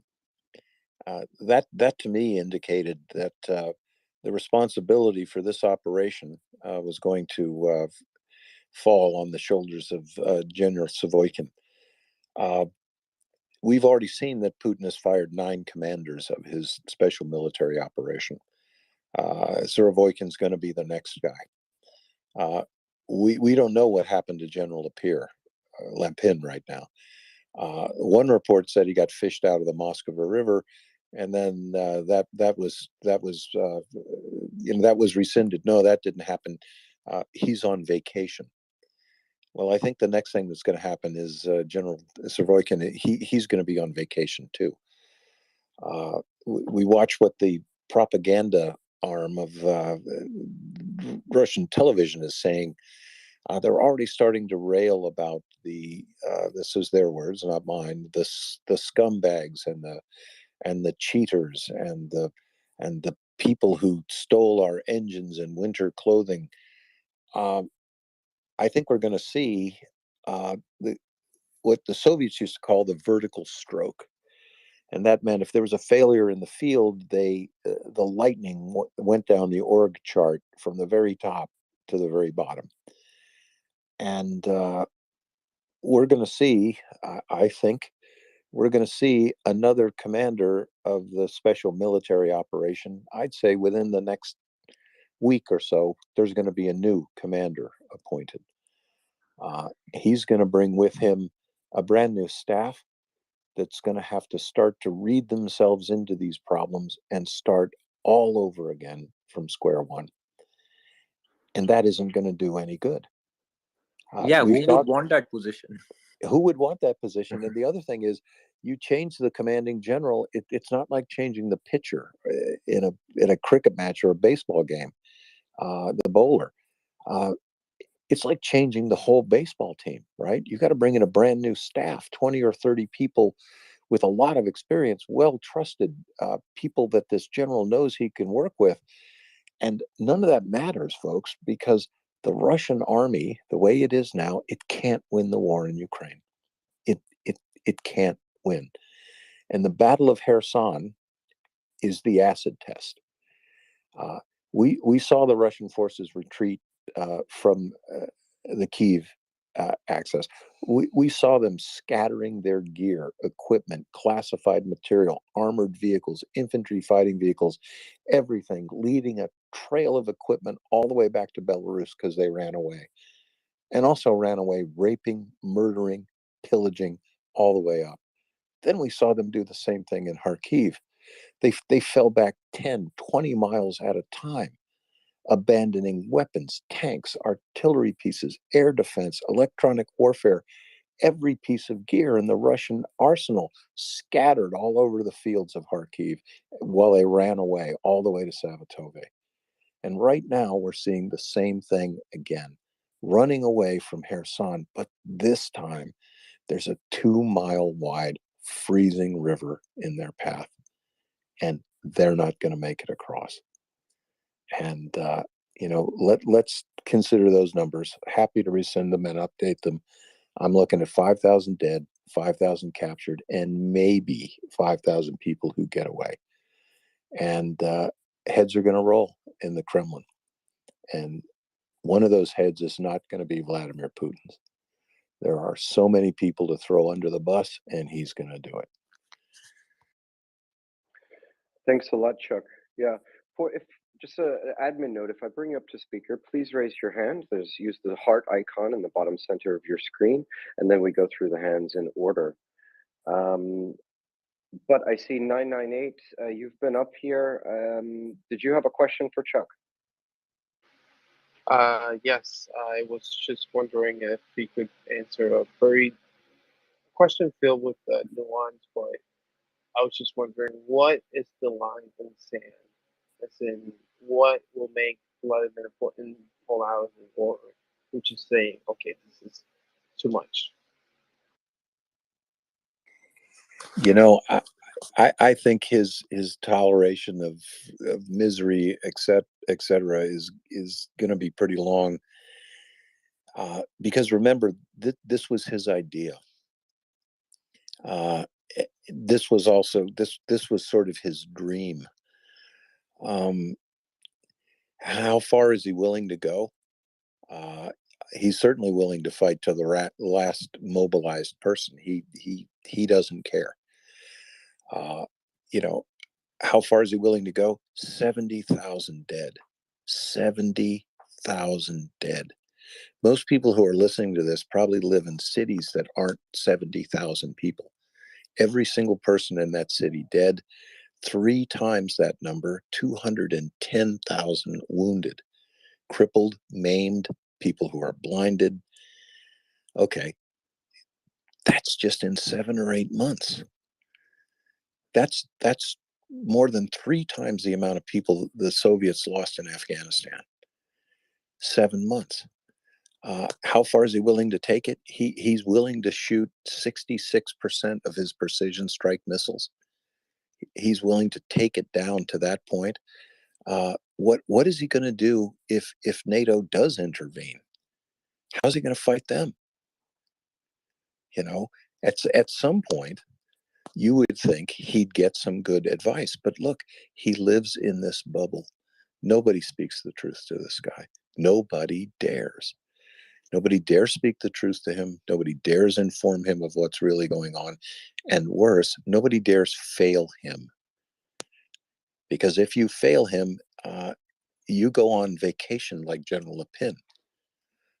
So you know what? It isn't inconceivable that this could end Putin's political career, but I think it would take this failure in Kherson followed up by, let's say, in 3 weeks he also loses Melitopol. But I don't think that's going to happen. I think that Russia is just going to keep on bleeding and losing for a while to come. Thanks a lot, Chuck. Short, follow up from my side. Well, first of all, how are you doing on time, Chuck? I'm not sure. How much longer do you have to stay with us and share your thoughts? I think I got about 10 minutes, and happy to be here. You know what? This is a big night, and lots to talk about, and probably a big night tomorrow too. Yes, it is. So just a short follow-up from my side. So how long do you think it will take the Ukrainian forces to mop up, clean up, consolidate after they've secured the right bank? It depends on what the next couple nights are like for these Russian soldiers. We talked about barges sinking in front of the embarkation points. It's going to be up to these individual Russian soldiers, and they're going to see that they have no way to get across the river. They're going to see that they're in a city that is surrounded and probably being reduced to rubble by Ukrainian artillery. That portion of the Russian force on the North Bank that is not in Kherson, that is to the east. I think we're going to see that force separated from the people in Kherson.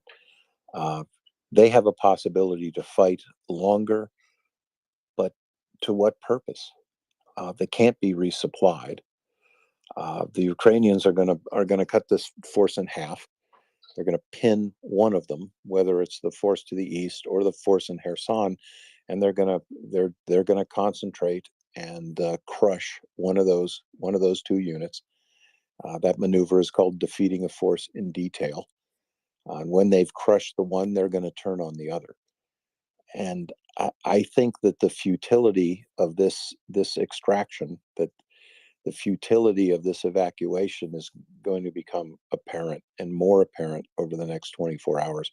And I think, like any defeat of any army, you will see individual soldiers and small units surrendering, and then increasingly larger units surrendering. And those can be pretty big units. During the Kharkiv offensive, entire Russian armies surrendered. Armies, multiple armies. That means battalions, brigades, regiments, and in the case of the armies defeated in Kharkiv, multiple divisions of soldiers. Tens of thousands of people were defeated in Kharkiv. The Ukrainians kept those numbers to themselves. And we don't know right now, but when the book on the war is written, I think we're going to find that the defeat in Kharkiv, there were tens of thousands, or at least 5,000 or 6,000 Russian prisoners taken.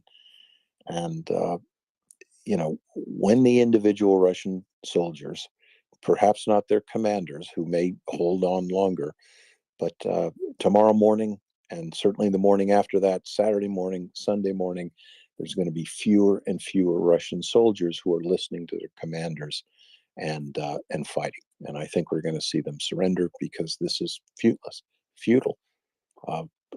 This is a battle that's going to continue, but it's already lost. Yeah, thanks a lot. I'm going to let Finance jump the queue. He's been trying to get up for a while, and we've had some technical issues, but I'm going to let him go, and then to Brian. Thanks, guys. I had a question for Yehuda and Chuck. Obviously, exciting night here. Lovely to see you as always, Chuck. So, basic understanding questions. So, as best you've explained it for my not so military mind, there is currently no safe route that a Russian soldier could take to get himself from Kherson City over the Dnieper and not be fired upon. Is that correct? Yeah, I would say that's absolutely correct. Finance, and I always like to hear you because no Buck Rogers. Thanks. And my other follow-up question is, I'm trying to understand. I've heard a lot about all these suicide drones and how they're hitting civilian infrastructure in a big way, in a problematic way, and how they're being used against some supply and artillery.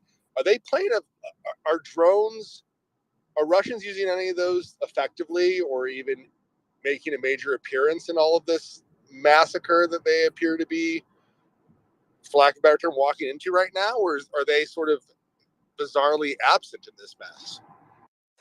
Well, in the case of the Shahed 136, which is the Iranian sort of suicide drone, it is slow. They are fired in swarms, and they can only fly to GPS designated targets. So basically, they're only good to use against hospitals and apartment buildings that aren't going anywhere. Over the last couple of days, the Ukrainian air defense has shot down a Russian sort of indigenously produced, Russian manufactured suicide drone, technically a loitering munition called a Lancet. And they've had some success. It's a Russian munition you can fire, and it can rotate orbit, as we say, over the battlefield and find a target and crash land on it. But it's too little, too late. As Yehuda pointed out, even reading the Russian books, and I do, their manuals say if you're going to cross a river, either forward or backwards, you need to establish localized artillery superiority. And that means you need counter battery radars so you can find the Ukrainian guns that are shooting at you and smother them with your own superior volumes of artillery fire. Those battlefield radars over the last couple of weeks, about one a week, have been blown up by Ukrainian suppression of air defense missions and harm missiles, high-speed anti-radiation missiles that NATO gave to the Ukrainians. These are the supporting combat arms that all these little puzzle pieces, little pieces of the mosaic, were so necessary for this operation to succeed. And Russia lost controls of these little pieces. And that, they've got Shaheeds and S-300 anti-aircraft missiles, these giant missiles that are designed to shoot down high-altitude aircraft. But the Russians have been lobbing them at apartment buildings and cities. So again, the tools at their disposal, they're not the ones that they need to help fight this battle right now. And again, we've none of this is a surprise because we've been talking about it for weeks. We've been talking about the Russians losing between 3 and 8 air defense systems every day. I report on my maps as best I can locate them. The electronic warfare units they've lost, the battlefield radars, the counter battery radars, all these little pieces of equipment that can't be replaced. They can't be produced, they can't be manufactured, they can't be brought onto the battlefield, and very importantly, they don't have the trained soldiers to operate them, because no knucklehead like me is going to be able to get into that thing and figure out how to use it. And it's so vital on a battlefield, and it's so badly needed tonight, and they don't have it.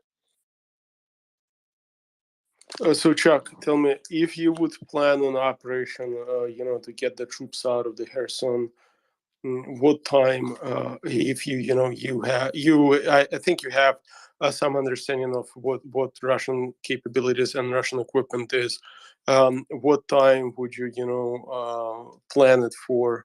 When, like, the peak of it, when you start, when you would during the day, I mean, what is the best time? At night, in the morning, or what do you think?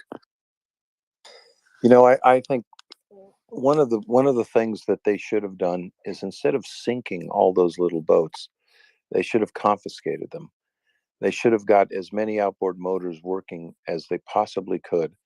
And then, like the evacuation of Dunkirk, you should have used every small boat you possibly could to go back and forth across the river, hundreds of boats, as many as I could lay my hand on, every single one of them. And instead of sinking them and stealing their outboard motors and selling them, you might have had a chance with hundreds of little boats in the dead of night crossing at all sorts of different places all over the riverfront. That might have worked, but it's too late now. Not only is it too late now, but you're the idiots who blew those boats up. When I saw that happening the other day, I over the last couple of days, the last week, I just shook my head. And I just thought, you don't think you're going to need that boat on some dark and moonless night coming up here in the future? You don't think you're going to wish you hadn't sat there with your machine gun and punched a bunch of holes in that boat and watched it sink? Wow. I mean, the things they do, it's incredible. So, like, still the question. You're all right. It was, I think, one of the idiotic decisions that they did. But I would also add that there is actually not that big of a number of that equipment, that can carry substantial amount of troops, and using a boat, that can carry 2 people, and one has to go back with it. Well, I don't know, but it definitely was not a smart decision. I think that's where, problem that they don't connect their political leadership, that has this in plans, and military leadership that, your lower level commander think, oh, okay, we have, those ugly partisans, killing us, so let's destroy all the boats. And then next day, your higher level commander says, okay, get out as fast as you can, and you're like, oh, we destroyed all the boats. It's kind of ironic, but anyway. So I will reiterate question. What do you think the time for the operation to cross the river would be the best to start? I think you'd only have to try to do this at night. But I don't even think you have that luxury, because we're talking about, let's say you could get everyone to leave the cover and run out onto that barge and try to curl up in a little ball while it crosses the river. You'd want to try to do that at night. You're going to unfortunately have to do that during the day because there are just too many people. And remember, if you've got one of these barges and it's full of 300 or 400 Russian troops, they have no cover going across the river. There's no below decks for them to get into. The Ukrainians can use what's called variable time fusing, which means that they fire a shell and it bursts over the river and sprays shrapnel down on these barges as they're crossing the river. And remember, these barges are going from one target where everyone gets on to the other target where everyone gets off. And there are Ukrainian partisans who are just on the cell phone saying, well, here you go. Landing point A, they'll be there in 10 minutes. And you wait 10 minutes, then you say fire for effect. And every Russian who's trying to get off that barge is trying to do so in an absolute tornado of artillery fire. And it's happening right now. Russian troops are in cover. They're relatively safe. They're in a basement. They're in some place that isn't being shelled. And someone says, okay, everyone up, let's go to the embarkation point. And a lot of those people are going to say, no, I'm not leaving. I'm staying right here where it's safe. So this evacuation is failing. It's continuing to fail, and these failings are compounding. And eventually, and soon, the Russian ability to cross the river, these barges are going to be sunk, destroyed. Their coxswains, captains, deckhands, they're going to be killed. And that's a specialized skill to navigate a barge on a river. That's a job. That's a profession. It takes some seamanship. It takes some river knowledge. You know, this is an irredeemable state of affairs. It isn't going to get better. So I wanna follow up on this a bit. I've been, in operations during the night when you have real lack of night vision, you have poor communication equipment, and you have troops that don't have enough training.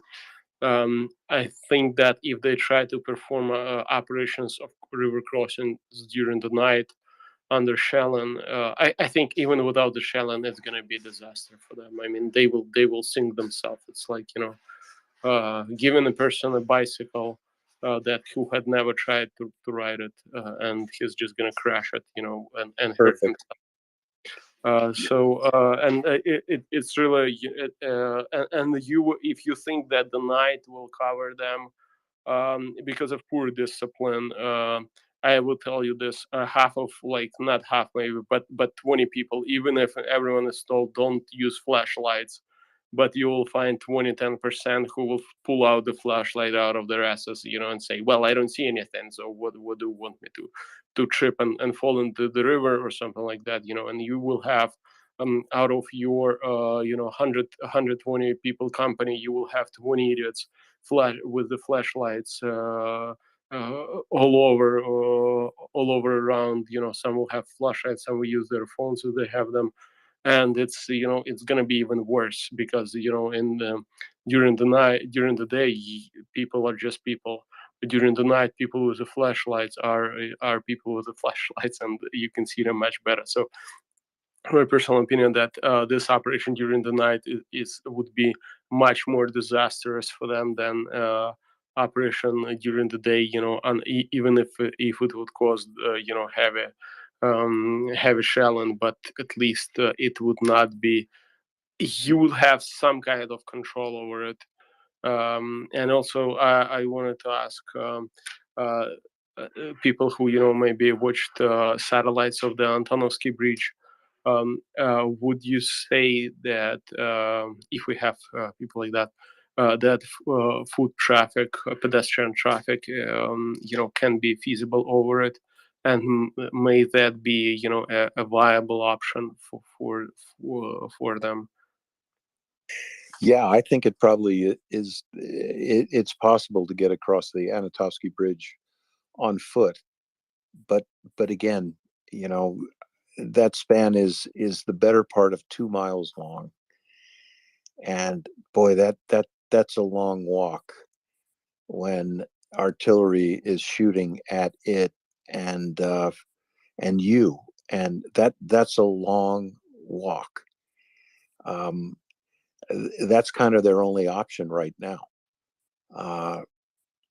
You know what? If I couldn't swim, I guess that's what I would try, is to get across that bridge. But again, just like you've said, people pull out their flashlights, their cell phones, etc. That's how the SEALs eat people for lunch at night, because there's always some knucklehead pulling out a flashlight, checking his cell phone. And Konstantin, when you're out there in the dark at night and you've been out there all night long, humans can see pretty well in the dark.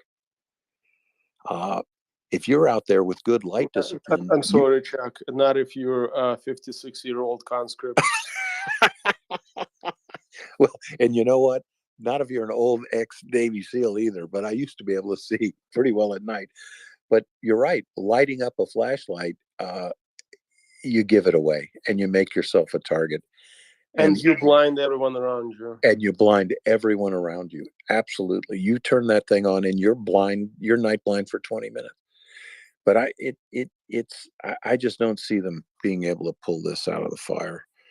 And I think, I'm going to have to get going here in a second, but I think what we're really looking at is the biggest victory so far of the war. This is going to be the greatest military achievement thus far in the war for Ukraine, and it's just one of the first.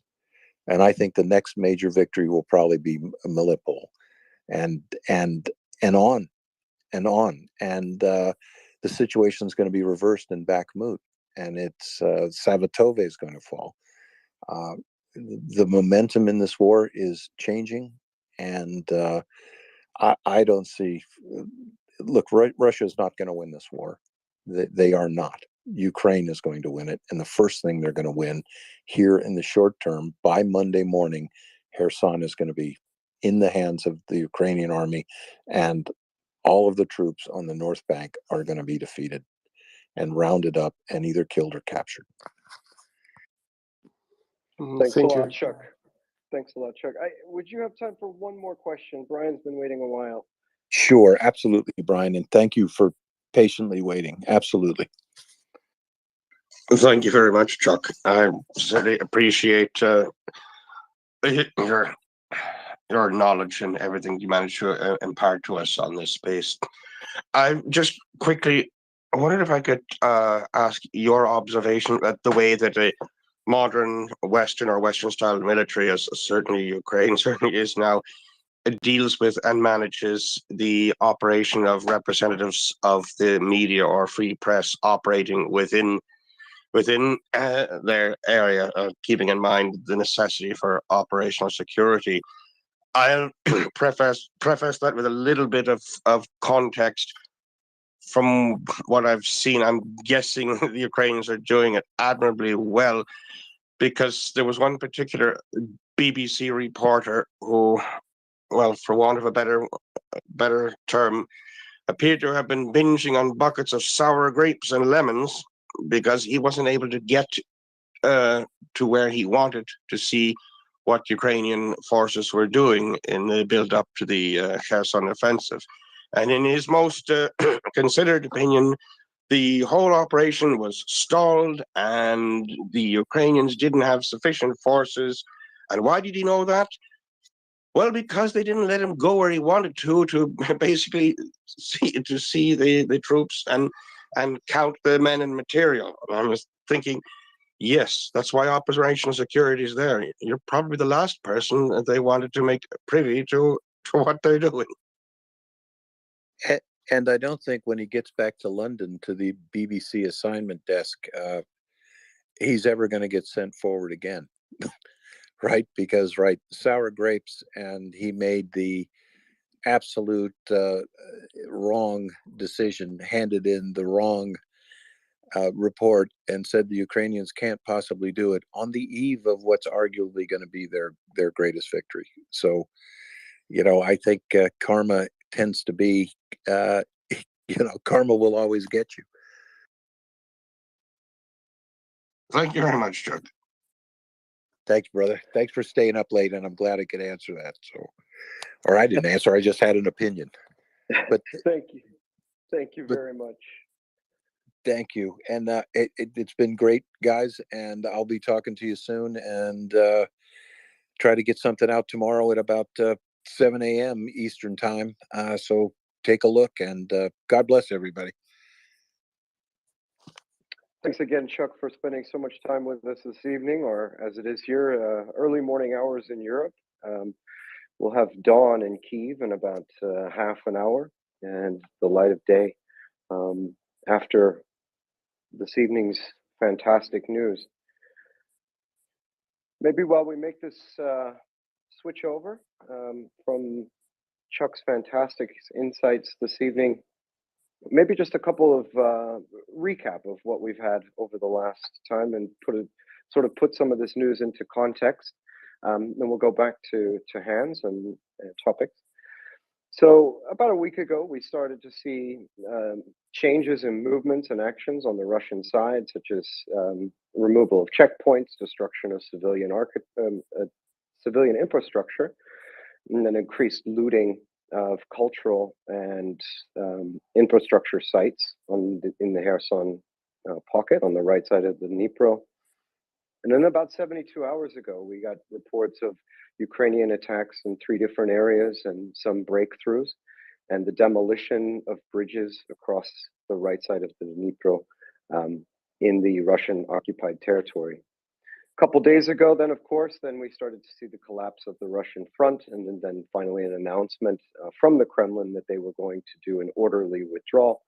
This is a topic that our military experts on the panel had been saying for weeks, that an orderly withdrawal under pressure was not within the capability of the Russian military. And of course, yesterday we saw lightly opposed advances of the Ukrainian forces between 20 and 30 kilometers across the front as they collapsed the pocket. The Russians were fleeing under pressure. And of course, by the evening time, they had started to congregate at the last remaining crossings to get to safety to the left side of the Dnipro, the relative safety.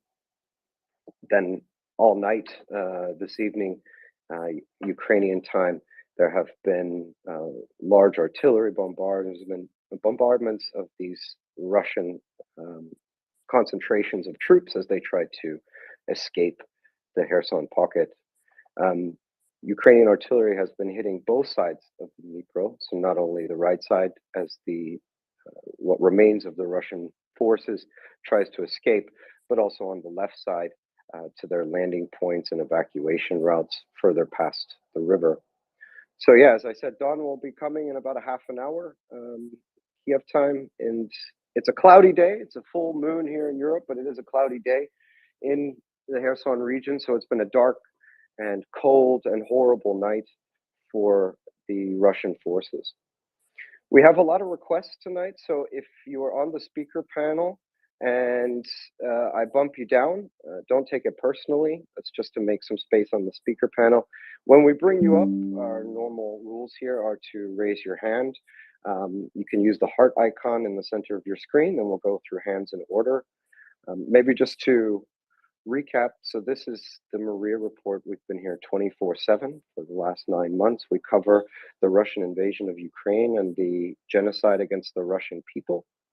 We discuss all number of topics around the Russian invasion, and we're completely staffed by volunteers. We do not take any money.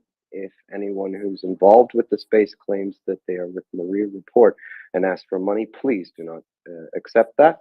We do not even take a cup of coffee, but if you are interested in supporting the effort in Ukraine, we encourage you to check out MriyaAid.org, which is, again, a completely volunteered staff organization, no overhead, delivering non-lethal aid to the people of Ukraine. With that, maybe we'll go back to hands. We'll start with Konstantin and then go to Colby. I wanted to say that it's morning in Ukraine right now, and that's probably when is the time when Russians will try to move to cross the river the most. Because I would definitely plan that operations like that in dawn, considering their capabilities. So it's gonna be the most hottest time right now for them, I think. Yeah, thanks a lot. I mean, I think through the night, one of the common topics that we have discussed is that through the evening that the Ukrainian forces have been content to simply pound these concentrations of Russian soldiers as they congregate around landing points and around the Novokakhovka Dam, the last remaining structural crossing of the river. But I agree with you. Today, we'll probably see more ground force action. Colby, did you have a follow-up real quick, Konstantin? Yeah, I wanted, since I got a chance, it's less than a follow-up, but actually a question probably to Kobe. What do you think gonna happen, if Russians fail to escape, or, and if they fail to escape, they're gonna either surrender or all, vanish. And that's a substantial amount of troops, and it would definitely, what I think it would definitely make that battle group that they had, like, big combination of their forces, incapable of further combat for quite some time. What are implications of that? Because Ukraine has a completely mobile battle hardened and capable force right now that was pushing them from the river. What could be the implications, and my take, like, could they be moved to other fronts, or you can as well identify that they don't have much defenses left on the other side of Dnipro, and let's try to push. Colby. Thank you. Before I field that, I just to add on to Charles's excellent PSA, I wanted to encourage the audience. Please do make sure you're following the MriyaReport account if you are not doing so already.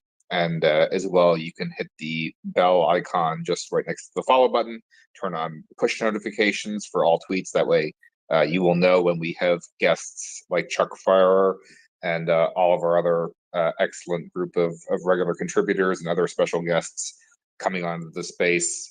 Just so you have you get advance notice. We put out the announcements in advance to let everybody know when those special guests will be joining us, so you don't miss any of those fantastic segments like we had with Chuck tonight.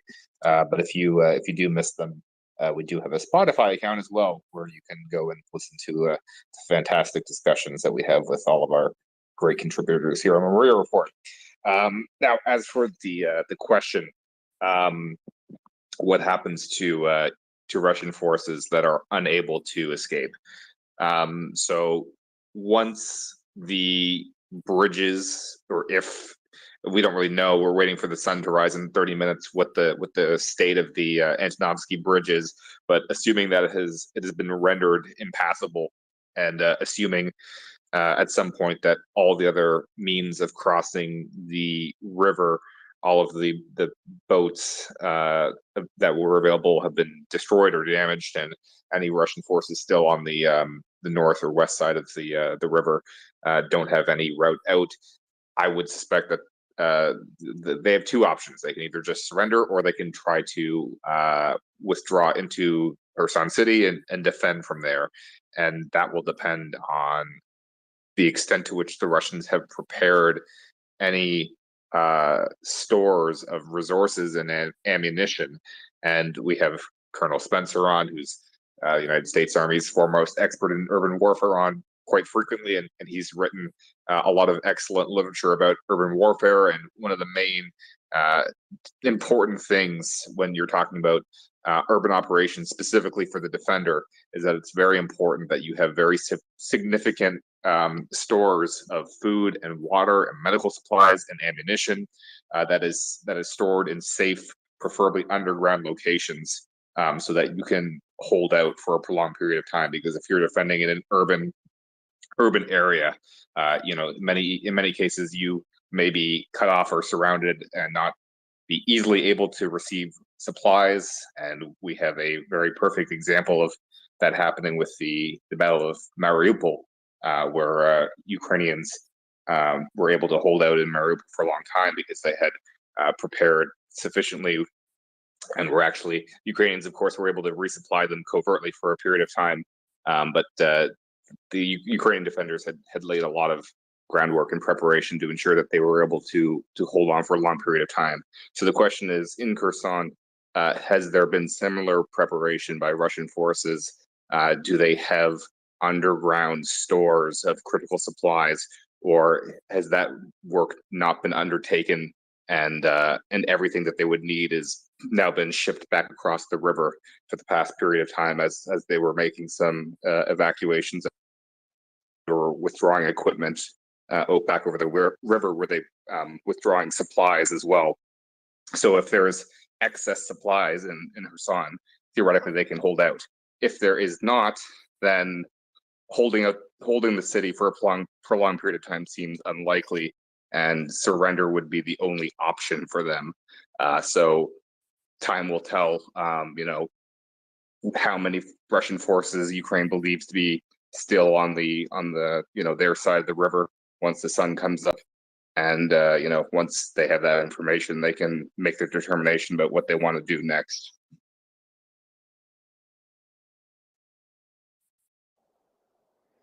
Yeah, great.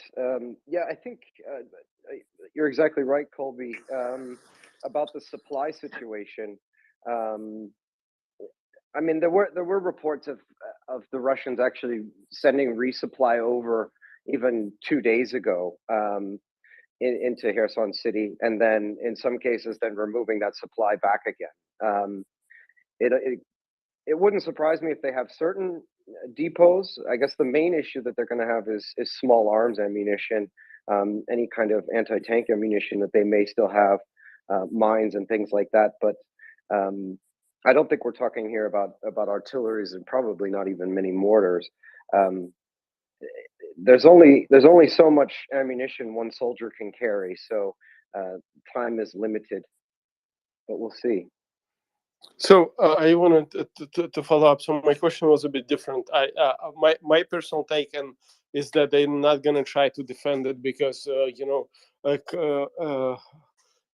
historically they when they get a chance to run away in situations like this, they use it and or they surrender. I don't believe they will be capable of holding Kherson, the city itself, or it's just not feasible. I don't think they can do that.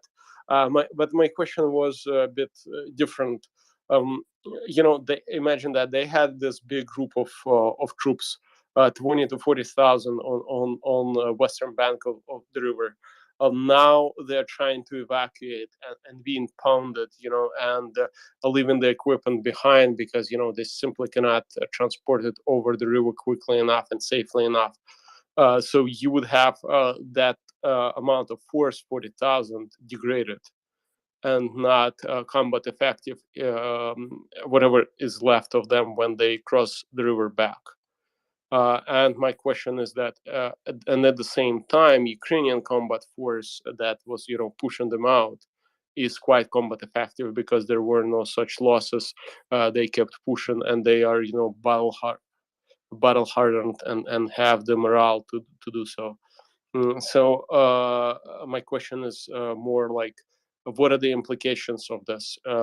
There's like they moved out. The front line is over the Dnieper River right now, but Ukraine, imagine, has around the same number of troops, let's say 20 to 40,000. That is, totally combat ready, armed, and after the victory, ready to go into combat. And Russia at the same time have their 20 to 40,000 degraded or completely destroyed. Would you say that it can, lead to operations on the other side of the Dnipro, trying to perform, create some bridgehead and to cut it off from Crimea, to have some ops using that using this force on the other side? Or you would say that most of those troops will be moved to other more more hot locations like in Donbass, Zaporizhia, etc.?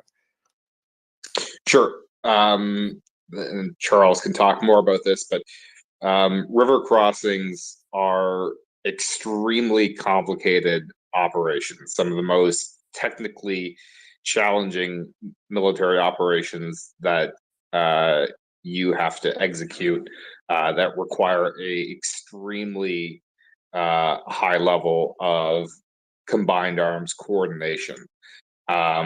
So I'm not saying that Ukraine can't do that, but it's quite challenging, even in the current circumstances with the Russians quite disorganized. It's very complicated, and I don't know if the Ukrainians even have all of the capabilities and tools that they would want to have to undertake such an operation, especially over such a wide river as well. To have to bridge across 400, 500 meters of water, potentially under a lot of fire from the opposite side. Very challenging operation. So, just sitting in an armchair here, like, I think it would be more prudent to not attempt that operation. and to redeploy elsewhere. Because once you do have the west side of the river cleared, the Russians aren't doing that either. They're not coming back across the river. They're not going to be, doing a fording operation under fire. The Ukrainians are going to be able to hold their side of the river, with not too many resources. They can have, a moderate number of resources with a moderate amount of fire support, and that will be enough to ensure that the Russians are not coming back across the river. They're definitely not going to do that. So I think both sides are more likely to redeploy forces to other theaters where they can be employed easier, without as many technical challenges. So then the question becomes who is quicker at redeploying, and whether there's any opportunity to gain a local advantage on a different sector of the front with redeployed forces, if you can beat the enemy.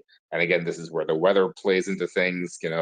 Does the ground freeze, or is there more rain? Does it get muddy? Does that slow down, redeployment and then maneuvering? These are all factors that they have to consider.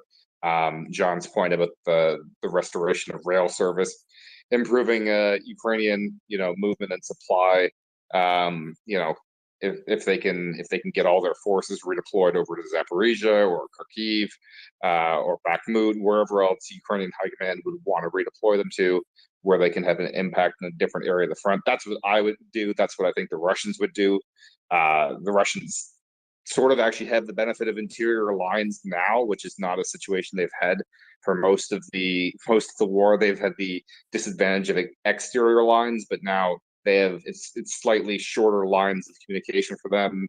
Being on the east side of the river again, it's a shorter trip for them to pull out of the area now and move back towards Zaporizhia. It's take a little bit longer for Ukraine, maybe just in terms of distance, but the Ukrainians are much better organized, and the Russians are, certainly are going to be in a little bit of disarray now on the south side of the river. They're going to have to reorganize all the units that just came back across. They probably lost some number of a lot of different equipment. We know that a lot of different vehicles were lost and left behind. We've seen other videos, the different ones being captured. So those units have to be re-equipped now. So the Russians are definitely have a challenge here. So that's the interesting question for me is, do both sides decide to redeploy, which I think is the logical thing to do? And if they do make that decision, who can redeploy faster? And is there an opportunity for new offensive action to try and catch the other side before they're back on balance and they can reconstitute formations and new defensive lines in different theaters? And maybe I could just add to that point, Colby, and Konstantin. So I foresee the need for some kind of operational pause once they've secured the right bank. And there's a number of reasons I believe this.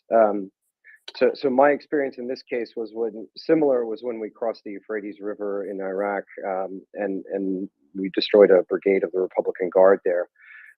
There's a lot of battlefield cleanup work that will have to be done. This is as simple as burying all of the dead Russian bodies, but there are going to be a lot of mines, booby traps that need to be cleared. Not full demining, of course, but at least getting main supply routes open, repairing mobility corridors. They've dropped a lot of bridges, so there's going to have to be some, expedient river crossings that are going to need to be repaired, because they will need to start providing some kind of infrastructure and humanitarian aid and supply for their own soldiers in the area.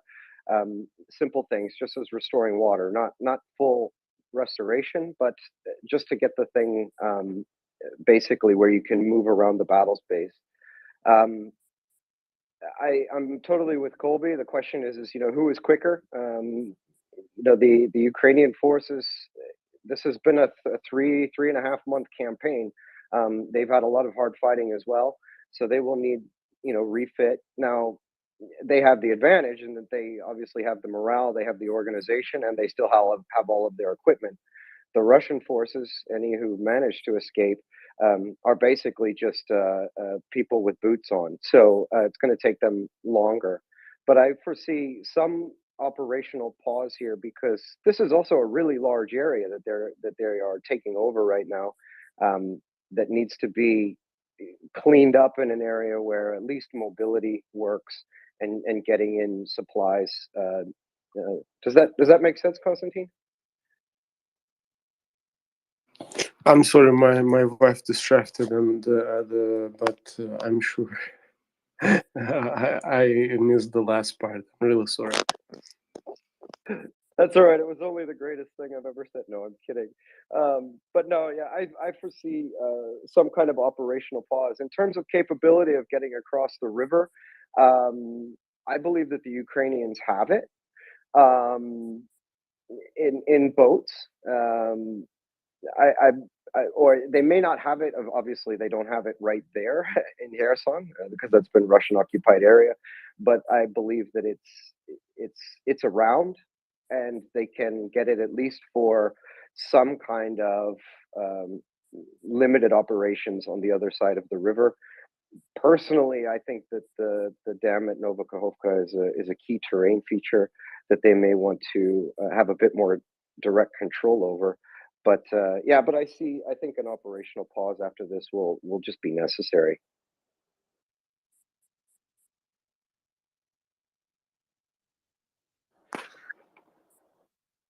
So maybe with that, then I'll hand over to Gunther.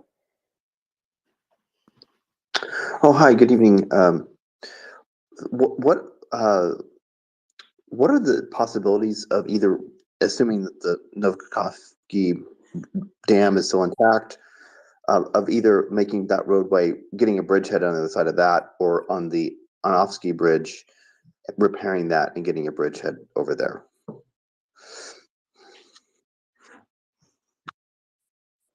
Yeah, so getting a bridgehead.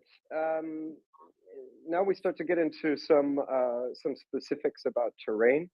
So the actual channel, the channel span of the Dnieper River around the Nova Kakhovka Dam is roughly about 550, 600 meters. Now I did find something, and thank you to the listeners who pointed it out, that in a training operation back in 2016, the Ukrainians actually did put a pontoon across that, across the full span there, just downstream from the dam. The dam itself, assuming that the dam is not destroyed by the actual dam itself is not destroyed by Russian forces. The dam terrain basically consists of two parts. One is the dam itself, and the second part, just to the south of that, is the lock system and some of the hydroelectric power generation facilities. The city of Nova Kakhovka itself is on the left bank of the river, so on the south side. The way that the Russians have been crossing the dam up to now is that they've basically been bridging over this lock system, or locks. It's just one lock, but that's a very narrow gap. It's just made for barges to go up and down the river, and they've been bridging that. The Ukrainians have continued to hit it with precision guided munitions, and the Russians have then rebuilt it, and the Ukrainians destroyed it, and so on. What they most recently did then was that they actually filled in the lock channel with debris, earth, gravel, and so on, to create a crossing. So that would actually be still kind of hard for the Russians to destroy that for themselves. So as long as the actual bridge structure is intact, there is this area of the lock, which is not a large gap, which can be bridged just as the Russians did it. But that, of course, is the question of whether the dam is intact or not.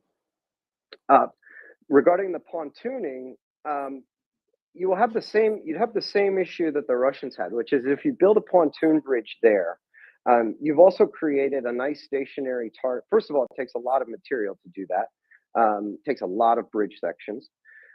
But you've also created a static position for Russian artillery. the accuracy of Russian artillery is not great, but if they fired enough at it, they might be able to hit it. And considering how these pontoon sections are relatively valuable pieces of equipment, you wouldn't want to lose that. Instead, what the Ukrainians can do is they can use pontoon sections as ferries, or they can use barges and other boats as ferries. Mike, I think you've got a hot mic. Maybe. Oh, sorry about that. Sorry about that. No worries. No worries. As we go further downstream, as we get further towards Kherson, which is roughly 50 or 60 kilometers downstream, the river gets wider and the river plain gets wider as the river begins to resemble more of a delta. There, it's much more difficult. It's a wider span to put in any kind of bridge. The Russians, of course, did it by connecting a bunch of barges together and running some decking across. But that bridge didn't last very long because it's the same issue. They created a nice stationary target for Ukrainian precision munitions to attack. And so it wasn't in action for very long. So does that help answer the question? Yeah. So, Mike, I guess so. The follow-on would be, what about if they're able to push their artillery back? What if they're able to keep their air out of the area, and so they're just relying on imprecise, artillery and spending like a lot of it to try and hit like a barge or something, like because the Ukrainians have HIMARS and the Russians don't. Right. Yeah. So I think that I need CJ or one of the artillery, maybe Colby or John can speak to the artillery side. I don't know too much about the artillery, but clearly that's going to be something that the Ukrainians are going to want to do. But they do have precision guided munitions, and in the form of these Lancet and Shahed drones. So these. Again, putting in a stationary target like a pontoon bridge, I don't know if that would be in the best interest of the Ukrainians in terms of having a stable river crossing. I think more mobile, flexible barge systems would probably be better. Awesome. If I could quickly note, we have observed not just the Russians using a barge system, in this case specifically with ferries made from pontoon segments. Ukraine has also been observed to have done the same. I believe they set up a system on the Seversky Donets River between Rye-Herdorok in the south, so that's just to the northwest of Sloviansk, or excuse me, to the northeast of Sloviansk. On the south side of the river, they set up a pontoon segment ferry system between the south side of that river and the north side, so up to the towards Lyman. Thanks a lot. And also, I don't know, maybe somebody on the space knows better regarding, but I know that these river systems are vital to Ukrainian economy and the grain export and all of that. And so I'm actually assuming that there are actually a lot of assets in Mykolaiv which could be brought down.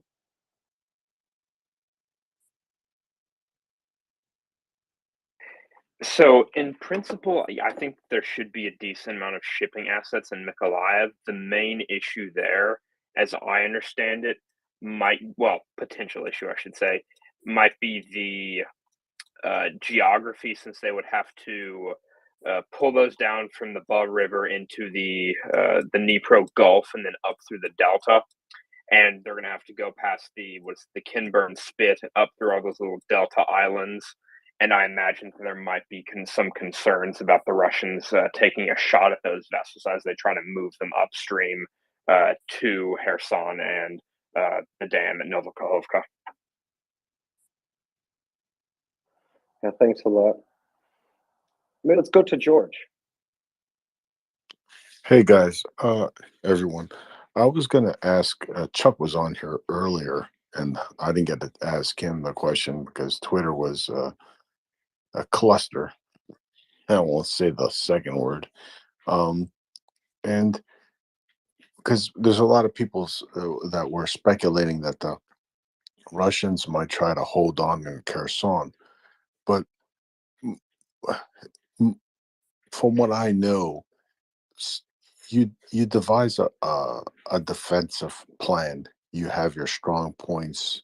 You know, um, you design it to the forces you have at hand, and that might take a couple of weeks to, or even longer, to design that defensive plan. But with the way now we're seeing units scrambling, panic, if that really is happening on a scale that we think it is, and we see, I don't see how the Russians will have a viable defensive plan when, let's say, you are expecting force X and now you have force X minus Y. You know, when you've built your defensive perimeter and now you just don't have enough forces to defend it. Plus, you've got that panic now, even for seasoned units, because unless they're like on a suicide mission to sit there and fight and die for the last man, I don't know why, knowing that, hey, these bridges are being bombarded. I've got to get the hell out of here. I just don't see how how they would be able to make a stand and fight with the losses they're taking before they even get to that point. I don't know what your thoughts are, Charles, but I was just thinking, like, from what we trained in the mount sites and things like that, you figure out what your strong points are, and you know that you're going to have X, Y, and Z forces. But now, if you don't have those amount of forces, you can't stretch your people that thin, because then you're not a defensive force. You're just a screen that gets rolled over. Yeah, so I mean, I agree with you. My opinion of the Russian military is kind of like this. I actually think that at the general level, they actually do know how to make plans. That's kind of just my opinion is that I think that the generals kind of know what they're doing, but they have absolutely no way of implementing any of this. So every time they make a plan, I look at it and it's like, okay, well, that's not a bad idea. But then when you see it being implemented as it tries to go down the chain of command, it just turns, yeah, hilarious. If if yeah, it falls apart. It falls apart once it gets like past the colonels. It's like, or even the generals. It falls apart because I just, it's mind boggling that uh, you know this withdrawal that they're doing now isn't even in stages. It looks like an absolute rout at this point. Yeah, exactly. I mean, just case in point. I mean, the prefabricated concrete bunkers that we saw. That's not a bad idea. Ordering those, making those, but when you just stick them on a roadway without any kind of support and no dug in, it becomes a farce. Um, and I think you, with your experience, you also know how much will to fight you get from the guys next to you. And especially when things get difficult, um, your decision is really driven based on what the guys next to you are doing. What we see now with this chaos is, of course, we're going to see, just a bunch of guys, mixed units. It's going to be little groups of 2 or 3 who kind of know each other, trying to work together to save their skins. Um, for me, whether they surrender or whether they fight to the death in a desperate attempt to hold every apartment that they can get into, um, for me, kind of depends on how those small groups and how those individuals decide. If they're particularly fanatical, they can be dangerous. But with each casualty that they see, with each person that they see dying next to them, that will to fight is eroded and eroded and eroded. But I think some of the soldiers will decide one way. I think some of the soldiers will decide another. I think it's more towards the surrender side. But what do you think, George? Yeah, my thing is, and this is what's been like, stuck in my quaff is the command climate, or we always used to discuss that. What's the command climate in the unit, or the platoon, company, battalion? Is it good? Is it bad? Is your officer respected? And that's what you want. But with a lot of these, especially these mobilized units, just recently mobilized, like 2 weeks ago, a week ago, 3 weeks ago, there is no command climate, right? You haven't had a chance to build it. So these guys are, who do they look for guidance, for direction? It's some guy they just met like a week ago, 2 weeks ago, that's, from what we've seen, just yelling and screaming at them. Are they going to sacrifice anything for these guys? The mobilized guys are not. I mean, obviously they're cannon fodder, but even some of these other units that are, you know, the more experienced units, you hear of some of the degrading, punishments that they do with their soldiers. I mean, the command climate on most of these units has to be next to like zero. From, I mean, that's just me personally. Like, I wouldn't want to be in a unit, or I wouldn't respect an officer that just comes out and screams at you all day. Yeah, And I think you're right.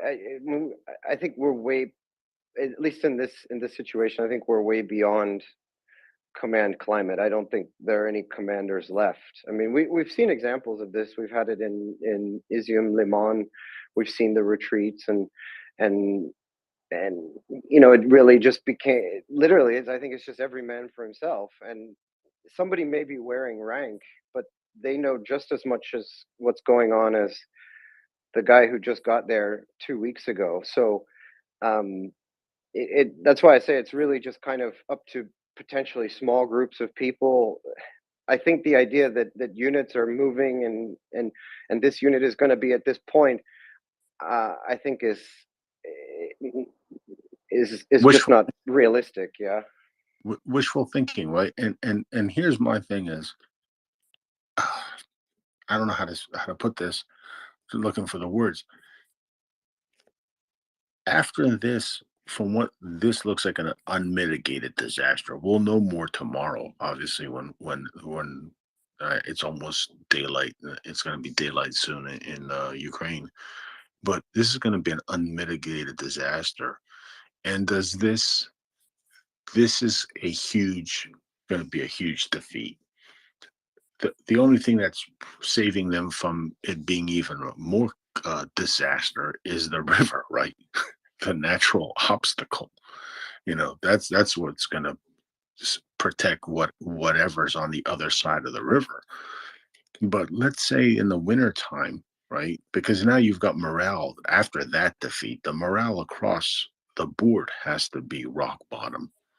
And if they get pressured now in the wintertime, which no one likes to fight in the winter, especially when you don't have the equipment, the personal protection, the clothing, the basic necessities to even survive in a winter environment. And now let's say they get attacked from Zaporizhia. I wouldn't be shocked if the whole damn army collapses like it did in 1917. I don't think that's a big jump to make. That's just my thinking. And the more the decisions they're making with just throwing these mobilized guys piecemeal in it, I think the odds of that happening, are going up.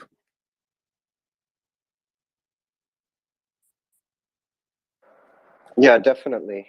And maybe to come back to Colby's point about reallocation of forces and what Konstantin said, I mean, as George was speaking about that and about other fronts, it occurred to me, Colby, that while I think there will need to be an operational pause, the material that has been going into this Kherson offensive is now completely freed up, other than what you'd need to do to provide the artillery guys to continue to hammer the opposite bank. But all of that other stuff, the fuel, a lot of the food, the small arms ammunition, anti-tank weapons, all that stuff is now free to be directed to other fronts. Would you agree?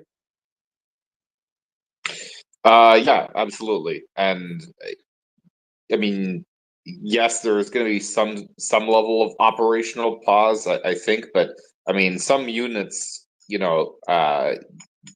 I think they're going to be able to start the redeployment process fairly quickly, because I don't think that they have to worry about the Russians trying to come back across the river. So the question is, what are the resources that you need to deploy to hold a defensive line opposite what the Russians have? How much artillery do you want to maintain in this sector to, interdict the Russians, their operations on the other side?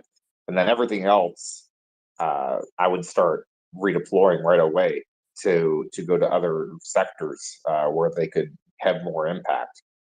Because even if the Ukrainians have the capability to bridge the river, that's just like it's highly complicated and it's high risk, in my opinion. And the opportunity for further offensive operation once you establish that bridgehead is going to be limited, because there is some difficult terrain on the immediate opposite side of the river, so you have to get through that. We know that the Russians have been creating defensive lines in depth on the other side, and whether those will be effective, whether they'll be manned sufficiently is a totally open question right now. But it presents a possible challenge. And if I was Ukrainian High Command, I wouldn't want to even take the risk of having to deal with any of those potential headaches when, the Russians are probably not all that strong right now in other sectors. There's potential vulnerabilities there, and certainly Ukrainian forces around Bakhmut could probably use some more supporting fires, because the Russians have been pressuring there for a long time now, and the Ukrainian forces there have been fighting and defending very valiantly. But the situation there is certainly quite. I don't know what the right word to put it with is, but I'm sure they would appreciate some more relief, some more supporting fires. So that's what I would be looking to do, is to redeploy as quickly as possible with everything that's not going to be essential to maintain the stability of the front in the Kherson sector now. Yeah, great points. Let's go to. If I could. Go Hey ahead, guys, I John. just wanted to say thank you. Thanks for everything you guys are doing. And I'm gonna jump off, but I'll see you guys in the morning, and we'll probably be having some Antietam like pictures in the morning from the Kherson area.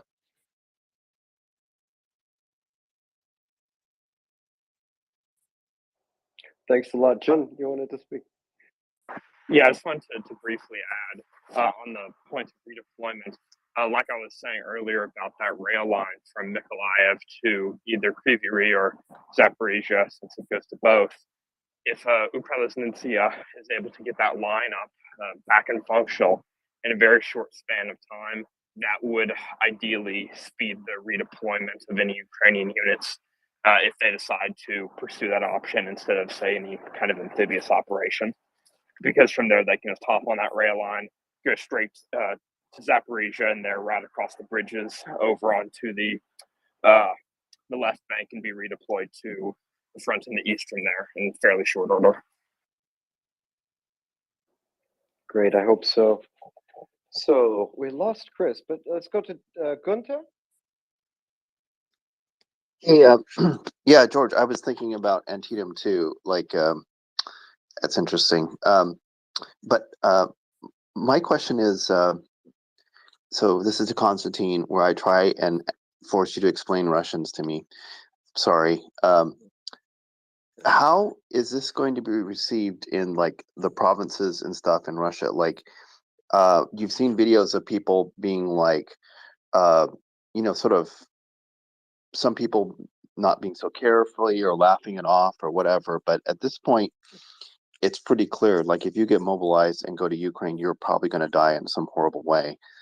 Do you think that this will have an impact in the provinces? I'm sorry. Could you repeat it? Yeah. When the footage comes out, I mean, I'm assuming it'll be bad. Do you think that this will have an effect on mobilization and just the general mood in the other sort of provinces within Russia or even within the capital? So, yeah, it's a really great question. Thank you for asking.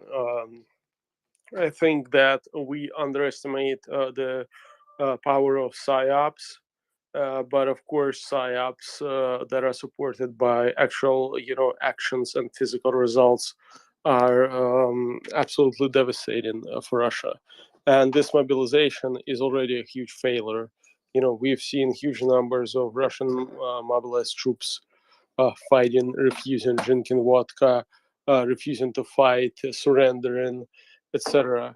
If they see this, and they all watch the news, and on the official news outlets that Russia has, it has been told that Russia is withdrawing from Kherson city, of course, at this moment. You can imagine that the mood is bad. And everyone understands there is no single person in Russia that still thinks that Russia is winning right now and they have the superior army.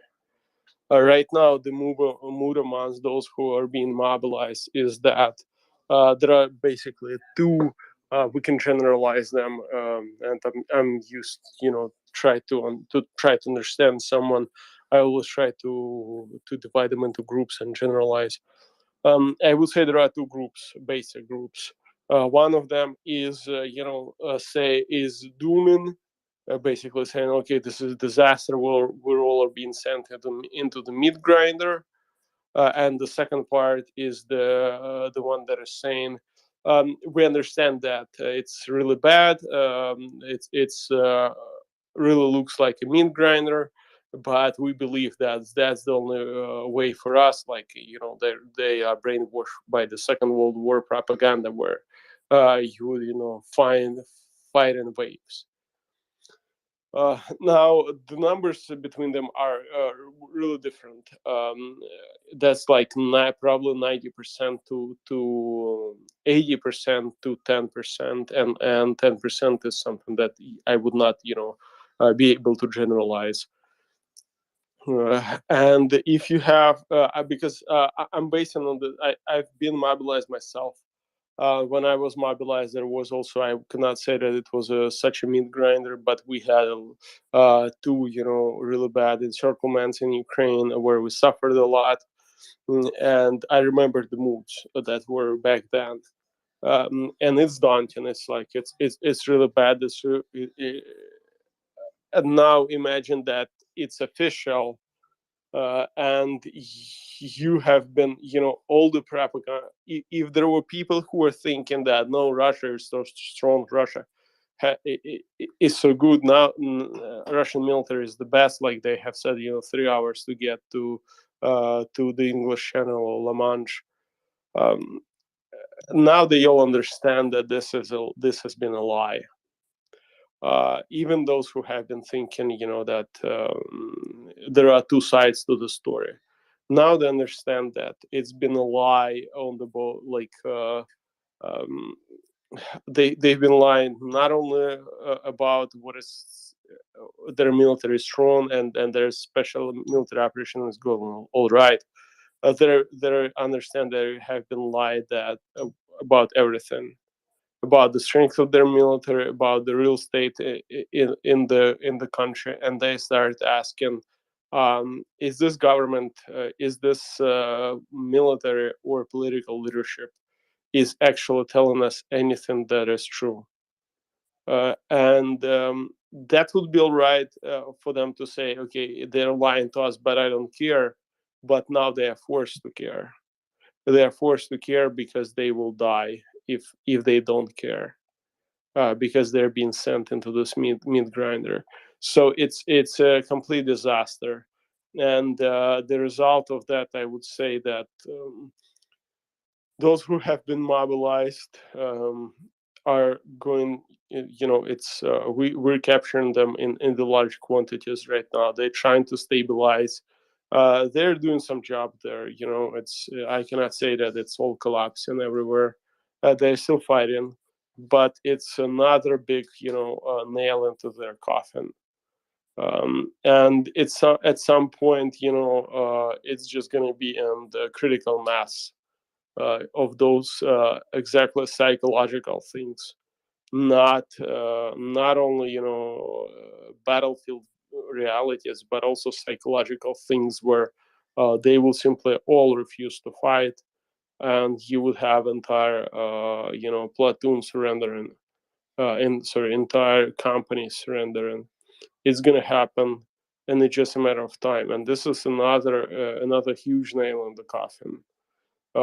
It's hard for me to measure how much they left, how much resilience they have left, but they certainly running out of that. Might take maybe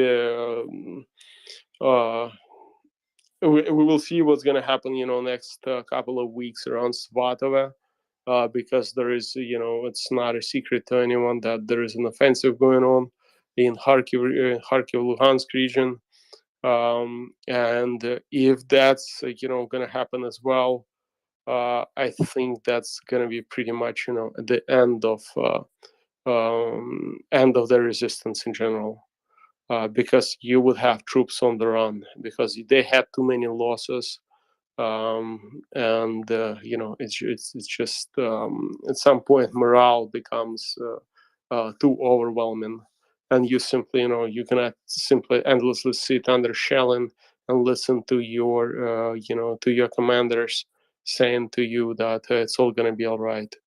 When you have people dying, when you have poor supplies, when the winter is coming and it's cold and you have pneumonia, you have you live in shit conditions. So I think they're really getting close to that point.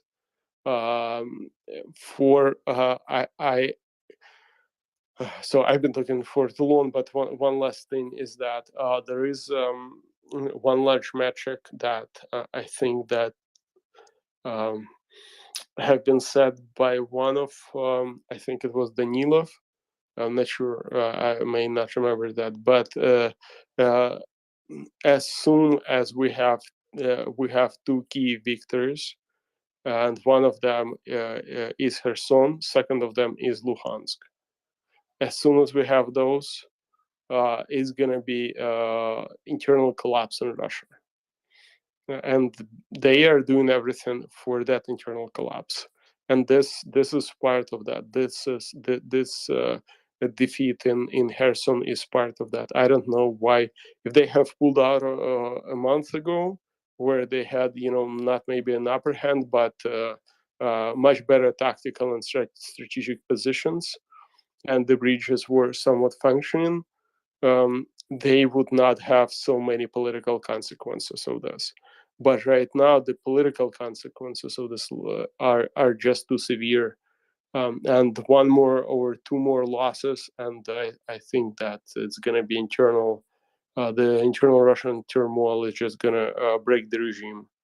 The expert, I think it was Danilov, has said that we will need to take Luhansk for that, because Luhansk is quite a sweet target, because it's really easy to take. If I've been on that axis myself. If you analyze the maps, it's actually pretty easy. It's much easier than Donetsk, and after Kherson, it's just going to be pretty much internal destabilization for Russia. That's my take on it. I hope I did not drift too far, and thank you for asking this great question. It was really, I think that's the key here. Yeah, no, that's awesome, Konstantin. Would you be surprised if they called for a ceasefire within the next 60 days? Oh, no, I don't think they can call. There is no mechanism for them to call ceasefire other than, screaming and shouting about that. And there was a moment where the negotiations could have happened, and they definitely said at that moment that we're gonna take Kyiv, and we don't need negotiations. And I think we're far past that moment after they have been terrorizing Ukraine with their, the drones, the missiles, the infrastructure. Right now, Ukraine, has like 4 hours a day. You don't have electricity in our city because of what they have done. So I don't think there is any lever that they can pull to call those negotiations. And I don't think that there is Ukrainian allies like United States would also call for that, because why would you? I mean, Oh, I just meant in the terms of they might realize that this is completely hopeless militarily and start trying to do political things to try and resolve the situation. That's what I meant to say. yeah, but what I'm saying is that I simply don't see what is the leverage that they're gonna have, that they can have, like cheaper gas for Europe, or what they gonna, like, what is their leverage? To negotiate anything, you have to come up with a proposal. Just stopping the fighting, what is it like? We're gonna seize, we're gonna keep everything, let's start fighting, we're gonna regroup and fight again, or what's their what are they gonna lay on the table? Yeah, no, 100%. I was just curious if they're going to put out feelers, but no, that all makes sense. Yeah, thank you so much for that great answer. More changes is coming. One thing about history is that war is a precipitator of all sorts of change, good and bad. Hopefully, this will be for good ultimately.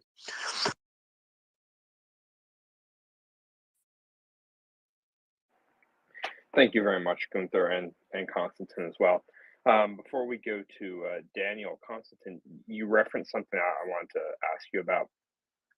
You mentioned pneumonia, and one thing that's kind of surprised me up until this point is that, well, I've assumed that there's been pneumonia outbreaks and outbreaks of other diseases in Russian units and in Russian positions, etc. We haven't really seen any major news of very large scale disease outbreaks amongst the Russians, and that's kind of surprised me, because that's one of the classical things that accompanies any type of warfare is massive disease outbreaks, at least historically. I'm curious if you've seen anything about any large scale, I won't say epidemics, but outbreaks of infectious diseases in parts of the Russian front line. So I would not say that it can be on the level higher than breaking the morale, where you would have someone with with a cold and temperature being forced to go on the guard duty or something like that. And it breaks the morale a lot. But in terms of huge outbreak that can cause operational problems, I doubt. This is after all, this is 21st century. There is no problem with a number of antibiotics and cure for those for disease, and it's a solvable problem, and it's solvable pretty easy. You can pretty much shove people with the antibiotics, and it's gonna solve a lot of issues for you, but it's not gonna solve an issue with the morale. And because people usually in conditions like that. Another part that people don't realize much is, for example, socks. You gotta have interchangeable socks or your, between your, now this is the thing that people don't like to hear probably, or you will have mushrooms growing between your fingers and your legs if you don't change them often enough. In the winter, this becomes a much bigger problem because you don't take off your shoes. You always will in them. In the summer and the fall and the spring, you may have seen hundreds of pictures. How our volunteers give Ukrainians aid, and they all wearing Crocs or similar, type of flip flops. And what it allows you, people don't really realize, it gives your feet opportunity to breathe.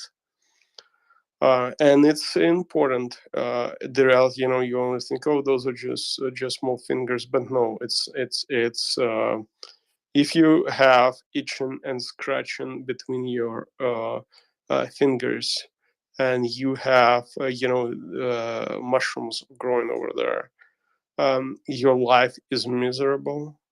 You hate everything, and you're not a good soldier.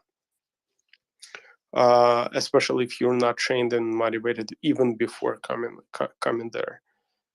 In the winter, this problem is gonna multiply by for them by 1,000 because they will not be able to take off the shoes, and they will not be able. No one's gonna give them change socks, good change socks. I mean, you can have cotton socks, but when you change one cotton socks for another one, it's gonna soak up your sweat from your feet, and it's gonna really come back to what you had in the same moment.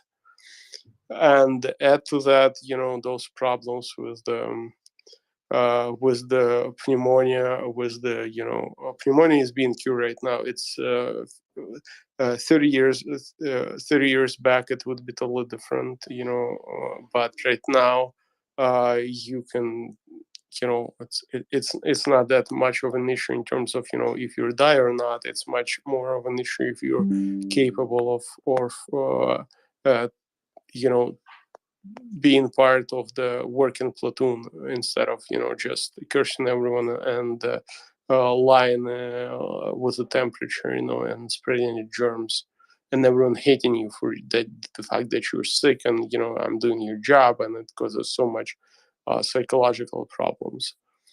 So I think that it's going to cause more psychological problems for them, more than epidemics or spread of the disease. But spread of the disease, it just it will cause discomfort. Discomfort will lead to psychological pressure on top of everything that is happening without this, and it's going to lead to just one another small nail in the coffin, and you just need, at some point we will reach the critical mass where they will have to stop. Because another thing that they have their equipment destroyed, and now they're not using T-72s, they are driving T-62s instead. At some point we will see T-55s, and then we will see even T-34s maybe. And it's just it's all nail after nail after nail, and they will at some point they will not be able to, it's going to be critical mass, and they will turn not against Ukraine but against their own leadership. And there is no doubt, for people to understand, there is no doubt among them. None of them think that we're all gonna die if we don't destroy Ukraine right now. None of them believe that Russia is threatened. They all perfectly understand that no one is gonna attack Russia, and they all perfectly understand that if they go home, it's nothing gonna happen. So we're just waiting for that critical mass moment. I hope it's gonna come sooner than later, but my worst prediction is when we take Luhansk. The best is probably the best that I believe is when we take Starobilsk and Kherson, of course.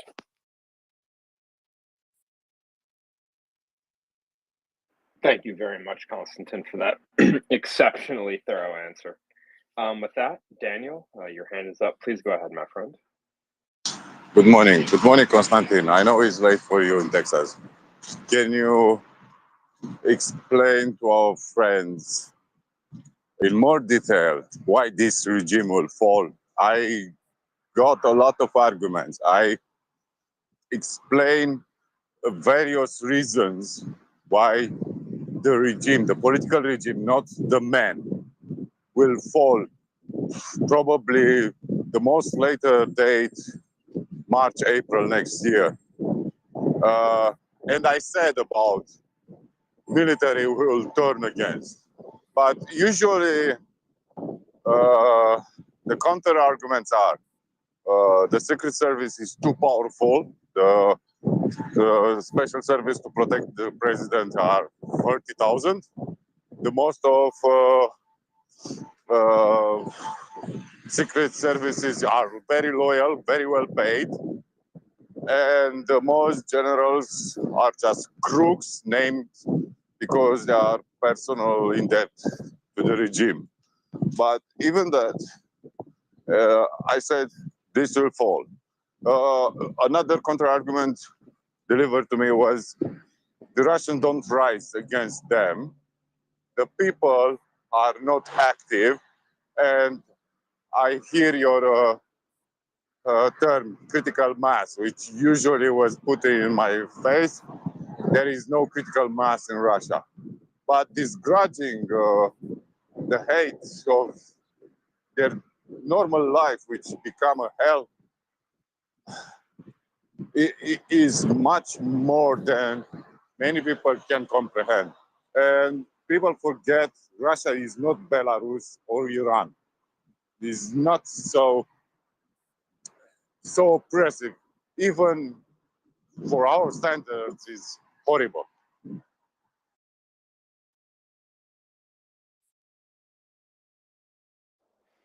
So you explained it partially, but my personal take on this that they will collapse. I don't think they're gonna collapse in March. And my personal take that it's that they're not gonna collapse as many think that it all depends on the battlefield, basically. A lot of things are reversible, and they can, act smart and actually, reverse a lot of things. They don't appear to be acting smart, and it appears, that they're exactly going for the collapse. But once again, there are still multiple military defeats that has to happen for this regime collapse. And I wanted to add one more thing, that Russia is essentially built on the masculinity. So they all, when they, if you listen to them, if you would live there, they all say how manly they are, how strong they are, how, it's all about beating the crap out of stupid Americans and a weak West, and how it's useless, and we're the man who are gonna fight everyone and beat the crap out of absolutely everyone. And now this they cannot accept the losses. They cannot accept the errors. This is the culture where they cannot accept the errors and losses. And while democracies, they are built around not about accepting the losses, but instead of accept, like, you would accept the loss, and you would elect another leader who would be more suitable for doing this. In Russia, the leader is the country. It's the vozhd. It's like Führer. And if the Führer goes away, you have entire social political structure collapsing. you have economy collapse, and you have revolution, etc. It happened multiple times in Russia, and this is, I think, what they're heading towards right now. Once again, they have chances to stop that, but they're just, it does not appear like they are going to take those chances. It more like it appears more like Putin is obsessed with destroying Ukraine, and he is pretty much ready to destroy Russia instead of Ukraine accidentally. It's like a gambler that came to win, but instead he's losing. So in conclusion, because he's weak, he lose the battle, lose the war, and the society is very narcissistic. And this proud idea, we are the best, and the empirical demonstration look like you are not. Ukrainians better. They will lose. Their society will collapse because masculinity turns with put the great leader is done.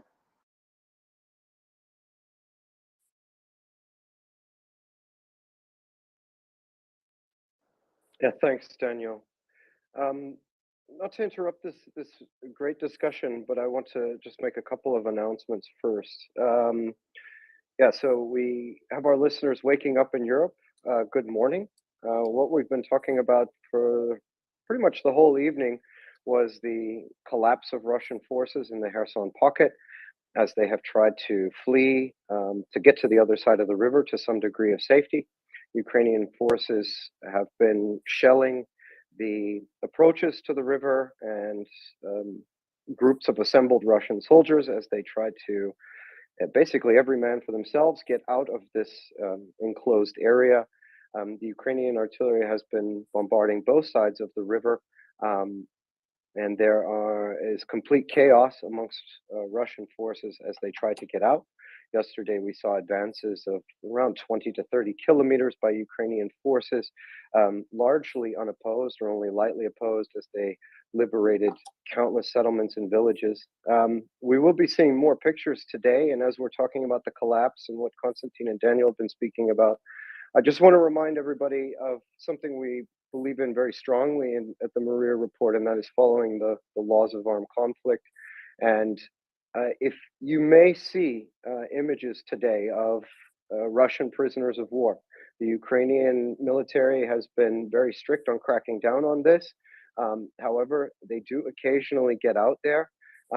It is a violation of the Geneva Convention to do this, so please do not like or retweet any images you may see today of Russian prisoners. I just wanted to put that out there because obviously one side is following these rules and one side is obviously not, as they conduct a genocide of the Ukrainian people. But we do not want to be in violation of that. With that, let's move on to hands. Let's go to Mike.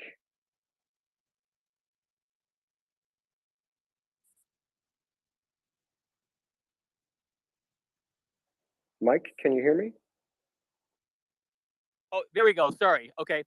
My family left Odessa in 1880, and I'm calling in from California. My question is, if there are a large number of Russian soldiers that surrender or are captured, is there a possibility in the future of them being exchanged for all the children who have been kidnapped and brought into Russia? It's a very good question, Mike. Is anybody on the panel want to take that one? Yeah, I can speak to that a little bit.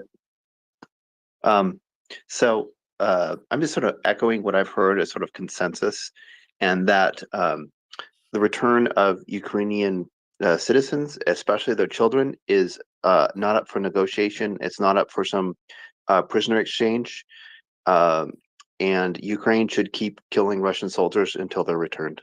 That's a little bit of that last bit's sort of mine, but to get your children back, they have the right to flight all the way to Vladivostok, in my opinion.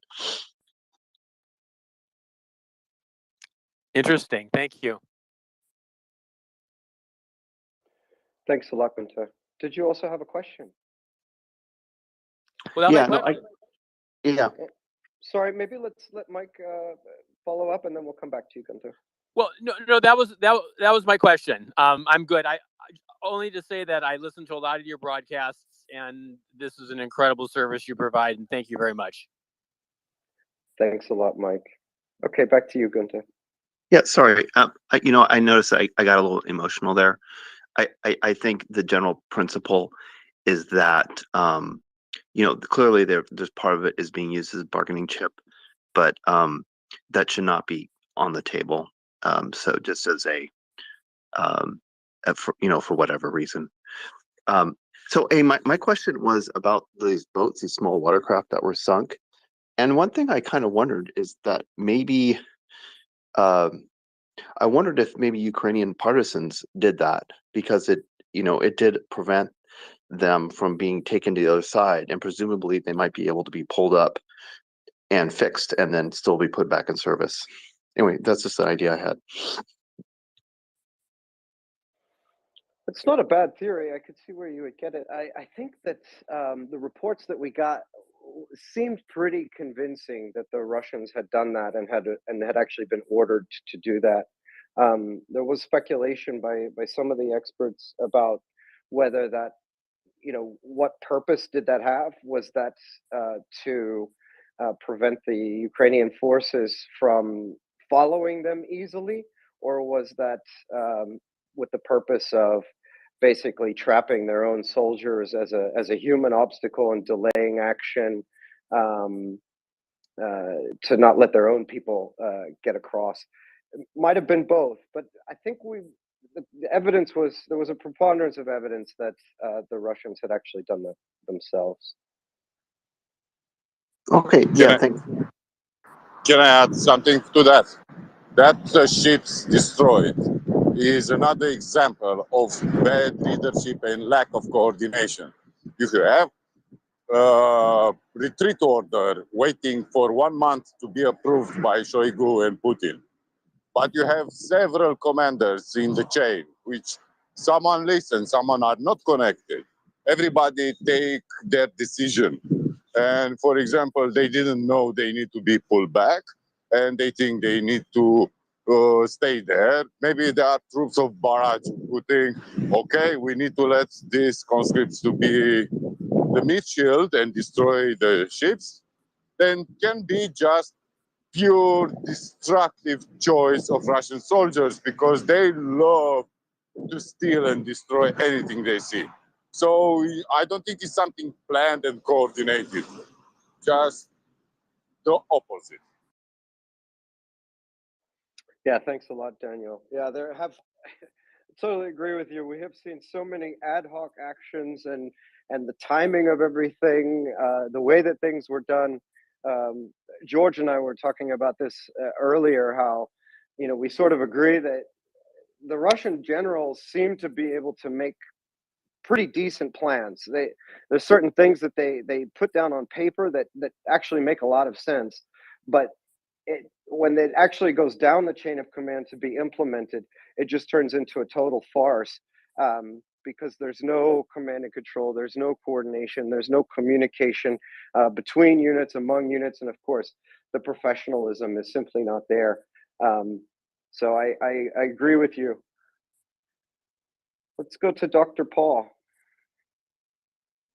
I literally can't believe I got up here.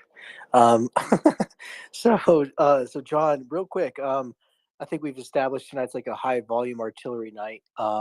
Thomas Tiner, has a interesting, post about the potential volumes of artillery fire. I think it's 100 cannons firing, 3-6 rounds per minute, and you can do the extrapolation there. But what's interesting, John, and I'm curious your thoughts on this on the videos that you've seen, I counted, I think, at least 16 Gimlers rockets being fired, which, by the way, that's the average per day across Ukraine. And I'm just curious what your thoughts are on the potential ammo expenditure tonight and the next coming days across just general cannon artillery and rocket artillery, and what your thoughts are about that. Well, I'm glad you were finally able to make it up on the panel. But to your point, Ukraine has brought out basically every single system that they have in the vicinity of Kherson. They've brought out M777s, M109s, BM21s, HIMARS, BM27s, probably some other pieces that they have, likely some more of their Soviet tube artillery pieces, and I imagine there's probably some others as well that I'm neglecting to mention.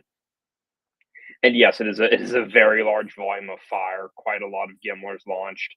I'm not sure what the total round count expended for the night would be. Obviously, they can't sustain a maximum firing rate indefinitely. They're gonna, due to certain physical limitations with the artillery pieces, that will have to slow down to a slower continuous rate to avoid excessive wear and tear of the system. And then there's also physical limitations with how much ammunition the unit physically has in immediate proximity to themselves. But on the whole, I guess it's a good thing those 100,000 155 millimeter rounds from South Korea should hopefully be arriving soon.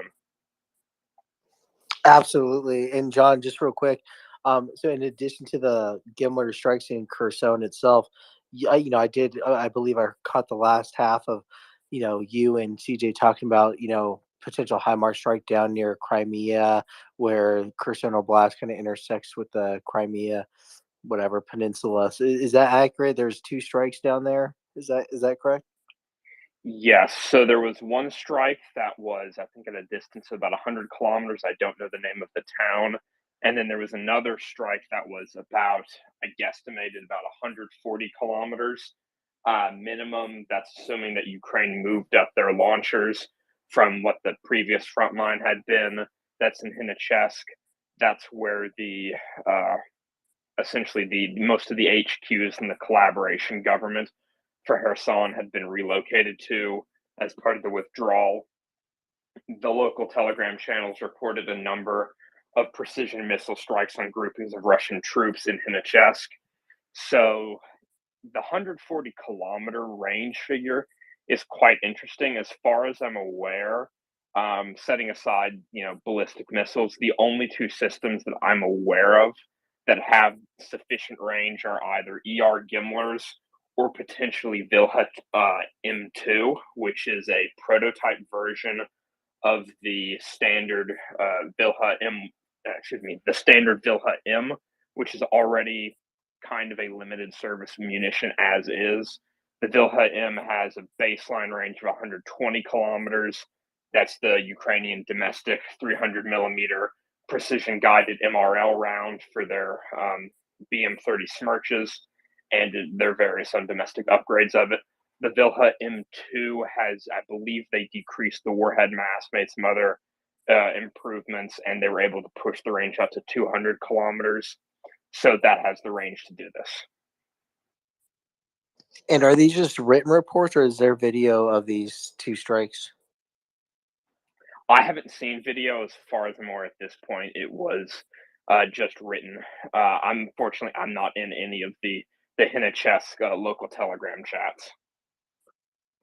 Yeah, I just Dr. Paul, imagine from me to Kherson City are 400 kilometers. We have trucks and any ammunition for any artillery system.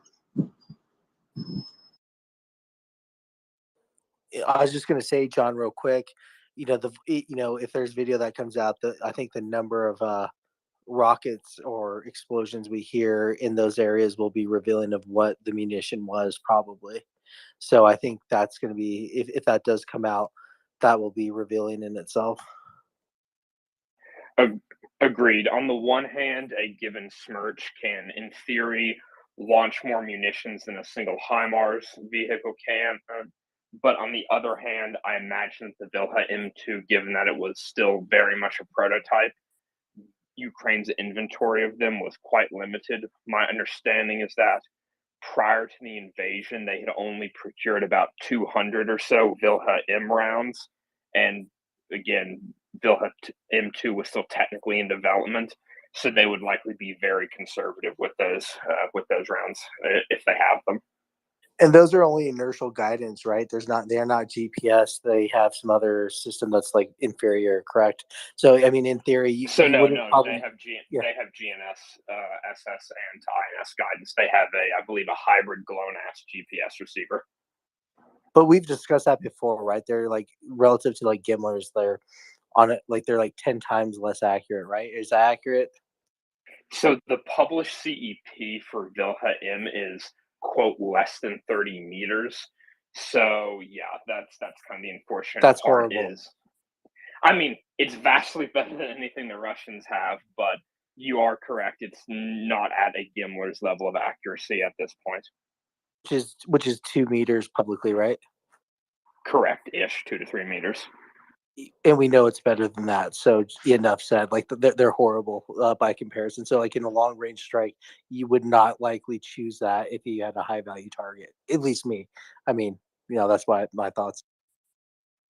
I mean, you make a good point that there are some niches that it could fill potentially, depending on what the true range of ER Gimlers is. The published is 150. Obviously, I would expect the true range to be probably somewhat in excess of that. So, given that Wilhelm M2's published is 200 kilometers, there may be some niche targets that are just beyond ER Gimlers, but are within Wilhelm M2. So, there is a potential role for it. I also don't know what kind of upgrades have been made to the guidance package between Wilhelm and M2. So I would hope they've since managed to bring the CEP down. All right. Thanks, Sean. Have a good night. Thanks, Dr. Paul. All right. The Honorable Deirdre. Good evening. Good morning. Good morning. Thank you. Just a couple quick questions. So today I read an article about, and I know it's propaganda, but it's in one of our US magazines, about Russia preparing all of their wars, their cellars, like their nuclear war cellars where we would hide in the subways and stuff like that. I'm wondering if anybody's heard anything about that. Like, why are they putting that out there as propaganda? I'm assuming that's what they're doing. Another thing is, I've been hearing a lot about, warnings about the dam in Ukraine. Has anyone got any updates or insight on what's going on with the dam there? So maybe I can speak to the dam and then maybe hand over to one of the other speakers on the panel regarding Russian propaganda. So there was a satellite image yesterday showing that what appeared to be one of the gates of the dam was open. The satellite image, this was from yesterday. So the satellite imagery didn't show a destroyed dam, but it did show one of the gates being open. Now, this is because they have blocked the lock with basically they filled that channel up with the debris. This is the way that they would manage the water level, and the way that they would handle the reservoirs by opening these. That's the only way that they could do it, and it's the most effective way to do it. They have opened these gates and controlled the water level downstream repeatedly the entire time that they've occupied this. So that in itself is nothing alarming. But of course, it's daylight now in Kherson. It's a cloudy day today, so I don't know if we'll have satellite photos, but I expect we'll find out more today about what exactly has happened to the dam. But no more information. Sorry. Does that answer that part of the question?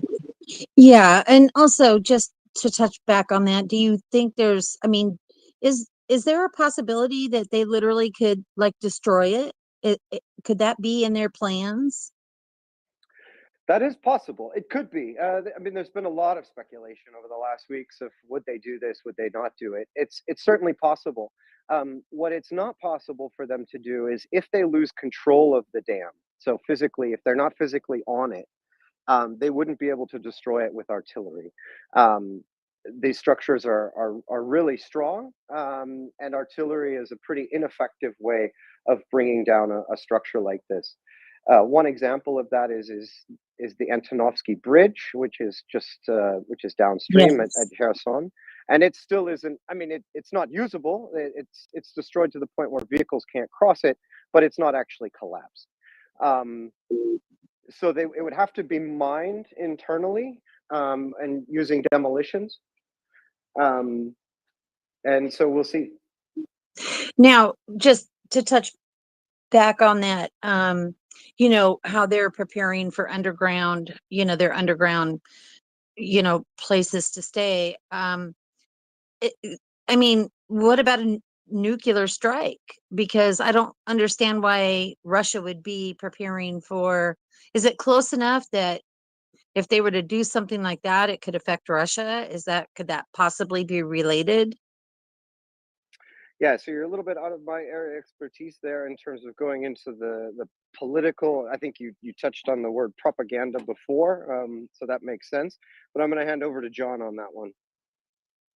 Thank you, Thank you. Charles. So the reporting that I saw made no reference to any kind of nuclear shelters. It was just generic air raid shelters, which they have been, you know, making efforts towards for a while now, for months. That's nothing new. They were putting up air raid shelter directions and signage in Sevastopol like 6 months ago, following a series of strikes in Crimea, or once the strikes in Crimea kicked up in pace. And they've also begun reportedly doing the same in Russia proper for quite a while now. So there's, as far as I can tell, there's nothing new with this. This is just the same old. Yeah, so it probably shouldn't have even been written about. But okay, one last question, I promise. And I know this is kind of like I'm asking for, you know, a profit vision, but what do you guys think the odds are that Ukraine ends up with the majority or all of its land back at the end of all this? And who knows when the end is, but is there any chance? You're asking about the end of the war. So when Yeah, Russia is I pushed mean, out of Ukraine completely. well, yeah, the end of the war or negotiations. Is there any way Ukraine gets all of their land back? Do you guys see that happening at all? 100%. With 100% certainty, not a doubt. So Wow. I think I would encourage you to check a little bit about some of the media sources that you're using. I mean, it's great that you've brought that up today, because that's one of the main things that we like doing in this space is to try to combat certain amount of misinformation. But there have been two major themes that come out of Russia, and there are two narratives that they have pushed repeatedly. One of that is the saber rattling of nuclear weapons, which they have done for years. They did it in 2014. They've continued to do it till today. And the second one is then the most recent one, which is they attempt to portray themselves as, you know, being peaceful, trustful arbiters of negotiation.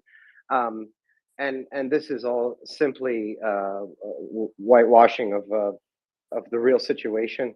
There is no negotiating standpoint. The negotiation is how there are two negotiation points. What happens to all of those Ukrainian civilians that have been subject to ethnic cleansing and genocide, taken into Russia?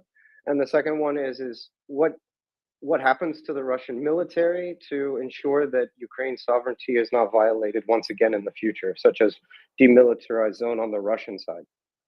That's the negotiation standpoint. And that's going to be only when Russian forces are removed from all of Ukraine's territory. Yeah, but and I guess I did maybe say that right, but my hope, and I'm sure everyone's, is that there is no more occupied territories. Is there any way that they get back their land without having the occupation, with the Russians, you know, integrating with them, or is that already too far gone? Are they already so integrated? I don't know what you mean with integration. So the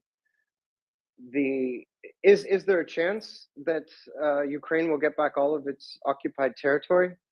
Yes, Yeah. definitely. We're seeing that right now. Actually, today, we're seeing big chunks of occupied territory being retaken by Ukrainian forces. And considering and we've discussed a lot on this space about the systematic weaknesses all the way through Russian society and culture that has the output of creating a completely ineffective military force, and a military force that is getting weaker by the day, both in all three aspects: material, manpower, and the will to fight.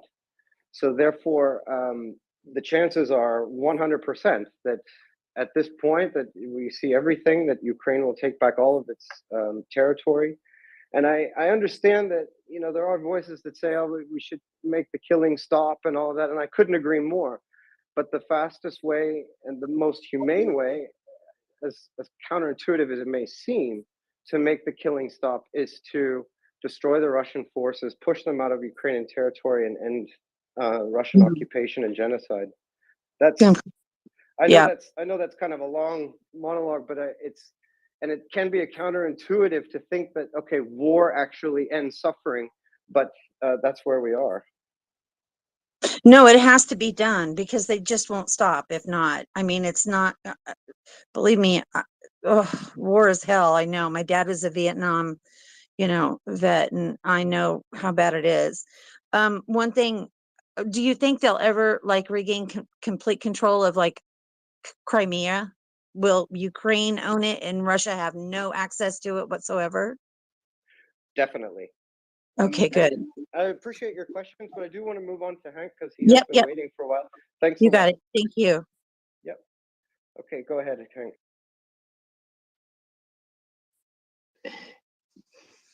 Well, hey, I'm totally unqualified to weigh in on this subject whatsoever, but I thought I would anyway.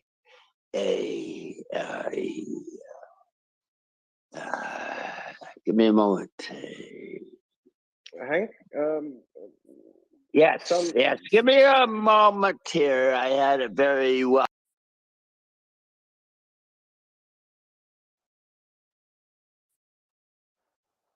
Okay, it looks like Hank had to drop. So I'm working through a few requests here. If you do have requests, and please keep your questions on point. Obviously, we're talking about primarily the collapse of the Kherson pocket today.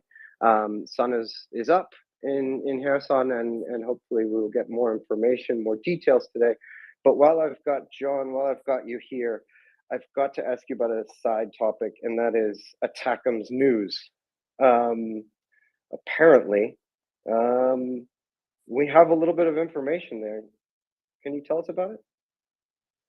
Right. So there was a very interesting, I'm sure it's a press release. It was the transcript of a conversation I believe President Biden was having with some reporters at a press conference earlier this morning, and I was sitting down. I was waiting to get my morning coffee on my way to class, and CJ texted me that and sent me that, and I read through it, and I was like, oh my God. So President Biden commented in response to, I believe, is a question from a reporter, that there are, quote, two types of HIMARS ammunition, one with a range of 160 miles and one with a range of 600 miles. And we had not provided the 600-mile version because we do not want Ukraine to strike into Russia, but we have provided the 160-mile version. Now, the funny thing is those range numbers are interesting because 160 miles is the published range of ATACMS, and the closest thing to a 600-mile munition for HIMARS is PRISM. I don't know what its range is in miles off the top of my head, but its published range in kilometers is 500. So let me quickly do this conversion. So that works out to what, 600 miles is what, 900 something kilometers. So the numbers were a bit off, but he kind of posted that as a meme of this is clear evidence that Ukraine has received 160 mile ranged munitions for HIMARS/MLRS, specifically ATACMS. So that was kind of the ballistic missile meme of the day. Great. Do we? I know that was kind of. Was that just a slip of the tongue, or was that intentional, or how many do we think they may have? So that's the funny thing. I was thinking about it, and like the numbers actually make sense if he meant to say kilometers instead of miles. But the whole thing is, I have exactly zero expectation that President Biden or any other American politician would ever reference a figure in kilometers ever for any reason. So I really don't know what to do with those numbers because they're so wild. I mean, on the one hand, if those numbers are accurate, then we just learned that Prism actually has a true range that's double that of its published range, which is in and of itself incredible. I don't think that's necessarily the case. I think he may have just fumbled up the numbers or misremembered them. I mean, on the low end, I suspect he was trying to say we have supplied Gimlers but not ATACMS. But I mean, there's really no sensible way to come to terms with those numbers. There's no way to interpret them that really makes a satisfying amount of sense, to be quite honest. Okay, great. I'm glad I got to ask you that. I was kind of hoping to have finance here as well to hear his thoughts because I know he likes smoking accidents. One other question, just another, since I've got you kind of on rockets and all of that, is the Hawk missiles. I believe that was mentioned in a recent support package. I don't know anything about these, but can you tell me what these are and what they're for? Right. So the Hawk system, it is a surface-to-air missile system that was designed quite a while ago. I believe it was replaced in U.S. service by Patriot in the mid-90s. So yeah, it entered U.S. service in the early 60s, I believe. Spain has said that they will provide a number of systems. I believe they are providing specifically the Phase 3 variants. There were a number of upgrades of systemic upgrades to the platform. There was Phase 1, Phase 2, Phase 3, and then I think there was a handful of kind of one-off upgrades beyond that. Spain has, I believe at this point, they're going to supply, I want to say in excess of 3 Hawk Phase 3 Hawk missile batteries. I want to say it might be 5 total. There were 2 announcements. I want to say the first announcement was 2 batteries. I want to say the second announcement was 3. I could be getting those numbers wrong. I have to go back and look at the press releases, but they are providing a number of these systems. They're kind of dated. I won't lie, but I expect they will definitely find a solid use. And I believe that they can also, I believe they can be integrated with some of the newer Sentinel radar platforms that we provided, along with some other systems that have also been provided to Ukraine. So hopefully this should bolster Ukraine's air defense picture on the whole. Great, thanks a lot.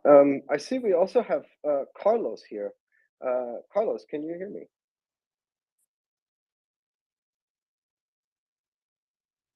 Okay, maybe he's offline, but we had Carlos, I believe it was last night, former fighter pilot.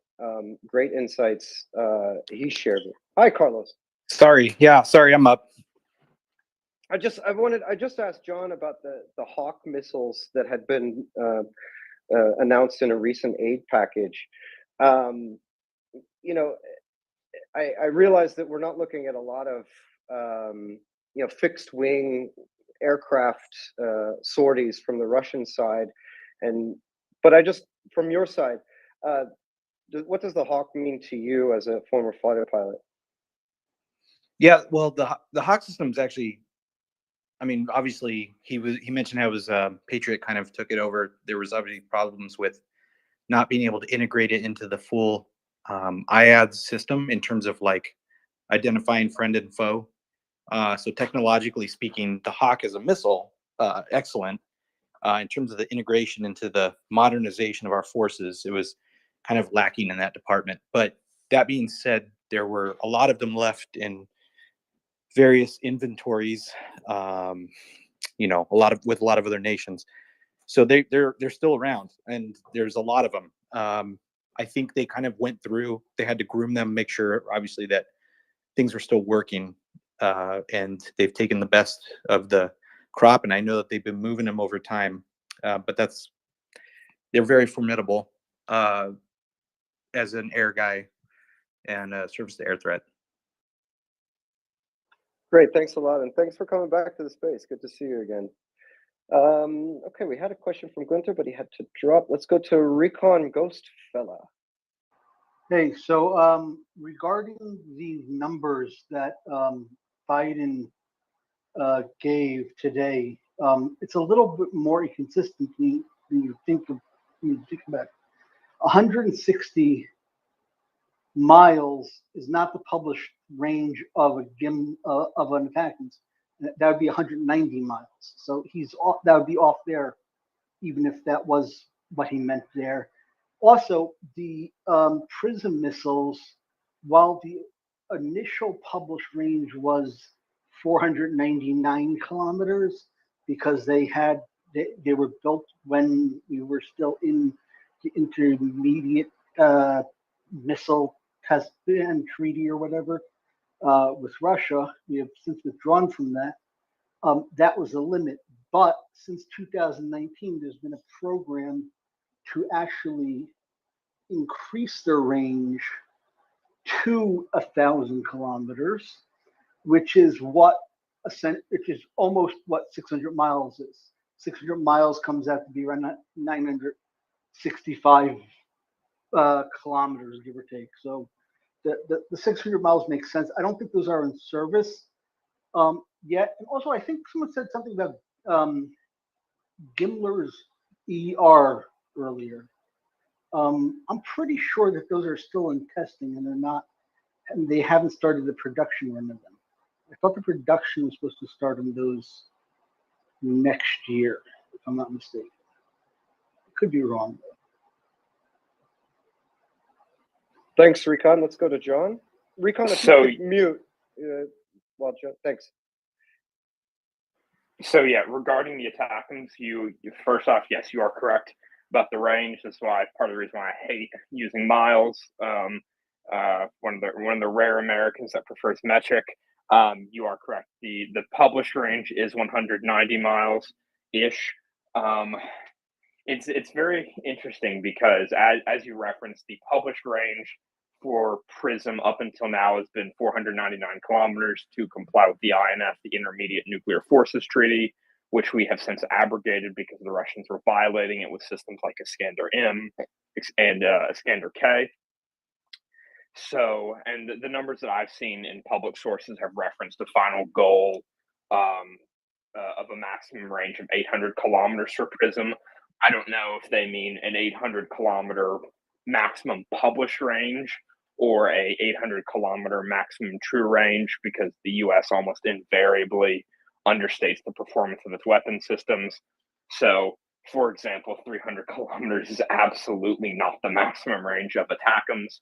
We don't know what the true number is, but it's definitely in excess of 300 kilometers, probably by quite a bit. It was developed under the INF, so anything between 300 and 500 kilometers is kosher there. So, yeah, to your point, it is difficult to draw conclusions from those specific numbers. I don't personally put much stock into them either way, beyond the humor value. Regarding ER Gimlers and Prism production, the first units of ER Gimlers, as I understand it, should have already rolled off the production line, and they should be reaching U.S. Army units as is, albeit in limited quantities. I believe the first units of Prism should be rolling off the assembly line very soon. They were supposed to be formally introduced into service next year. I suspect that it wasn't exactly, as of a couple months ago, it wasn't exactly clear how many or if any units had physically been completely manufactured. Given geopolitical events since then, the war, I would expect that the production timeline has been stepped up. So it's entirely within the realm of possibility that the first units have already rolled off the production line, although I do acknowledge that it's speculative on my part. Just again, to engage in a little bit of speculation, both myself and CJ, for that matter, we both believe that Ukraine has been provided with some quantity of ER Gimlers. It's unclear how many. I expect the quantity would be very limited, given that, again, it just entered production, this year, essentially, as well as the fact that only the M142 Alpha 2 HIMARS can launch them. The standard A1 cannot launch ER Gimlers, as far as I understand it. I'm not sure what the situation is in regards to the M270 MLRS, whether it can launch ER Gimlers or not, but there is a potential platform restriction there for the moment while those upgrade programs are worked out. But there should hopefully be some units of those. How many Army units have received them as of yet is unknown to me. I've tried to get details on that. I have been told I cannot have said details, so we're stuck where we are.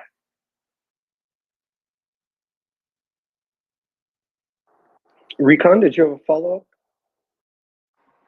No, not really. I'm good. Great, thanks a lot. So, John, it has been an absolute pleasure co-hosting with you this morning. I guess it's late evening for you, but it's first time I get to work with you. Really appreciate it. I'll be stepping down, handing over the reins. But I'd just like to encourage everybody to retweet this space, even better, quote tweet this space. Talk about what we discuss here at the Maria Report 24/7. All volunteer. We do not accept any money. None of us will ever ask you for money. We buy our own coffee. We charge our own power banks to try to keep this thing running. We talk about everything regarding the Russian invasion of Ukraine and the Russian genocide of the Ukrainian people. With that, I'm going to go ahead and step down, John. Thanks a lot. It's been an absolute pleasure, John, my friend.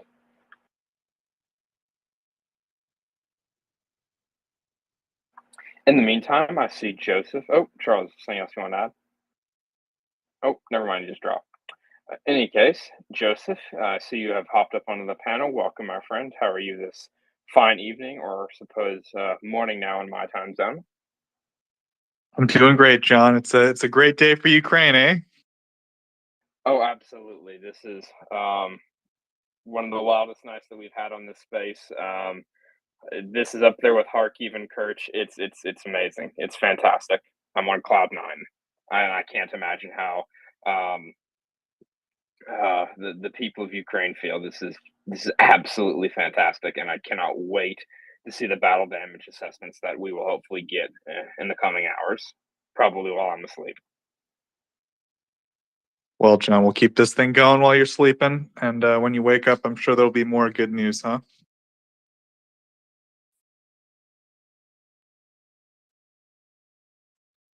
All right. Well, John, what's that? Oh, I was going to ask if you would be joining me as co-host. I kind of do like just leaving you alone up there. It gives me such nostalgia, John. That's the only reason why. But yes, I think actually I was going to try to get on to up here, and then I was going to actually swap with you when you were ready. But how are you doing on time, John? Really? I will stick around until there is another co-host up, and then I have to go tend to my girlfriend and then head to bed. Was that your plan, John? Do you want to co-host with me? And then when I got up there, you were going to be like, "Well, I gotta go. I'll see you later." Absolutely. As soon as you got up as co-host, I was absolutely going to bail. Well, John, it was clever, but I didn't fall for it. But I'll tell you what, because you're my friend, I will step up and I will become a co-host as soon as the back end does it. Oh, great co-host gods. Please do. Here we go.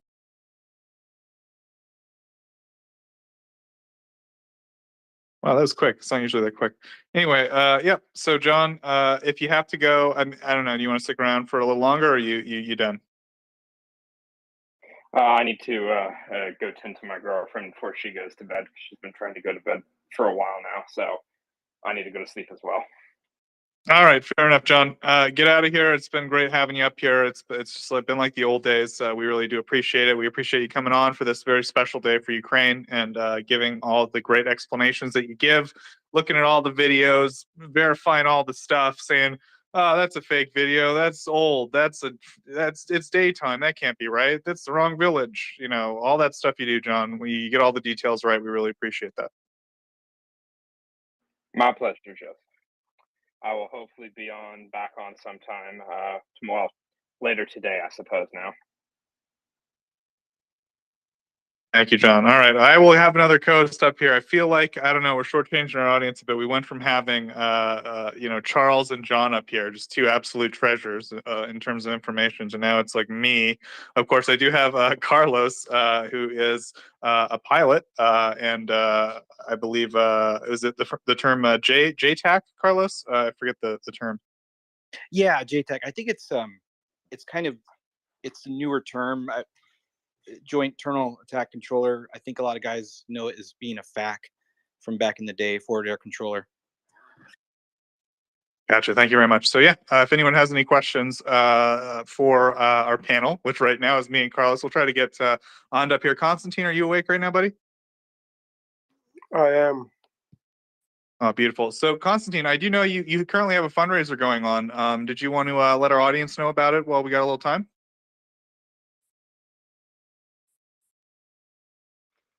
Yes, of course. Give me 1 second. I'm sorry. Yeah. I'll tell you what. Maybe I can throw it up in the nest, or you can. We'll just take a minute, but that's fine. We'll have Constantine talk about that in a moment. If anyone does want to come up and ask anyone on our, go ahead. Yeah, I can talk right now. So we're having a fundraiser for the Foreign Legion that consists of more than 15 nations who are fighting for the democracy and liberty and freedom in Ukraine right now. The guys come from the Brazil.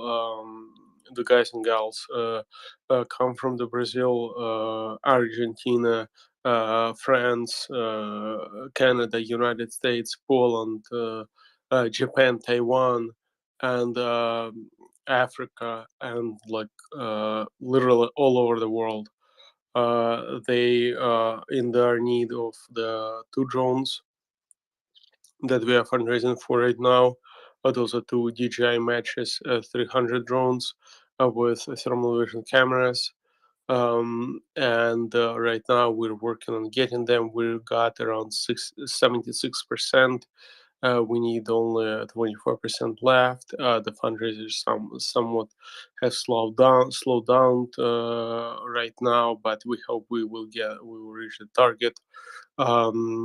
We posted I think around 7 videos right now of those volunteers speaking different languages, showing that it's the idea was to show that how diverse the support for Ukraine is in this fundraiser, and I think we did pretty well. And if you follow those videos, you will see, those guys speaking in I said, the guys from Brazil, Croatia, Canada, United States, France, and other countries, talking about it. And this drone will allow them to save Ukrainian civilians, to save lives, because when you have your eyes in the sky, your actions can be corrected, and you can be more careful. What's around you, and this will allow to save and avoid civilian casualties.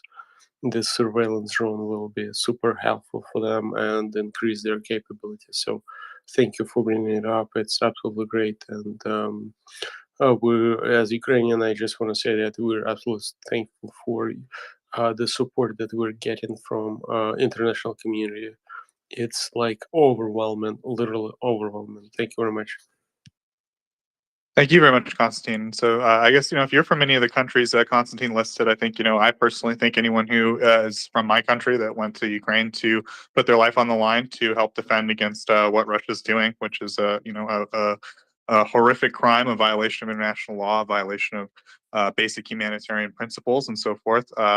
It's a way to support people from your country who went over there and need a little bit of help to do their jobs more effectively and to help protect Ukraine. And we do really appreciate, as Constantine said, everything that they're doing and everything that the international community does to support Ukraine in general. So I threw up in the nest Constantine's the video he referenced. Constantine, if there's anything else you want to throw up in the nest, buddy, relating to it, please do.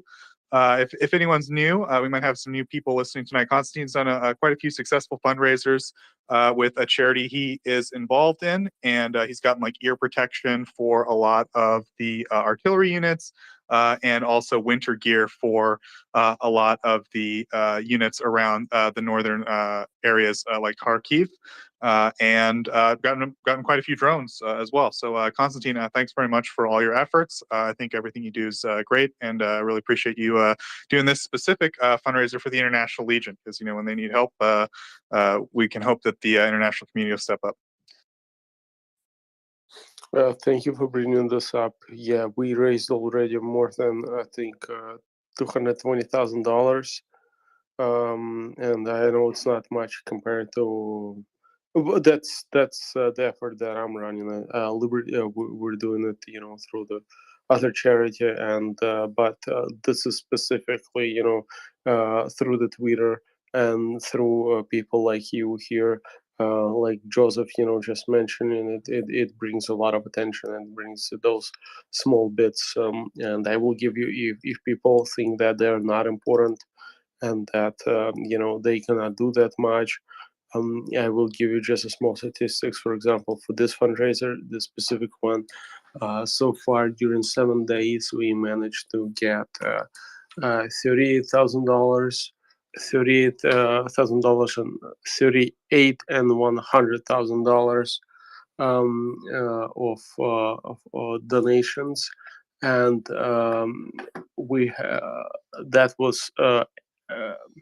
that was done by 842 donors, and the average donation is, let me just calculate to give you the number, and this makes an average donation of $45. So you can imagine that it's not $45 is, it's a great donation, that it's really awesome. Yeah. And $45, right now in the United States, for example, it's a price for a dinner for two in not really expensive restaurant. So everyone can help, and your donation matter. And there are hundreds of videos, where these drones actually change the outcome of what is happening. And trust me, even if you get one good drone to the front lines, to our guys, that means that you saved one life. And MriyaReport also does absolutely awesome job of delivering those drones, and you should also check it out. And it's absolutely great effort. I've seen your Furia drones drive. It was absolutely great, and this is a bit different level drone, but for people to understand that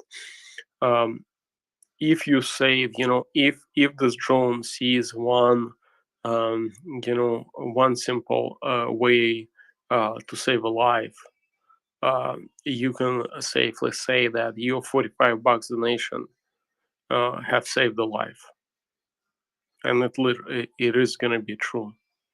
And that's how it goes. Just those small donations, they change people's lives. For you, it's only $45.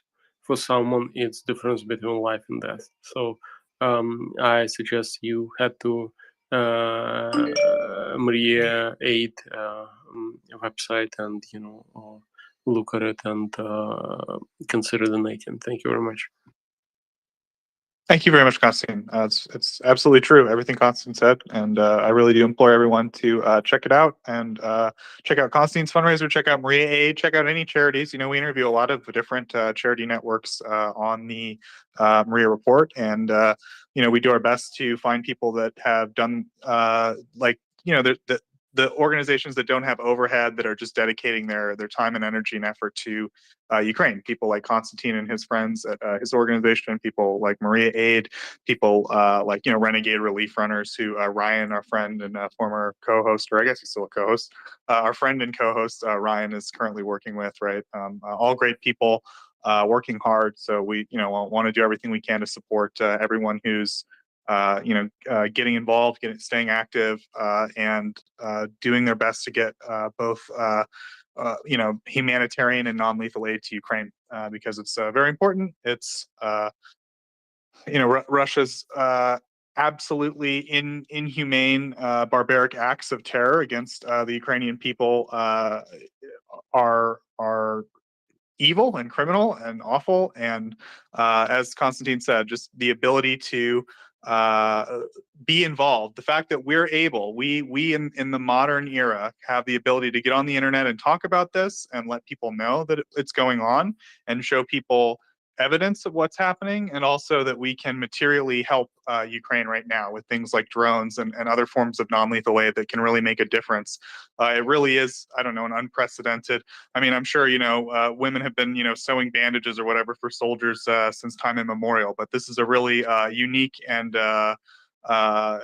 important time for people like us, I think, to get involved and stand up for something that's right. And I think people who listen regularly, I don't have to explain anything to you, but it's important for people to understand that this is a very it's a very important thing to help Ukraine through this difficult time, and support Ukraine in every way we can. And we have very direct ways we can do that, with both information and material support. I'll leave it there. On to welcome up. I'll stop my rant. Good morning and good evening. And why stop? Because I like your ranting. You're good at rants. I don't know. I was getting a little. I was trailing off a little bit on it, but yeah, it's tough to. It's important to keep repeating the same thing, but sometimes it's hard to say it. You start feeling like you say it too many ways. You say the same thing too many ways, but I guess that's like part of the goal, right? We have to say it as many ways as we can and to as many people as we can, and make sure that we get the message out. And it's really great to see people interested in what's going on, and people who might not otherwise be here coming here and going, what is going on in Ukraine right now? So, Anda, a lot's going on in Ukraine right now. How much are you caught up with the situation in Kherson? Well, partially. I haven't looked at the maps. I was cooking. And listening to you guys, and so I heard the last 3 hours at least. Ukraine is doing good, really, really good. I'm really, really happy.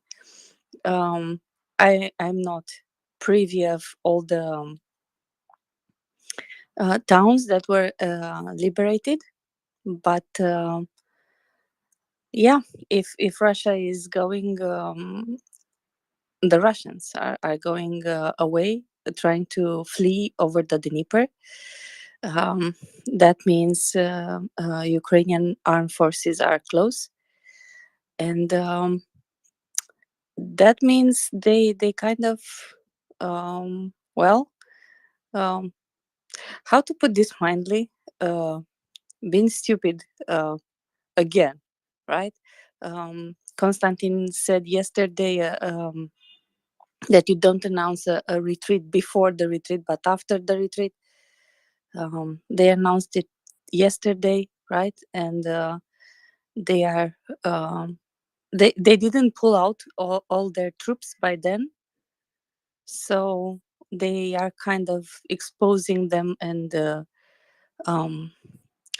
all the shelling and all the deaths are on their hands, right? At this point, it's their fault because this was a stupid planned move, poorly executed. What can I say? I'm happy Ukraine is winning.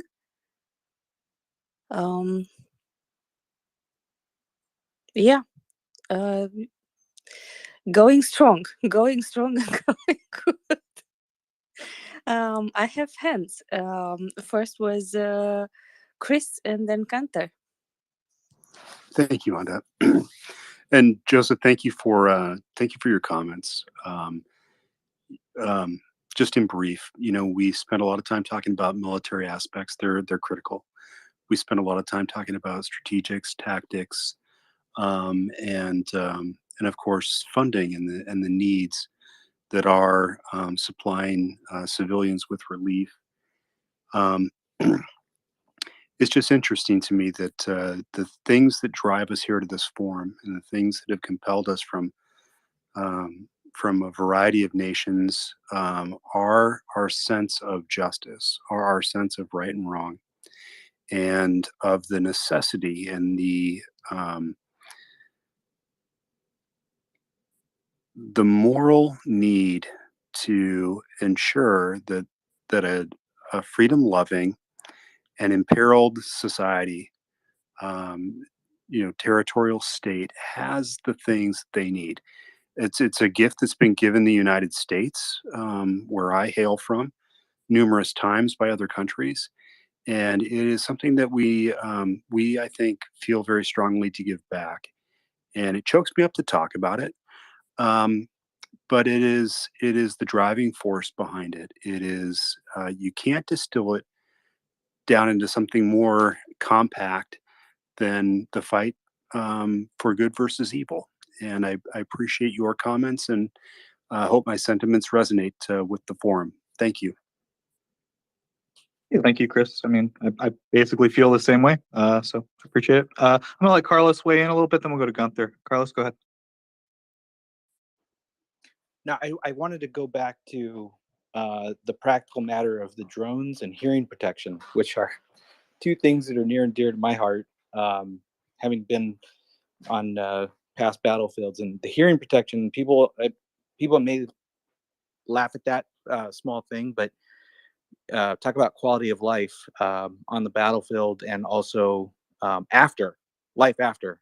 And as we talk about what life would be after this oppression and this war is over, saving your hearing, people don't think about it, especially young men and women, but it's very important to have that stuff. And it just again, it not only is the explosions a problem with hearing, but it's a peace of mind as well when you can have your hearing, and then communication. So anyways, just a practical thing there for the drones themselves. That's another thing. When we can bring those things into the hands of the people on the battlefield, they can be used also to be able to look at avenues of approach, and being able to find ways to get people like civilians out of the battlefield. So they can be used not only in a tactical sense, but they can be helped to actually evacuate people and give them more situational awareness. But I just wanted to mention the practical, that those bring a lot of capability to people on the battlefield. Yeah, I know Constantine mentioned he's got to maybe sign off now, but Constantine, if there's anything you wanted to mention about hearing protection, maybe some feedback you've got from the people that you've been able to provide hearing protection for through the generous people who've helped. I'm sorry, I might have missed a general discussion because I was already preparing myself for sleep, but there are a lot of things to talk about hearing protection. It's not that simple as people think, because first of all, the troops, they don't realize that they will lose hearing, and you have to explain them that they have to wear this hearing protection. Then they say, okay, I have a helmet and it does not fit under the helmet, so I need the rails, specific rails to fit them on, and specific mount and specific helmet. And if you get them that helmet, then they say, okay, it's too hot, I'm not wearing the helmet, and now because I mounted those that hearing protection on the helmet, I need an extra spare of to use one with the helmet and one without. And then you have those who say that, okay, I will not carry two pairs, one for the helmet and one for just as a spare. So it's like it's insane struggle. And we have the saying in Ukraine that says like saving of someone who is drowning is the job of the person who is drowning. So it's his job. You just give him, and he has to make sure that he knows how to use it. It's his job, and it's one of the hardest part.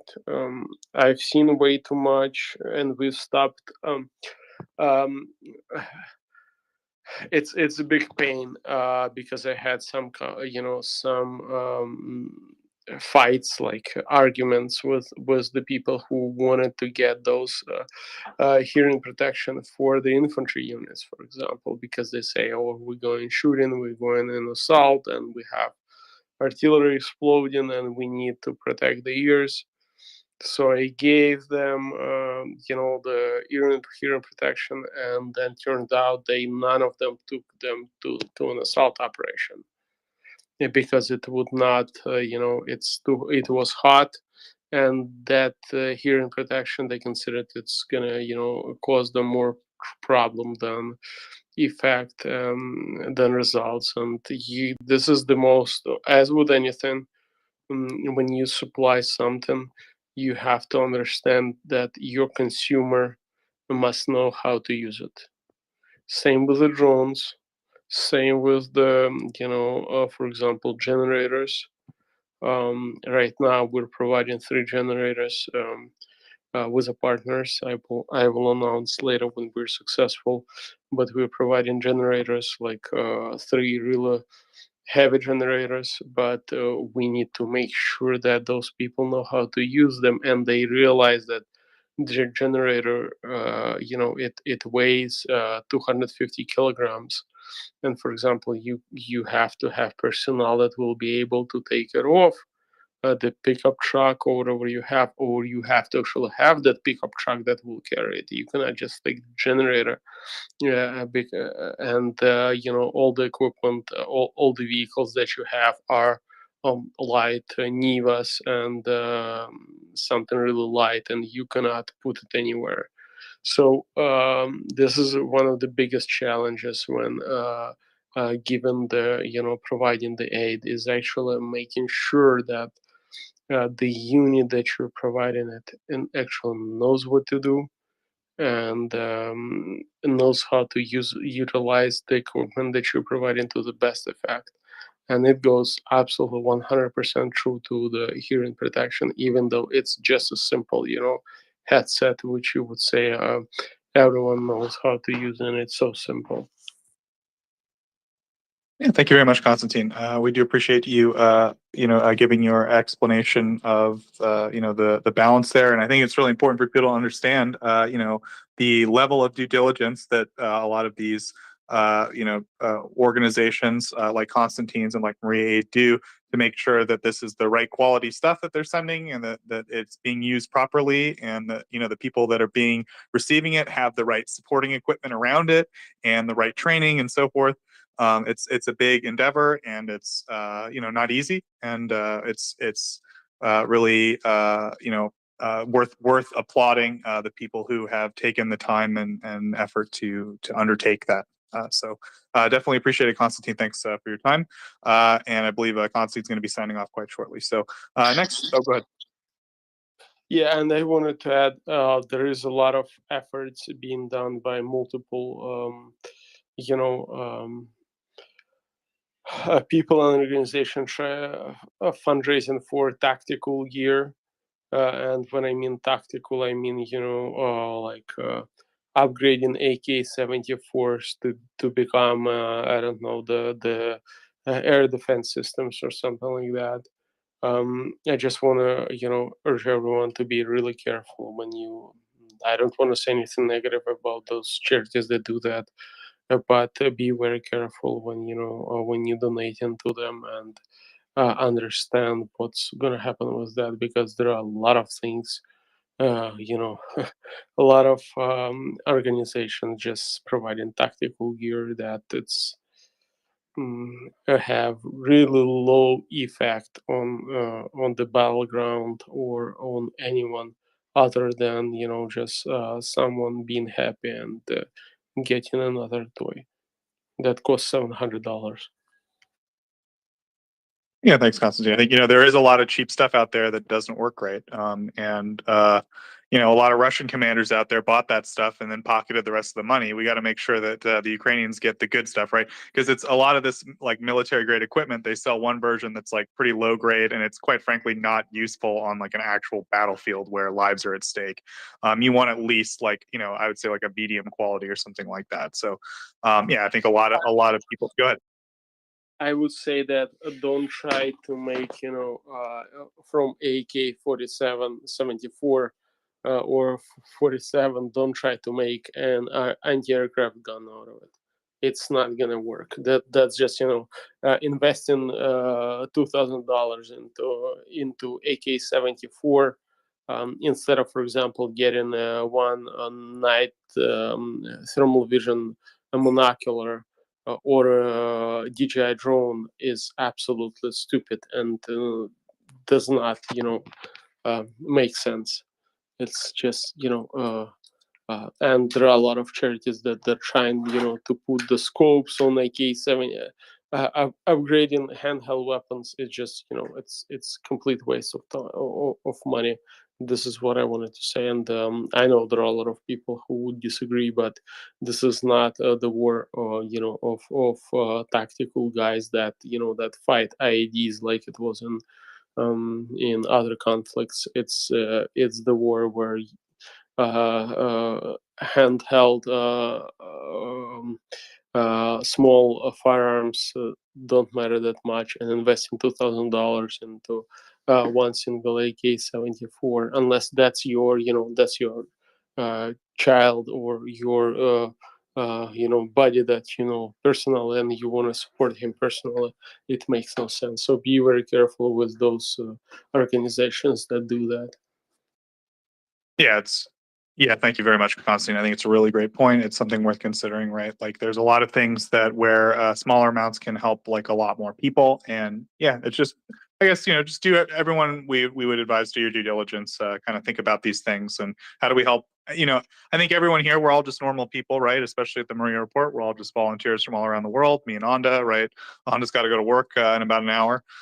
We got Herm up quite soon. And so, when we give to a charity, we just want to make sure that we're getting the most benefit for the people that we're trying to help from whatever efforts are undertaken. So, yeah, I think it's Constantine's also just trying to explain how all this works, and these are important things to consider when you choose a charity. We would definitely recommend Maria Aid and also any fundraisers Constantine's involved in. We think that those are definitely because the important thing is talking to the units, right, that actually understand and need this stuff, and figuring out what they actually need, because they'll tell you what they need. So that's like the most important thing. So anyway, I know we got some hands. I'm sorry we lost Gunther, but Onda, unless you had anything you wanted to add to this topic, I think we can go to hands. Not for the moment. And we have Chris with his hand up.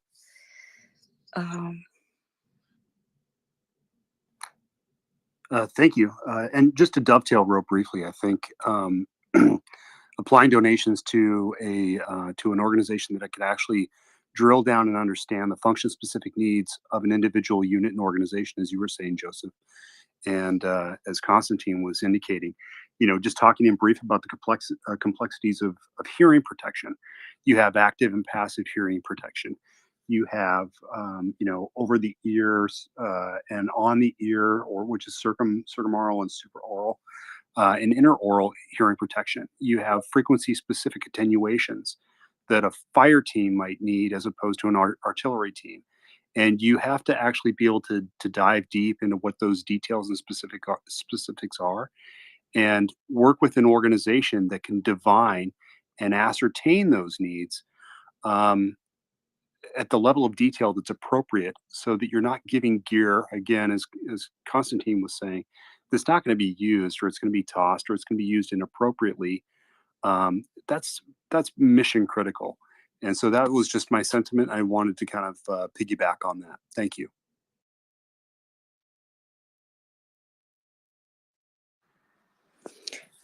Thank you. I see Joseph is up again, this time just as a speaker. And until he's co-hosted with me, I will. It's Herm, actually. Herm's here to help. Herm, good morning. Good morning. Good morning. I will. Yay! I have a new co-host. Good morning, Herm. Good morning, and how are you doing? Very well, thank you. Look, everything is looking good, both on the front lines and in my life. So I'm happy. I have a question for you. Shoot. Have you seen any of the footages which came out? Because I was kind of listening and not looking at the map or anything. So have any other villages been liberated in the meantime? Oh, there has been a lot of liberation going on in the past 48 hours, 72 hours. That's when it started. No, I didn't see a lot of footage that is significant, I would say. And I would also like to caution people here. So this is a mental health announcement, guys. In the next 2 days, you might want to be really careful if you click on a video, where it's coming from, what the source is. And there's going to be a lot of gore coming our way.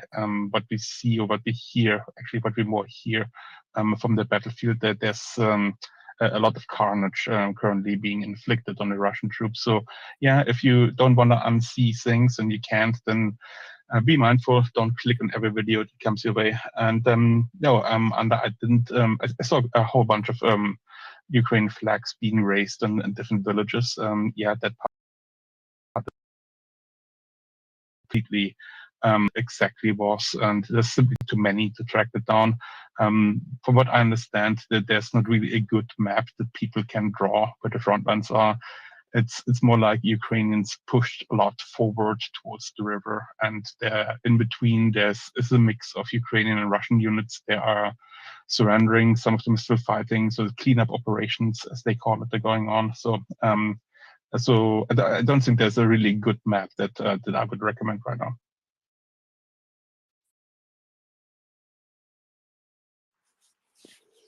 Awesome.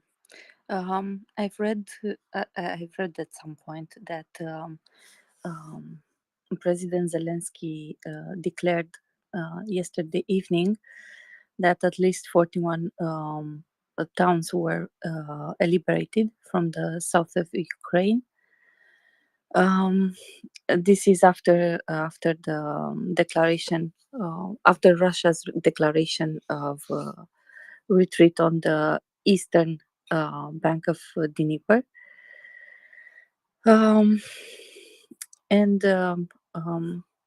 Yeah, there are a lot of victories, a lot of, as you said, a lot of pictures with people going into towns and people hugging them, right? With in the liberated towns. I think I love those the most. And you are right. I tend to avoid looking at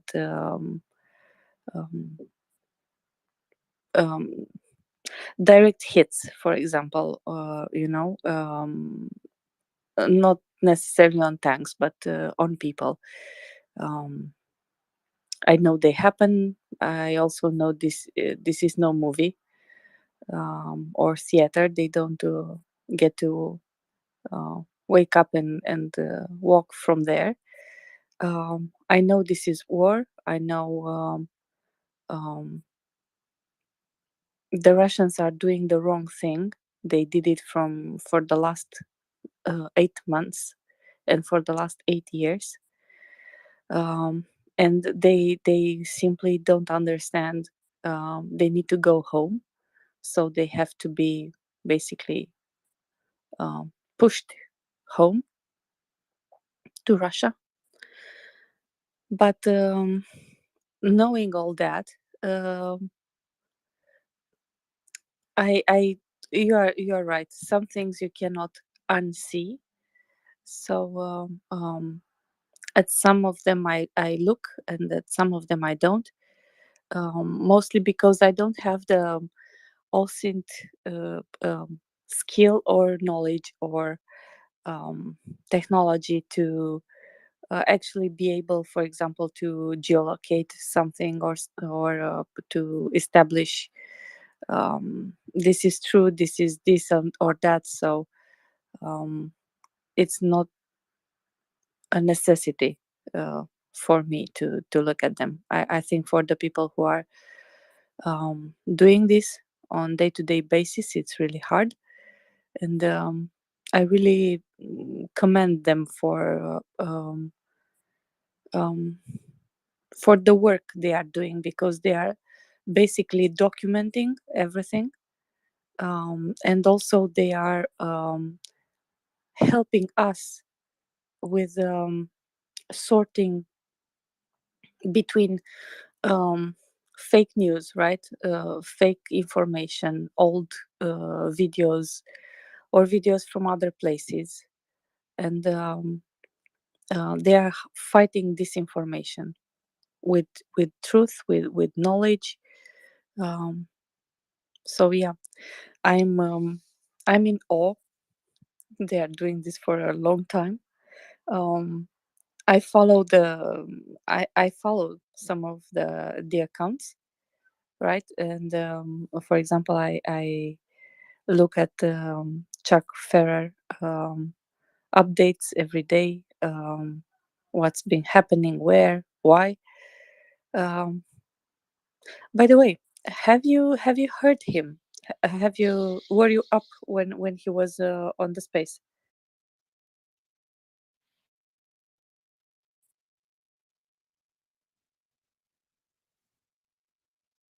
Speaking, yeah, he's a great guy to follow. He has regular updates. He generates maps that he's posting on Twitter. He's here in the space a lot. He even has, I think, a fixed schedule when he's coming up in the future and being here and talking to us. And he's just an awesome guy to listen to, talk to. He's fairly relaxed and very knowledgeable and very honest. And he's a good, kind person. I would put it that way.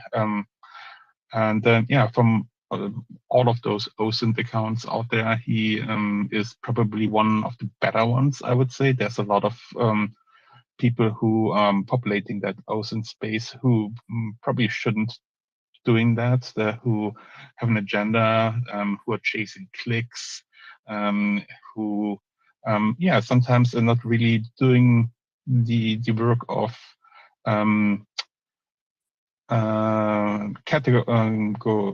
making a catalog of things that are happening and just collecting facts and showing them out. Sometimes they are mixing interpretation in that is simply not true, but just because they have an agenda or want to be more hysterical, more loud than people who just want to present the facts to people, distill it down in easy, readable format. Andrew Perpetua is somebody I can recommend. He's fairly conservative, fairly sober, and he very critical also about the information that he gets, and before he distills them down and shows them. Yeah, he's a fairly good follow on Twitter. So if you don't follow Andrew Perpetua, try to find him. He's linked and reshared quite a bit, so you have no problem finding his account and giving him a follow. Yeah, and on top of that, you have other like very nasty accounts that just sharing gore and just trying to attract people with footage and imagery.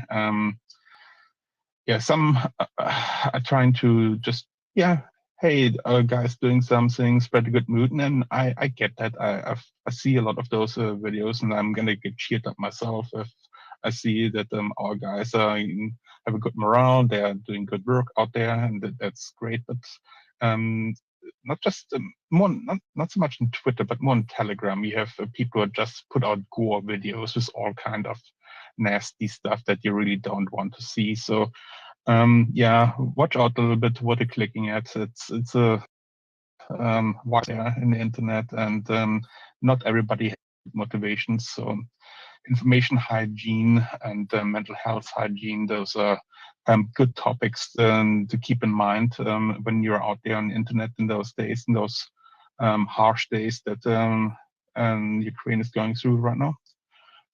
Yeah, I think I had something else, but I think I lost my track on what you said earlier. Back to Jana. No, I think you touched all the points, and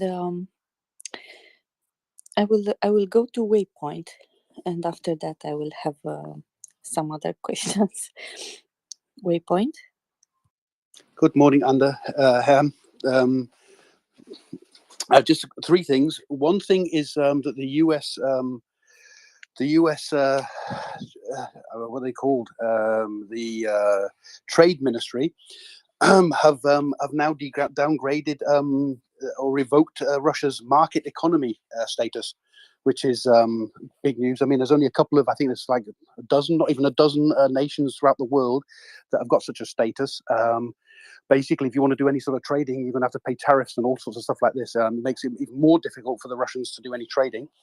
The second thing I was reading, I'm not sure if you've already gone through that, is that the defensive lines are just totally collapsing, it seems, in Kherson. And the third thing I was reading is that two vessels have entered back into the Black Sea with the possibility of firing 16, I think it was 16 caliber rockets. Thank you.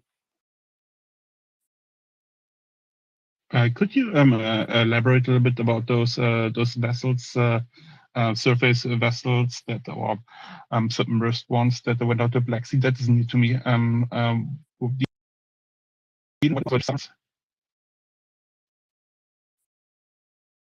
Well, it seems to be ships, not submarines, and the two of them. So it's 8 each. I'm not sure if that's the frigates that can fire 8 each. But I think it would be them. There obviously be 2 frigates that have entered the Black Sea. I'm not sure where they are. It's just I was just reading it very quickly, and I just wanted to ask you whether anybody's seen that. Anybody's got any ops in that? No, I didn't hear that. That's why I was asking you. I didn't really get a lot of information today. I was busy. Just one quick factor. Whenever Ukraine has a victory, then Russia is doing Russian things, meaning they are trying to shoot at Ukraine in the civilian infrastructure or civilians directly, and that's probably what they have in mind. Just have a punishment operation coming out and shooting at Odessa probably, or Mykolaiv, or even Lviv. Yeah, that's what they're doing. And yeah, fortunately, Ukraine had substantial improvement in their air defense in the last months, 1.5. So that might be not as harmful as it used to be back in June, July, August, when the air defense was not in place back then. Yeah, let's hope for the best, and but it's completely expected. That's what they're doing Russian things. Whenever they face an obstacle they cannot handle and they get beaten on the battlefield, they reach out to punish civilians. So yeah, and oh, sorry, for your other question about the front lines collapsing. Yeah, they completely collapsed. They are just completely broken through. They're molten away. We have no idea where the Ukrainians are. We know they are very close to Kherson City. We know they made it to the river at several locations, but exactly where and when, that's probably coming out typically 24 to 48 hours later after they reach those positions. Maybe in this time we will get the information sooner, but yeah, we need to be patient and wait before we get better information. Yeah, it's obviously quite it's a really big thing because they'll be routing them all the way to the river, and then they're going to just be targets to be picked off very, very easily, really, from artillery and the forces going that way. Okay, thank you very much. I'll drop down. I've got to go to work. Yeah, thanks, Whitepoint. Thanks for coming up.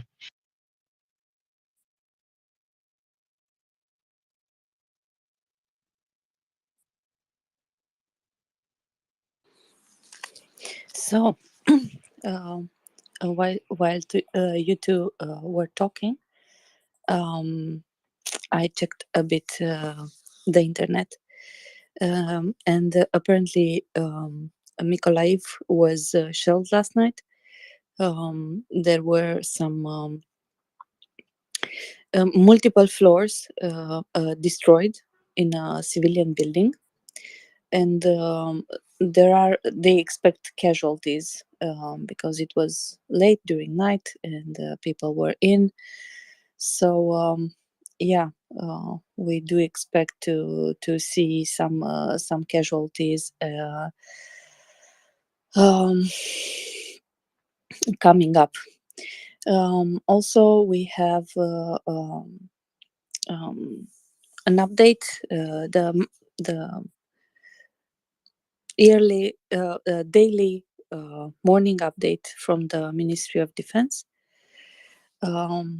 They always put up an analysis every morning, and they are focusing their attention today on the Russian attack as a campaign strike on the electric power infrastructure, which lasted for the last month. So from 10th of October to till today. Today is 11th of November, and the most recent intense strikes were on the 21st of October, when they when Russian forces targeted hydroelectric dam for the first time. So basically, we have heard, right, in the space.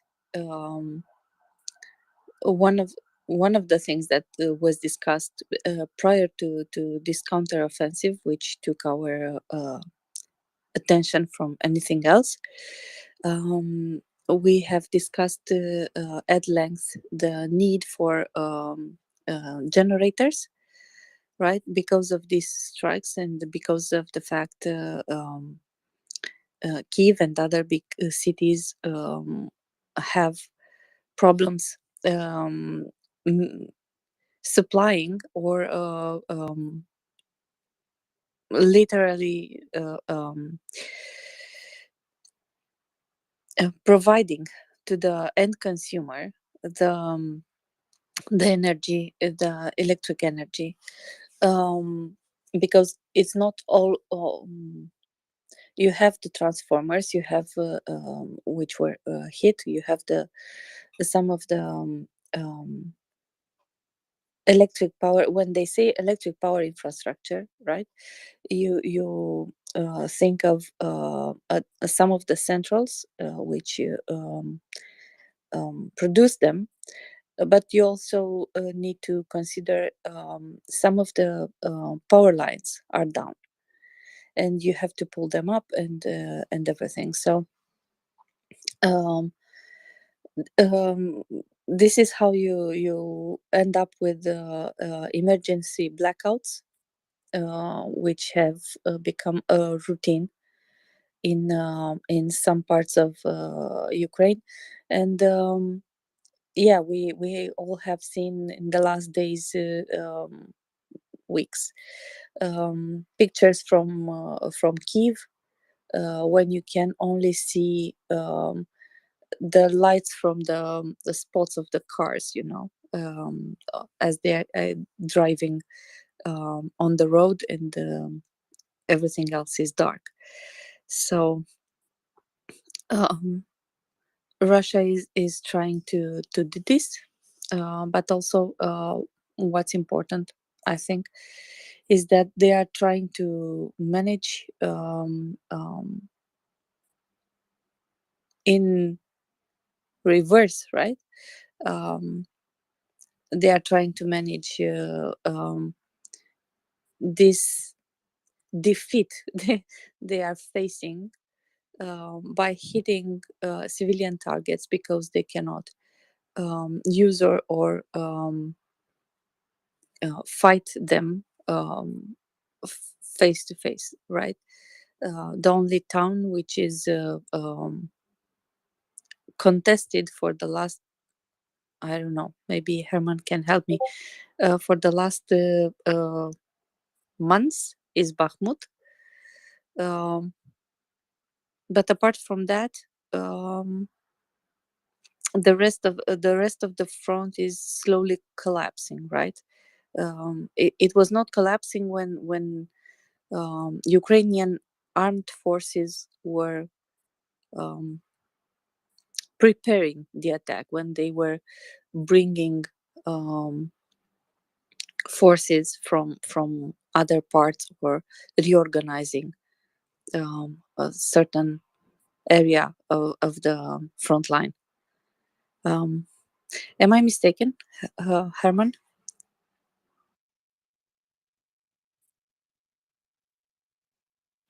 Sorry, trying to grab the mic here. And no, you're not mistaken. There's just a little bit more color and texture to the situation around Bakhmut. So Bakhmut is, of course, the large town in that area, that is south of Soledar, and another suburb is Bakhmut, and that there's a lot of small towns north and south of them, and they're also under very heavy attacks from the Russians. So they're trying to get into Bakhmut, which is their goal, which is we can talk about why that is actually a very silly goal, but okay. So the activities that we're seeing is for months is along that front line with various shifting focus points that the Russians are choosing. They have not been successful. They're not in the city directly, but there's a lot of back and forth in the area in the past months have been happening. For Bakhmut itself, it is a heavily fortified by Ukrainians. They have a lot of urban defense built in there. That is probably too big of a bite for the Russians to swallow. So what they're doing right now, they're trying to outflank it and go around it, because they know they most definitely cannot take it. And the way they're doing that in the entire front line, they're sending mass wave attacks of people, trying to drive the Ukrainians out of their positions, take territory, however little it is, and do the same thing again the next day. Just to constantly move forward and forward and forward, and not necessarily into the city itself, although they're moving on all the lines, but they're trying to especially cut it off from the south. So there is one street, one road going into that town that gives Russia an entrance vector into Bakhmut, and that is also a very important logistical route, or close to one of those logistical routes. And the Russians managed to creep forward in the last 2 weeks 1 week probably is better to say 1 week, to a point that they can move now artillery forward in the south of Bakhmut and start menacing the other supply routes that Ukraine still has, that holding that place together. So that is very severe, heavy fighting going on. There's horrible casualties on both sides in that war. It's a very atrocious battle and going on for months. It's raging all up and down that front line, north and south of Bakhmut, but with a focal point on it. Yeah, Ukraine is taking a lot of casualties there. There are reports that for one Ukrainian soldiers lost, the Russians losing somewhere between 5 and 10. 10 is depending on which battle and which situation, but the defenders clearly an advantage here. So the Ukrainians are well dug in. They have a lot of equipment, heavy machine guns, they have artillery. But the tactic of the Russians with sending conscripts and prisoners in those wave attacks is built in the way, geared into the way to saturate the Ukrainian artillery, that you cannot take all of those infantry waves out. So they always manage to get a little bit of territory for horrific blood toll on those people they're throwing at Bakhmut. And yeah, that's what we've seen in the last week. Russians pay an enormous blood toll for a minimal gain in territory. It's a horrific place.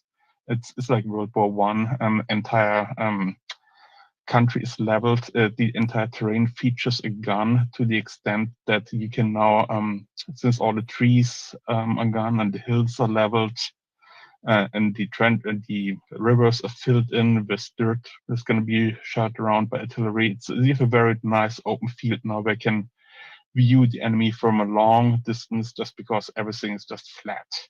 It looks like a World War I. It's a bizarre landscape, very horrific. Yes. And the reason why they attacked Bakhmut is because that was in their original plan, when they still had control over Liman and Izium, especially Izium, and to have a pincer movement attack on Sloviansk and Kramatorsk.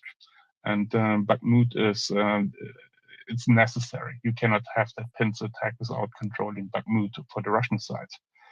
But since the fall of Izium, that pincer doesn't exist anymore, and there's no strategic value for the Russians to actually take Bakhmut. They're still doing that because it's the only way they know, like having artillery barrages, very, very heavy artillery barrages fired into Ukrainian positions, followed up by waves of untrained, unmotivated conscripts that are dying in masses.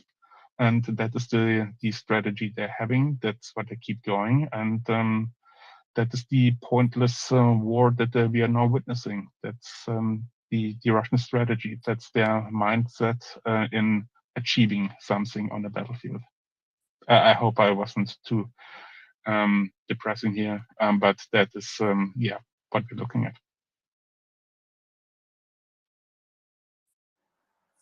Thank you. Thank you. Edward, I saw you coming up and immediately raising your hand. Do you have something to add on this? Mic check. You're good. Okay, thank you, Enda, and thank you, Herman. As always, a pleasant time in the morning and driving to work, listening to you guys, and to everybody at MriyaReport. You do a lot of good stuff, and yeah, it's a really, really good forum. Edward, before you continue, Maria, the MriyaReport.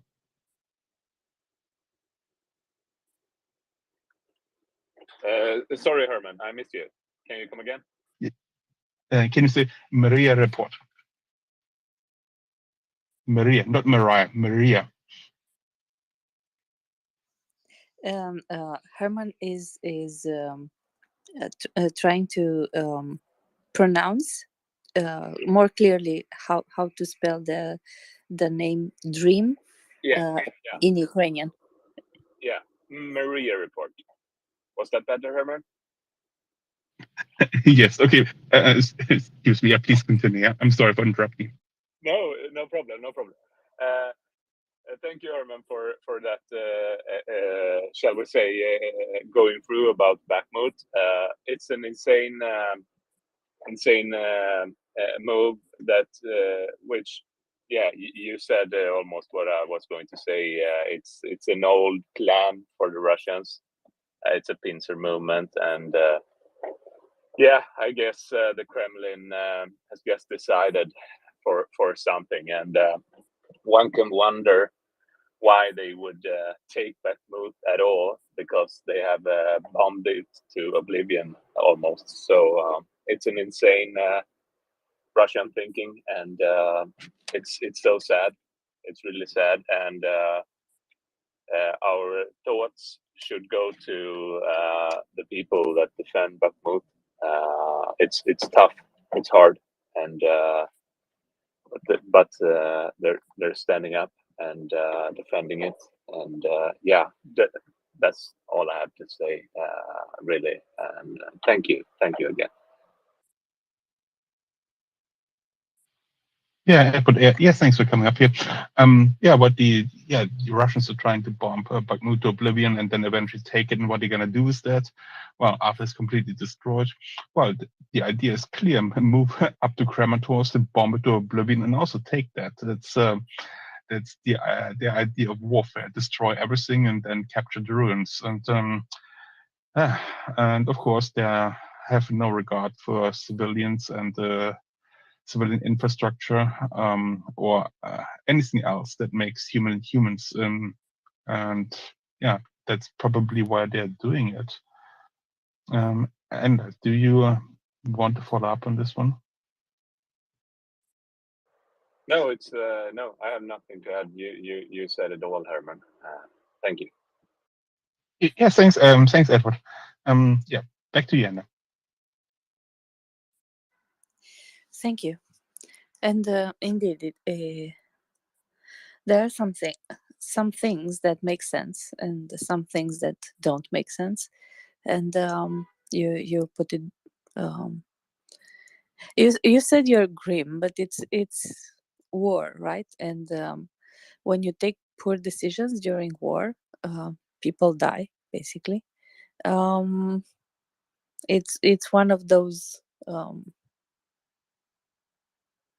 how to say in French is métier, work lines in which if you make a mistake, people die, right? The same with doctors, the same with pilots, because we had we had earlier a pilot, and yesterday. So sometimes mistakes are very costly, right? And in war more than in others, because you literally play with people's lives. And I think I heard Chuck saying something earlier, which was really interesting. He said something on the lines that the main decisions taken initially, for example, were not dumb, but the way they were implemented, the way they were organized and implemented was the worst possible way, right? Sorry, can you please elaborate which decisions in which context? The military decisions. He was talking about the military decisions, like how to attack or where to attack, for example, or